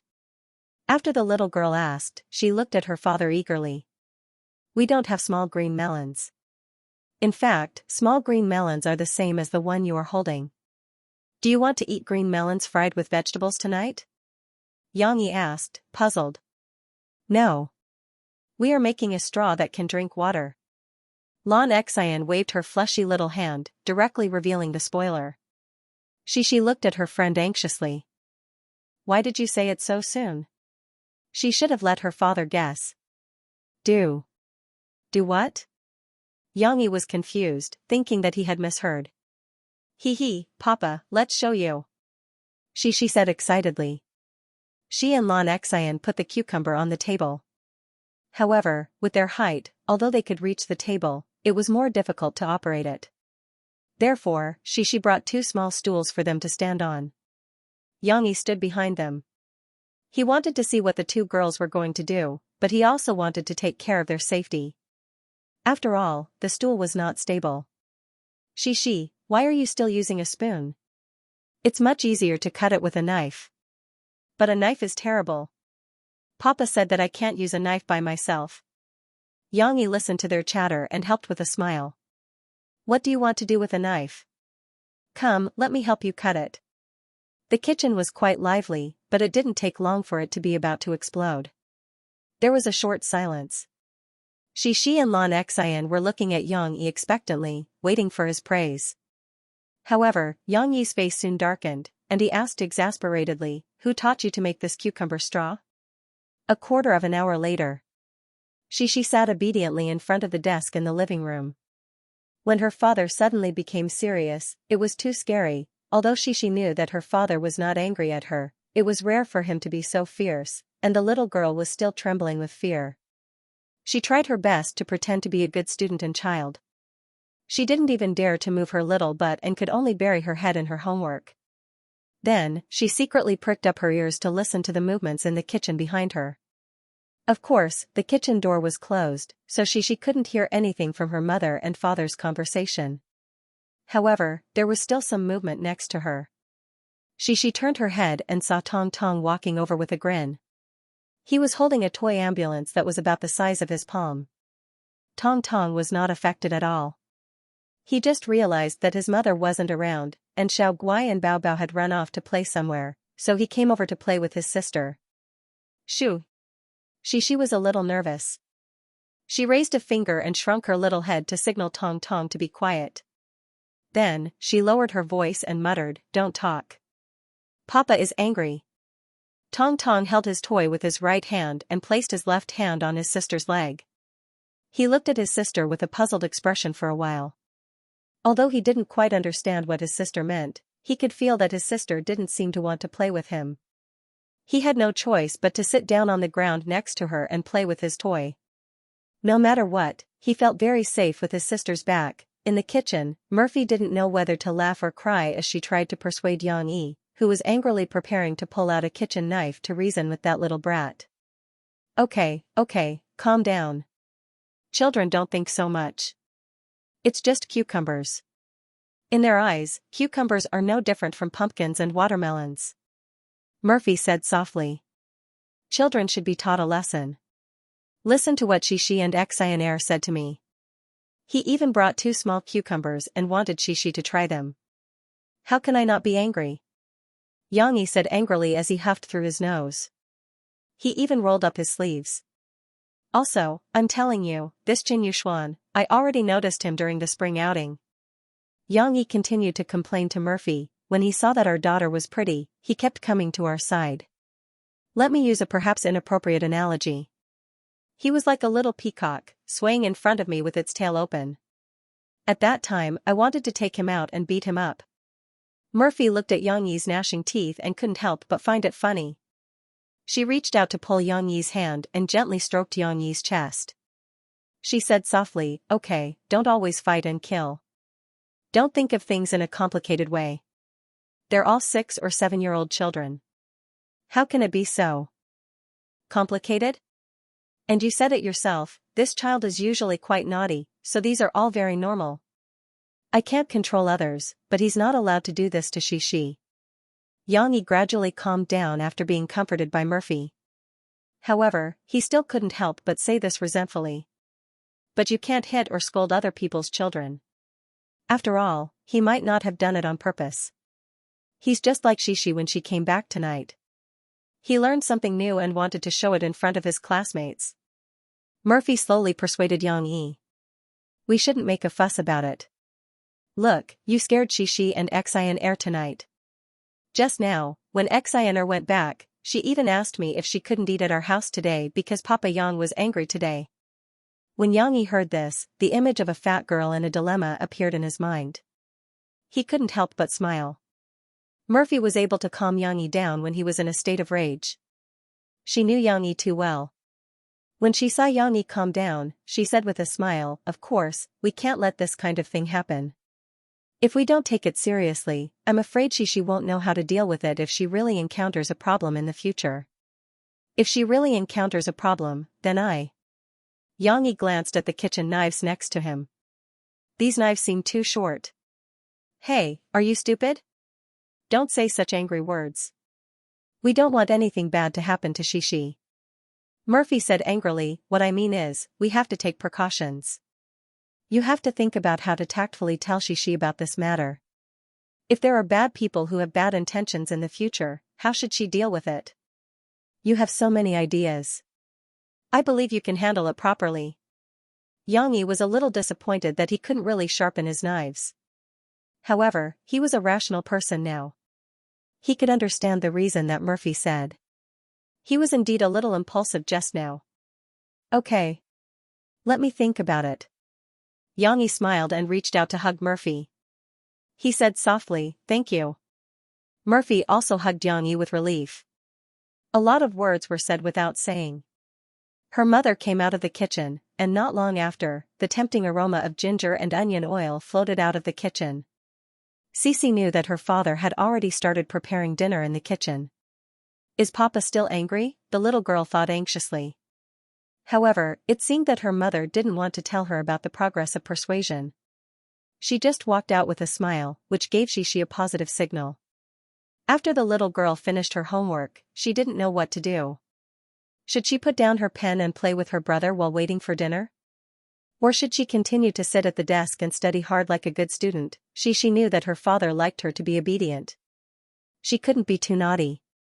Fortunately, Murphy seemed to see Xianxia's dilemma. She came over and asked Xianxia if she had finished her homework. Then she said with a smile, "Since you've finished your homework, get up and have a rest. By the way, your papa asked you to go to the kitchen after finishing your homework. Don't be afraid. Your papa won't be angry with you." Murphy comforted the little girl who was a little hesitant. The half-closed kitchen door was gently pushed open. Xianxia's delicate little face carefully appeared behind the door. She stuck her head out, blinked her big eyes, and looked at her father who was busy. She had to see if her father was still as angry as before. What caught Xianxia's eyes was her father's kind and gentle smile. Xianxia couldn't help but be surprised. It turned out that she was discovered by her father as soon as she opened the door. "Xianxia, you're here?" Xianxia laughed heartily, waved to her, and said, "Come here and try the slow-roasted pork made by your father. Let's see if it tastes good." Xianxia had been working on this slow-roasted pork this afternoon. One had to know that this was not a barbecue, but a roasting. He had applied a lot of ingredients, as well as a sweet and sour sauce made from fruits and vegetables. The pork was wrapped in foil, and then sent into the oven to roast. The process was very complicated. Although it was troublesome, the Western-style barbecue tasted good. Moreover, cutting the barbecue was also a pleasure, as long as no salt was sprinkled. Xianxia cut the caramel-colored barbecue, and the soft, tender, and juicy pork inside was turned over with steaming hot air. Wow, it smells so good. She smelled the rich fragrance of the meat and couldn't help but go to her father's side. She held the kitchen counter with her two small hands and opened her eyes wide, watching her father cut the barbecue. Her father's warm attitude just now made the little girl feel relieved. As long as her father wasn't angry, she could still be familiar with him. She could act coquettishly and rely on him. Xianxia cut a piece of the most tender barbecue pork with a knife and dipped it in the sour plum sauce that he had prepared earlier. Holding it in his hands, he bent over to Xianxia and said with a smile, "Come, try it. See how good Daddy's cooking is." Xianxia was already craving for it. At this moment, she forgot to speak. She only cared about opening her small mouth and biting the warm barbecue pork into her mouth. The sour and sweet taste of the sour plum sauce stimulated Xiaxia's taste buds, and the delicious taste of the meat filled the little girl's senses. Not only was it fragrant, but the texture was also top-notch. With a light bite, the soft pork spread out like ice cream, and with a bite of the high moisture content of the pork, the gravy overflowed. At this moment, satisfaction was written all over the little girl's face. "Is it good?" Xianxia saw that she had forgotten to speak, so he asked with a smile. Xianxia nodded vigorously. Then she leaned on the counter and anxiously stamped her feet. It seemed that she couldn't open her mouth to speak. She was almost suffocated. In addition to being anxious, she raised her small head with satisfaction and smiled radiantly with her father. "Later, let's send a portion to Xianxia and her parents to try. Then we'll come back to eat, okay?" Xianxia smiled and said, "Daddy made a lot of barbecue today. We can't finish it alone." Xianxia finally chewed up the barbecue pork in her mouth and swallowed it. At this time, she couldn't wait to giggle with her father and said, "It's so delicious. Daddy, it's really delicious. I like the sour and sweet taste very much." Then, okay. Let's also let Xianxia eat it. She should like it very much." It seemed that Xianxia was almost suffocated from not being able to express her feelings with words just now. Seeing Xianxia beaming with joy, Xianxia secretly breathed a sigh of relief in his heart. After bribing Xianxia, Xianxia tidied up a little. He took off his gloves and squatted down. While helping Xianxia tidy her clothes, he looked into the little girl's clear eyes and said softly, "Xianxia, Daddy wants to apologize to you. I suddenly got angry just now. Maybe I scared you." Xianxia didn't expect that her father would suddenly take the initiative to apologize. She blinked her eyes in surprise, but soon she reacted. The little girl stepped forward and put her arms around her father's neck. She snuggled into her father's arms and twisted her body like a spoiled child. She smiled and said, "Daddy, it's okay." It was okay. Daddy was so scary just now, but Xianxia liked her father who was calm and gentle like he was now. "It's all Daddy's fault." Xianxia rubbed Xiaxia's little head lovingly and said, "Actually, Daddy didn't lose his temper at you, nor did he blame you and Xianxia. Daddy just thinks that it's not very good for you to learn how to use cucumber straws." Xianxia snuggled comfortably in her father's arms and sat on her father's knees. She asked curiously, "Why?" "Because, this is something you can't understand now. When you grow up, you'll understand." Xianxia smiled and said, "What I want to tell you now is, if you meet someone who talks to you about cucumbers in the future, especially boys or uncles. Anyway, other than your parents, what should you do if they talk to you about cucumbers and cucumbers?" "What should I do?" Xianxia asked confusedly. "Just like what Daddy told you before, if someone wants to take you somewhere else to play, you should tell Daddy first." Xianxia said gently, "If you are in a similar situation now, and someone wants to invite you to eat or watch something, you should also say to him, 'I'm sorry, I have to ask for my father's permission first.'" Xianxia understood. She giggled and said, "I know. Papa is worried that they are bad people. But Jin Yuxuan is not a bad person. He just doesn't like to study. Teacher Li said he is too naughty. Whether they are people we know or not, we have to be careful. After all, we don't know if there are bad people among the people we know." Yang Yi said. Okay. She grabbed her father's big hand and played with it in front of her. There's more. Yang Yi held back his laughter and said seriously, in the future, if you meet someone who talks about cucumbers to you, just tell him that I am not interested in them, because my daddy's cooking is the best. He is best at cutting cucumbers, chopping cucumbers, smashing cucumbers, and pickling cucumbers. Well, remember these four, you must tell him. Xi's eyes lit up and said happily, hey, Daddy, let me tell you, Xianxia said that before Qin Yuxuan's performance, she said that Daddy will cut the cucumbers into pieces and pickle them with sugar and vinegar. It is super delicious. Yang Yi was stunned for a moment before he laughed, is that so? Xianxia did a good job. Cut her a piece of roast pork to eat tonight. Hee hee. The little girl didn't know why, but she also laughed with her father. After entering April, whether it was The Shawshank Redemption, the animated film Frozen, or I Am a Singer, which was about to be released during the summer vacation, they all carried out an overwhelming amount of publicity. Of course, since March, Jiangnan TV station had been broadcasting various promotional videos for I Am a Singer. Whether it was the introduction video of the luxurious recording studio or the individual promotional videos of several singers, their publicity for I Am a Singer had never been reduced. On the other hand, it could be seen that the advertisements of the influential media and broadcasters on the internet and micro-broadcasting were all produced by China Star. After all, they were more skilled at these little tricks. However, some uninvited media were very interested in the two movies related to Yang Yi that were released at the same time during the summer vacation. They did not hesitate to make a comparison between the two movies of completely different genres to guess which one would get a higher box office.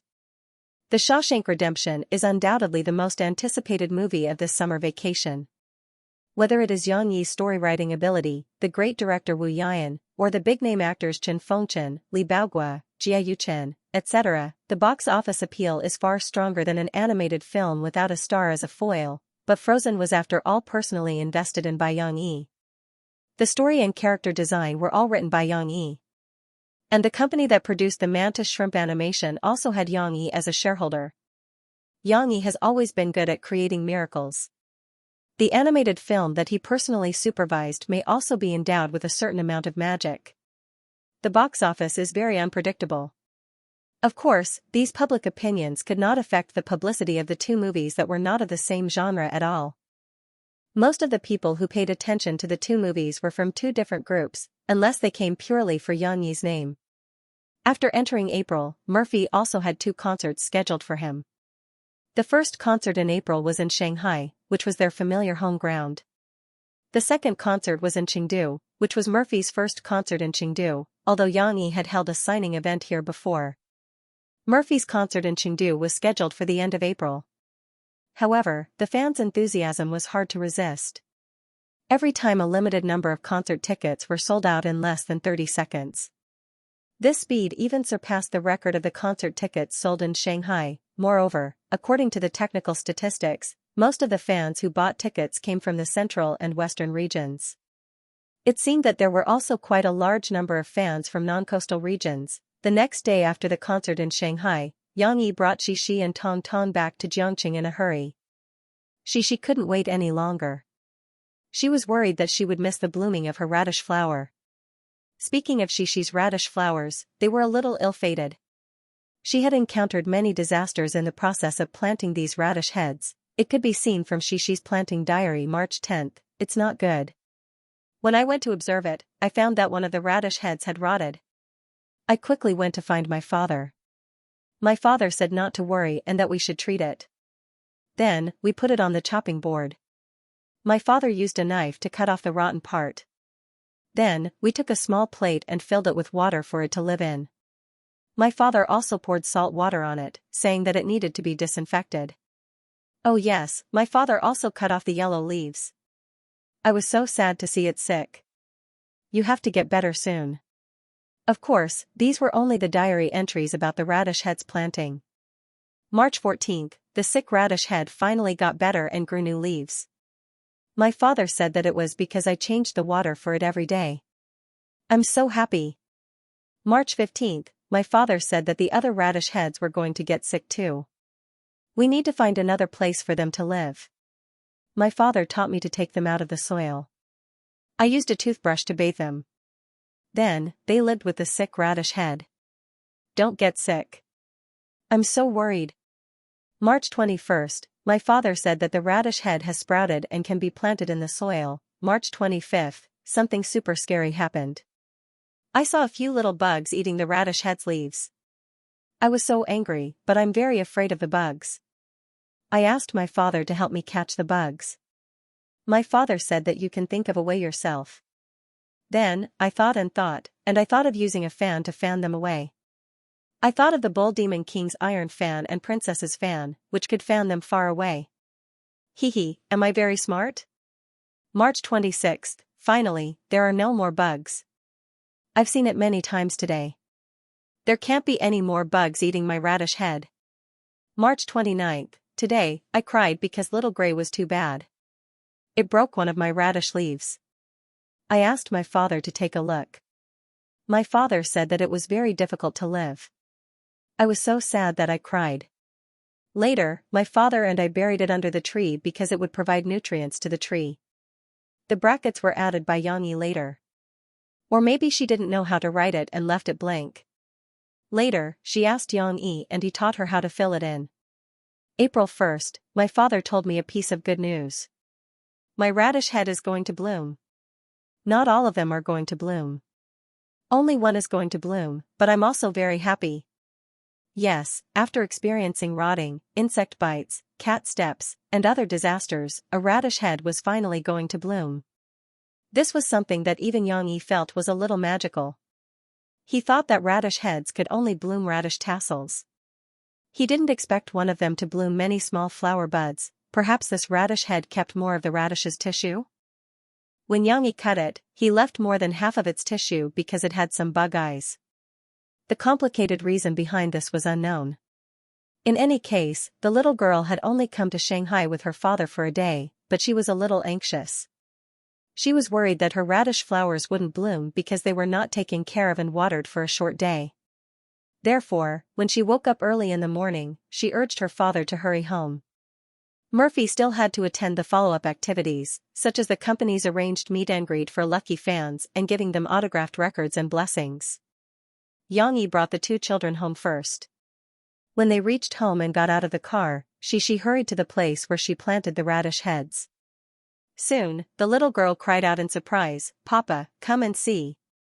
It's really blooming. It's so beautiful." Xianxia hugged Tong Tong with his left hand and was about to take out the luggage in the trunk with his right hand. He looked back and saw the little girl with bright eyes and white teeth under the bright sunlight. Her happy smile was like a blooming flower. "Sister." Tong Tong also saw his sister smiling at him. He thought that his sister was calling him, so he grinned happily and patted his father's arm with his chubby little hand. He struggled to get down and go to his sister. Xianxia saw that Tong Tong was also excited, so he smiled and threw the luggage back into the trunk. He carried Tong Tong and walked to Xi. The flowers that the radish bloomed were not astonishingly beautiful because they were not like peonies, which had strong colors and a spectacular appearance. On the contrary, not only were they not spectacular, but they were also not strong. They were a little like a sky full of stars. They were all cream-colored and even had a very light yellow color. Moreover, the flower buds were very petite and only when they were clustered together did they show a little sense of existence.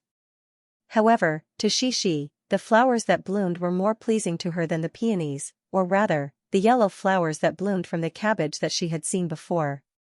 She could not bear to part with them. This was because they did not come easily. When Xianxia brought Tong Tong over to admire the flowers with her, the little girl was worried that her little brother would be as naughty as Little Gray. She carefully reached out to pull Tong Tong, who was standing on the ground, and persuaded him, "Little brother, you can't touch these flowers. You can only look at them from afar." Tong Tong looked up at his sister in confusion, then turned his body sideways to look at the flowers. To the little guy, all of this did not seem to be anything special. What was his sister talking about? When Xianxia heard this, he smiled but did not stop her. Instead, he pondered for a while and asked, "Xi, Daddy will test you with a question. Let's see if you can answer it, okay?" What question? She turned her head curiously. How many petals does a radish flower have? How many petals? Cece was stumped by this question. She was quite flexible. She didn't know, so she chose to investigate on the spot. I'll count them. However, when she saw the large cluster of radish flowers, the little girl was troubled. There are so many. 1, 2, 3, 4, Tong Tong looked at his sister and blinked his big eyes. The little guy had learned quite a few numbers when Murphy took him for a stroll on the small slope of Pavilion Hill behind the Villa District. She would hold his hand as they climbed the stairs, and she would teach him to count the steps bit by bit. Cece really did start counting them one by one. However, after a while, she became dizzy. She was dazzled by the flowers. After counting for a while, she forgot which ones she had counted. Aya, there are too many. The little girl muttered anxiously. Xianxia looked at Xixi in amusement. After counting for a while, he said to her, "You counted wrong. You have to look at the bottom. Only this small piece is a flower. This big cluster of flowers gathered together." Daddy, why didn't you say so earlier? Cece realized that her train of thought just now was all wrong, but she had counted so many numbers for nothing. She shook her little but unwillingly and started to complain about her father. The little girl was very smart now. She could even discover her father's bad taste. However, after complaining, she continued to count with interest. Let me look again. 1, 2, 3, 4. But it seems that there are more than 4. In order to identify it clearly, she curiously moved closer and reached out to touch the flower. Only then did she happily turn her head to report to her father, No, it's still 4 petals because I was wrong. I thought this was 5 petals, but it's not. There is a flower beside it, and I mistook the petals of this flower for this flower." The little girl blabbered on about her discovery. Then, she happily smiled at her father and waited for his praise. However, Tong Tong pulled his sister's hand and said, One what? She was puzzled. Tong Tong looked up with a serious expression. He used his empty right hand to gesture in the air. It was as if he was pressing down. With a clear rhythm, he muttered, 1, 2, 3, 4, 5, 5. It was as if he was complaining that his sister did not recite the number 5. He looked at his sister and repeated the number 5 loudly. Perhaps because of their age difference, she understood her brother's meaning. She giggled and said, No, little brother, there is no 5. I was counting the petals of the flower with Papa. You were reciting the jingle. Mom recited it for you.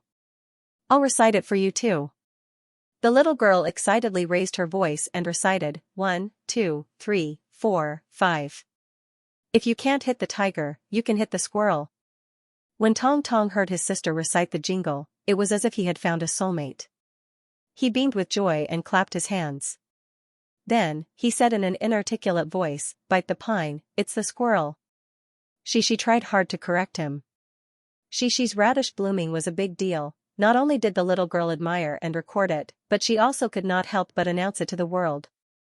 At noon, after Xixi finished her lunch, before going to bed, she used WeChat to call her mother, grandpa, little aunt, and her grandfather who was far away in America. She told them that the radish she planted had bloomed. The radish has bloomed, then your radish can't be eaten. It's too old. On the other side of the camera, Emohenian's face was dark. He probably did not understand how the front camera of the phone could be aimed at his face. However, this did not prevent him from instructing Xixi. Ask Xianxia, your father, to plant the seeds that have bloomed. In a few months, there will be radishes to eat. Seeds, eat radishes, okay. The little girl listened obediently. She held the phone and nodded seriously. Forget it. You may not remember if I tell you. Give the phone to your father. I'll talk to him. Emohenian clearly underestimated his granddaughter's memory. However, Xixi still obediently ran back and handed the phone to her father. Papa, Grandpa wants to talk to you. After a while, Xianxia explained to Emohenian that he was not going to plant radishes for Xixi. This was just one of Xixi's science assignments. Instead of sleeping at noon, you actually went outside to look at the radish blooming. You even disturbed Grandpa's rest. Do you know that it's already very late abroad? After Yang put away the phone, he reached out and rubbed the little girl's hair. Okay, then can I call Sister Xiaowei, little Yu and the others? Also Qiqi, Shiyun, Zhaoyu. She said to her father with a smile. No, it's noon now. You have to take a nap. Look, your brother is already taking a nap. Yang simply picked up the little girl and walked upstairs. He smiled and said, if you want to tell your other friends, you can wait until the afternoon or tomorrow when you go to school. You can take a few photos. Daddy will help you develop them and show them to them. Okay. She was a little disappointed. However, she suddenly felt that her father's suggestion was not bad, so she happily agreed. In the afternoon, when Yang was talking to Murphy on the phone, she ran over and said that she wanted to go to Xianxia's house to play. Okay, then be careful. Yang agreed. Usually, the two little girls would run around by themselves, so the villa area was quite safe. However, what Yang didn't expect was that not long after, before he finished his phone call, he saw Steamed Bun, who had been lying peacefully in the living room, wagging his tail and running out. Hee. Where are your radish blooms? Xianxia's loud voice could be heard from afar. On Monday, Yang made a rare business trip to Guangdong province. Together with Fu Jun and Lan Caocai, he attended the signing and release ceremony for the acquisition and expansion of Wanjia Yibai's online shopping mall. Of course, Yang was only the second shareholder of Sahara and met with a few of the main leaders of Guangdong province. He did not show his face at the press conference. This kind of thing to be in the limelight and improve his image was meaningless to Yang. Lan Caocai was very interested. Speaking of which, the negotiation process was very short. After all, both sides were willing to cooperate. Moreover, Guangdong province was very satisfied to see Sahara's plan to support small micro-enterprises and individual merchants. They were also willing to make a big concession. After some discussion, they also gave Sahara's online shopping mall a lot of favorable conditions. For example, at the junction of Buda City and Yangqing City, they gave the Sahara Group a piece of land of about 2,000 acres by the mountains and rivers for them to build their future headquarters. Although this piece of land was not immediately handed over to Sahara Group, and Sahara also expected to wait a year or two for itself to go public before starting to plan for the headquarters, how could Sahara not accept the benefits directly determined in the contract? In addition, according to Yang's instructions, Fu Jun set up the Sahara Taba Shopping Mall project team and reached an agreement with Guangdong province. In the future, Guangdong province would fully support Sahara and give a certain amount of tax relief to small merchants who opened online stores in Sahara.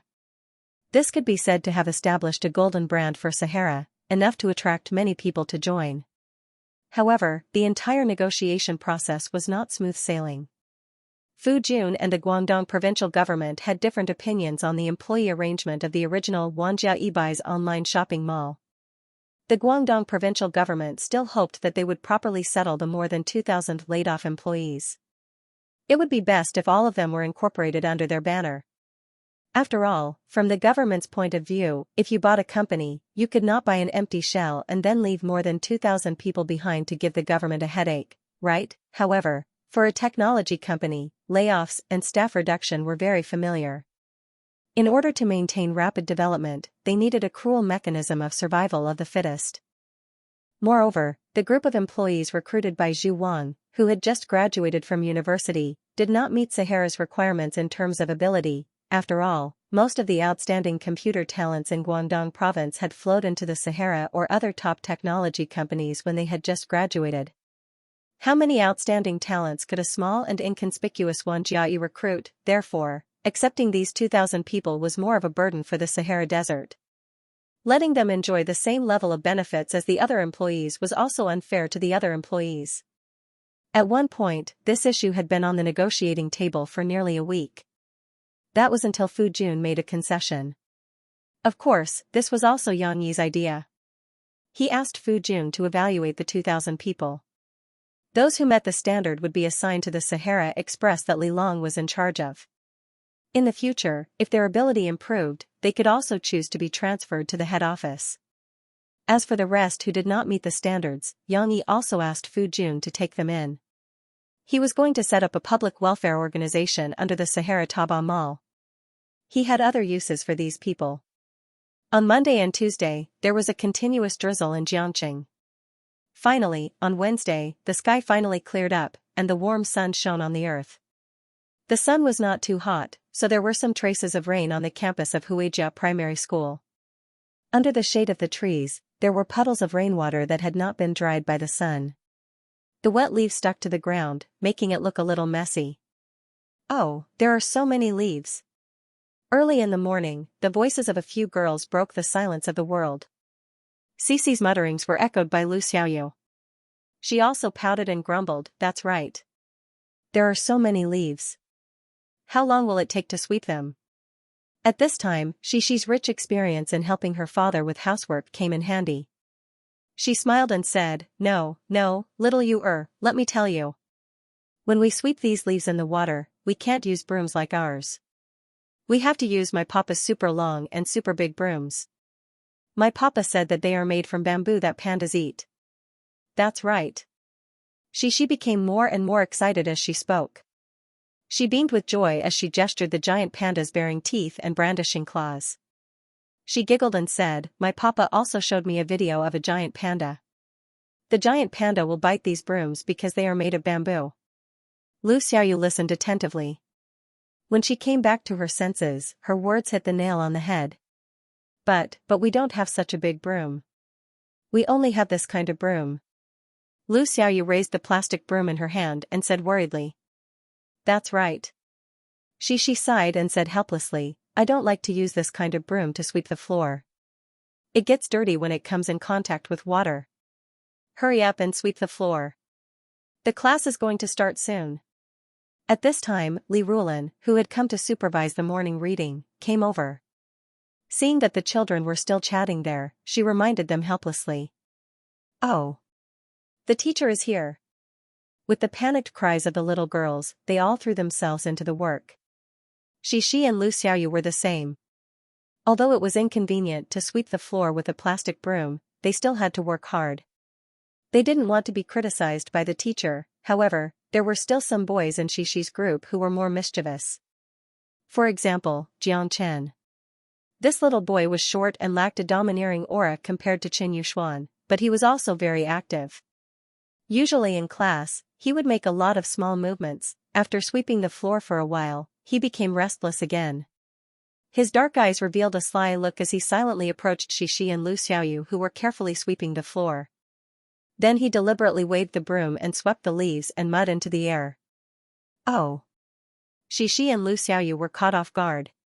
Some leaves were suddenly thrown onto their feet and shoes, scaring the girls. Jiang Chen, what are you doing? You are so annoying. Not only Xi and Lu Xiaoyu, but two other girls were also attacked by him. They all angrily denounced the naughty guy. Jiang Chen, you have to sweep the floor seriously.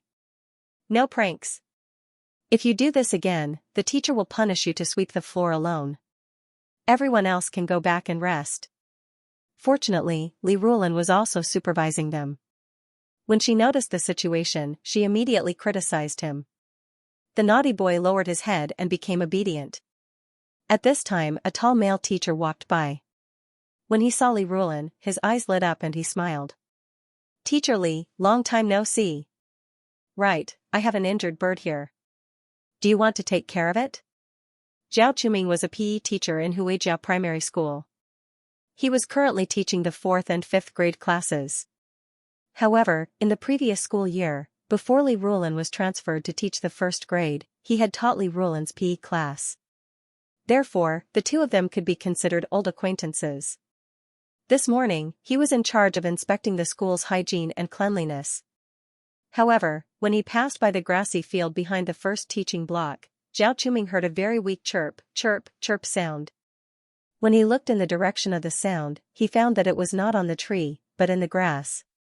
It was a little bird with brownish-red fur and dark brown feathers. Its right wing was drooping on the ground, and it seemed to be injured. Zhao Chuming looked at it on the ground for a while, then gently held it in his hand. After all, this little bird was really small. It was not even half the size of Teacher Zhao's palm. However, it looked very strong. With its round head and chubby body, it seemed to have become fat like a ball. It did not even have a neck. It was very lovable. It had to be said that Teacher Zhao was a kind person who was tall and could smell roses. He was prepared to carry it back to their office in the gymnasium so that the male teachers could take care of this injured little bird. However, on the way back to the gymnasium, Zhao Quming unexpectedly saw Li Rulan standing in the hygiene area of their class.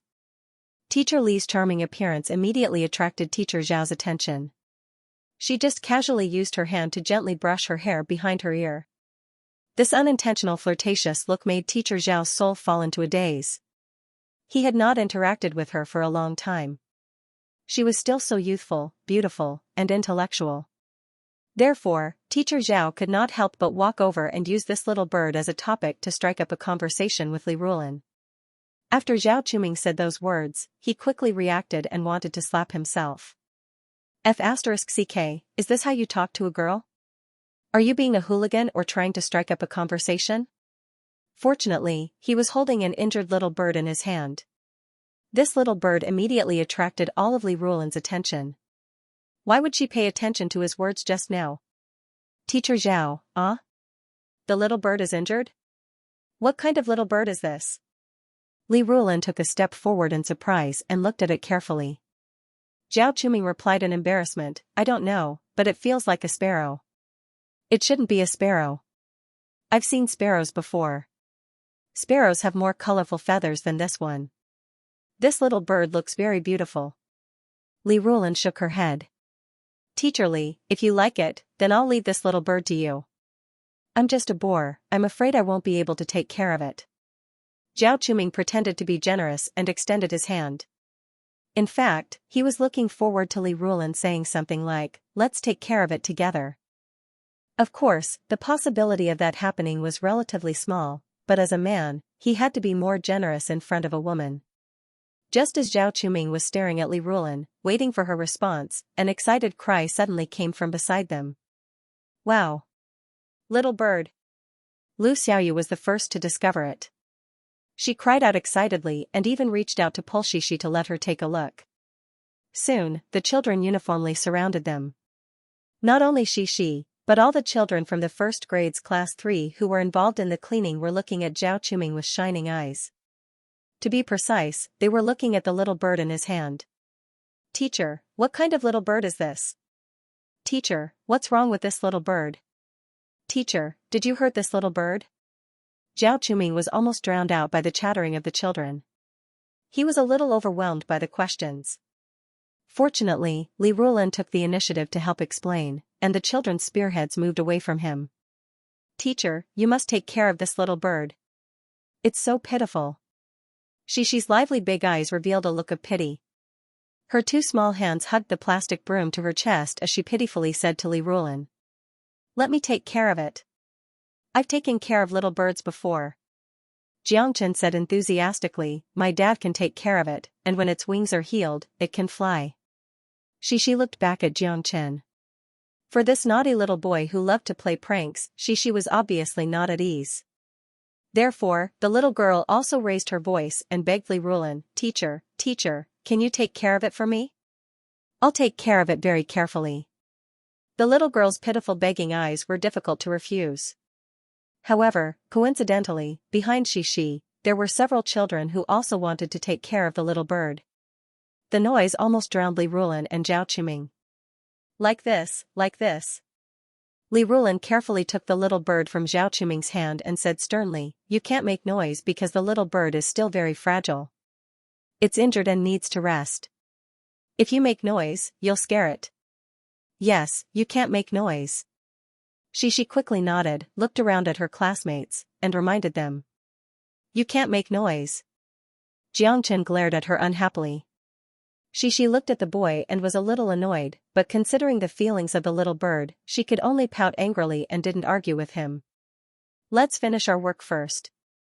The teacher will take care of the little bird, and then we'll see how to take care of it during class. We'll help it recover so that it can return to nature as soon as possible, okay? Li Rulan said with a smile. She already had an idea. Li Rulan didn't plan to take care of the little bird herself, nor did she plan to entrust it to any child. She planned to let all the students of the first grade class 3 take care of it together. Wasn't this a good opportunity to cultivate the love and responsibility of children? However, she misunderstood the teacher's words. She thought she had to perform well to win the teacher's approval and obtain the right to take care of the little bird. Okay, little fishy, let's go sweep the floor. She suddenly became super energetic. The little girl ran first and tried her best to sweep the leaves with water that were the most difficult to sweep. Li Rulan saw that the little guys consciously went to sweep the floor and didn't continue to buzz around her. She finally let out a sigh of relief and looked at Zhao Quming with a bitter smile. There was a short break between the morning reading class and the first class. The students on duty who went out to sweep the floor came back with their tools. Xianxia. She didn't even have time to put the broom back in the back of the classroom. She hugged the broom and excitedly ran to Lan Xian's seat. She chattered, "Let me tell you, we just saw a little bird." "Yes, an injured little bird." Lu Xiaoyu teased Xi as if she was performing a crosstalk with her. "But it's super cute. It's only this big, round, and its eyes are this small." She put the broom aside and gestured with her hands and feet. It's very pretty. It's red." Lu Xiaoyu nodded and smiled. "It's not red. It's brownish red." She corrected her. She had learned to draw and knew the difference between colors. "But it's so pitiful. Its right wing is injured. It can't fly." Lu Xiaoyu's expression was on point. In an instant, she changed from happy to sad. "I want to tell Mr. Li that we can raise a bird because we have a big house. The bird will like it," she said expectantly. Lu Xiaoyu sighed regretfully and said, "My house can't do that. My dad won't let me raise a pet. But if the bird lives in our house, you can also come to my house to play. That way, you can see the bird." She enthusiastically helped her friend think of a solution, as if she had already brought the injured bird home. Although Lan Xian was also curious about the bird, she wasn't that excited. She sat calmly in her chair, looking at Xi and Lu Xiaoyu for a while. Her head was also spinning. Finally, she waited for a break in the conversation between Xi and Lu Xiaoyu. She hit the nail on the head and asked, "But, Xi, you already have 3 cats at home. How can you raise a bird?" The joy on Xi's face froze. The little girl frowned slightly, thinking about Lan Xian's words. "Yes." Lu Xiaoyu's reaction was more direct. "Because she wasn't the one who wanted to raise a bird," she exclaimed, "I've seen on TV. Cats will catch birds to eat." She also knew, so the little girl was now very confused. She muttered, but, we can raise the bird in a cage. We used to raise little goldfish at home, and nothing happened." If Yang Yi was here to hear this, he would definitely cover his face with his hands. A string of inner monologues would appear on his forehead. "Daughter, you don't know. It's not that your little goldfish is fine. It's that you think it's fine." Of course, she and her friends didn't have a chance to discuss it now, because the first class had started. The math teacher, Lu Xianxian, had already walked in from outside with a textbook under his arm. Xi and Lu Xiaoyu hurriedly put the cleaning tools in their hands at the back of the classroom, and then hurriedly sat back in their seats. They couldn't act too naughty. If they did, the teacher wouldn't like it, and they wouldn't have the chance to take care of the injured bird. The language class was in the 3rd period, but when the first period ended, Xi and the others couldn't help but go to the teacher's office to visit the injured bird. "Is it really that beautiful?" Du Yuqian asked curiously on the way. It's true. It's just like the chick my grandpa raises, but the chick is bigger and yellow. It's smaller and cuter." She turned sideways and skipped forward, excitedly describing to her little friend. However, they did not expect that this injured bird had already become the star character of the first grade teacher's office. When they entered, they saw many teachers standing beside Li Rulan's desk, talking and laughing. Beside them, there were also some subject representatives who had come to hand in their homework to join in the fun. So many people. Xi immediately felt a sense of crisis and looked at those people nervously. When they squeezed in, she saw that the injured bird had already moved into a small wire birdcage. Xianxia, Lan Xian, Lu Xiaoyu. Do Yu-chan is here too? Li Rulan saw the four girls and smiled. Are you here to see the bird? She and the others quickly nodded. Li Rulan smiled and said, don't worry. Teacher Zhao brought a birdcage over just now. Now it has a place to live. Then teacher, what does the bird eat? Is it very hungry now? Du Yu-chan and Lan Xian were both staring at the bird that they had never seen before. Instead, it was Lu Xiaoyu who asked in a low voice. Just now, a teacher gave some bread crumbs. Look, it's in the small basin in its cage. But it doesn't dare to eat yet. It's probably still a little afraid of strangers. Li Rulan pointed at the trembling bird in the middle of the cage and smiled. But don't birds eat small worms? Shi's two small hands clung to the edge of the teacher's desk and asked in confusion. It eats a lot of things. Bread can be eaten, and so can bread worms. By the way, I just asked a natural science teacher who knows more about these things. This is a common bird in Jiangqing. It's called the brown-headed crow, Li Rulan said with a smile. Shi's big bright eyes blinked. She suddenly had an idea and said happily, Teacher, I know. We can call it Xiaoya. She didn't care what the bird's scientific name was. To a girl of this age, whether it was a crow, a sparrow, or a brown-headed crow, they were all birds. There was no difference. Moreover, she felt that calling it Xiaoya sounded better. Hey, can you guys wait a moment? Du Yu-chan said anxiously, Teacher, what's the bread worm you mentioned? Will bread grow worms? Then I won't dare to eat bread in the future. The break between classes was very short, and Cici and the others had to go back to class very soon. After that, they endured until the third class before they saw Teacher Li Rulan carrying a birdcage and bringing Xiaoya into the classroom. Bird. Whether it was the children who had seen the bird before, the children who had only heard about it from the former, or the children who had only seen the bird now, they all cried out excitedly. Suddenly, the classroom was as lively as a market. It was only after the bell rang that they barely suppressed their excitement and quieted down. Students, I believe you have heard about this bird. It was this morning. Li Rulan smiled and introduced the bird to the students from the time it was discovered to the present situation.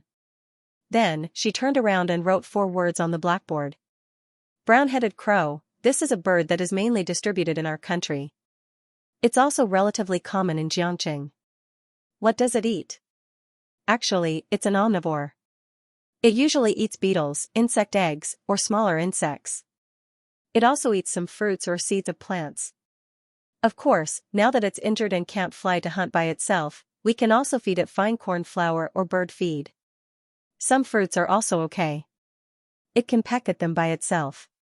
Li Rulan explained so much without stopping. Of course, it was not because she was familiar with this bird, but because she secretly took a few glances at a guide on the podium. It was written for her by her teacher in the natural science class. When Li Rulan was explaining seriously, the other children listened with their little mouths open. However, she was very serious about taking notes in her little notebook. When the teacher mentioned that the bird ate fruits, the children raised their hands and said enthusiastically, I have an apple. I have a snow pear. I have a yellow peach. They fought over it as if they wanted to share their lunch fruit with the bird. Seeing that all of you are so enthusiastic about this bird, the teacher is very touched. Li Rulan pressed her hands together, indicating for them to stop arguing. She smiled and said, so, this time, the teacher has decided to give all of you, the students of the first grade, class 3, a glorious and arduous task. Hearing this, Wang Lele, who was more upright below the stage, had already puffed out his chest and listened attentively. The teacher hopes that everyone will take care of this bird together. Oh right, when the first class ended, Xianxia even named it Xiaoya. The teacher left Xiaoya in the classroom and asked everyone to take care of it, feed it, and accompany it to recuperate. Li Rulan's voice was filled with tenderness and passion, echoing in the classroom. Finally, she said, then, when its wings are healed, we will send it back to nature together so that it can fly freely and return to the sky where it belongs, okay? She was very happy at first because the teacher had used her name for Xiaoya, but later on, she was disappointed. She couldn't raise Xiaoya at home. Originally, the little girl had already made beautiful plans for the bird's life in her house. She could ask her father to build a beautiful nest for it, and then when she went to exercise with her father in the morning, she could take it to see the scenery and bask in the sun. But now, these beautiful ideas could not be realized because the teacher did not agree to let her bring Xiaoya home. However, she quickly recovered from her disappointment because she realized that although she did not get Xiaoya, she did not lose Xiaoya either. Xiaoya lived in the class, so she could often see Xiaoya, and this was also good because she did not have to worry about the 3 cats at home eating Xiaoya. There were no cats in the class, although there was a robot cat drawn on the blackboard at the back. It only liked to eat tonluoyaki. I have to ask Papa to see what Xiaoya needs, whether she wants to see a doctor, whether she wants to cover herself with a blanket. Shishi's little head was spinning rapidly, and the little girl's expression became positive again. Right now, the teacher was on the podium, collecting the list of students who were mainly responsible for taking care of the bird. The other students also had to help, but the main responsibility was still the students of this care group. They had to divide the responsibilities so that the little guys would not only have 30% of the enthusiasm. Moreover, with a sense of responsibility and the right arrangements, this bird could be continuously taken care of. Xianxia, are you willing to be a member of the care group to take care of Xiaoya? Li Rulan asked. She knew that Xishi liked this bird very much, but at this time, the little girl seemed to be a little distracted, so she asked directly. Yes, yes. Xishi stood up happily. The little girl puffed out her small chest and nodded seriously. She said, I will definitely take good care of Xiaoya. There were quite a number of children who signed up for the care group. Those who raised their hands accounted for more than half of the total number. After all, children of this age all had a pure and flawless heart. Of course, it was unknown how long their enthusiasm would last. Li Rulan spent some time to divide the children into teams. There were a total of 5 teams, which corresponded to Monday to Friday. Each team was responsible for taking care of the birds for a day. Moreover, each team had a class committee member as the team leader. Xishi, of course, also became the team leader. In addition to her, there were 5 other team members, including Lu Xiaoyu and Wang Lei. Their team was responsible for taking care of the birds on Tuesday. Xishi, for the first time, felt her presence as a literature committee member and the benefits of being a class committee member. Although it was already Wednesday and Cici and the others were not in charge of taking care of the little birds, the little ones were still very enthusiastic. After class, they crowded in front of the birdcage, discussing and quarreling with each other. Can you guys stop arguing? Xiaoya needs to sleep. You see, it's not in good spirits. After it was injured, it must be in pain and wants to rest. Shishi's eyebrows drooped slightly as she worriedly appealed to everyone. Shishi's words were quite effective. Other than Jiang Chen and Qin Yuxuan, the other children were willing to listen to Shishi's command. Of course, Jiang Chen and Qin Yuxuan did not cause trouble at this time. They were worried about the birds and obediently shut their mouths. Xishi, let me tell you, you have to feed the birds water, Wang Lei whispered on the side. Feed them water? Xishi didn't understand at first. Wang Lei nodded vigorously. Under everyone's surprised gaze, he said seriously, yes, birds need to drink water. Our family used to raise a beautiful pigeon, but I didn't give it any water to drink, so it died. He was dead, such a terrifying result. Immediately, the little guys started to panic. I have water, I'll give it water to drink. Xishi reacted the quickest. She quickly ran back to her seat and took out the water bottle that she usually drank from. Here. Wang Lei pointed to a small blue barrel at the bottom of the birdcage and said. He looked into Shishi's eyes and blinked, but he had no intention of making a move himself. Xishi didn't know that Wang Lei actually liked it but was also afraid of it.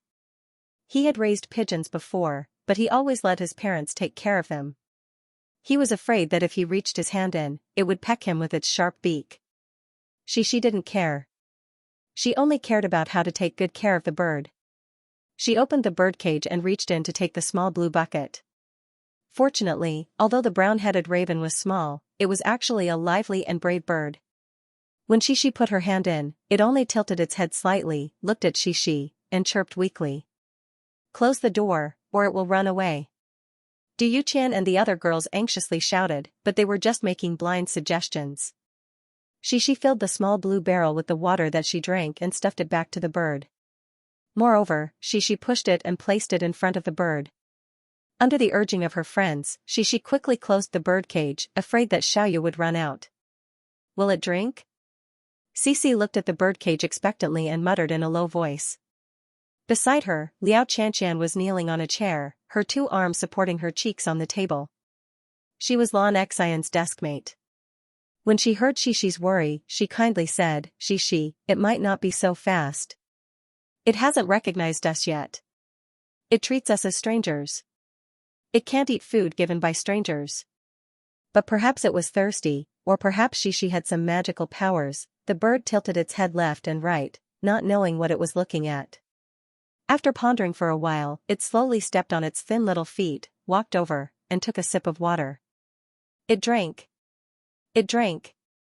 Before Xixi could feel happy, the boys behind her cheered excitedly. Wang Lele was so excited that his little face was red. Not only did it drink water, after the bird drank its fill, it even took a sip of water and combed its hair.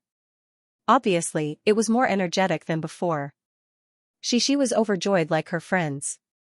Moreover, she still remembered what Liao Qianqian said just now. The girl turned her head around happily and said to Liao Qianqian, Qianqian, looks like Xiaoya is willing to treat us as good friends. Yang Yi only found out about the story of Xiaoya when he went to pick up Xixi and Lan Xian in the evening. I really want to bring Xiaoya home to live, but Xian said that cats eat birds. But, Papa, our families Xiao Guai, Xiao Hui, and Dodo are so obedient.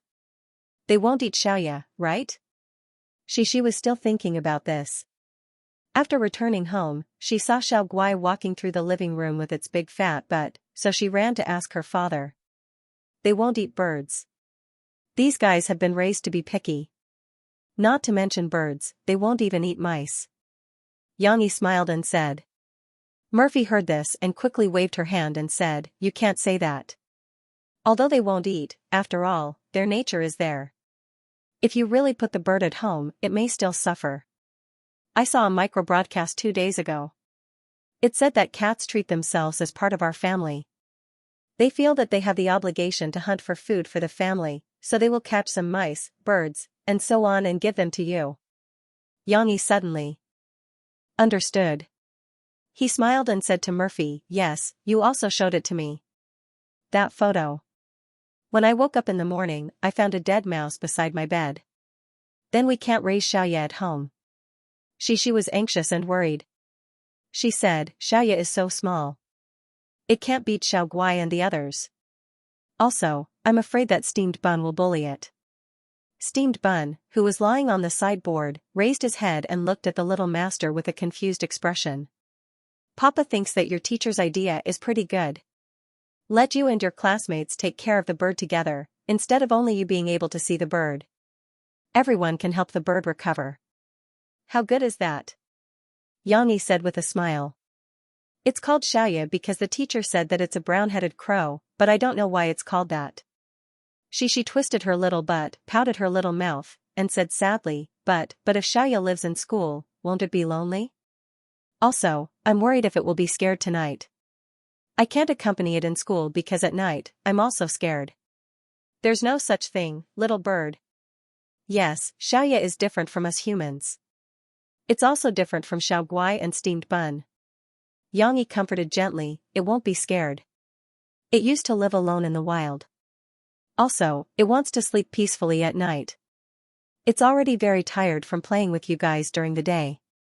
It's okay, you go do your homework first. Tonight, you can come to the study. Papa and you can look at the information together. We'll come up with a very detailed plan to raise Xiaoya. This way, you can take good care of Xiaoya. Yang Yi rubbed Xixi's little head and said with a smile.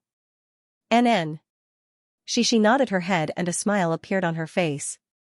The next morning, as usual, Yang Yi woke up Xixi early in the morning and went to the lake in the villa area to run, exercise, and practice 2 sets of martial arts. After the little girl finished exercising, her forehead was sweating and her naughty bangs were firmly stuck. However, she came back with her father and was not in a hurry to go back to rest or take a bath. Papa, Papa. The little girl seemed to have thought of something. She stretched out her hand to pull her father and brought him to her planting area. Xianxia looked at Xixi, who was pulling his hand as if she was pulling a cart. He raised his eyebrows in amusement and asked, "What are you doing? Do you want to harvest the vegetables you planted? Now that the new soybean sprouts you planted are ready to eat, do you want to cut some of them today and make a side dish?"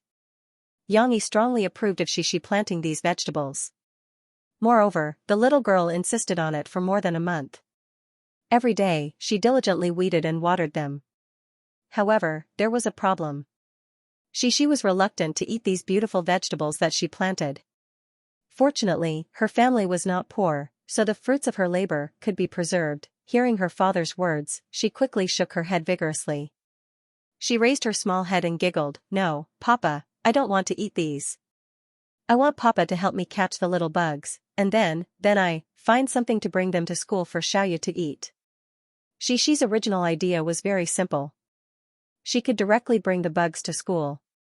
But soon, the little girl remembered that she was very afraid of these little bugs, therefore, her voice became low again. Later, she muttered. As she spoke, she was still trying to think of a way. "You can put them in a small bottle, so they can't run out." Xianxia kindly helped her think of a way. "Yes, put them in a small bottle. The beautiful glass bottle can hold a lot of little bugs." Xixi's eyes lit up and said happily, "Papa is so awesome. But if you bring them to school and you still don't dare to touch them, how are you going to feed them to Xiaoya?" Although Xianxia enjoyed Xixi's admiration, he still found the idea of the little girl catching insects to be funny, so he asked with a smile. However, Xianxia did not expect that Xixi only hesitated for a moment. This time, she was very quick-witted and immediately found a solution. "I can pour out the worms for Xiaoya to eat." Xianxia looked at the energetic little girl. Looking at her bright eyes and joyful smile, he couldn't think of any reason to refuse. "Let's catch bugs then." Xianxia found a small glass bottle, which used to store ornaments. He asked Murphy and said that she didn't need it. Then, he took out the little stars, golden thread, and other miscellaneous things. He didn't need to clean them and was going to use them to store the little bugs. Of course, Xianxia didn't intend to play the show of catching bugs empty-handed. He opened the family medical box and took out a small pair of tweezers. While leading Xixi outside, he explained, "Papa will use this to catch the little bugs, and then you can use this to pinch the little bugs out. After Papa helps you catch them, I will kill them, so you don't have to be afraid." "Yes, yes." Xixi nodded happily. She walked 1 step, then 2 steps, and followed behind her father. Anyway, Xixi didn't know what her tolerance limit was. Now, she was eagerly waiting for her father to catch the bugs. Because Xixi usually took care of it very diligently, the little bugs in the planting area were almost extinct. "Oh, really? Usually, there are a lot of times when I don't need them, but now when I want them, there is none." Xianxia couldn't help but complain a few times. Xianxia searched for a long time, but he didn't even find a little beetle. Finally, he caught a little green insect in the gap of the leaves of the cauliflower. However, this little green insect was also thin and malnourished. It could be said that it was not enough to fill the gap between people's fingernails. Xianxia used a small pair of tweezers to pinch its head. Suddenly, the little green insect shrank into a ball. It should be dead. However, this shrank into a ball looked very delicious. "Papa, if the little bug dies, will Xiaoya not like it?" Xixi pressed her knees and leaned over to look at her father, who was squatting next to the flower pot, and asked in a low voice. "No, a lot of people feed their birds with dried insects. It should be able to eat them." Xianxia said, but he smiled bitterly and said to Xixi, "Now, there are only a few bugs. You can treat it as a snack and feed it first. In addition, you can feed it some millet powder that Papa gave you yesterday." Because this kind of bird sacks and sand sacks could not be digested directly, Xianxia and Xixi also prepared a small bag of food for Xiaoya that could be fed for a long time after he and Xixi checked the information yesterday. "Yes, yes." Xixi nodded obediently. "Then, at noon today, didn't Papa tell you that I will go to school and take your Xiaoya to see a doctor?" Xianxia straightened up with a smile and said, "At that time, I will buy it some bread worms and suitable materials for it to eat, so that it can eat more in the future." Okay. She nodded her little head happily and followed behind her father. Look at her happy face, as if she was Xiaoya, a little bird touched the hearts of many children. It was not only Shishi who was thinking about it, the other children were also thinking about it. Therefore, when Cici arrived at school early in the morning, she saw that many of her classmates had prepared fresh food for Xiaoya. There were apple slices and bread crumbs. There were also some children who had rolled the buns that they had eaten in the morning into small round balls and secretly brought them over in their pockets. Of course, what made Cici the happiest was that after a night of rest, Xiaoya had finally recovered quite a bit of energy. Although it couldn't fly, its slender little feet were very strong. It jumped around in the small cage and chirped at the children who were surrounding it. It was quite bold. When others threw apple pieces into the cage, it happily pecked and ate them. Its tail was curled up and twisted, so lively that it did not look like an injured bird. Its small cage is dirty. Don't put the apple on the dirty cage for it to eat. Wang Lele was at the side. He was short and could not reach it, so he anxiously jumped and protested. It's coming, it's coming. Thursday's person in charge, Chao Roland, was very enthusiastic. She ran over with a rag to wipe the window, opened the small cage and reached in to wipe the bird poop. Very quickly, the small cage became clean again, but the rag became dirty and smelly. Aya, can anyone help me wash it? Chao Roland saw the bird poop on the rag and regretted it. She anxiously pinched the corner of the rag and stamped her feet, please. However, all the children took a step back and looked timidly at the rag in her hands which was stained with bird poop. Then I'll buy another rag. Chao Roland threw the rag into the rubbish bin in a fit of pique and mumbled unhappily. Class monitor's family background was actually not bad. Usually, the car that sent her to and fro was more expensive than Yang Yi's car. Although she was addicted to being the class monitor and liked to report, which made her a little hostile to some of her classmates, in fact, Chao Roland was not a child with a bad character.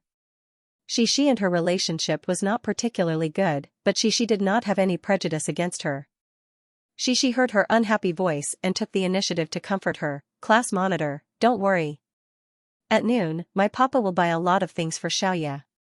This way, we won't have to worry about cleaning it in the future. Chao Roland did not pay much attention to Shishi's comfort, but her attention was attracted by the small glass bottle in Shishi's hand. She curiously asked, Shishi, what is that? It's a little bug.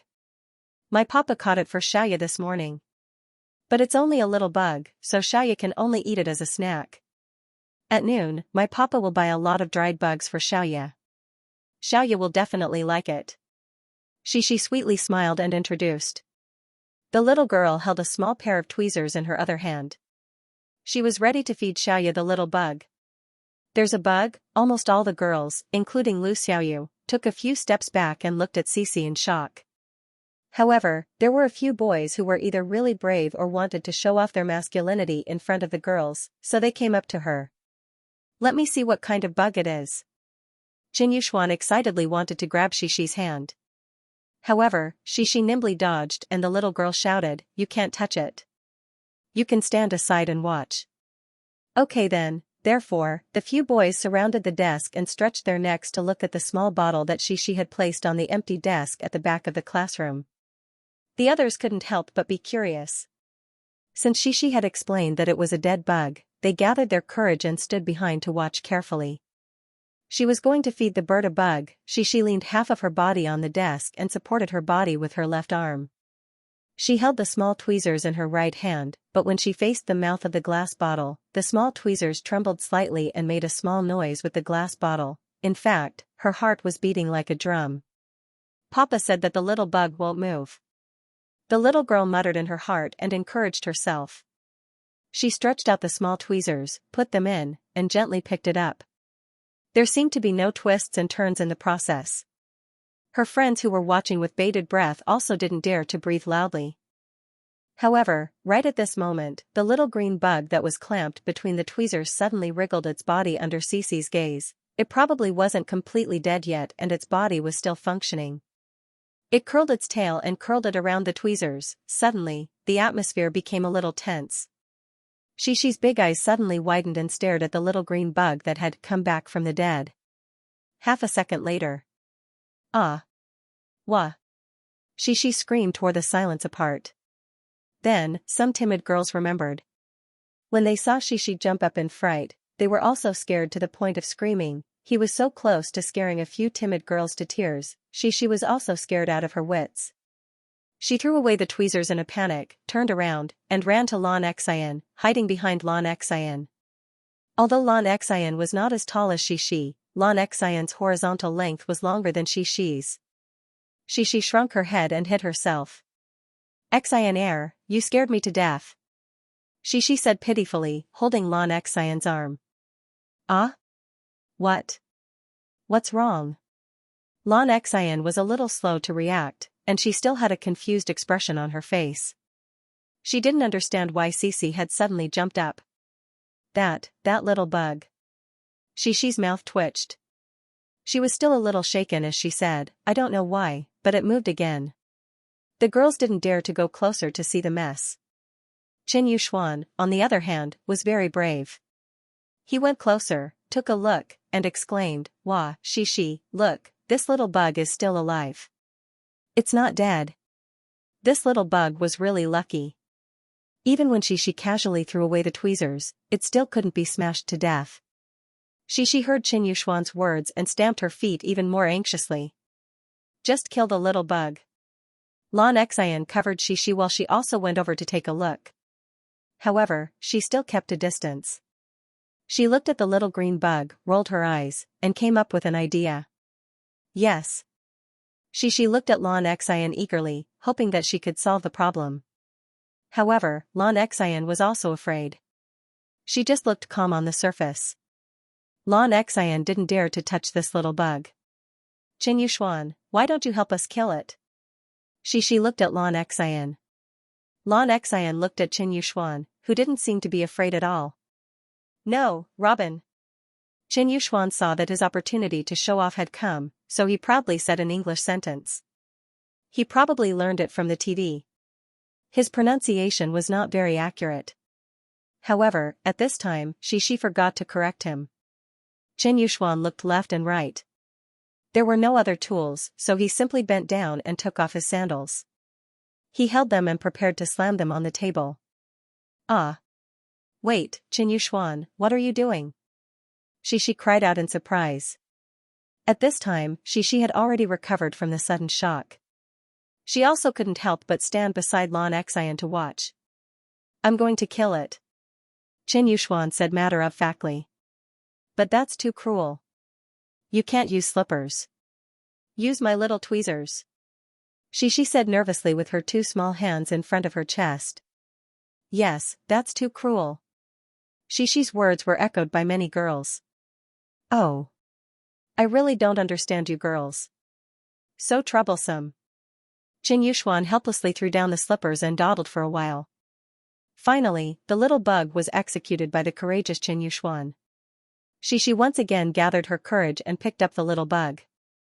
Like throwing trash, she threw it far away into the birdcage. Fortunately, Xiaoya didn't dislike it. It tilted its round head and looked at it for a while.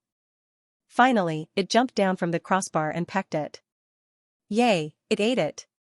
Shishi was pleasantly surprised. Similarly, all the surrounding children were also happy. Xianxia came to school at noon to take Xiaoya to the pet hospital for treatment of its broken wing. This time, he came at noon and didn't prepare lunch for Shishi. This made Lan Xian very disappointed. However, Shishi didn't care about this. She was willing to eat her own meals and hoped that Xiaoya could get treatment soon. Uncle, are you taking it to the doctor? Xianxia was very popular in class 3 of the first grade. When he walked into the classroom to pick up the birdcage, a large group of children crowded around him excitedly. Wang Lei even pulled out his somewhat hoarse voice to ask him questions. The classroom was very noisy. Wang Lei tried to raise his voice so that Xianxia could hear him. Yes, I'm taking it to the doctor. Xianxia smiled slightly. Where are you taking it to the doctor? Wang Lei continued to ask. The pet hospital. I heard that there is a more professional pet hospital in the coastal area, so I want to take it there, Xianxia answered patiently. Indeed, there were many pet hospitals, but not many pet hospitals that treated birds. Xianxia also asked a lot of people and found out that there was a famous pet hospital in the coastal area. Someone's parrot had its leg broken and was later cured. If it could treat parrots, it should be able to treat small birds, right? This pet hospital was located in the most prosperous area of the coastal area. After all, there were a lot of rich people, and their spending power in terms of pets was much higher than in an old city like Wuhu district. Sure enough, after spending more than an hour, Xiaoyu was bandaged. The doctor applied some medicine on her broken wing, then used a wooden plank to make a brace for her. Finally, he used a breathable gauze to wrap her up. Because Xiaoyu was too small, the doctor could only go around its other wing and wrap the gauze around its round body to fix it. However, Xiaoyu's appearance after being bandaged was very funny. It looked like a human with a broken hand and a bandage around its neck. "Look at you, so cool, like a little hooligan." Xianxia smiled and reached out to tease it. Xiaoyu was not familiar with its current physical condition. It walked on the plate shakily, but without wings to flutter, its body was unbalanced. It was like skating, and fell several times. "It's okay, it will find its own balance," the doctor explained to Xianxia. Xianxia nodded, picked up the little guy, and gently put it into the birdcage. He smiled and said, "Let's go. We'll buy some things for you. For example, a better house for you, okay?"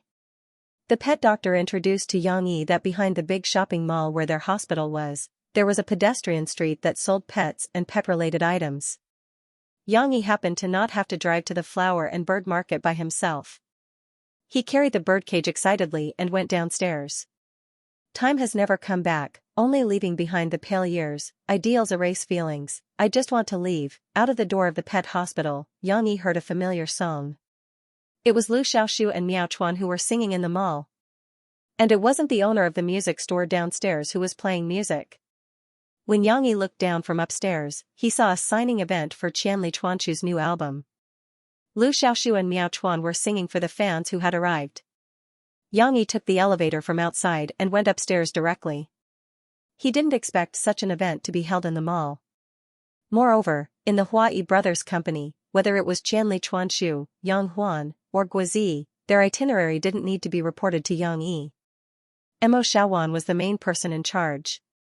Therefore, although Xianxia knew that Lu Xiaoxiu and the rest had released a folk record at the beginning of this month and that their current results were not bad, by folk record standards, he didn't know the specific itinerary. What a coincidence! Xianxia carried the birdcage and smiled. He simply stood upstairs and watched for a while. Lu Xiaoxiu and Miao Chuan didn't expect that the fans in Jiangqing were very enthusiastic. After the promotion of the new album began, they flew around the country according to the company's arrangements, or participated in chart shows, or held signing meetings, or participated in some commercial performance activities. These were all experienced by a new star, or even many stars who had been famous for a long time. However, compared to Beijing and Shanghai, the fans in Jiangqing were especially enthusiastic about them. Looking at the signings, the spontaneously organized fans were holding up support signs, and it was easy to tell. "Love you forever, Qianli Chuanchu. Rivertown will always be your backing. Go forth bravely. Qianli Chuanchu, you are the pride of Jiangqing's university students. With you in my life, I won't be lonely with you." There were many young students at the scene. They waved their signs excitedly, hoping to get Qianli Chuanchu's attention. When it was their turn to sign autographs, they incoherently said many words of encouragement to Qianli Chuanchu. Both Lu Xiaoxiu and Miao Chuan were touched by them. After all, when they were signing autographs in Beijing and Shanghai, the fans liked their songs.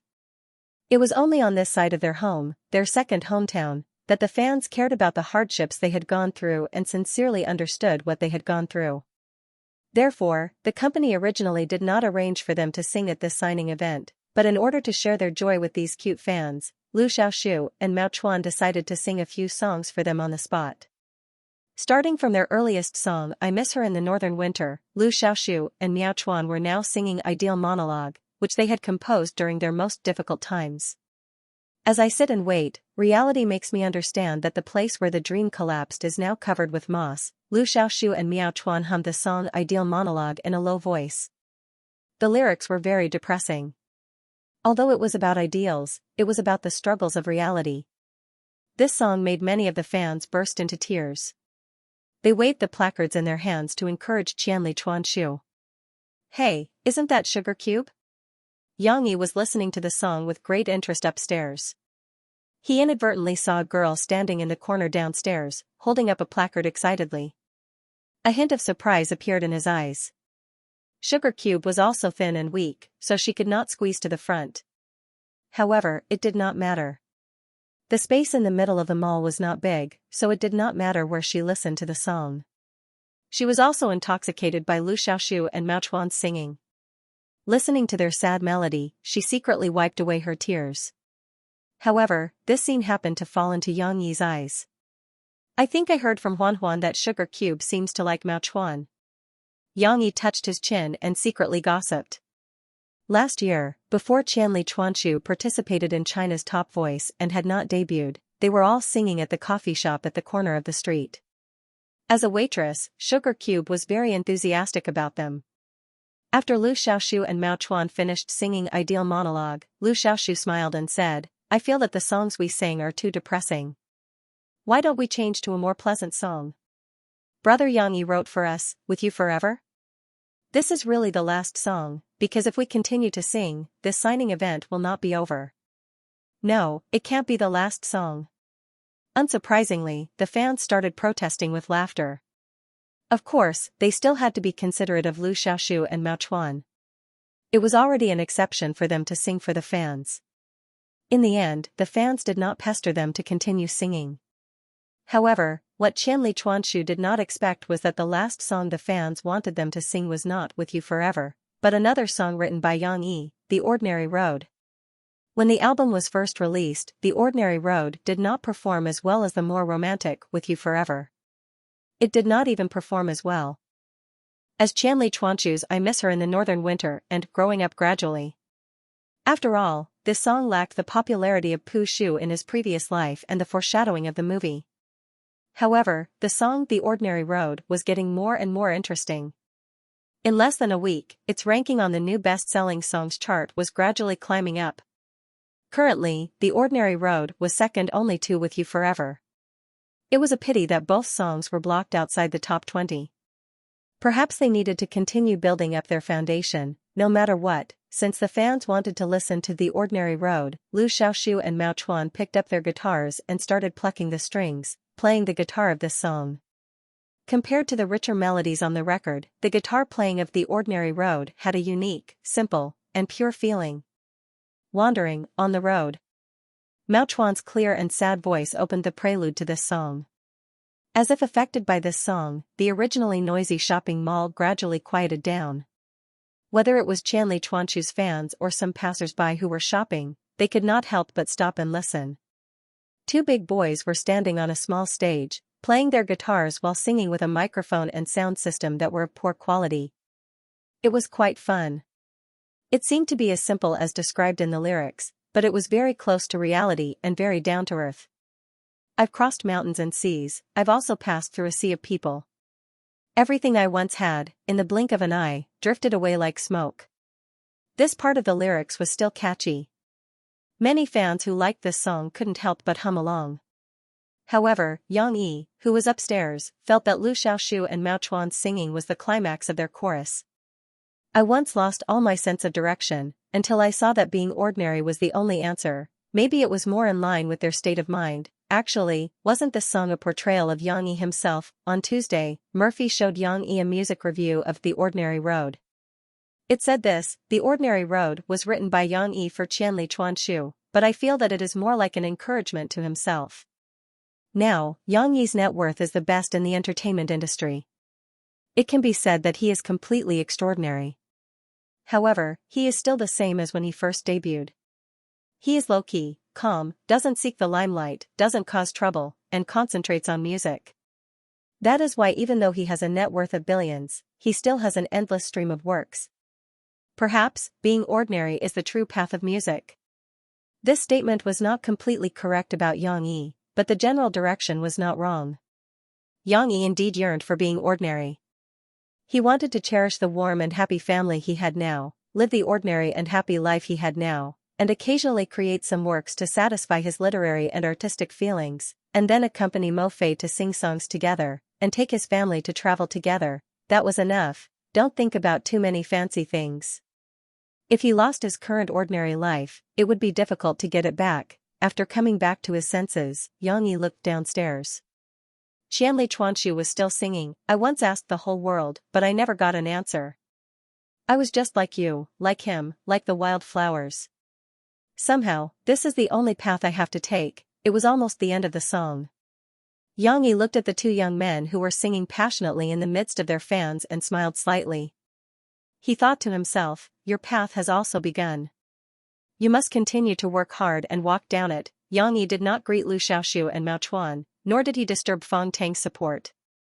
After silently listening to the song, he carried the birdcage and leisurely went to the flower and bird market like an old man. Before school ended on Thursday afternoon, Xiaoya was finally sent back to school. But this time, Xiaoya could be said to be living the life of a rich little bird. Because compared to the little birdcage from before, the birdcage that Xiaoya lived in now could be called a luxurious villa. The space was big enough to occupy more than half of the empty desk. The height was also much higher than before, enough for Xiaoya's small frame to flutter around freely. In addition, considering that Xiaoya's wings were injured, Yang Yi also asked someone to install a staircase in the birdcage, similar to a hamster cage. Xiaoya could climb the stairs and jump to a small platform made of barbed wire on the second floor, as well as sleep in a small nest made of hay on the second floor. There was a water dispenser, a food bowl, and everything else. The easier-to-open cage door was also convenient for the children to clean up Xiaoya. In the blink of an eye, it was Friday afternoon again. After school, many children ran out of school in high spirits because they were going to welcome another weekend where they could let go of themselves. However, when Yang Yi saw Xixi and Lan Xian come out, the little girl was a little unhappy. At first, Yang Yi thought that Xixi was unhappy because she had to say goodbye to Xiaoya for 2 days and was a little reluctant to part. However, while driving, Xixi and Lan Xian, the two little girls, were chattering in the back, which made Yang Yi feel that something was wrong. I don't like the class monitor to take care of Xiaoya. Xixi pouted her little mouth and said unhappily. But taking care of Xiaoya is troublesome. Xixi, let's go to the park to play this weekend, okay? Lan Xian said with a smile of exultation. Oh, Xian, I want Xiaoya to come to our house to play. Xixi saw that Lan Xian's thoughts had drifted to God knows where, so she shook Lan Xian's arm reproachfully. But, Teacher Li said that Chao Wulan has to take care of Xiaoya this week. Lan Xian scratched her head and said with some confusion, also, don't you have Xiao Guai and the rest at home? Why did you ask Xiaoya to come over? This question could be considered as revisiting an old matter. Xixi twisted her body on the chair anxiously and quickly thought of an idea. Her eyes lit up as she giggled and said, I can put Xiaoya in my room. Then I'll tell Xiao Guai, Dondo, and Baozi that you can't come to my room. Then, Xiaoya will be safe. Oh, right. Lan Xian thought for a moment, and it seemed to make sense. She giggled and nodded, saying, well, next time, you should tell Teacher Li earlier to let Xiaoya live in your house. I don't know. Xixi pouted and said, the teacher didn't say that Xiaoya could stay at her classmate's house on the weekend. I thought I would have to wait until the weekend to come to school to accompany Xiaoya. Then there's no other way. Lan Xian shook her head indifferently. She didn't have a strong desire like Xixi. But, I don't like the class leader to take care of Xiaoya. Xixi still insisted on this topic. Why? Lan Xian asked absent-mindedly. Because. Xixi wanted to say that she was worried that Chao Wulan wouldn't be able to take care of Xiaoya. But in reality, Chao Wulan was the captain of Team 4 and Xixi still saw her do a lot of things. In the end, the little girl was affected by the little resentment in her heart and muttered, because my daddy bought a big house for Xiaoya and a lot of little bugs. Xiaoya likes to play with me. Okay, I also think that Xiaoya should live in our house. Lan Xian played the role of a qualified best friend and went along with Xixi's words and agreed. That's not fair. Xixi nodded her head vigorously and said angrily. Yang Yi listened to Xi and Lan Xian's conversation from the front and couldn't help but frown. Actually, he could understand Xi's feelings at this moment. From Wednesday till now, the little girl had put in a lot of effort for this little bird and for Xiaoya. She even mustered up the courage to come into contact with the little bug that she had always been afraid of. She really hoped that Xiaoya could come to their house as a guest, but this time it was intercepted by someone else, so how could she not be upset? But Yang Yi could understand Xi's feelings, but that didn't mean that Yang Yi agreed with Xi's words. Instead, from these words, he could feel that Xi's mentality was a little bad. Perhaps it was because the living environment provided by her family was too good that Xi had almost never suffered any setbacks. Therefore, when she encountered something that didn't go her way, she acted very hard to accept. There was even an internet catchphrase that could be used to describe the little girl's current state: jealousy separates me, jealousy makes me unrecognizable. Although it was a little exaggerated, Yang Yi still didn't want Xi to have such a mentality. However, Yang Yi didn't immediately stop Xi and Lan Xian's discussion. In the car, he reflected on his way of educating Xi and looked for where the problem was while also thinking of a more suitable way to discuss this problem with Xi. Xi would be 7 years old this summer. Girls at this age were no longer like when she was 4 years old. No matter what happened, she would blindly worship her father. Children at 6 or 7 years old tended to be independent. Although they were still very childish, they all had the self-desire to think independently. They were no longer like before where they would seek help from adults whenever they encountered a problem. Reasoning in a long way might cause the little girl to be disgusted. Yang Yi hoped to use a more ingenious way to solve the problem that Xi was currently experiencing. On Friday night at 8 o'clock prime time, I Am a Singer premiered. Many people turned on their TVs early and tuned to Jiangnan satellite TV, which they rarely visited except for some good soap operas. China Star Production and Jiangnan TV station's publicity for more than half a month had been effective, especially the viral marketing used on the micro-broadcast. It was said that many office workers' conversations in the office for the past half a month could not be separated from I Am a Singer. For example, when Su Linglong's promotional video was released, the fifth singer to appear on the show was officially unveiled. The entertainment media had exposed her before, but there was no official announcement, so it was doubtful. When many young employees talked about Su Linglong in the office, some middle-aged and even older employees, although they did not use micro-broadcasting, also participated in the discussion with great interest after hearing Qin Yu's name. They described how popular Su Linglong was in their era, and how much she was a goddess singer who was loved by everyone. Under such a public attack, the expectation of I Am a Singer before the broadcast had reached a height that surpassed that of The Limit Challenge Season 2, therefore, after the show was broadcast, whether it was the ratings or the hashtag I Am a Singer hashtag on micro-broadcasting, it quickly climbed to a very high level. People were very excited to see singers that they were familiar with go on stage one by one. At the same time, they were also shocked by the voices of singers that they were not familiar with but had excellent singing skills. This was supposed to be a night to enjoy music and experience old times. However, at Yang Yi's house, although the show was on the TV, Yang Yi and Murphy's focus was not on it. After all, for them, this was the second time they had watched the show. Xi and Tong Tong, who were playing in the living room, were still the subject of their discussion. Suddenly, the lights in the living room went out, leaving only the flickering light of the TV. Suddenly, the living room became pitch black, and only the colorful light from the TV shone on everyone's faces. However, no one was surprised. Even Xi, who was immersed in her own world of dolls, did not scream. However, everyone looked to the side. Murphy even rebuked, "Xianxia, you're being naughty again." At this moment, Tong Tong, who was crawling on the sofa and trying to press the switch on the back of the sofa, was caught red-handed.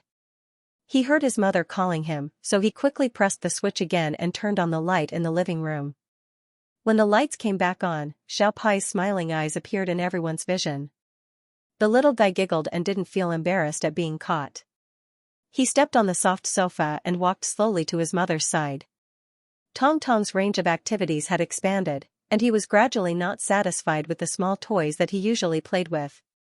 He was full of curiosity about the world, and he constantly explored many places in the house that he had never touched before. For example, he did not know when, but he suddenly felt that it was very interesting to press the switch when his parents turned on the lights. Therefore, he started to play with the switch. Usually, he could not reach most of the switches in the house, except for this one, which was built on the sofa for convenience. Therefore, he treated this switch as his new toy. After doing so many mischievous pranks, it was easy for everyone to figure out who had caused the light to go off just now. "Don't come over, you're being naughty." Murphy rejected Tong Tong's open arms and deliberately said with a straight face, "Mom." Tong Tong anxiously stepped on the sofa and looked at his mother pitifully. "Is the light switch that fun? Look at sister, she didn't even play with the switch." Murphy pointed at Xianxia and said to Tong Tong, "Hee hee, I won't play like little brother." Cici turned her head and said with a smile, her eyebrows raised. Little rascal still knew that his mother and sister were talking about him, so he unwillingly used his little butt to squeeze his mother's arm. As he twisted, he pouted his little mouth and unwillingly made a woo-woo sound. Xianxia knew that no matter what Murphy said, it would be useless. Tong Tong would not be reasonable with her.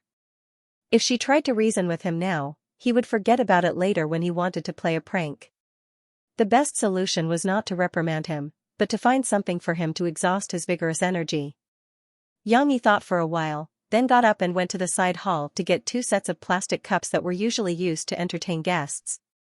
Because some of Cici's friends often came to visit, or some of Yang Yi's and Mo Fei's friends and relatives in Jiang City would also come to play, Yang Yi bought this plastic cup set with different colors. There were 7 plastic cups in a set, which was like a rainbow, with 7 different colors. The plastic cups were made of light material, so they could be used to serve guests with water that was not too hot, or any of the drinks that Yang Yi made. The different and bright colors were also very popular with the children. Of course, Yang Yi took out these cups mainly because they were of the same size and were made of the same glossy material. "Xi, Hua Hua, come here. Daddy is going to teach you a very interesting game." Yang Yi greeted them with a smile. He cleared the coffee table and took out the topmost cup from the set of 7. He put it aside and placed the remaining 6 cups on the table. Okay. Xi was the most supportive. She excitedly put down her soft toy, climbed over, and sat next to her father. "Hua Hua, go and see what Daddy is going to play with you." Tong Tong was still pestering his mother, but when he saw his sister's happy expression and his mother's words, he hesitated for a while, then carefully climbed down from the sofa and moved to his sister's side. "Sit here, little brother, sit here." She patted the seat next to her and called out to Tong Tong. She liked the feeling of her father and brother sitting on either side of her. Perhaps it gave her a sense of security. Tong Tong did not mind. He obediently listened to his sister's instructions. Moreover, Tong Tong liked to imitate his sister, whom he admired. She sat next to the coffee table, her 2 slender legs stretched out under the coffee table. Tong Tong followed suit and did not sit cross-legged. Not only that, but the little boy also glanced at his sister and placed his 2 little hands on the coffee table. The coffee table in Yang Yi's house was not tall, and it was even lower than the sofa. The main purpose of buying it was not to drink tea, but to make it convenient for Cici and her parents to do some manual work on it. However, Tong Tong was still too small. When he sat down, only half of his head was above the coffee table. This was a little sad because she naturally placed her 2 hands on the coffee table as if she was in class. Tong Tong had to raise his little arms to place his hands on the coffee table. "Come, let's play a game called cup folding." Yang Yi showed Xi and Tong Tong the game.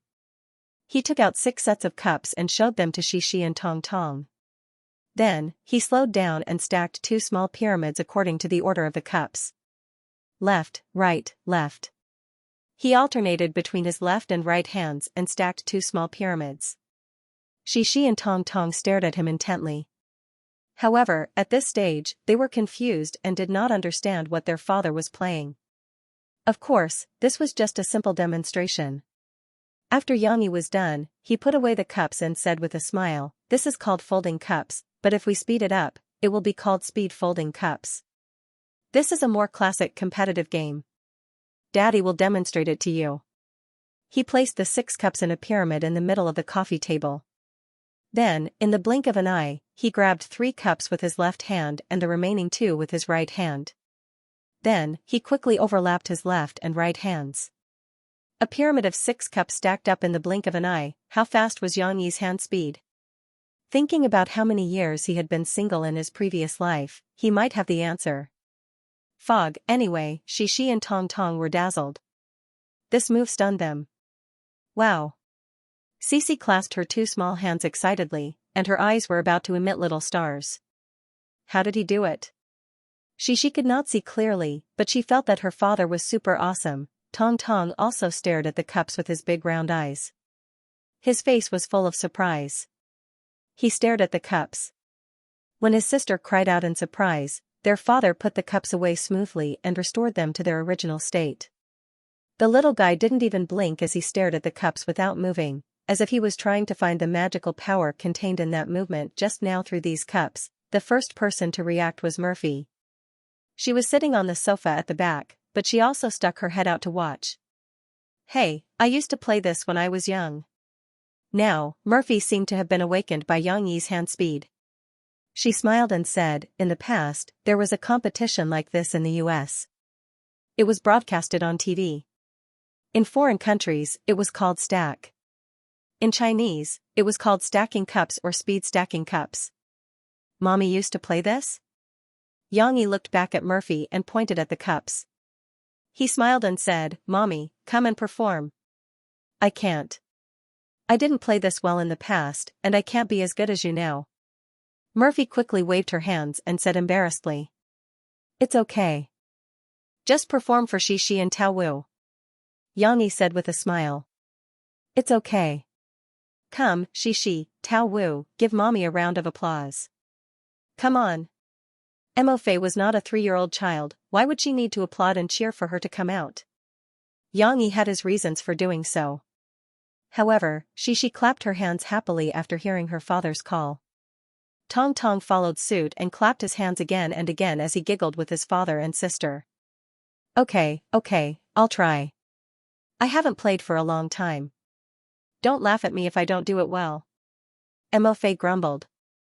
As she spoke, she got up and sat next to little Momo, taking the stack of cups that Xiangyi handed over. Normally, a competition would use up to 12 cups to play 3-6-3 or some other stacking method. However, Murphy was not confident that she could do it. She followed Xiangyi's demonstration and tried it out. I think I'll do it in 3s. Murphy mumbled as she pressed the cup pyramid with her left hand and reached for the topmost 3 cups with her right hand. Both Cici and Little Swan and I turned around and stared fixedly at him. Little Swan and I was even entranced. He opened his small mouth slightly, revealing his rosy lips and a few small, white, and clean teeth. Just take the remaining 2 cups with your left hand and put the last cup there as the base. Usually, your right hand will take the cup first. You have to stack them from right to left. Xiangyi looked at Murphy's hesitant expression as she picked up the remaining 3 cups with her left hand. He reminded her, of course, it depends on which hand you use.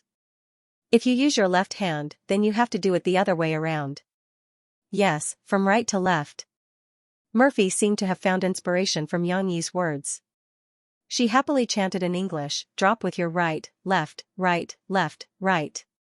Put 1 cup down with your right hand, right hand. This English passage might have been taught to Mo Fei by her teacher when she was studying. As Mo Fei recited it, she smoothly piled up the pyramid. Although the speed was not fast, it was still smooth and there were no bumps or bumps. Wow. Mom is awesome too. Xiangyi smiled and took the lead in clapping. Xi was her father's loyal follower. She also clapped. However, the little girl was now interested. She looked at the cup in her mother's hand and moved her little but restlessly. She also wanted to play. Tong Tong, on the other hand, was still in a daze. He stared blankly at his mother without blinking. Don't be in such a hurry to flatter him. I'll do it again and slowly get the feeling. Mo Fei said with a grin. She was also having a good time. She took the cup excitedly, folded it again, and did it again. It had to be said that Murphy had been practicing piano since she was a child, so her long and slender fingers were a benefit. After she folded the cup a few times, her movements became smoother and smoother. Although she was not as fast as Xianxia, she gradually made Xixi and Tong Tong dazzled. "Mom is really awesome," Xixi whispered as she leaned on her father's arm. Her eyes were filled with envy. "Hey, play, play, play too." Tong Tong finally reacted. Since he was sitting and could not reach the cup, he grabbed the edge of the coffee table and stood up. Then, he squinted his eyes and smiled as he reached out to grab the cup in his mother's hand. Come, play for you. Play like mom and play well." Murphy smiled, folded the cup, and pushed it to him. "Ah? I want to play too. Papa, I want to play too." Xixi looked at Tong Tong with her big eyes full of surprise. She was so sad that she almost burst into tears. The little girl turned her head and her eyes seemed to be misty. She looked at her father pitifully and asked for help. She was supposed to wait for her mother to play for a while and then take over. How long had she been watching? Even when she was clapping, she was watching intently. How could her brother beat her to it? Xiixi was anxious and aggrieved at the same time. She pouted her little mouth. "What's the hurry? Aren't there more?" Xianxia laughed and took out another set of 7 colored plastic cups. He shook them proudly at Xixi and said, "Look at how thoughtful Papa is. You and your brother can play at the same time." As Xianxia spoke, he opened the packaging and took out the 7 sets of cups. Then, just like before, Xianxia took out the red cup on the top and handed the remaining 6 cups to Xixi. "Hey, there's more. Hee, Papa is so nice." Xixi's mood turned for the better and she happily took the cups. With her own cup, Xixi did not look at her brother's cup. The little girl pulled out the cups one by one and put them on the table like her father did. However, she looked at the 6 cups in front of her and then looked at the red cup on the side. The little girl hesitated for a moment and then picked up the blue cup and said to her father, "Papa, I don't want this blue one. It's not pretty. Can I change it to red?" This was not a problem. After changing, Xixi could finally start to play the game of folding cups. "You start from 3. Xianxia saw that Xixi did not know where to start, so he guided her step by step. "Come on, read it to Papa. Right, left, right." No matter what Xiixi did, as long as she was interested in it, she would be very serious. Therefore, in order to learn how to fold cups and be on the same level as her father, she also became serious. Her jubilant expression also disappeared. Right, left, right. The little girl pursed her lips and carefully placed the cups in the order that her father said. Bumps were inevitable, but Xixi's hands were still very flexible. After several failures, she finally got the hang of it. This time, although the speed was not fast, the little girl successfully folded the pyramid and then folded the cups into a string. Wow! The little girl finished folding cups for the first time. She turned her head and looked at her father in surprise. "Yeah, you did it. You learned it so quickly. You're very good." Xianxia smiled and gave her a thumbs up. Tong Tong heard the noise and could not help but turn his head to look. He was still holding the cup and grinding it on the tea table. Inheriting the excellent genes of his parents, the little guy's fingers were also very slender. However, he was still young and it was not easy for him to hold the cup with one hand. He still stood on the ground and played with the cup with both hands. Now he turned his head and looked at his sister's performance. He was a little surprised. "Sister is so good. Sister is great." Murphy also gave Xianxia a thumbs up and smiled softly. At this time, Xixi was overjoyed by her father and mother's praise. Her beautiful eyes curved into 2 crescent moons. She raised her head and smiled while saying a little embarrassedly, "Hee, I don't know. I can do it all of a sudden." Go on. When you're familiar with it, let's fold the pyramid with 6 cups. Then you can show it to your mother and brother." Xianxia encouraged. "Okay." Xixi nodded happily. The little girl's interest was completely aroused. She was not satisfied with the small sense of accomplishment just now. She wanted to get more praise from her father, mother, and brother. "Mom and Papa can fold a big pyramid, so can I," Xixi thought in her mind. Under her father's guidance, she found the feeling just now and continued to fold cups. The game of stacking cups seemed a little brainless, but once you got used to it, there was an inexplicable attraction, just like spinning a pen. Xianxia, who was nimble with her hands, gradually grasped the rules of the pyramid made of 6 cups. All that was left was to practice over and over again to improve her proficiency. However, her performance was still the same as when she first started playing. She was in high spirits and focused. At around 8 o'clock, Murphy called her to take a bath.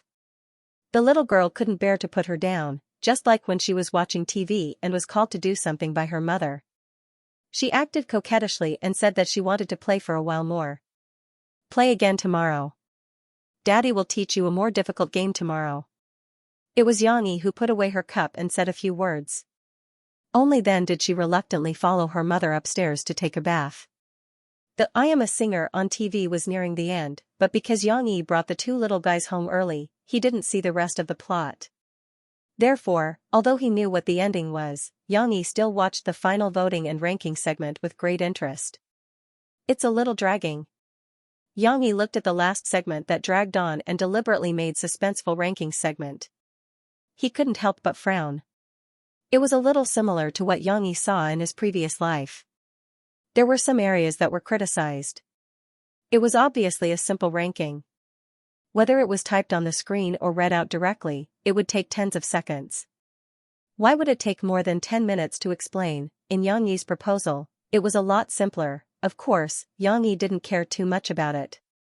His level of thinking had improved a lot.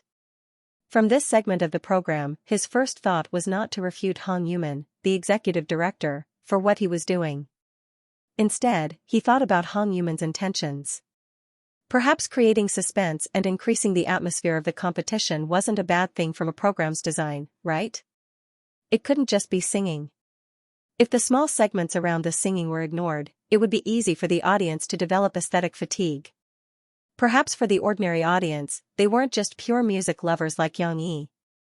Listening to songs was just one of their reasons for watching the show. Other than that, they might also be very interested in the performances of the singers on stage and behind the scenes. After a short period of thinking, Xianxia also realized the limitations of his ability. Professional matters should be left to the professionals. Xianxia shook his head gently. He got up and turned off the TV. He was about to call Tong Tong upstairs to take a bath. But when he turned off the TV and turned around, he was surprised to find that in the past few minutes, Xiaofeng had actually taken those few cups and set up a very special pyramid for himself. Xianxia knew that the little boy's hands were too small, so he couldn't control them well. Therefore, he and Murphy didn't teach him how to make the cups. Xianxia, on the other hand, was concerned about her little brother. She helped him make the pyramid and wanted to teach her little brother. However, in the end, she gave up and gave up. Tong Tong persevered. Without his father's attention, he stood at the side and played by himself. He flipped the cups a few times. This time, the little boy succeeded. Xianxia saw that Tong Tong's pyramid was different from the others. He placed the 4 cups on the first layer in a circle. Then, he placed another cup on the second layer. The most difficult part was the third layer. In order to place the cup on the second layer, he placed the cup on the bottom of the second layer, but one had to know that the other cups were placed upside down. Tong Tong tried his best to learn from his sister and mother. He didn't expect that in the end, he would come up with a new trick. He used the same 6 cups to make a 3-tiered pyramid. Of course, Tong Tong's performance wasn't particularly surprising. After all, any older child, such as Xianxia, could do the same. What surprised Xianxia was that Tong Tong's little brain was quite smart. After failing a few times, he was able to use his own brain to find the most suitable pyramid for himself. This was rare. Anyone could imitate, but what was rare was that he was able to come up with new ideas. Also, what interested Xianxia was that when Tong Tong's chubby little hands were fiddling with the cups, he controlled his strength well. He didn't shake the cups. Instead, he held the cup steadily. In the end, Tong Tong opened his little mouth and looked as though he was about to drool. After he let go of the cups, he stuck out his little butt and bent down to look at his work. The buttocks of the 2 cups fit together perfectly. The 2 circles overlapped almost perfectly. When he saw that it was done, he smiled happily. He turned his head and saw his father standing behind him, smiling at him. "Papa." Tong Tong happily ran over with his little legs. He grabbed his father's trousers and pulled. Then, he pointed at his work and asked his father to look at it. "You did great. Papa likes it very much."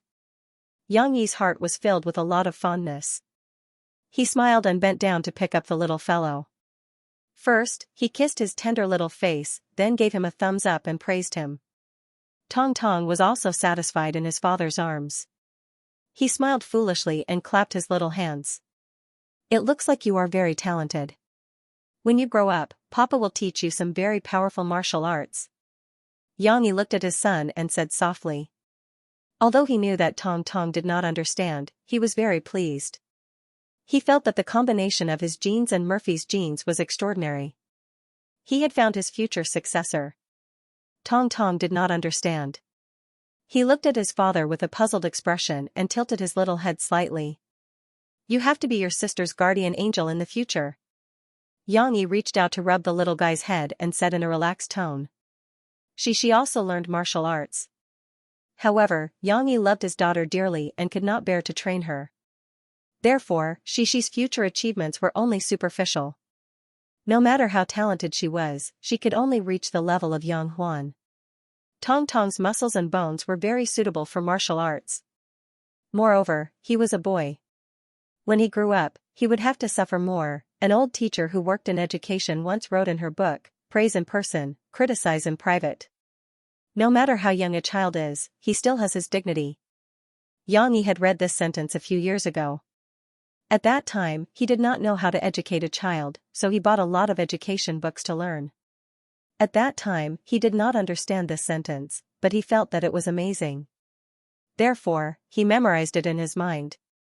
After taking care of and educating Shishi for the past few years, he gradually understood the meaning of this sentence. Therefore, Xianxi rarely criticized Shishi in front of Lan Xian or the other children. Even if Shishi did something wrong, he would try his best to leave it until night time. When he sat with her in the little girl's room, he would slowly reason with Shishi. At around 9:30 p.m., Xianxi handed Tong Tong to Murphy. He gently knocked on the door of the master bedroom and walked in. "Have you finished writing your diary?" Xianxi asked with a smile. "Yes, I've finished it. Papa, look, I even wrote down our game of folding cups." Shishi ran over happily, pulled her father to her desk, and let him read her diary. "But folding words is so difficult to write. I have wiped it several times, but I still can't write it well." "It's okay, Papa will teach you," Xianxi said patiently. After he finished reading Shishi's diary, he briefly commented on it. Then, he picked up a storybook from the bookshelf. They usually did the same. Before Shishi went to bed, she would read with her father for a period of time. Shishi also sat upright in front of the desk, waiting expectantly. However, this time, Xianxi did not rush to open the storybook. Instead, he clasped it in his hand and said with a smile, "Shishi, Papa wants to ask you a question. Did you have fun playing the game of folding cups today?" Dad's question was too easy to answer. Was it fun to play the cup folding game? Of course, it was fun. Shishi giggled and nodded at her dad. Then let me describe an environment to you. Let's say that you are given a room, such as the bedroom we are in now, and you are alone in the room, folding cups. Would you be happy, or would you be happy tonight? Xianxi's question was very clear. However, Shishi's imagination was still running wild. She tilted her head and asked curiously, "Would Xian play with me?" "There's no Xian, there's only you." Xianxi shook his head. Shishi blinked and quickly shook her head. She pouted and said, "I don't want to play alone." When Shishi was young, she was indeed lonely. However, since she was 4 years old, she had her dad to accompany her at home. When her parents went on business trips, they would take her out to play. When she was in kindergarten, she had friends to play with. Later on, she had many good friends. She was not used to being alone. Xianxi mentioned this just to make a small comparison. He did not intend to scare Shishi. Therefore, he smiled and continued, "Then, do you feel that when you were playing tonight, you were very good at folding cups?" Then, when your parents and little brother applauded you, you felt a great sense of accomplishment? Xianxia immediately thought of the feeling just now. She was in high spirits all of a sudden. Yes, super happy. So, this is what we are working hard to do. In fact, it is not only for ourselves. We also hope to be recognized by more people. Praise or encouragement from others is a very strong motivation for each of us. Do you feel happier after receiving everyone's praise? Do you hope that you can do better? Xianxia clenched his fist and said to Xianxia. Xianxia nodded obediently. Do you think they'll be happy when Dad asks you to clap for Mom or little brother? Xianxia asked. Xianxia's eyes lit up. She had something to say about this topic. She grabbed her father's hand happily and said, Papa, let me tell you. After you, my brother, and I applauded Mom was willing to play folding cups. Then she didn't know that she was also super good. Looking at the little girl's happy expression, it seemed that she had a part in Murphy's ability to play fast folding cups. Xianxia was amused by the little girl's innocent look. He laughed and reached out his right hand to rub Xianxia's slightly damp hair. Yes, your encouragement is very important. And little brother, he also likes to play. When I gave him a thumbs up, he was also very happy. Xianxia gestured her little thumbs up to her father and giggled. Well, that's right. This is the first topic that I want to talk to you about tonight. We can't be reluctant to say some encouraging words to others. Xianxia said softly, you also see how powerful the power of encouragement is? It doesn't matter if it's someone encouraging you or you encouraging someone else. It's just a short sentence, just a simple gesture. Xianxia gave a thumbs up and pointed his thumb at Xianxia. It's easy to do, but it can give others, or others can give us more joy and better motivation. Although her father was smiling, his attitude became serious. Xianxia also felt it, so she looked at her father and listened carefully. Don't underestimate this little encouragement. Although this kind of encouragement is not the key to a person's success, this kind of encouragement can help others do things better. Xianxia said softly, think about it. You're in such a good mood tonight. You folded the cup quickly and accurately. If it weren't for the encouragement of Dad, Mom, and little brother, your mood would be more ordinary. Wouldn't you be so good? Xianxia nodded vigorously. Her father's metaphors were still relatively easy to understand. Until now, Xianxia didn't feel too burdened listening to it because she was still in a state of confusion and didn't know where to apply these principles. Why did Dad talk to you about this topic? Xianxia smiled and said, because this evening, when Dad picked you and Xianxia up, you and Xianxia were in the car. Didn't you say that you didn't like the class monitor taking care of Xianxia? When Xianxia heard her father suddenly talk about this matter, she realized that she might have done something wrong. She twisted in the chair nervously and nodded reluctantly. Dad thinks that your mentality might not be good. Before doing something, we first deny the ability of others. This will bring negative energy to the other party and to us. Xianxia smiled and said, it might be hard for you to understand what Dad is saying, but let's think about it in a different way. If we didn't look at this problem with this unhappy mentality at the beginning, but like what Dad said before, we went to Chao Wulan and said, class monitor, I believe you will take good care of Xianxia. You are also a very caring person. Then, if her mood becomes very good, will she work hard to take care of Xianxia? Xianxia pouted and said, but, I hope Xianxia can come to our house to play. This is the second topic that Dad wanted to talk to you about tonight. We have to have a heart that pursues perfection, but what we want to achieve is not perfection, but perfection. Because in this world, not everything can satisfy our wishes. Xianxia used tonight's matter as an example again. For example, tonight, you played with folding cups. Who do you think is faster, compared to Mom and Dad? After being exposed, Xianxia felt very unhappy. She muttered unwillingly, Papa and Mom are faster. Yes, you didn't do your best, but it doesn't matter. Dad still thinks that your performance tonight was very good. You are also very happy, and we are all very happy. Even though you didn't do your best, Dad thinks that you have already done very well. It's only the first day of play, and you can do so well. In the future, you will definitely improve even better. Thinking about it this way, your performance is very worthy of praise and joy, don't you think so? Xianxia said softly. She listened to her father's words and thought carefully. She had indeed performed very well. No wonder her father and mother were so happy. Her mood improved again. She giggled and said, "That's right. That's why I said that we want to do our best, but sometimes, we can't do our best. It doesn't matter, as long as we put in the effort, make progress, or get the results that we should have at this stage. This is already very good." Xianxia gave Xianxia a thumbs up. The reason for inviting Xianxia to our house as a guest is actually the same. You are very kind and hope that Xianxia can come to our house and be well taken care of. This idea is very good, but other students also have the same idea. Not everyone can be satisfied. So the teacher also considered this problem. Maybe this weekend, Xianxia went to class leader Chao Ruolan's house. Next week, Xianxia might come to our house. Even if it doesn't come next week, it might come next week. Teacher believes in you all. You are all very caring children. No matter whose house Xianxia goes to, it will definitely have a good time. Xianxia said softly, "If Xianxia comes to our house next week, will you also warmly entertain it?" "Of course." She nodded vigorously and raised her voice, "I want to give Xianxia my room. This way, Xiao Guai and the others won't scare Xianxia. Look, although Xianxia didn't come to our house this weekend, which isn't perfect, if it comes in the future, you will still be very happy, right?" Xianxia said softly. N. She nodded her head faster this time, but this time, she did not smile. She only pursed her lips and tried to accept it.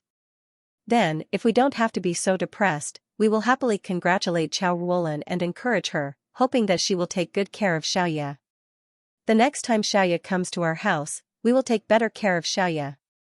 Will you also be very happy?" Xianxia said with a smile. Actually, the class leader is still very good.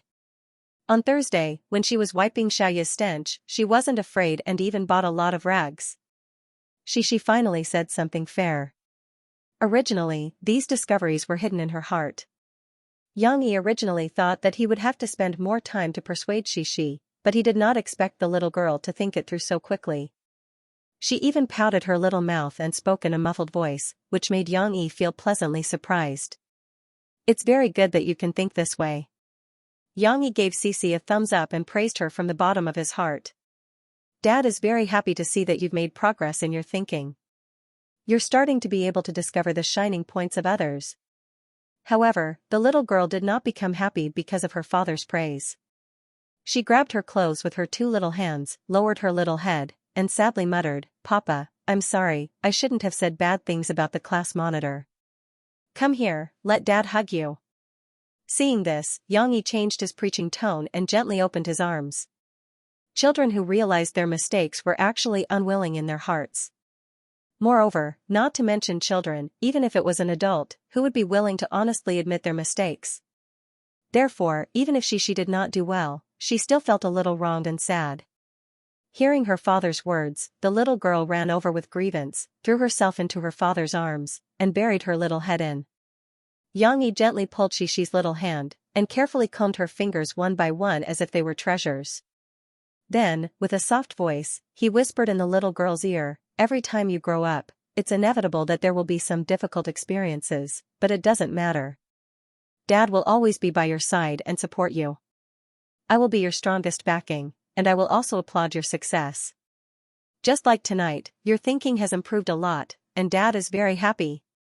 Xianxia smiled and said, "Then, if you encounter setbacks on the road of growth, just like what Dad said, we pursue perfection, but we may not do it perfectly.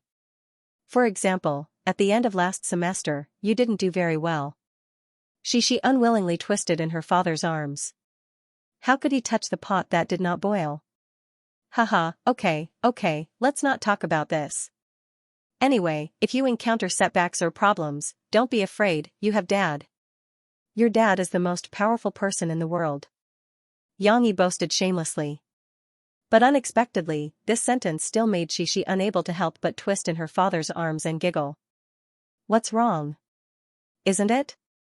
Xianxia raised his eyebrows and reached out to tickle the little girl. He. She was ticklish, like a snake to hide, and her laughter became much louder. After a while, when her laughter subsided, Xianxia was ready to continue.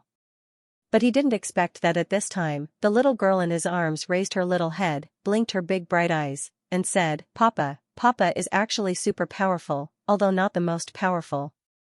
Xianxia smiled. "Anyway, no matter what, Dad and Mom will be your strongest support." Xianxia rubbed Shishi's little head and gently said, "Okay, it's time to read." After completing the small goal of reading before going to bed, Shishi, who was already very sleepy, yawned, climbed into her big bed, and prepared to sleep. Xianxia turned off the room's main light, leaving only a small night light, and then walked to the bed and tucked her in. "Dad." The little girl's voice was like a whisper. "Yes? I will go back to school next Monday and praise the class leader." The little girl turned over, in the dark, somewhat sleepily tried to open her big black eyes, looked at her father, and whispered. "Yes, Dad also believes in you, you will definitely do better." Xiangyi's heart was moved, lowered his head, gently kissed the little girl's hair, and softly said, "Go to sleep, good night." "Good night, Dad." The little girl's voice was slightly raised. Obviously, even though she was very sleepy now, her mood was as cheerful as a spring breeze. After the premiere of I Am a Singer, the response was very enthusiastic. In the next few days, the entertainment news gave a lot of attention to the show and the singers who appeared on it. Especially Qinyu and Su Linglong, who had been out of the music industry for a long time, the media praised them for being as elegant as before. Although they had not been in the top ranks for a long time, their singing was still intoxicating, full of nostalgia. As for the other singers who were not well known and could be said to have been buried, they also received a lot of attention. In the first episode of the competition, they showed amazing singing skills and made a lot of the media exclaim, "I Am a Singer has hit the jackpot." However, it was not that there were no voices of dissent. In fact, in the entertainment industry, it was difficult for news that followed the trend to stand out. On the contrary, news that liked to stir up trouble, nitpick, and easily caused controversy could get more traffic and attention. As a matter of fact, some media wanted to see the world in chaos and began to criticize the show. I Am a Singer is full of dirty tricks. Qinyu and Su Linglong are just Murphy's stepping stones to fame? The media's argument was the same as the doubts that Qianli Chuanxu received when he participated in China's Voice. They felt that the show I Am a Singer was designed by Yang Yi, and it was only to support Murphy alone. Obviously, this report deliberately distorted the facts, and some of the content it described was biased. For example, it saw that throughout the entire show, Murphy's performance was very exciting and received the approval of many audience members, but it completely ignored the other contestants' performances. Of course, among all the contestants, Murphy's singing skills were definitely at the top, but this report also ignored Murphy's efforts. Not to mention the other contestants, Murphy's singing skills were outstanding even in the entire Chinese music industry. There were many such reports, and even when Murphy only got third place in the first week, they all thought that it was a deliberate act. They proudly said that Murphy's performance would improve in the future, and as long as the production team was willing, Murphy could be ranked first at any time. China Star Productions reacted very quickly, and they quickly responded to these reports that the show was full of dirty tricks.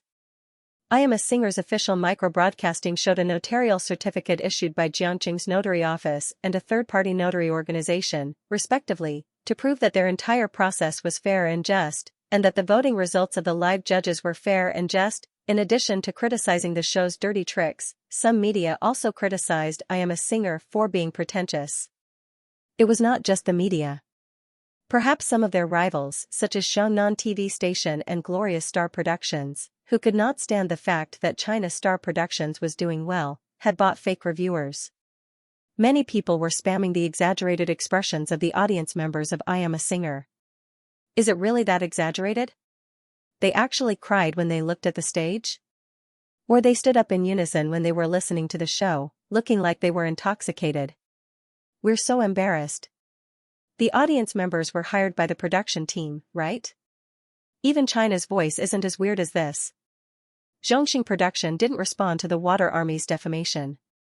It was good to have some controversy. Yun Yangfeng told the people from the operations department in the company, "It's a good thing that people are arguing about your show. There won't be any controversy. The more they argue, the more people will watch our show." As long as we guarantee the show's quality, we don't have to worry about the show not being popular. In fact, I Am a Singer was already very popular. Although it was only the first episode, its ratings had already broken many of Jiangnan TV stations' ratings records. Perhaps it was because of Yang Yi and so many other celebrity singers that the viewership ratings for the first episode of I Am a Singer had already surpassed the viewership ratings for the first episode of China's Voice. In fact, it still had a lot of room for improvement. According to the statistics on the internet, the netizens' expectations for the second episode of I Am a Singer were off the charts. Many people were looking forward to the second episode, to see the most brutal elimination segment. Xiaoya's popularity was slowly dwindling. On Wednesday of the new week, the number of curious children from other classes who came to visit had decreased. Xixi also didn't mention Xiaoya's name like she did in the first week. Yesterday, she took her own team members to take care of Xiaoya, and today, she entrusted it to the new team. During the break after the second class, Cici took the shuttlecock and called a few of her friends to go downstairs to play together. This small shuttlecock kicking team couldn't be organized last week because of Xiaoya, and these days, they had been on and off. They hadn't played together for a long time. This time, Xixi's call attracted a lot of people. Even Nanjiaoyu, who usually didn't like to exercise, came to play shuttlecock. The friends laughed and kicked the shuttlecock. Suddenly, Lan Xian thought of something and said in her loud voice, "Sister Xiaowei, can I ask you a question?" Yu Xiaowei looked over and said with a positive expression, "Sure." She still hoped to be able to help her good friend. "That's right, did your teacher ask you to write a diary?" Lan Xian was slightly out of breath. Kicking the shuttlecock was a little tiring for her, but fortunately, she could persevere. She complained while panting, "Our teacher is so mean. After the spring outing, she asked us to start writing a diary. Now there's one more homework." Before Yu Xiaowei could answer, Qin Shiyun's eyes lit up. As if she had found a soulmate, she nodded vigorously and complained, "Yes, yes, yes. Our class also has to write a diary. My teacher also asked my mother to supervise me." Qin Shiyun showed a look of deep hatred. However, at this moment, Qin Shiyun and Lan Xian reached a rare consensus. Yu Xiaowei waited for the two of them to finish speaking before whispering, "Xian, Shiyun, I also have to write a diary. But, writing a diary is quite interesting. Compared to doing homework, I like writing a diary more." For Yu Xiaowei, the diary was her little world. Here, she could let go of all restraints, like a small fish returning to the ocean, and she could release her thoughts to her heart's content. Does she look like Xixi? But in fact, she was still very different from Xixi. Xixi liked to record her colorful life, while Yu Xiaowei liked to write some short stories in her diary that popped up in her mind. She rarely touched on her real life. At most, in the past 6 months, her handwriting had some interesting stories about her good friends like Xixi, or some figures of her family's puppy, Noodles.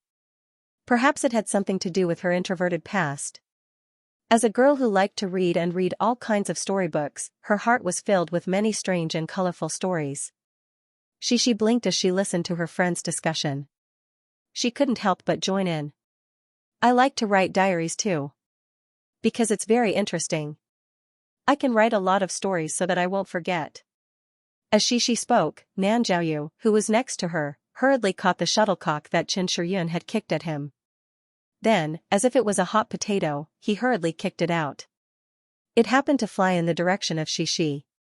Xixi was so engrossed in talking that she forgot to catch it. The shuttlecock hit her skirt and fell to the ground. "Hey, I didn't catch it." Xixi reacted and called out regretfully. There was no PE class today, so Xixi wore a more comfortable and good-looking crimson grid-type school uniform with suspenders. In fact, for the safety of the girls in the school, Huijia Primary School's uniform was designed with a longer hemline. Girls with shorter legs might have to wear it as a long skirt. However, Xixi's legs were longer than other girls of the same height. Therefore, the hemline of Xixi's skirt only reached her knees. Fortunately, at home, Murphy had been very attentive to Xixi's behavior education, especially when it came to wearing skirts. She had warned Xixi repeatedly about many taboos and requirements. Therefore, when the little girl saw the shuttlecock fall, she bent down and squatted down. Her left hand pressed down on the hemline of her skirt, her legs together, one leg flat, the other facing down. Only then did she get close to the shuttlecock and pick it up with her right hand. It was a very standard movement. She certainly didn't consider that she would be exposed so quickly. However, these were all good habits that she had cultivated in daily life. She didn't even think about it before squatting down with her skirt down. It was a long story, but in reality, she picked up the shuttlecock very quickly and continued to play with her friends as if nothing had happened. Meanwhile, the discussion about the diary was still in full swing. Nan Jiaoyu scratched his head and said to Lan Xian, who looked embarrassed, "Xian, I started writing a diary a long time ago. Because my dad taught me how to write and then made me write a diary." Lan Xian pouted and said unhappily, "You're different. Your dad is a very good calligrapher, so you're not afraid of writing. I get a headache when I see those words.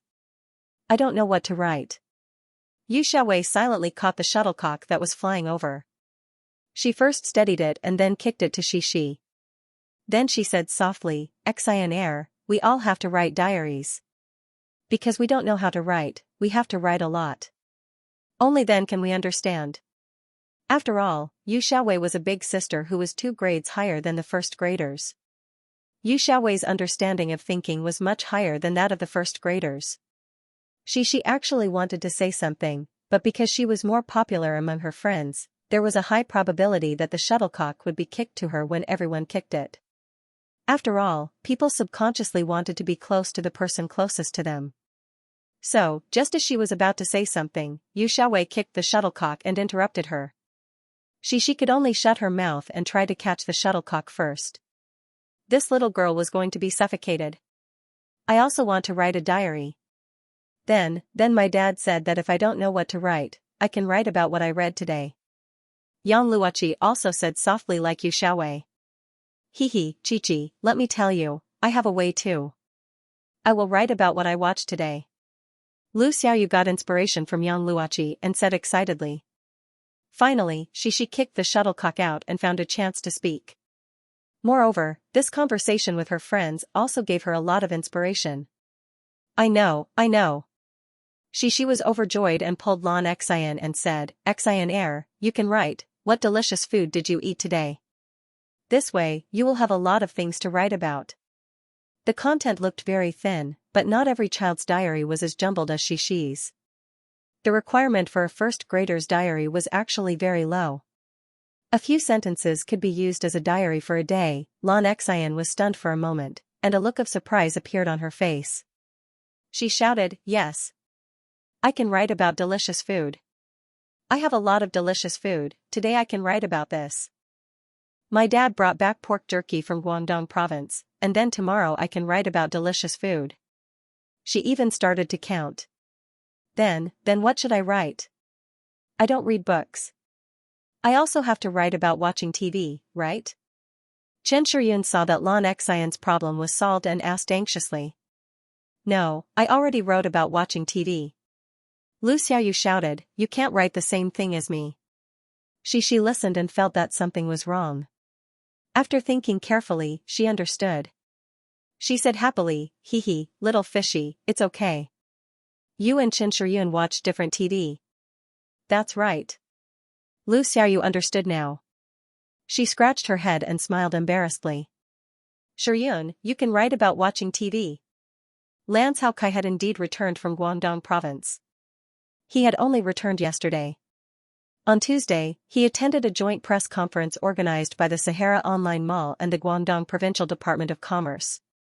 Of course, this was only a more ceremonial public release event after the signing ceremony held within the government.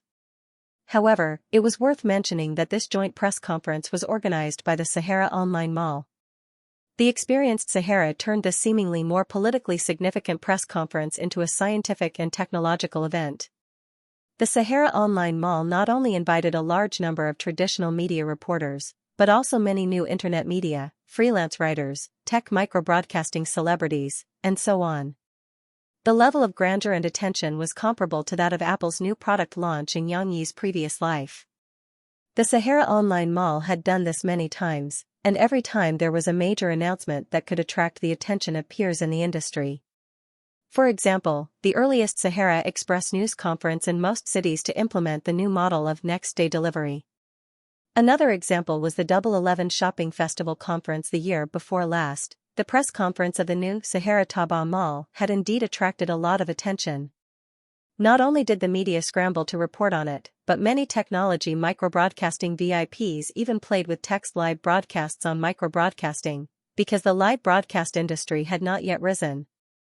However, compared to the previous conferences, the new brand established by Sahara after acquiring eBay did not receive much recognition this time. Even if the leaders of the Guangdong Provincial Department of Commerce read out some policies and tax preferences for the Sahara Taobao Mall at the conference, the scientific and technological community basically held a wait-and-see attitude towards Sahara's move this time. After all, in the future, Sahara would implement a dual-direction and dual-mode development form. No one could predict the future, and no example could prove that the Taobao model would succeed. Moreover, some media outlets that sang a different tune expressed their worries to the public. The Taobao model might shake the foundation of the Sahara online mall. If they wanted to please both sides, they might not be able to do both sides. Of course, the media that were not optimistic were still in the minority. Most of the technology media could still vaguely feel the magic of the Taobao model, especially at the conference. Sahara's president, Fu Jun, proposed the concept of the Sahara Online Mall's main B2C and the Sahara Taobao Mall's main C2C concept. The person in charge of the Taobao Mall also shouted the slogan, "There is no treasure that cannot be found, no treasure that cannot be sold," when introducing the Taobao Mall. These were a little new concepts that were still worth carefully tasting. In order not to overshadow the main event, Alipay, a third-party payment tool that was still under development, was not mentioned at this conference. Otherwise, there were many new things that were worth these technology broadcasters to study. From the information that had been released, the far-sighted media and technology broadcasters could feel the confidence of the Sahara Desert. They could also vaguely feel that this model seemed to have some impact on real business. Therefore, they did not dare to make rash judgments and could only wait and see. Sahara Online Mall's Taobao Mall was Taobao Mall's conference, of course, of the Sahara Online Mall malls. Sahara Online of the mall. This could be considered Lan Caokai's first public appearance in the Sahara Online Mall. Although Boss Lan was self-aware and did not rashly snatch the microphone to talk about some topics that he did not specialize in, he sat in his seat and laughed like an invisible person. However, the broad and fat Boss Lan still managed to get quite a bit of the limelight. When the technology broadcasters at the scene were reading the text and photos, they guessed, judging from his position, this person's position in Sahara is not lower than Sahara Express's Li Long. He even shook hands with the leader of the business department just now. Could he be the mysterious investor who provided financing to Sahara a few years ago and then made a big profit? These people's minds were indeed sharp. They guessed the main point immediately. After that, the nameplate on Lan Caokai's seat provided these technology broadcasters and media reporters with a name that could be searched. Naturally, Lan Caokai's identity as a real estate tycoon in Jiangnan also surfaced. After that, during the interview segment after the conference, a reporter obtained confirmation from Fu Jun that Lan Caokai was indeed a shareholder of Sahara Online Mall. However, when the reporter asked whether Lan Caokai was the second largest shareholder, Fu Jun smiled mysteriously and evaded the question by saying, "This is a company secret, it's not convenient to disclose." Lan Caokai returned after making a name for himself in Guangdong province. However, in terms of life, there were not many changes to Lan Caokai. No one knew whether it was because Boss Lan had been in business for many years and had experienced too many storms, so he had long become indifferent to these things, or whether he had been subtly influenced by Yang Yi and did not take these small matters to heart. On Friday morning, Lan Caokai came over to Yang Yi's house as a guest. He even treated this matter as a joke and complained to Yang Yi, "Those administrative staff in my company even turned the media reports into clippings for me to see. I flipped through them and found that out of 10 reports, 3 of them were scolding real estate in a roundabout way. They said that in these past few years, real estate bosses like me have made huge profits in real estate, so I came to the technology world to disrupt order, squandering the housing funds that other people had worked so hard to earn for their entire lives." Yang Yi smiled and said, "Then those administrative staff girls in your company flattered the wrong horse." "Not really. These reports were only scolding real estate, but they still praised me. They said that I had good foresight, that I was one of the few real estate bosses who had chosen the right target to invest in the technology world. Lan Caokai said with a chuckle, but I still know my own worth. At the end of the day, it was because of you that I was able to buy shares in Sahara Online Mall. Moreover, if it weren't for you telling me that the current internet and mobile internet had great prospects for development, I wouldn't have considered getting involved. Chatting with people with high EQ was a very comfortable thing. Although Yang Yi didn't take the credit for himself, Lan Caokai still used a very clever and relaxed way to chat with Yang Yi. This made Yang Yi feel that although he was in the limelight, he wasn't arrogant. He was still the old brother Lan. Then again, did Lan Caokai have any meaning in doing this? Of course, there was. Moreover, Lan Caokai didn't put himself in a lower position by doing this. He was still faintly stabilizing his relationship with Yang Yi. One had to know that Yang Yi was a very cold guy. Although he was usually chatting and laughing, and was also very gentle, unlike his burly physique, that was just a kind of sincerity that Yang Yi showed to his family and good friends. Towards outsiders, he wasn't casual at all.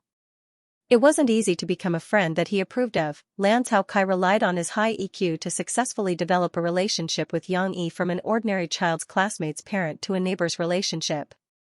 Step by step, they became close friends. Didn't you see that Yang Yi rarely interacted with Lu Kong, Nanny Yun, and other parents? Was Lan Caokai the only parent that he considered as a friend? Lan Caokai even shamelessly asked Yang Yi to be his daughter's godfather.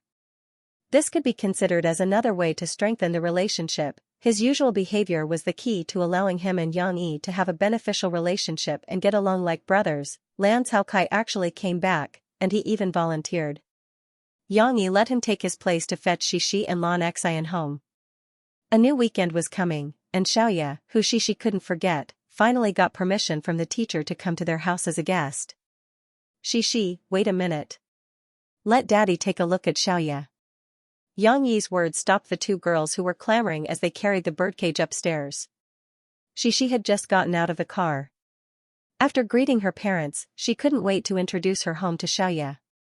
However, Steamed Bun wagged his tail and came over to welcome his little master. At this moment, Lan Xian got out of the car from another door. She had just walked over with her school bag and saw this scene. She became nervous. There are Steamed Bun. Xixi, run quickly. Let's quickly send Xiaoya to a safe place. Lan Xian shouted. Lan Xian's loud voice was unintentionally a catalyst that intensified Xixi's worry. Thus, the two girls cried and ran upstairs with the birdcage in their arms. Their original safe place was actually Xixi's bedroom. When Yang Yi saw this scene, he found it very funny. He even simulated the thoughts of Steamed Bun and Xiaoya at this moment in his mind. Steamed Bun, aggrieved. What's wrong with Steamed Bun? Did Steamed Bun eat your Lan family's meat? Steamed Bun, I'm very obedient. I only eat the food given by Master. Besides, the food given by Master is so delicious. Who would want this little bird that doesn't have much meat? Xiaoya, frightened. Help, your Xiaoya is going to be jolted to death by you before she is scared to death by dogs. Leaving this small drama aside, Yang Yi stood by the side happily to watch the show. He inadvertently discovered a problem. The Xiaoya in the cage seemed to look different from last Thursday when he took her to the vet. Thus, out of curiosity, Yang Yi stopped Xixi and Lan Xian. Xixi was still very obedient. She and Lan Xian carried the big birdcage and returned to Daddy's side. Daddy, you have to hurry up. Otherwise, Xiao Guai, Xiao Gray, and Dodo will also come over. Xixi said worriedly as she looked up at him. Yeah. We can't let them see. If they see, they will eat Xiaoya. Lan Xian anxiously stomped her feet. Yang Yi saw it clearly this time. He didn't know whether to laugh or cry. Don't worry about Xiao Guai and the others. Let me see this little girl. Do you feed her bugs every day? Xixi blinked her big innocent eyes. Although she didn't understand what her father meant, she still replied in her clear voice, that's right. Xiaoya likes to eat bugs. She doesn't like to eat bread or anything else. She only eats this kind of high-protein mealworm and rarely exercises in the cage. Yang Yi shook his head and smiled. No wonder she has put on so much weight in just a week. Did the little girl gain weight? She was a little surprised by her father's judgment. She had just passed the cage to her father, and now she and Lan Xian were standing in front of the cage, looking at Xiaoya carefully. However, they took care of Xiaoya every day. How could they see the change? Yes, she has gained weight. Think about it. Why did Daddy ask Xian to come to our house for dinner only after she exercises seriously and consumes a certain amount of calories? Yang said with a smile, isn't it because he is worried that Xian will get fat like Xiaoya if she eats too much and doesn't exercise? Lan Xian saw that she was being used as an example. She pouted a little unhappily and grabbed Yang Yi's clothes and shook it. Haha, Xian, don't be afraid. Your daddy Yang, am not blaming you. You exercise regularly now and maintain your figure. Although you haven't lost too much weight, at least you haven't become fatter. Yang Yi smiled, rubbed Lan Xian's little head, and said, and don't worry. When you grow taller, your body will suddenly become taller and longer. At that time, you won't feel fat. She still believed in her father's words. She began to worry and looked at her father worriedly, asking, then, Papa, what should we do? Xiaoya can't get fat anymore. I know, we can also let Xiaoya exercise. Lan Xian pushed herself and the bird, excitedly shouting in front of Yang Yi, only when she exercises can she be fed to the little bug. Yes. We can do that. Xi's eyes also lit up. How are you going to let Xiaoya exercise? Yang Yi asked curiously. He suddenly felt that if the two little girls discussed it by themselves, they might have some good ideas. She looked at Lan Xian, as if she was waiting for Lan Xian to come up with an idea. After all, this idea was proposed by Lan Xian. That's right, if Xiaoya doesn't exercise, she will starve. Lan Xian rolled her eyes and said, but her logic seemed to be a little wrong. But this time, without Yang Yi saying anything, she pulled Lan Xian and said actively, no, Xian, Papa is asking, how should Xiaoya exercise? Lan Xian scratched her head and said hesitantly, we can let Xiaoya run. We can let Xiaoya come out and then take the little bug in front, and it will run over. Only when it runs over and runs far away can it be eaten. When Yang Yi was still thinking that Lan Xian was very smart, Xi's eyes lit up and said happily, I know. That's what the great demon king will do. He will put good-looking grass and carrots in front, and then its horse will run. The great demon king? It seemed to be a popular cartoon recently, and she also watched it. That's right, I also learned it from Demon King. Lan Xian was ecstatic. Well, after all, Xiaoya is too young. If you let it out of the cage, we can only let Xiaoya play outside when we're all free and lock Xiao Guai and the others in the cage temporarily, Yang Yi suggested. Yes. Xiaoya needs to be in the cage to be safe. Cici quickly nodded. Is it not safe in Xi's room? Lan Xian asked puzzledly. In Xi's room, you can't let the little bird run out. Yang Yi originally wanted to say that it was unhygienic, but he thought about it and used a more acceptable way of saying, think about it, Xiaoya's body is not recovered yet, and Xi's room has a balcony and a window. Xiaoya is not sensible. What if she runs out and falls downstairs?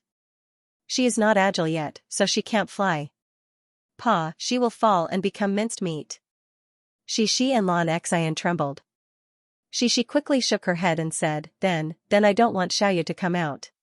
But, what should we do? Lan Xian asked in confusion. You can use your imagination. Yang Yi smiled and handed the birdcage back. He patted them on the shoulder and said, think about it, how can we let Xiaoya get good exercise in the cage? Okay. Although it was a little troublesome to think about it, Xi and Lan Xian still felt that it was very fun. Under the signal of their father, they smiled sweetly and chattered while carrying Xiaoya's birdcage upstairs. Yang Yi touched his chin, as if he heard Xiaoya's sad cry. She was really as miserable as Lan Xian in the past. Yang Yi shook his head and turned around to chat with Lan Caokai, who could not drag his daughter home. He did not notice that there was a small figure following behind his sisters as they climbed up the stairs. My sister is the most interesting person in the world. No one knew when it had started, but little rascal had quietly developed such an awareness. Perhaps it was because he had grown up, but Tong Tong did not want to be lonely and wanted his own playmates. However, his mother and father would not play with him every day. Instead, his sister, who was also a child, was more willing to play with him, especially on the weekends. When his sister was at home, little Momo felt that he was very happy. He could play ball with his sister, and he could also draw with his sister, although Tong Tong's drawing was not really drawing and could only be described as abstract doodles with dots and lines. He liked the feeling of drawing with his sister. This was because when he saw his sister drawing, he felt that he was as good as her. Of course, Tong Tong always used his sister's crayons and colored pencils, so he caused a lot of trouble. For example, he would accidentally break his sister's beautifully sharpened pencils, causing his sister to complain and grumble. Of course, the feeling of causing trouble was not good.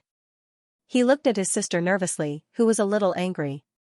However, Tong Tong was happy that although his sister was angry, she would forgive him in the end. She even helped him sharpen the broken pencils again. Not only did Tong Tong like to play with his sister, but he also admired his sister. This was because she had a lot of friends who often came to play with her at home. Tong Tong liked this kind of lively and fun atmosphere, so he always liked to follow behind his sister. He never got tired of chasing after his sister's footsteps.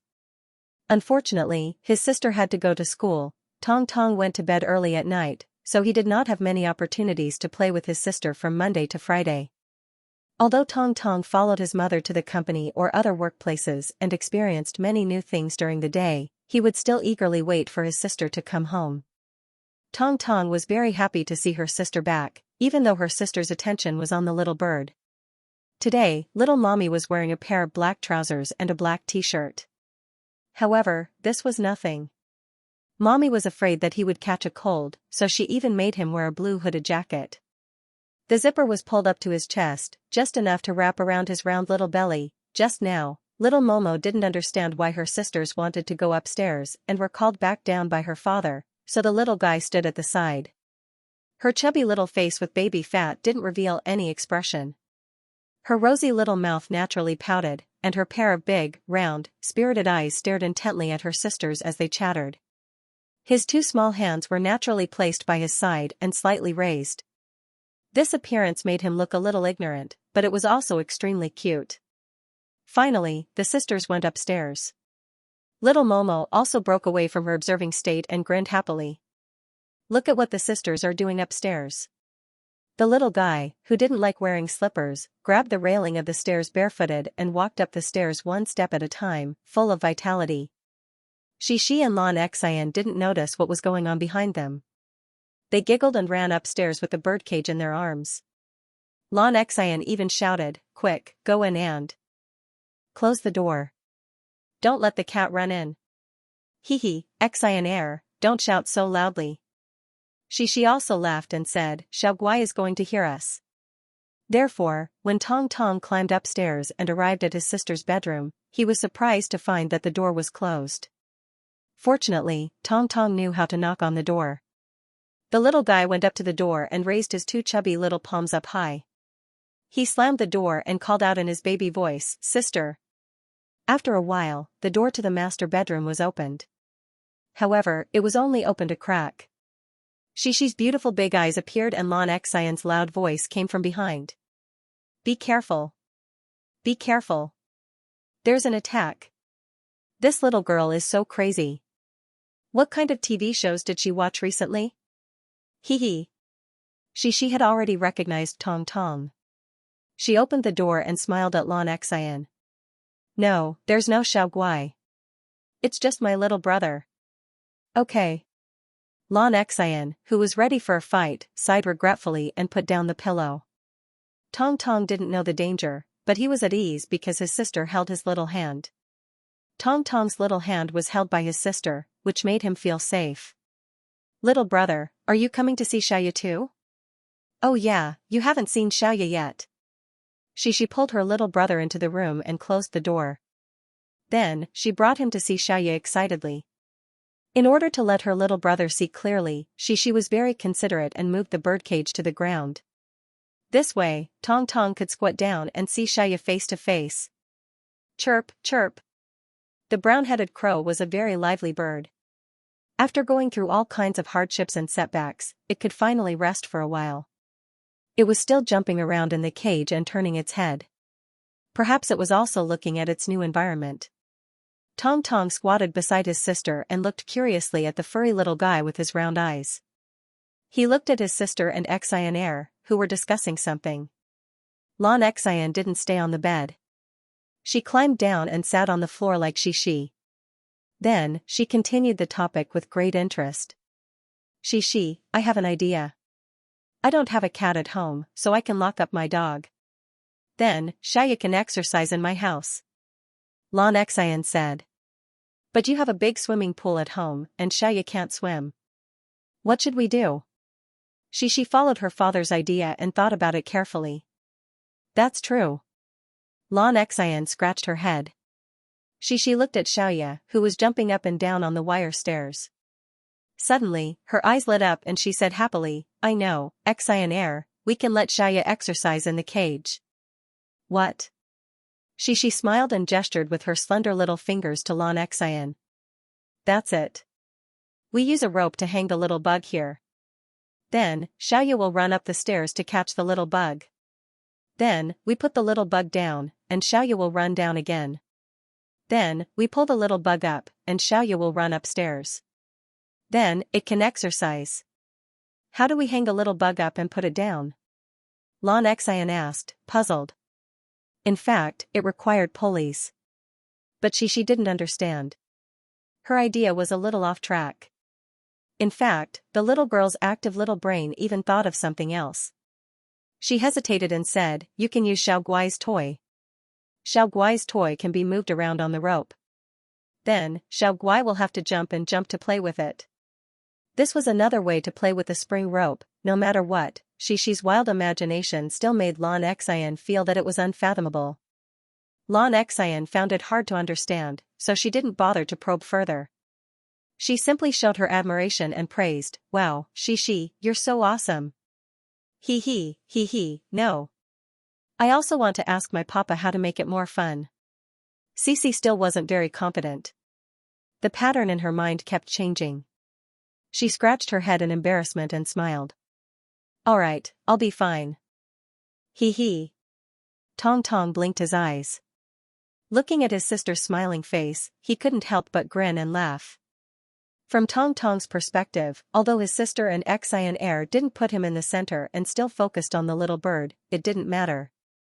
He felt that squatting beside his sister with bare feet, he was very involved. Naturally, he also felt a sense of accomplishment and was very happy when his sister laughed. At the north gate of Jiangqing Media University, which was also commonly known as the back gate, an inconspicuous silver-white sedan slowly drove out of the gate. It passed by an old bicycle repair shop, and then, as if it had crossed a barrier, it arrived at a world full of flowers and spring. Wow, it's so beautiful. There are so many flowers. In the car, a young lady skillfully lowered the rear window and exclaimed in surprise, "Little brother, look. This is the place where I used to live with Daddy." That's right, sitting in the back of the inconspicuous sedan was Xixi and Tong Tong. Yang Yi had to come to the cafe to discuss something with Ding Xiang and Guozi, so he brought along Xixi and Tong Tong, who wanted to go out with their father and sister. Murphy didn't come as she asked Yang Yi to send her to the company. She had a concert in Chengdu next week, and she felt that she needed to find the feeling of singing in the recording studio after resting for a while. Moreover, Yang Yi came out with the principle of keeping a low profile, which was why he drove an inconspicuous sedan. If he and Murphy showed up at the same time, they would be too conspicuous. However, the sea of flowers outside the coffee shop at the corner of the street still gave Cici, who had not been here for a long time, a big surprise. Looking at the colorful flowers competing with each other and the dazzling array of flowers in the flower bed, the little girl's eyes revealed a look of delight. However, Tong Tong, who was summoned by his sister without looking back, was a little sad. He also wanted to be like his sister and see the beautiful sea of flowers. However, he was too young, and he was still sitting in the child safety seat. His small stature didn't allow him to look over his sister's head to see the scenery. Tong Tong tried his best to stick his head out and look, but he could only see a little color at the corners. Tong Tong had no impression of where his sister and father lived. After all, He was already living in a villa when he was born. Yang Yi, who was driving in the front, heard Xixi's praise and said with a smile, "These flowers were planted by your aunt, Sister Ding Xiang, and Sister Sugar Cube." It was probably a whimsical idea that Sugar Cube came up with last winter, but Yang Huan thought it was a good idea. After discussing it with Ding Xiang and the others, they decided to plant flowers in the flower bed outside the coffee shop, as well as the bushes and weeds near the dam. What's more, they didn't plant the delicate flowers that could be bought from the flower shops. Instead, they learned from their classmates at Jiangnan Agricultural University, which was also in the university town. They specifically picked garden flowers that were more ornamental, bought a large number of well-cultivated flower seedlings, and planted them in batches when spring came. Yang Yi knew about this. Yang Huan had told him that he wanted to sponsor a sum of money, but he didn't expect that Yang Huan would reject him. This girl had earned a sum of money by acting and filming her own show. Then, she started to generously invest in the sea of flowers. Ding Xiang also wanted to invest money, but Yang Huan rejected her. Yang Yi didn't expect these three girls to have such perseverance. At most, they would ask Guozi to come over and help, or Lu Xiaoxiu and Miao Chuan would lend a helping hand. However, such a large area was planted by them in bits and pieces of time, bit by bit, but it wasn't hard to understand. Ding Xiang was definitely a hard-working person. Although Sugar Cube's family was slightly better than Ding Xiang's, she was still an ordinary family. If she was a student from a small place and came to Jiangqing to study, she wouldn't have to work in the cafe if she was from a good family. So, Sugar Cube was also a very hard-working girl. Yang Huan looked rich and had a powerful background. She had a billionaire brother behind her back. No matter what, she was a rich girl who didn't have to worry about food and clothes, and could even spend money freely. But she had only been living a good life recently. In the past, when she was in her hometown or went back to her hometown during festivals, Yang Huan still had to do farm work. So, it wasn't impossible for the three girls to take on most of the work and plant all these flowers. When Yang Yi came at the end of February, these flowers were just seedlings that had been planted not long ago. But after all, they were seedlings that had been cultivated by the Agricultural University. After 2 months of care and bathing in the spring breeze by the Grand Canal, they finally bloomed and became a new landscape of the Media College of Jiang City. So, there was an endless stream of students who came to take photos. Naturally, the cafe's business was much better. There were many customers in the cafe, but Yang Yi wasn't worried that he wouldn't have a place to sit, because his exclusive booth was still there. "Boss?" Sugar Cube saw him walk in with the birdcage in one hand and Tong Tong in the other. She was so surprised that she almost screamed. Luckily, she covered her mouth in time. In the past, many people came to the coffee shop because of Yang Yi. After all, many small celebrities and newbies who had yet to make their debut wanted to meet Yang Yi here on purpose. They wanted to look for a small opportunity that was very unlikely. Although their thoughts were understandable, Yang Yi was still annoyed by them. So, Yang Yi was forced to stay at home and drink coffee. After being ignored for more than a year, the popularity of the cafe at the corner of the street finally died down. Although many customers were students from various colleges in the university town who came to take photos, if they knew that Yang Yi was here, they would definitely bring a lot of trouble to Yang Yi. So, Sugar Cube quickly covered her mouth. Seeing that she didn't attract too much attention, she quickly went forward and invited Yang Yi to his exclusive booth. "Let's go, we'll go see the flowers later. I'll ask little auntie to take you out to play, okay?" Yang Yi smiled and called out to the little girl behind him, who was still looking back reluctantly. Carrying a birdcage and bringing 2 children with him, this combination seemed a little out of place among the many college students who came to take photos. But the interesting thing was that Yang Yi didn't deliberately cover his face. He deliberately dressed up in a more mature way, which made him look like a middle-aged man. With the 2 little guys and the birdcage, Yang Yi looked more like a middle-aged greasy uncle. Many girls who were prettily dressed and holding their phones were sitting by the window taking selfies. When they heard the commotion, they glanced in Yang Yi's direction and lost interest. "Let's have a cup of mandelin. Do you still have coffee beans?" Yang Yi said with a smile. Sugar Cube nodded and asked in a low voice, "Boss, do you want me to call Sister Huan or Sister Ding Xiang?" Yang Yi raised his hand and looked at his watch. He smiled and said, "No, I've already set a time with them. But I'm half an hour early, so they'll be here later. Yang Huan and Ding Xiang weren't upstairs. Yang Huan had a public elective class on the weekend, while Ding Xiang had to find her supervisor to hand in her thesis. When Yang Yi called them, they just happened to be out and would come back around 11 o'clock. This was nothing. It was about half an hour of waiting. Yang Yi wasn't impatient. Sugar Cube nodded and walked out of the booth. She pulled the screen for Yang Yi and the others. At this time, Cece couldn't sit still. She went to her father's side, pulled his sleeve, and whispered, "Papa, I want to go out and play, and then Xiaoya can also come out and play. She must like flowers very much." They had just sat down. Why couldn't they wait? However, before Yang Yi could respond, Tong Tong heard his sister's words and became excited. He reached out to pull his sister's sleeve and then crawled on the sofa. He mumbled in a childish voice, "Let's go out and play." Yang Yi raised his eyebrows slightly and said with a smile, "Mommy, you can't do this. Daddy doesn't allow it, and you want to pull your sister and run? Also, sister, let's go out later, okay? Just now, I asked Big Sister Sugar to bring us coffee and milk. You have to respect other people's work. Let's drink something first and then go out to play." In fact, this was just an excuse. Yang Yi just wanted to test Xishi's temper. He couldn't be obedient to her all the time. This would spoil the little girl until she developed a princess syndrome. The effect was good. After Yang Yi finished speaking, Xishi was a little reluctant, but she still nodded obediently and said softly, "Okay." Tong Tong was a little reluctant, but since his sister didn't raise the flag of protest with him, the little boy persisted for a while and then gave up. Fortunately, Sugar Cube soon came over with coffee and milk. On her plate, there were also a few small mousse cakes that children liked to eat for Xishi and Tong Tong. Xishi clapped her hands happily when she saw these small cakes of different shapes and exquisite workmanship. The little girl forgot her reluctance just now and thanked Big Sister Sugar sweetly. "Little brother can't eat too much cake. Xishi, share one with him. You can eat the rest later when you come back from playing." After Sugar Cube left, Yang Yi divided the 3 small plates with a smile. The remaining 2 plates were placed further away, and Yang Yi pushed one of the plates to the 2 little guys. "But, if I don't eat it, will it go bad?" Xishi raised her head and asked her father.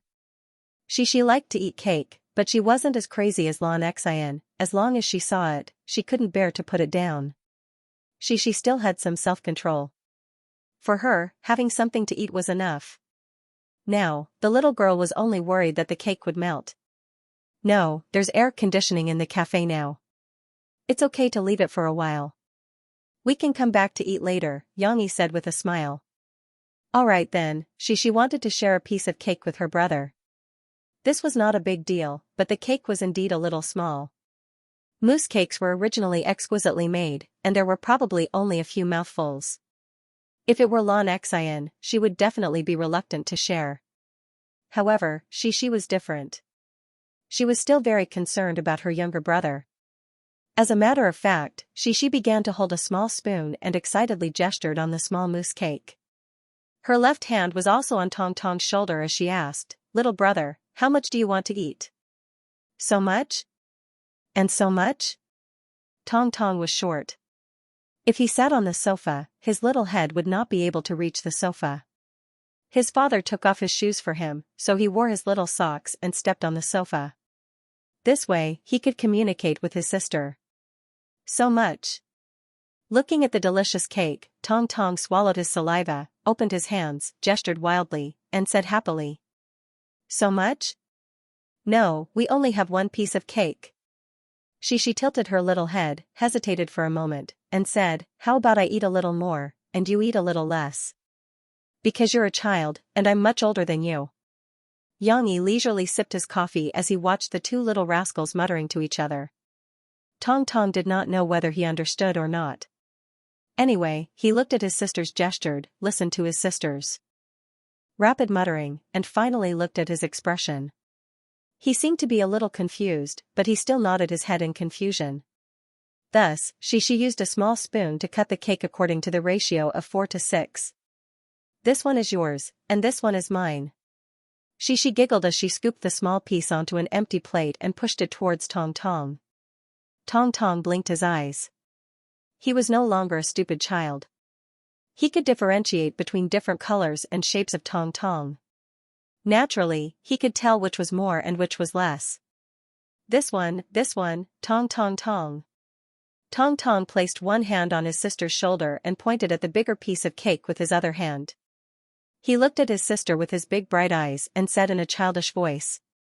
Xianxia watched from the side and was so happy that his heart was about to cramp. Tong Tong's eyes were very pure and clear, but they also seemed to be able to speak. Xianxia even simulated the little rascal's expression in his heart. The little rascal seemed to be saying, "Sister, don't you feel guilty for giving me so little?" However, it was clear that she did not intend to give Tong Tong a big piece of cake. The little girl waved her hand and said, "No, brother. You want to eat this." She even enthusiastically scooped a small piece of cake from the smaller piece of cake with her small spoon. She brought it to Tong Tong's mouth and said, "Try it. It's delicious. I've eaten it before." Tong Tong was stunned for a moment. However, when the cake was brought to his mouth, he subconsciously opened his mouth and sucked on it with the silver spoon. He began to munch on it. When Xianxia saw this scene, he seemed to realize something. He raised his eyebrows slightly and continued to observe quietly. "Is it delicious?" She asked with concern as she held the small spoon in her hand and watched her brother eat. Tong Tong did not speak and could only nod repeatedly to his sister. Now that there was something delicious to eat, he forgot his previous thoughts and was extremely excited. He smacked his lips and stepped on the sofa happily. His two little fists were clenched and swinging excitedly. "Then I want to eat it too." She used the small spoon to scoop up her piece of cake and put it in her mouth to taste it. The little girl's eyes immediately narrowed and she praised, "Oh, it's so sweet." When Tong Tong saw that his sister was eating, he was a little anxious. He placed his hand on his sister's shoulder, bent his knees slightly, leaned forward, and opened his mouth as if he was waiting for his sister to feed him. Actually, he could have used the small spoon to eat it himself. Tong Tong already knew how to use a spoon. However, since his sister was feeding him, why would he need to do it himself? Okay, it's your turn now." She excitedly scooped a spoonful of cake for Tong Tong and fed it to him. Immediately, the little guy's big round eyes narrowed in satisfaction. When Xianxia saw this scene, he did not know whether to laugh or cry. He thought that Tong Tong was not a stupid child, but he did not expect him to be a silly boy. His sister only fed him a few spoonfuls of cake, and he forgot to argue and willingly ate the small portion. Xianxia originally thought that she and Tong Tong would argue for a while because of the uneven distribution of the cake. Unexpectedly, she easily fooled the little guy. Previously, Xianxia had thought of many ways to put out the fire. For example, he would let Xi give the bigger portion of the cake to Xi. This was not like Kong Rong giving away a pear. Xianxia had also planned to give a portion of the cake to Xi as compensation. Xianxia had only done this to let Xi understand the importance of fair distribution. However, these methods were useless now. Tong Tong was easily handled by his sister. No matter what, Xi and Tong Tong ate the cake, one spoonful at a time. This scene was very heartwarming. When Xianxia saw the loving interaction between Xi and her little brother, he smiled happily. End of chapter 1071. Don't forget to subscribe, like, and share the video to support the channel.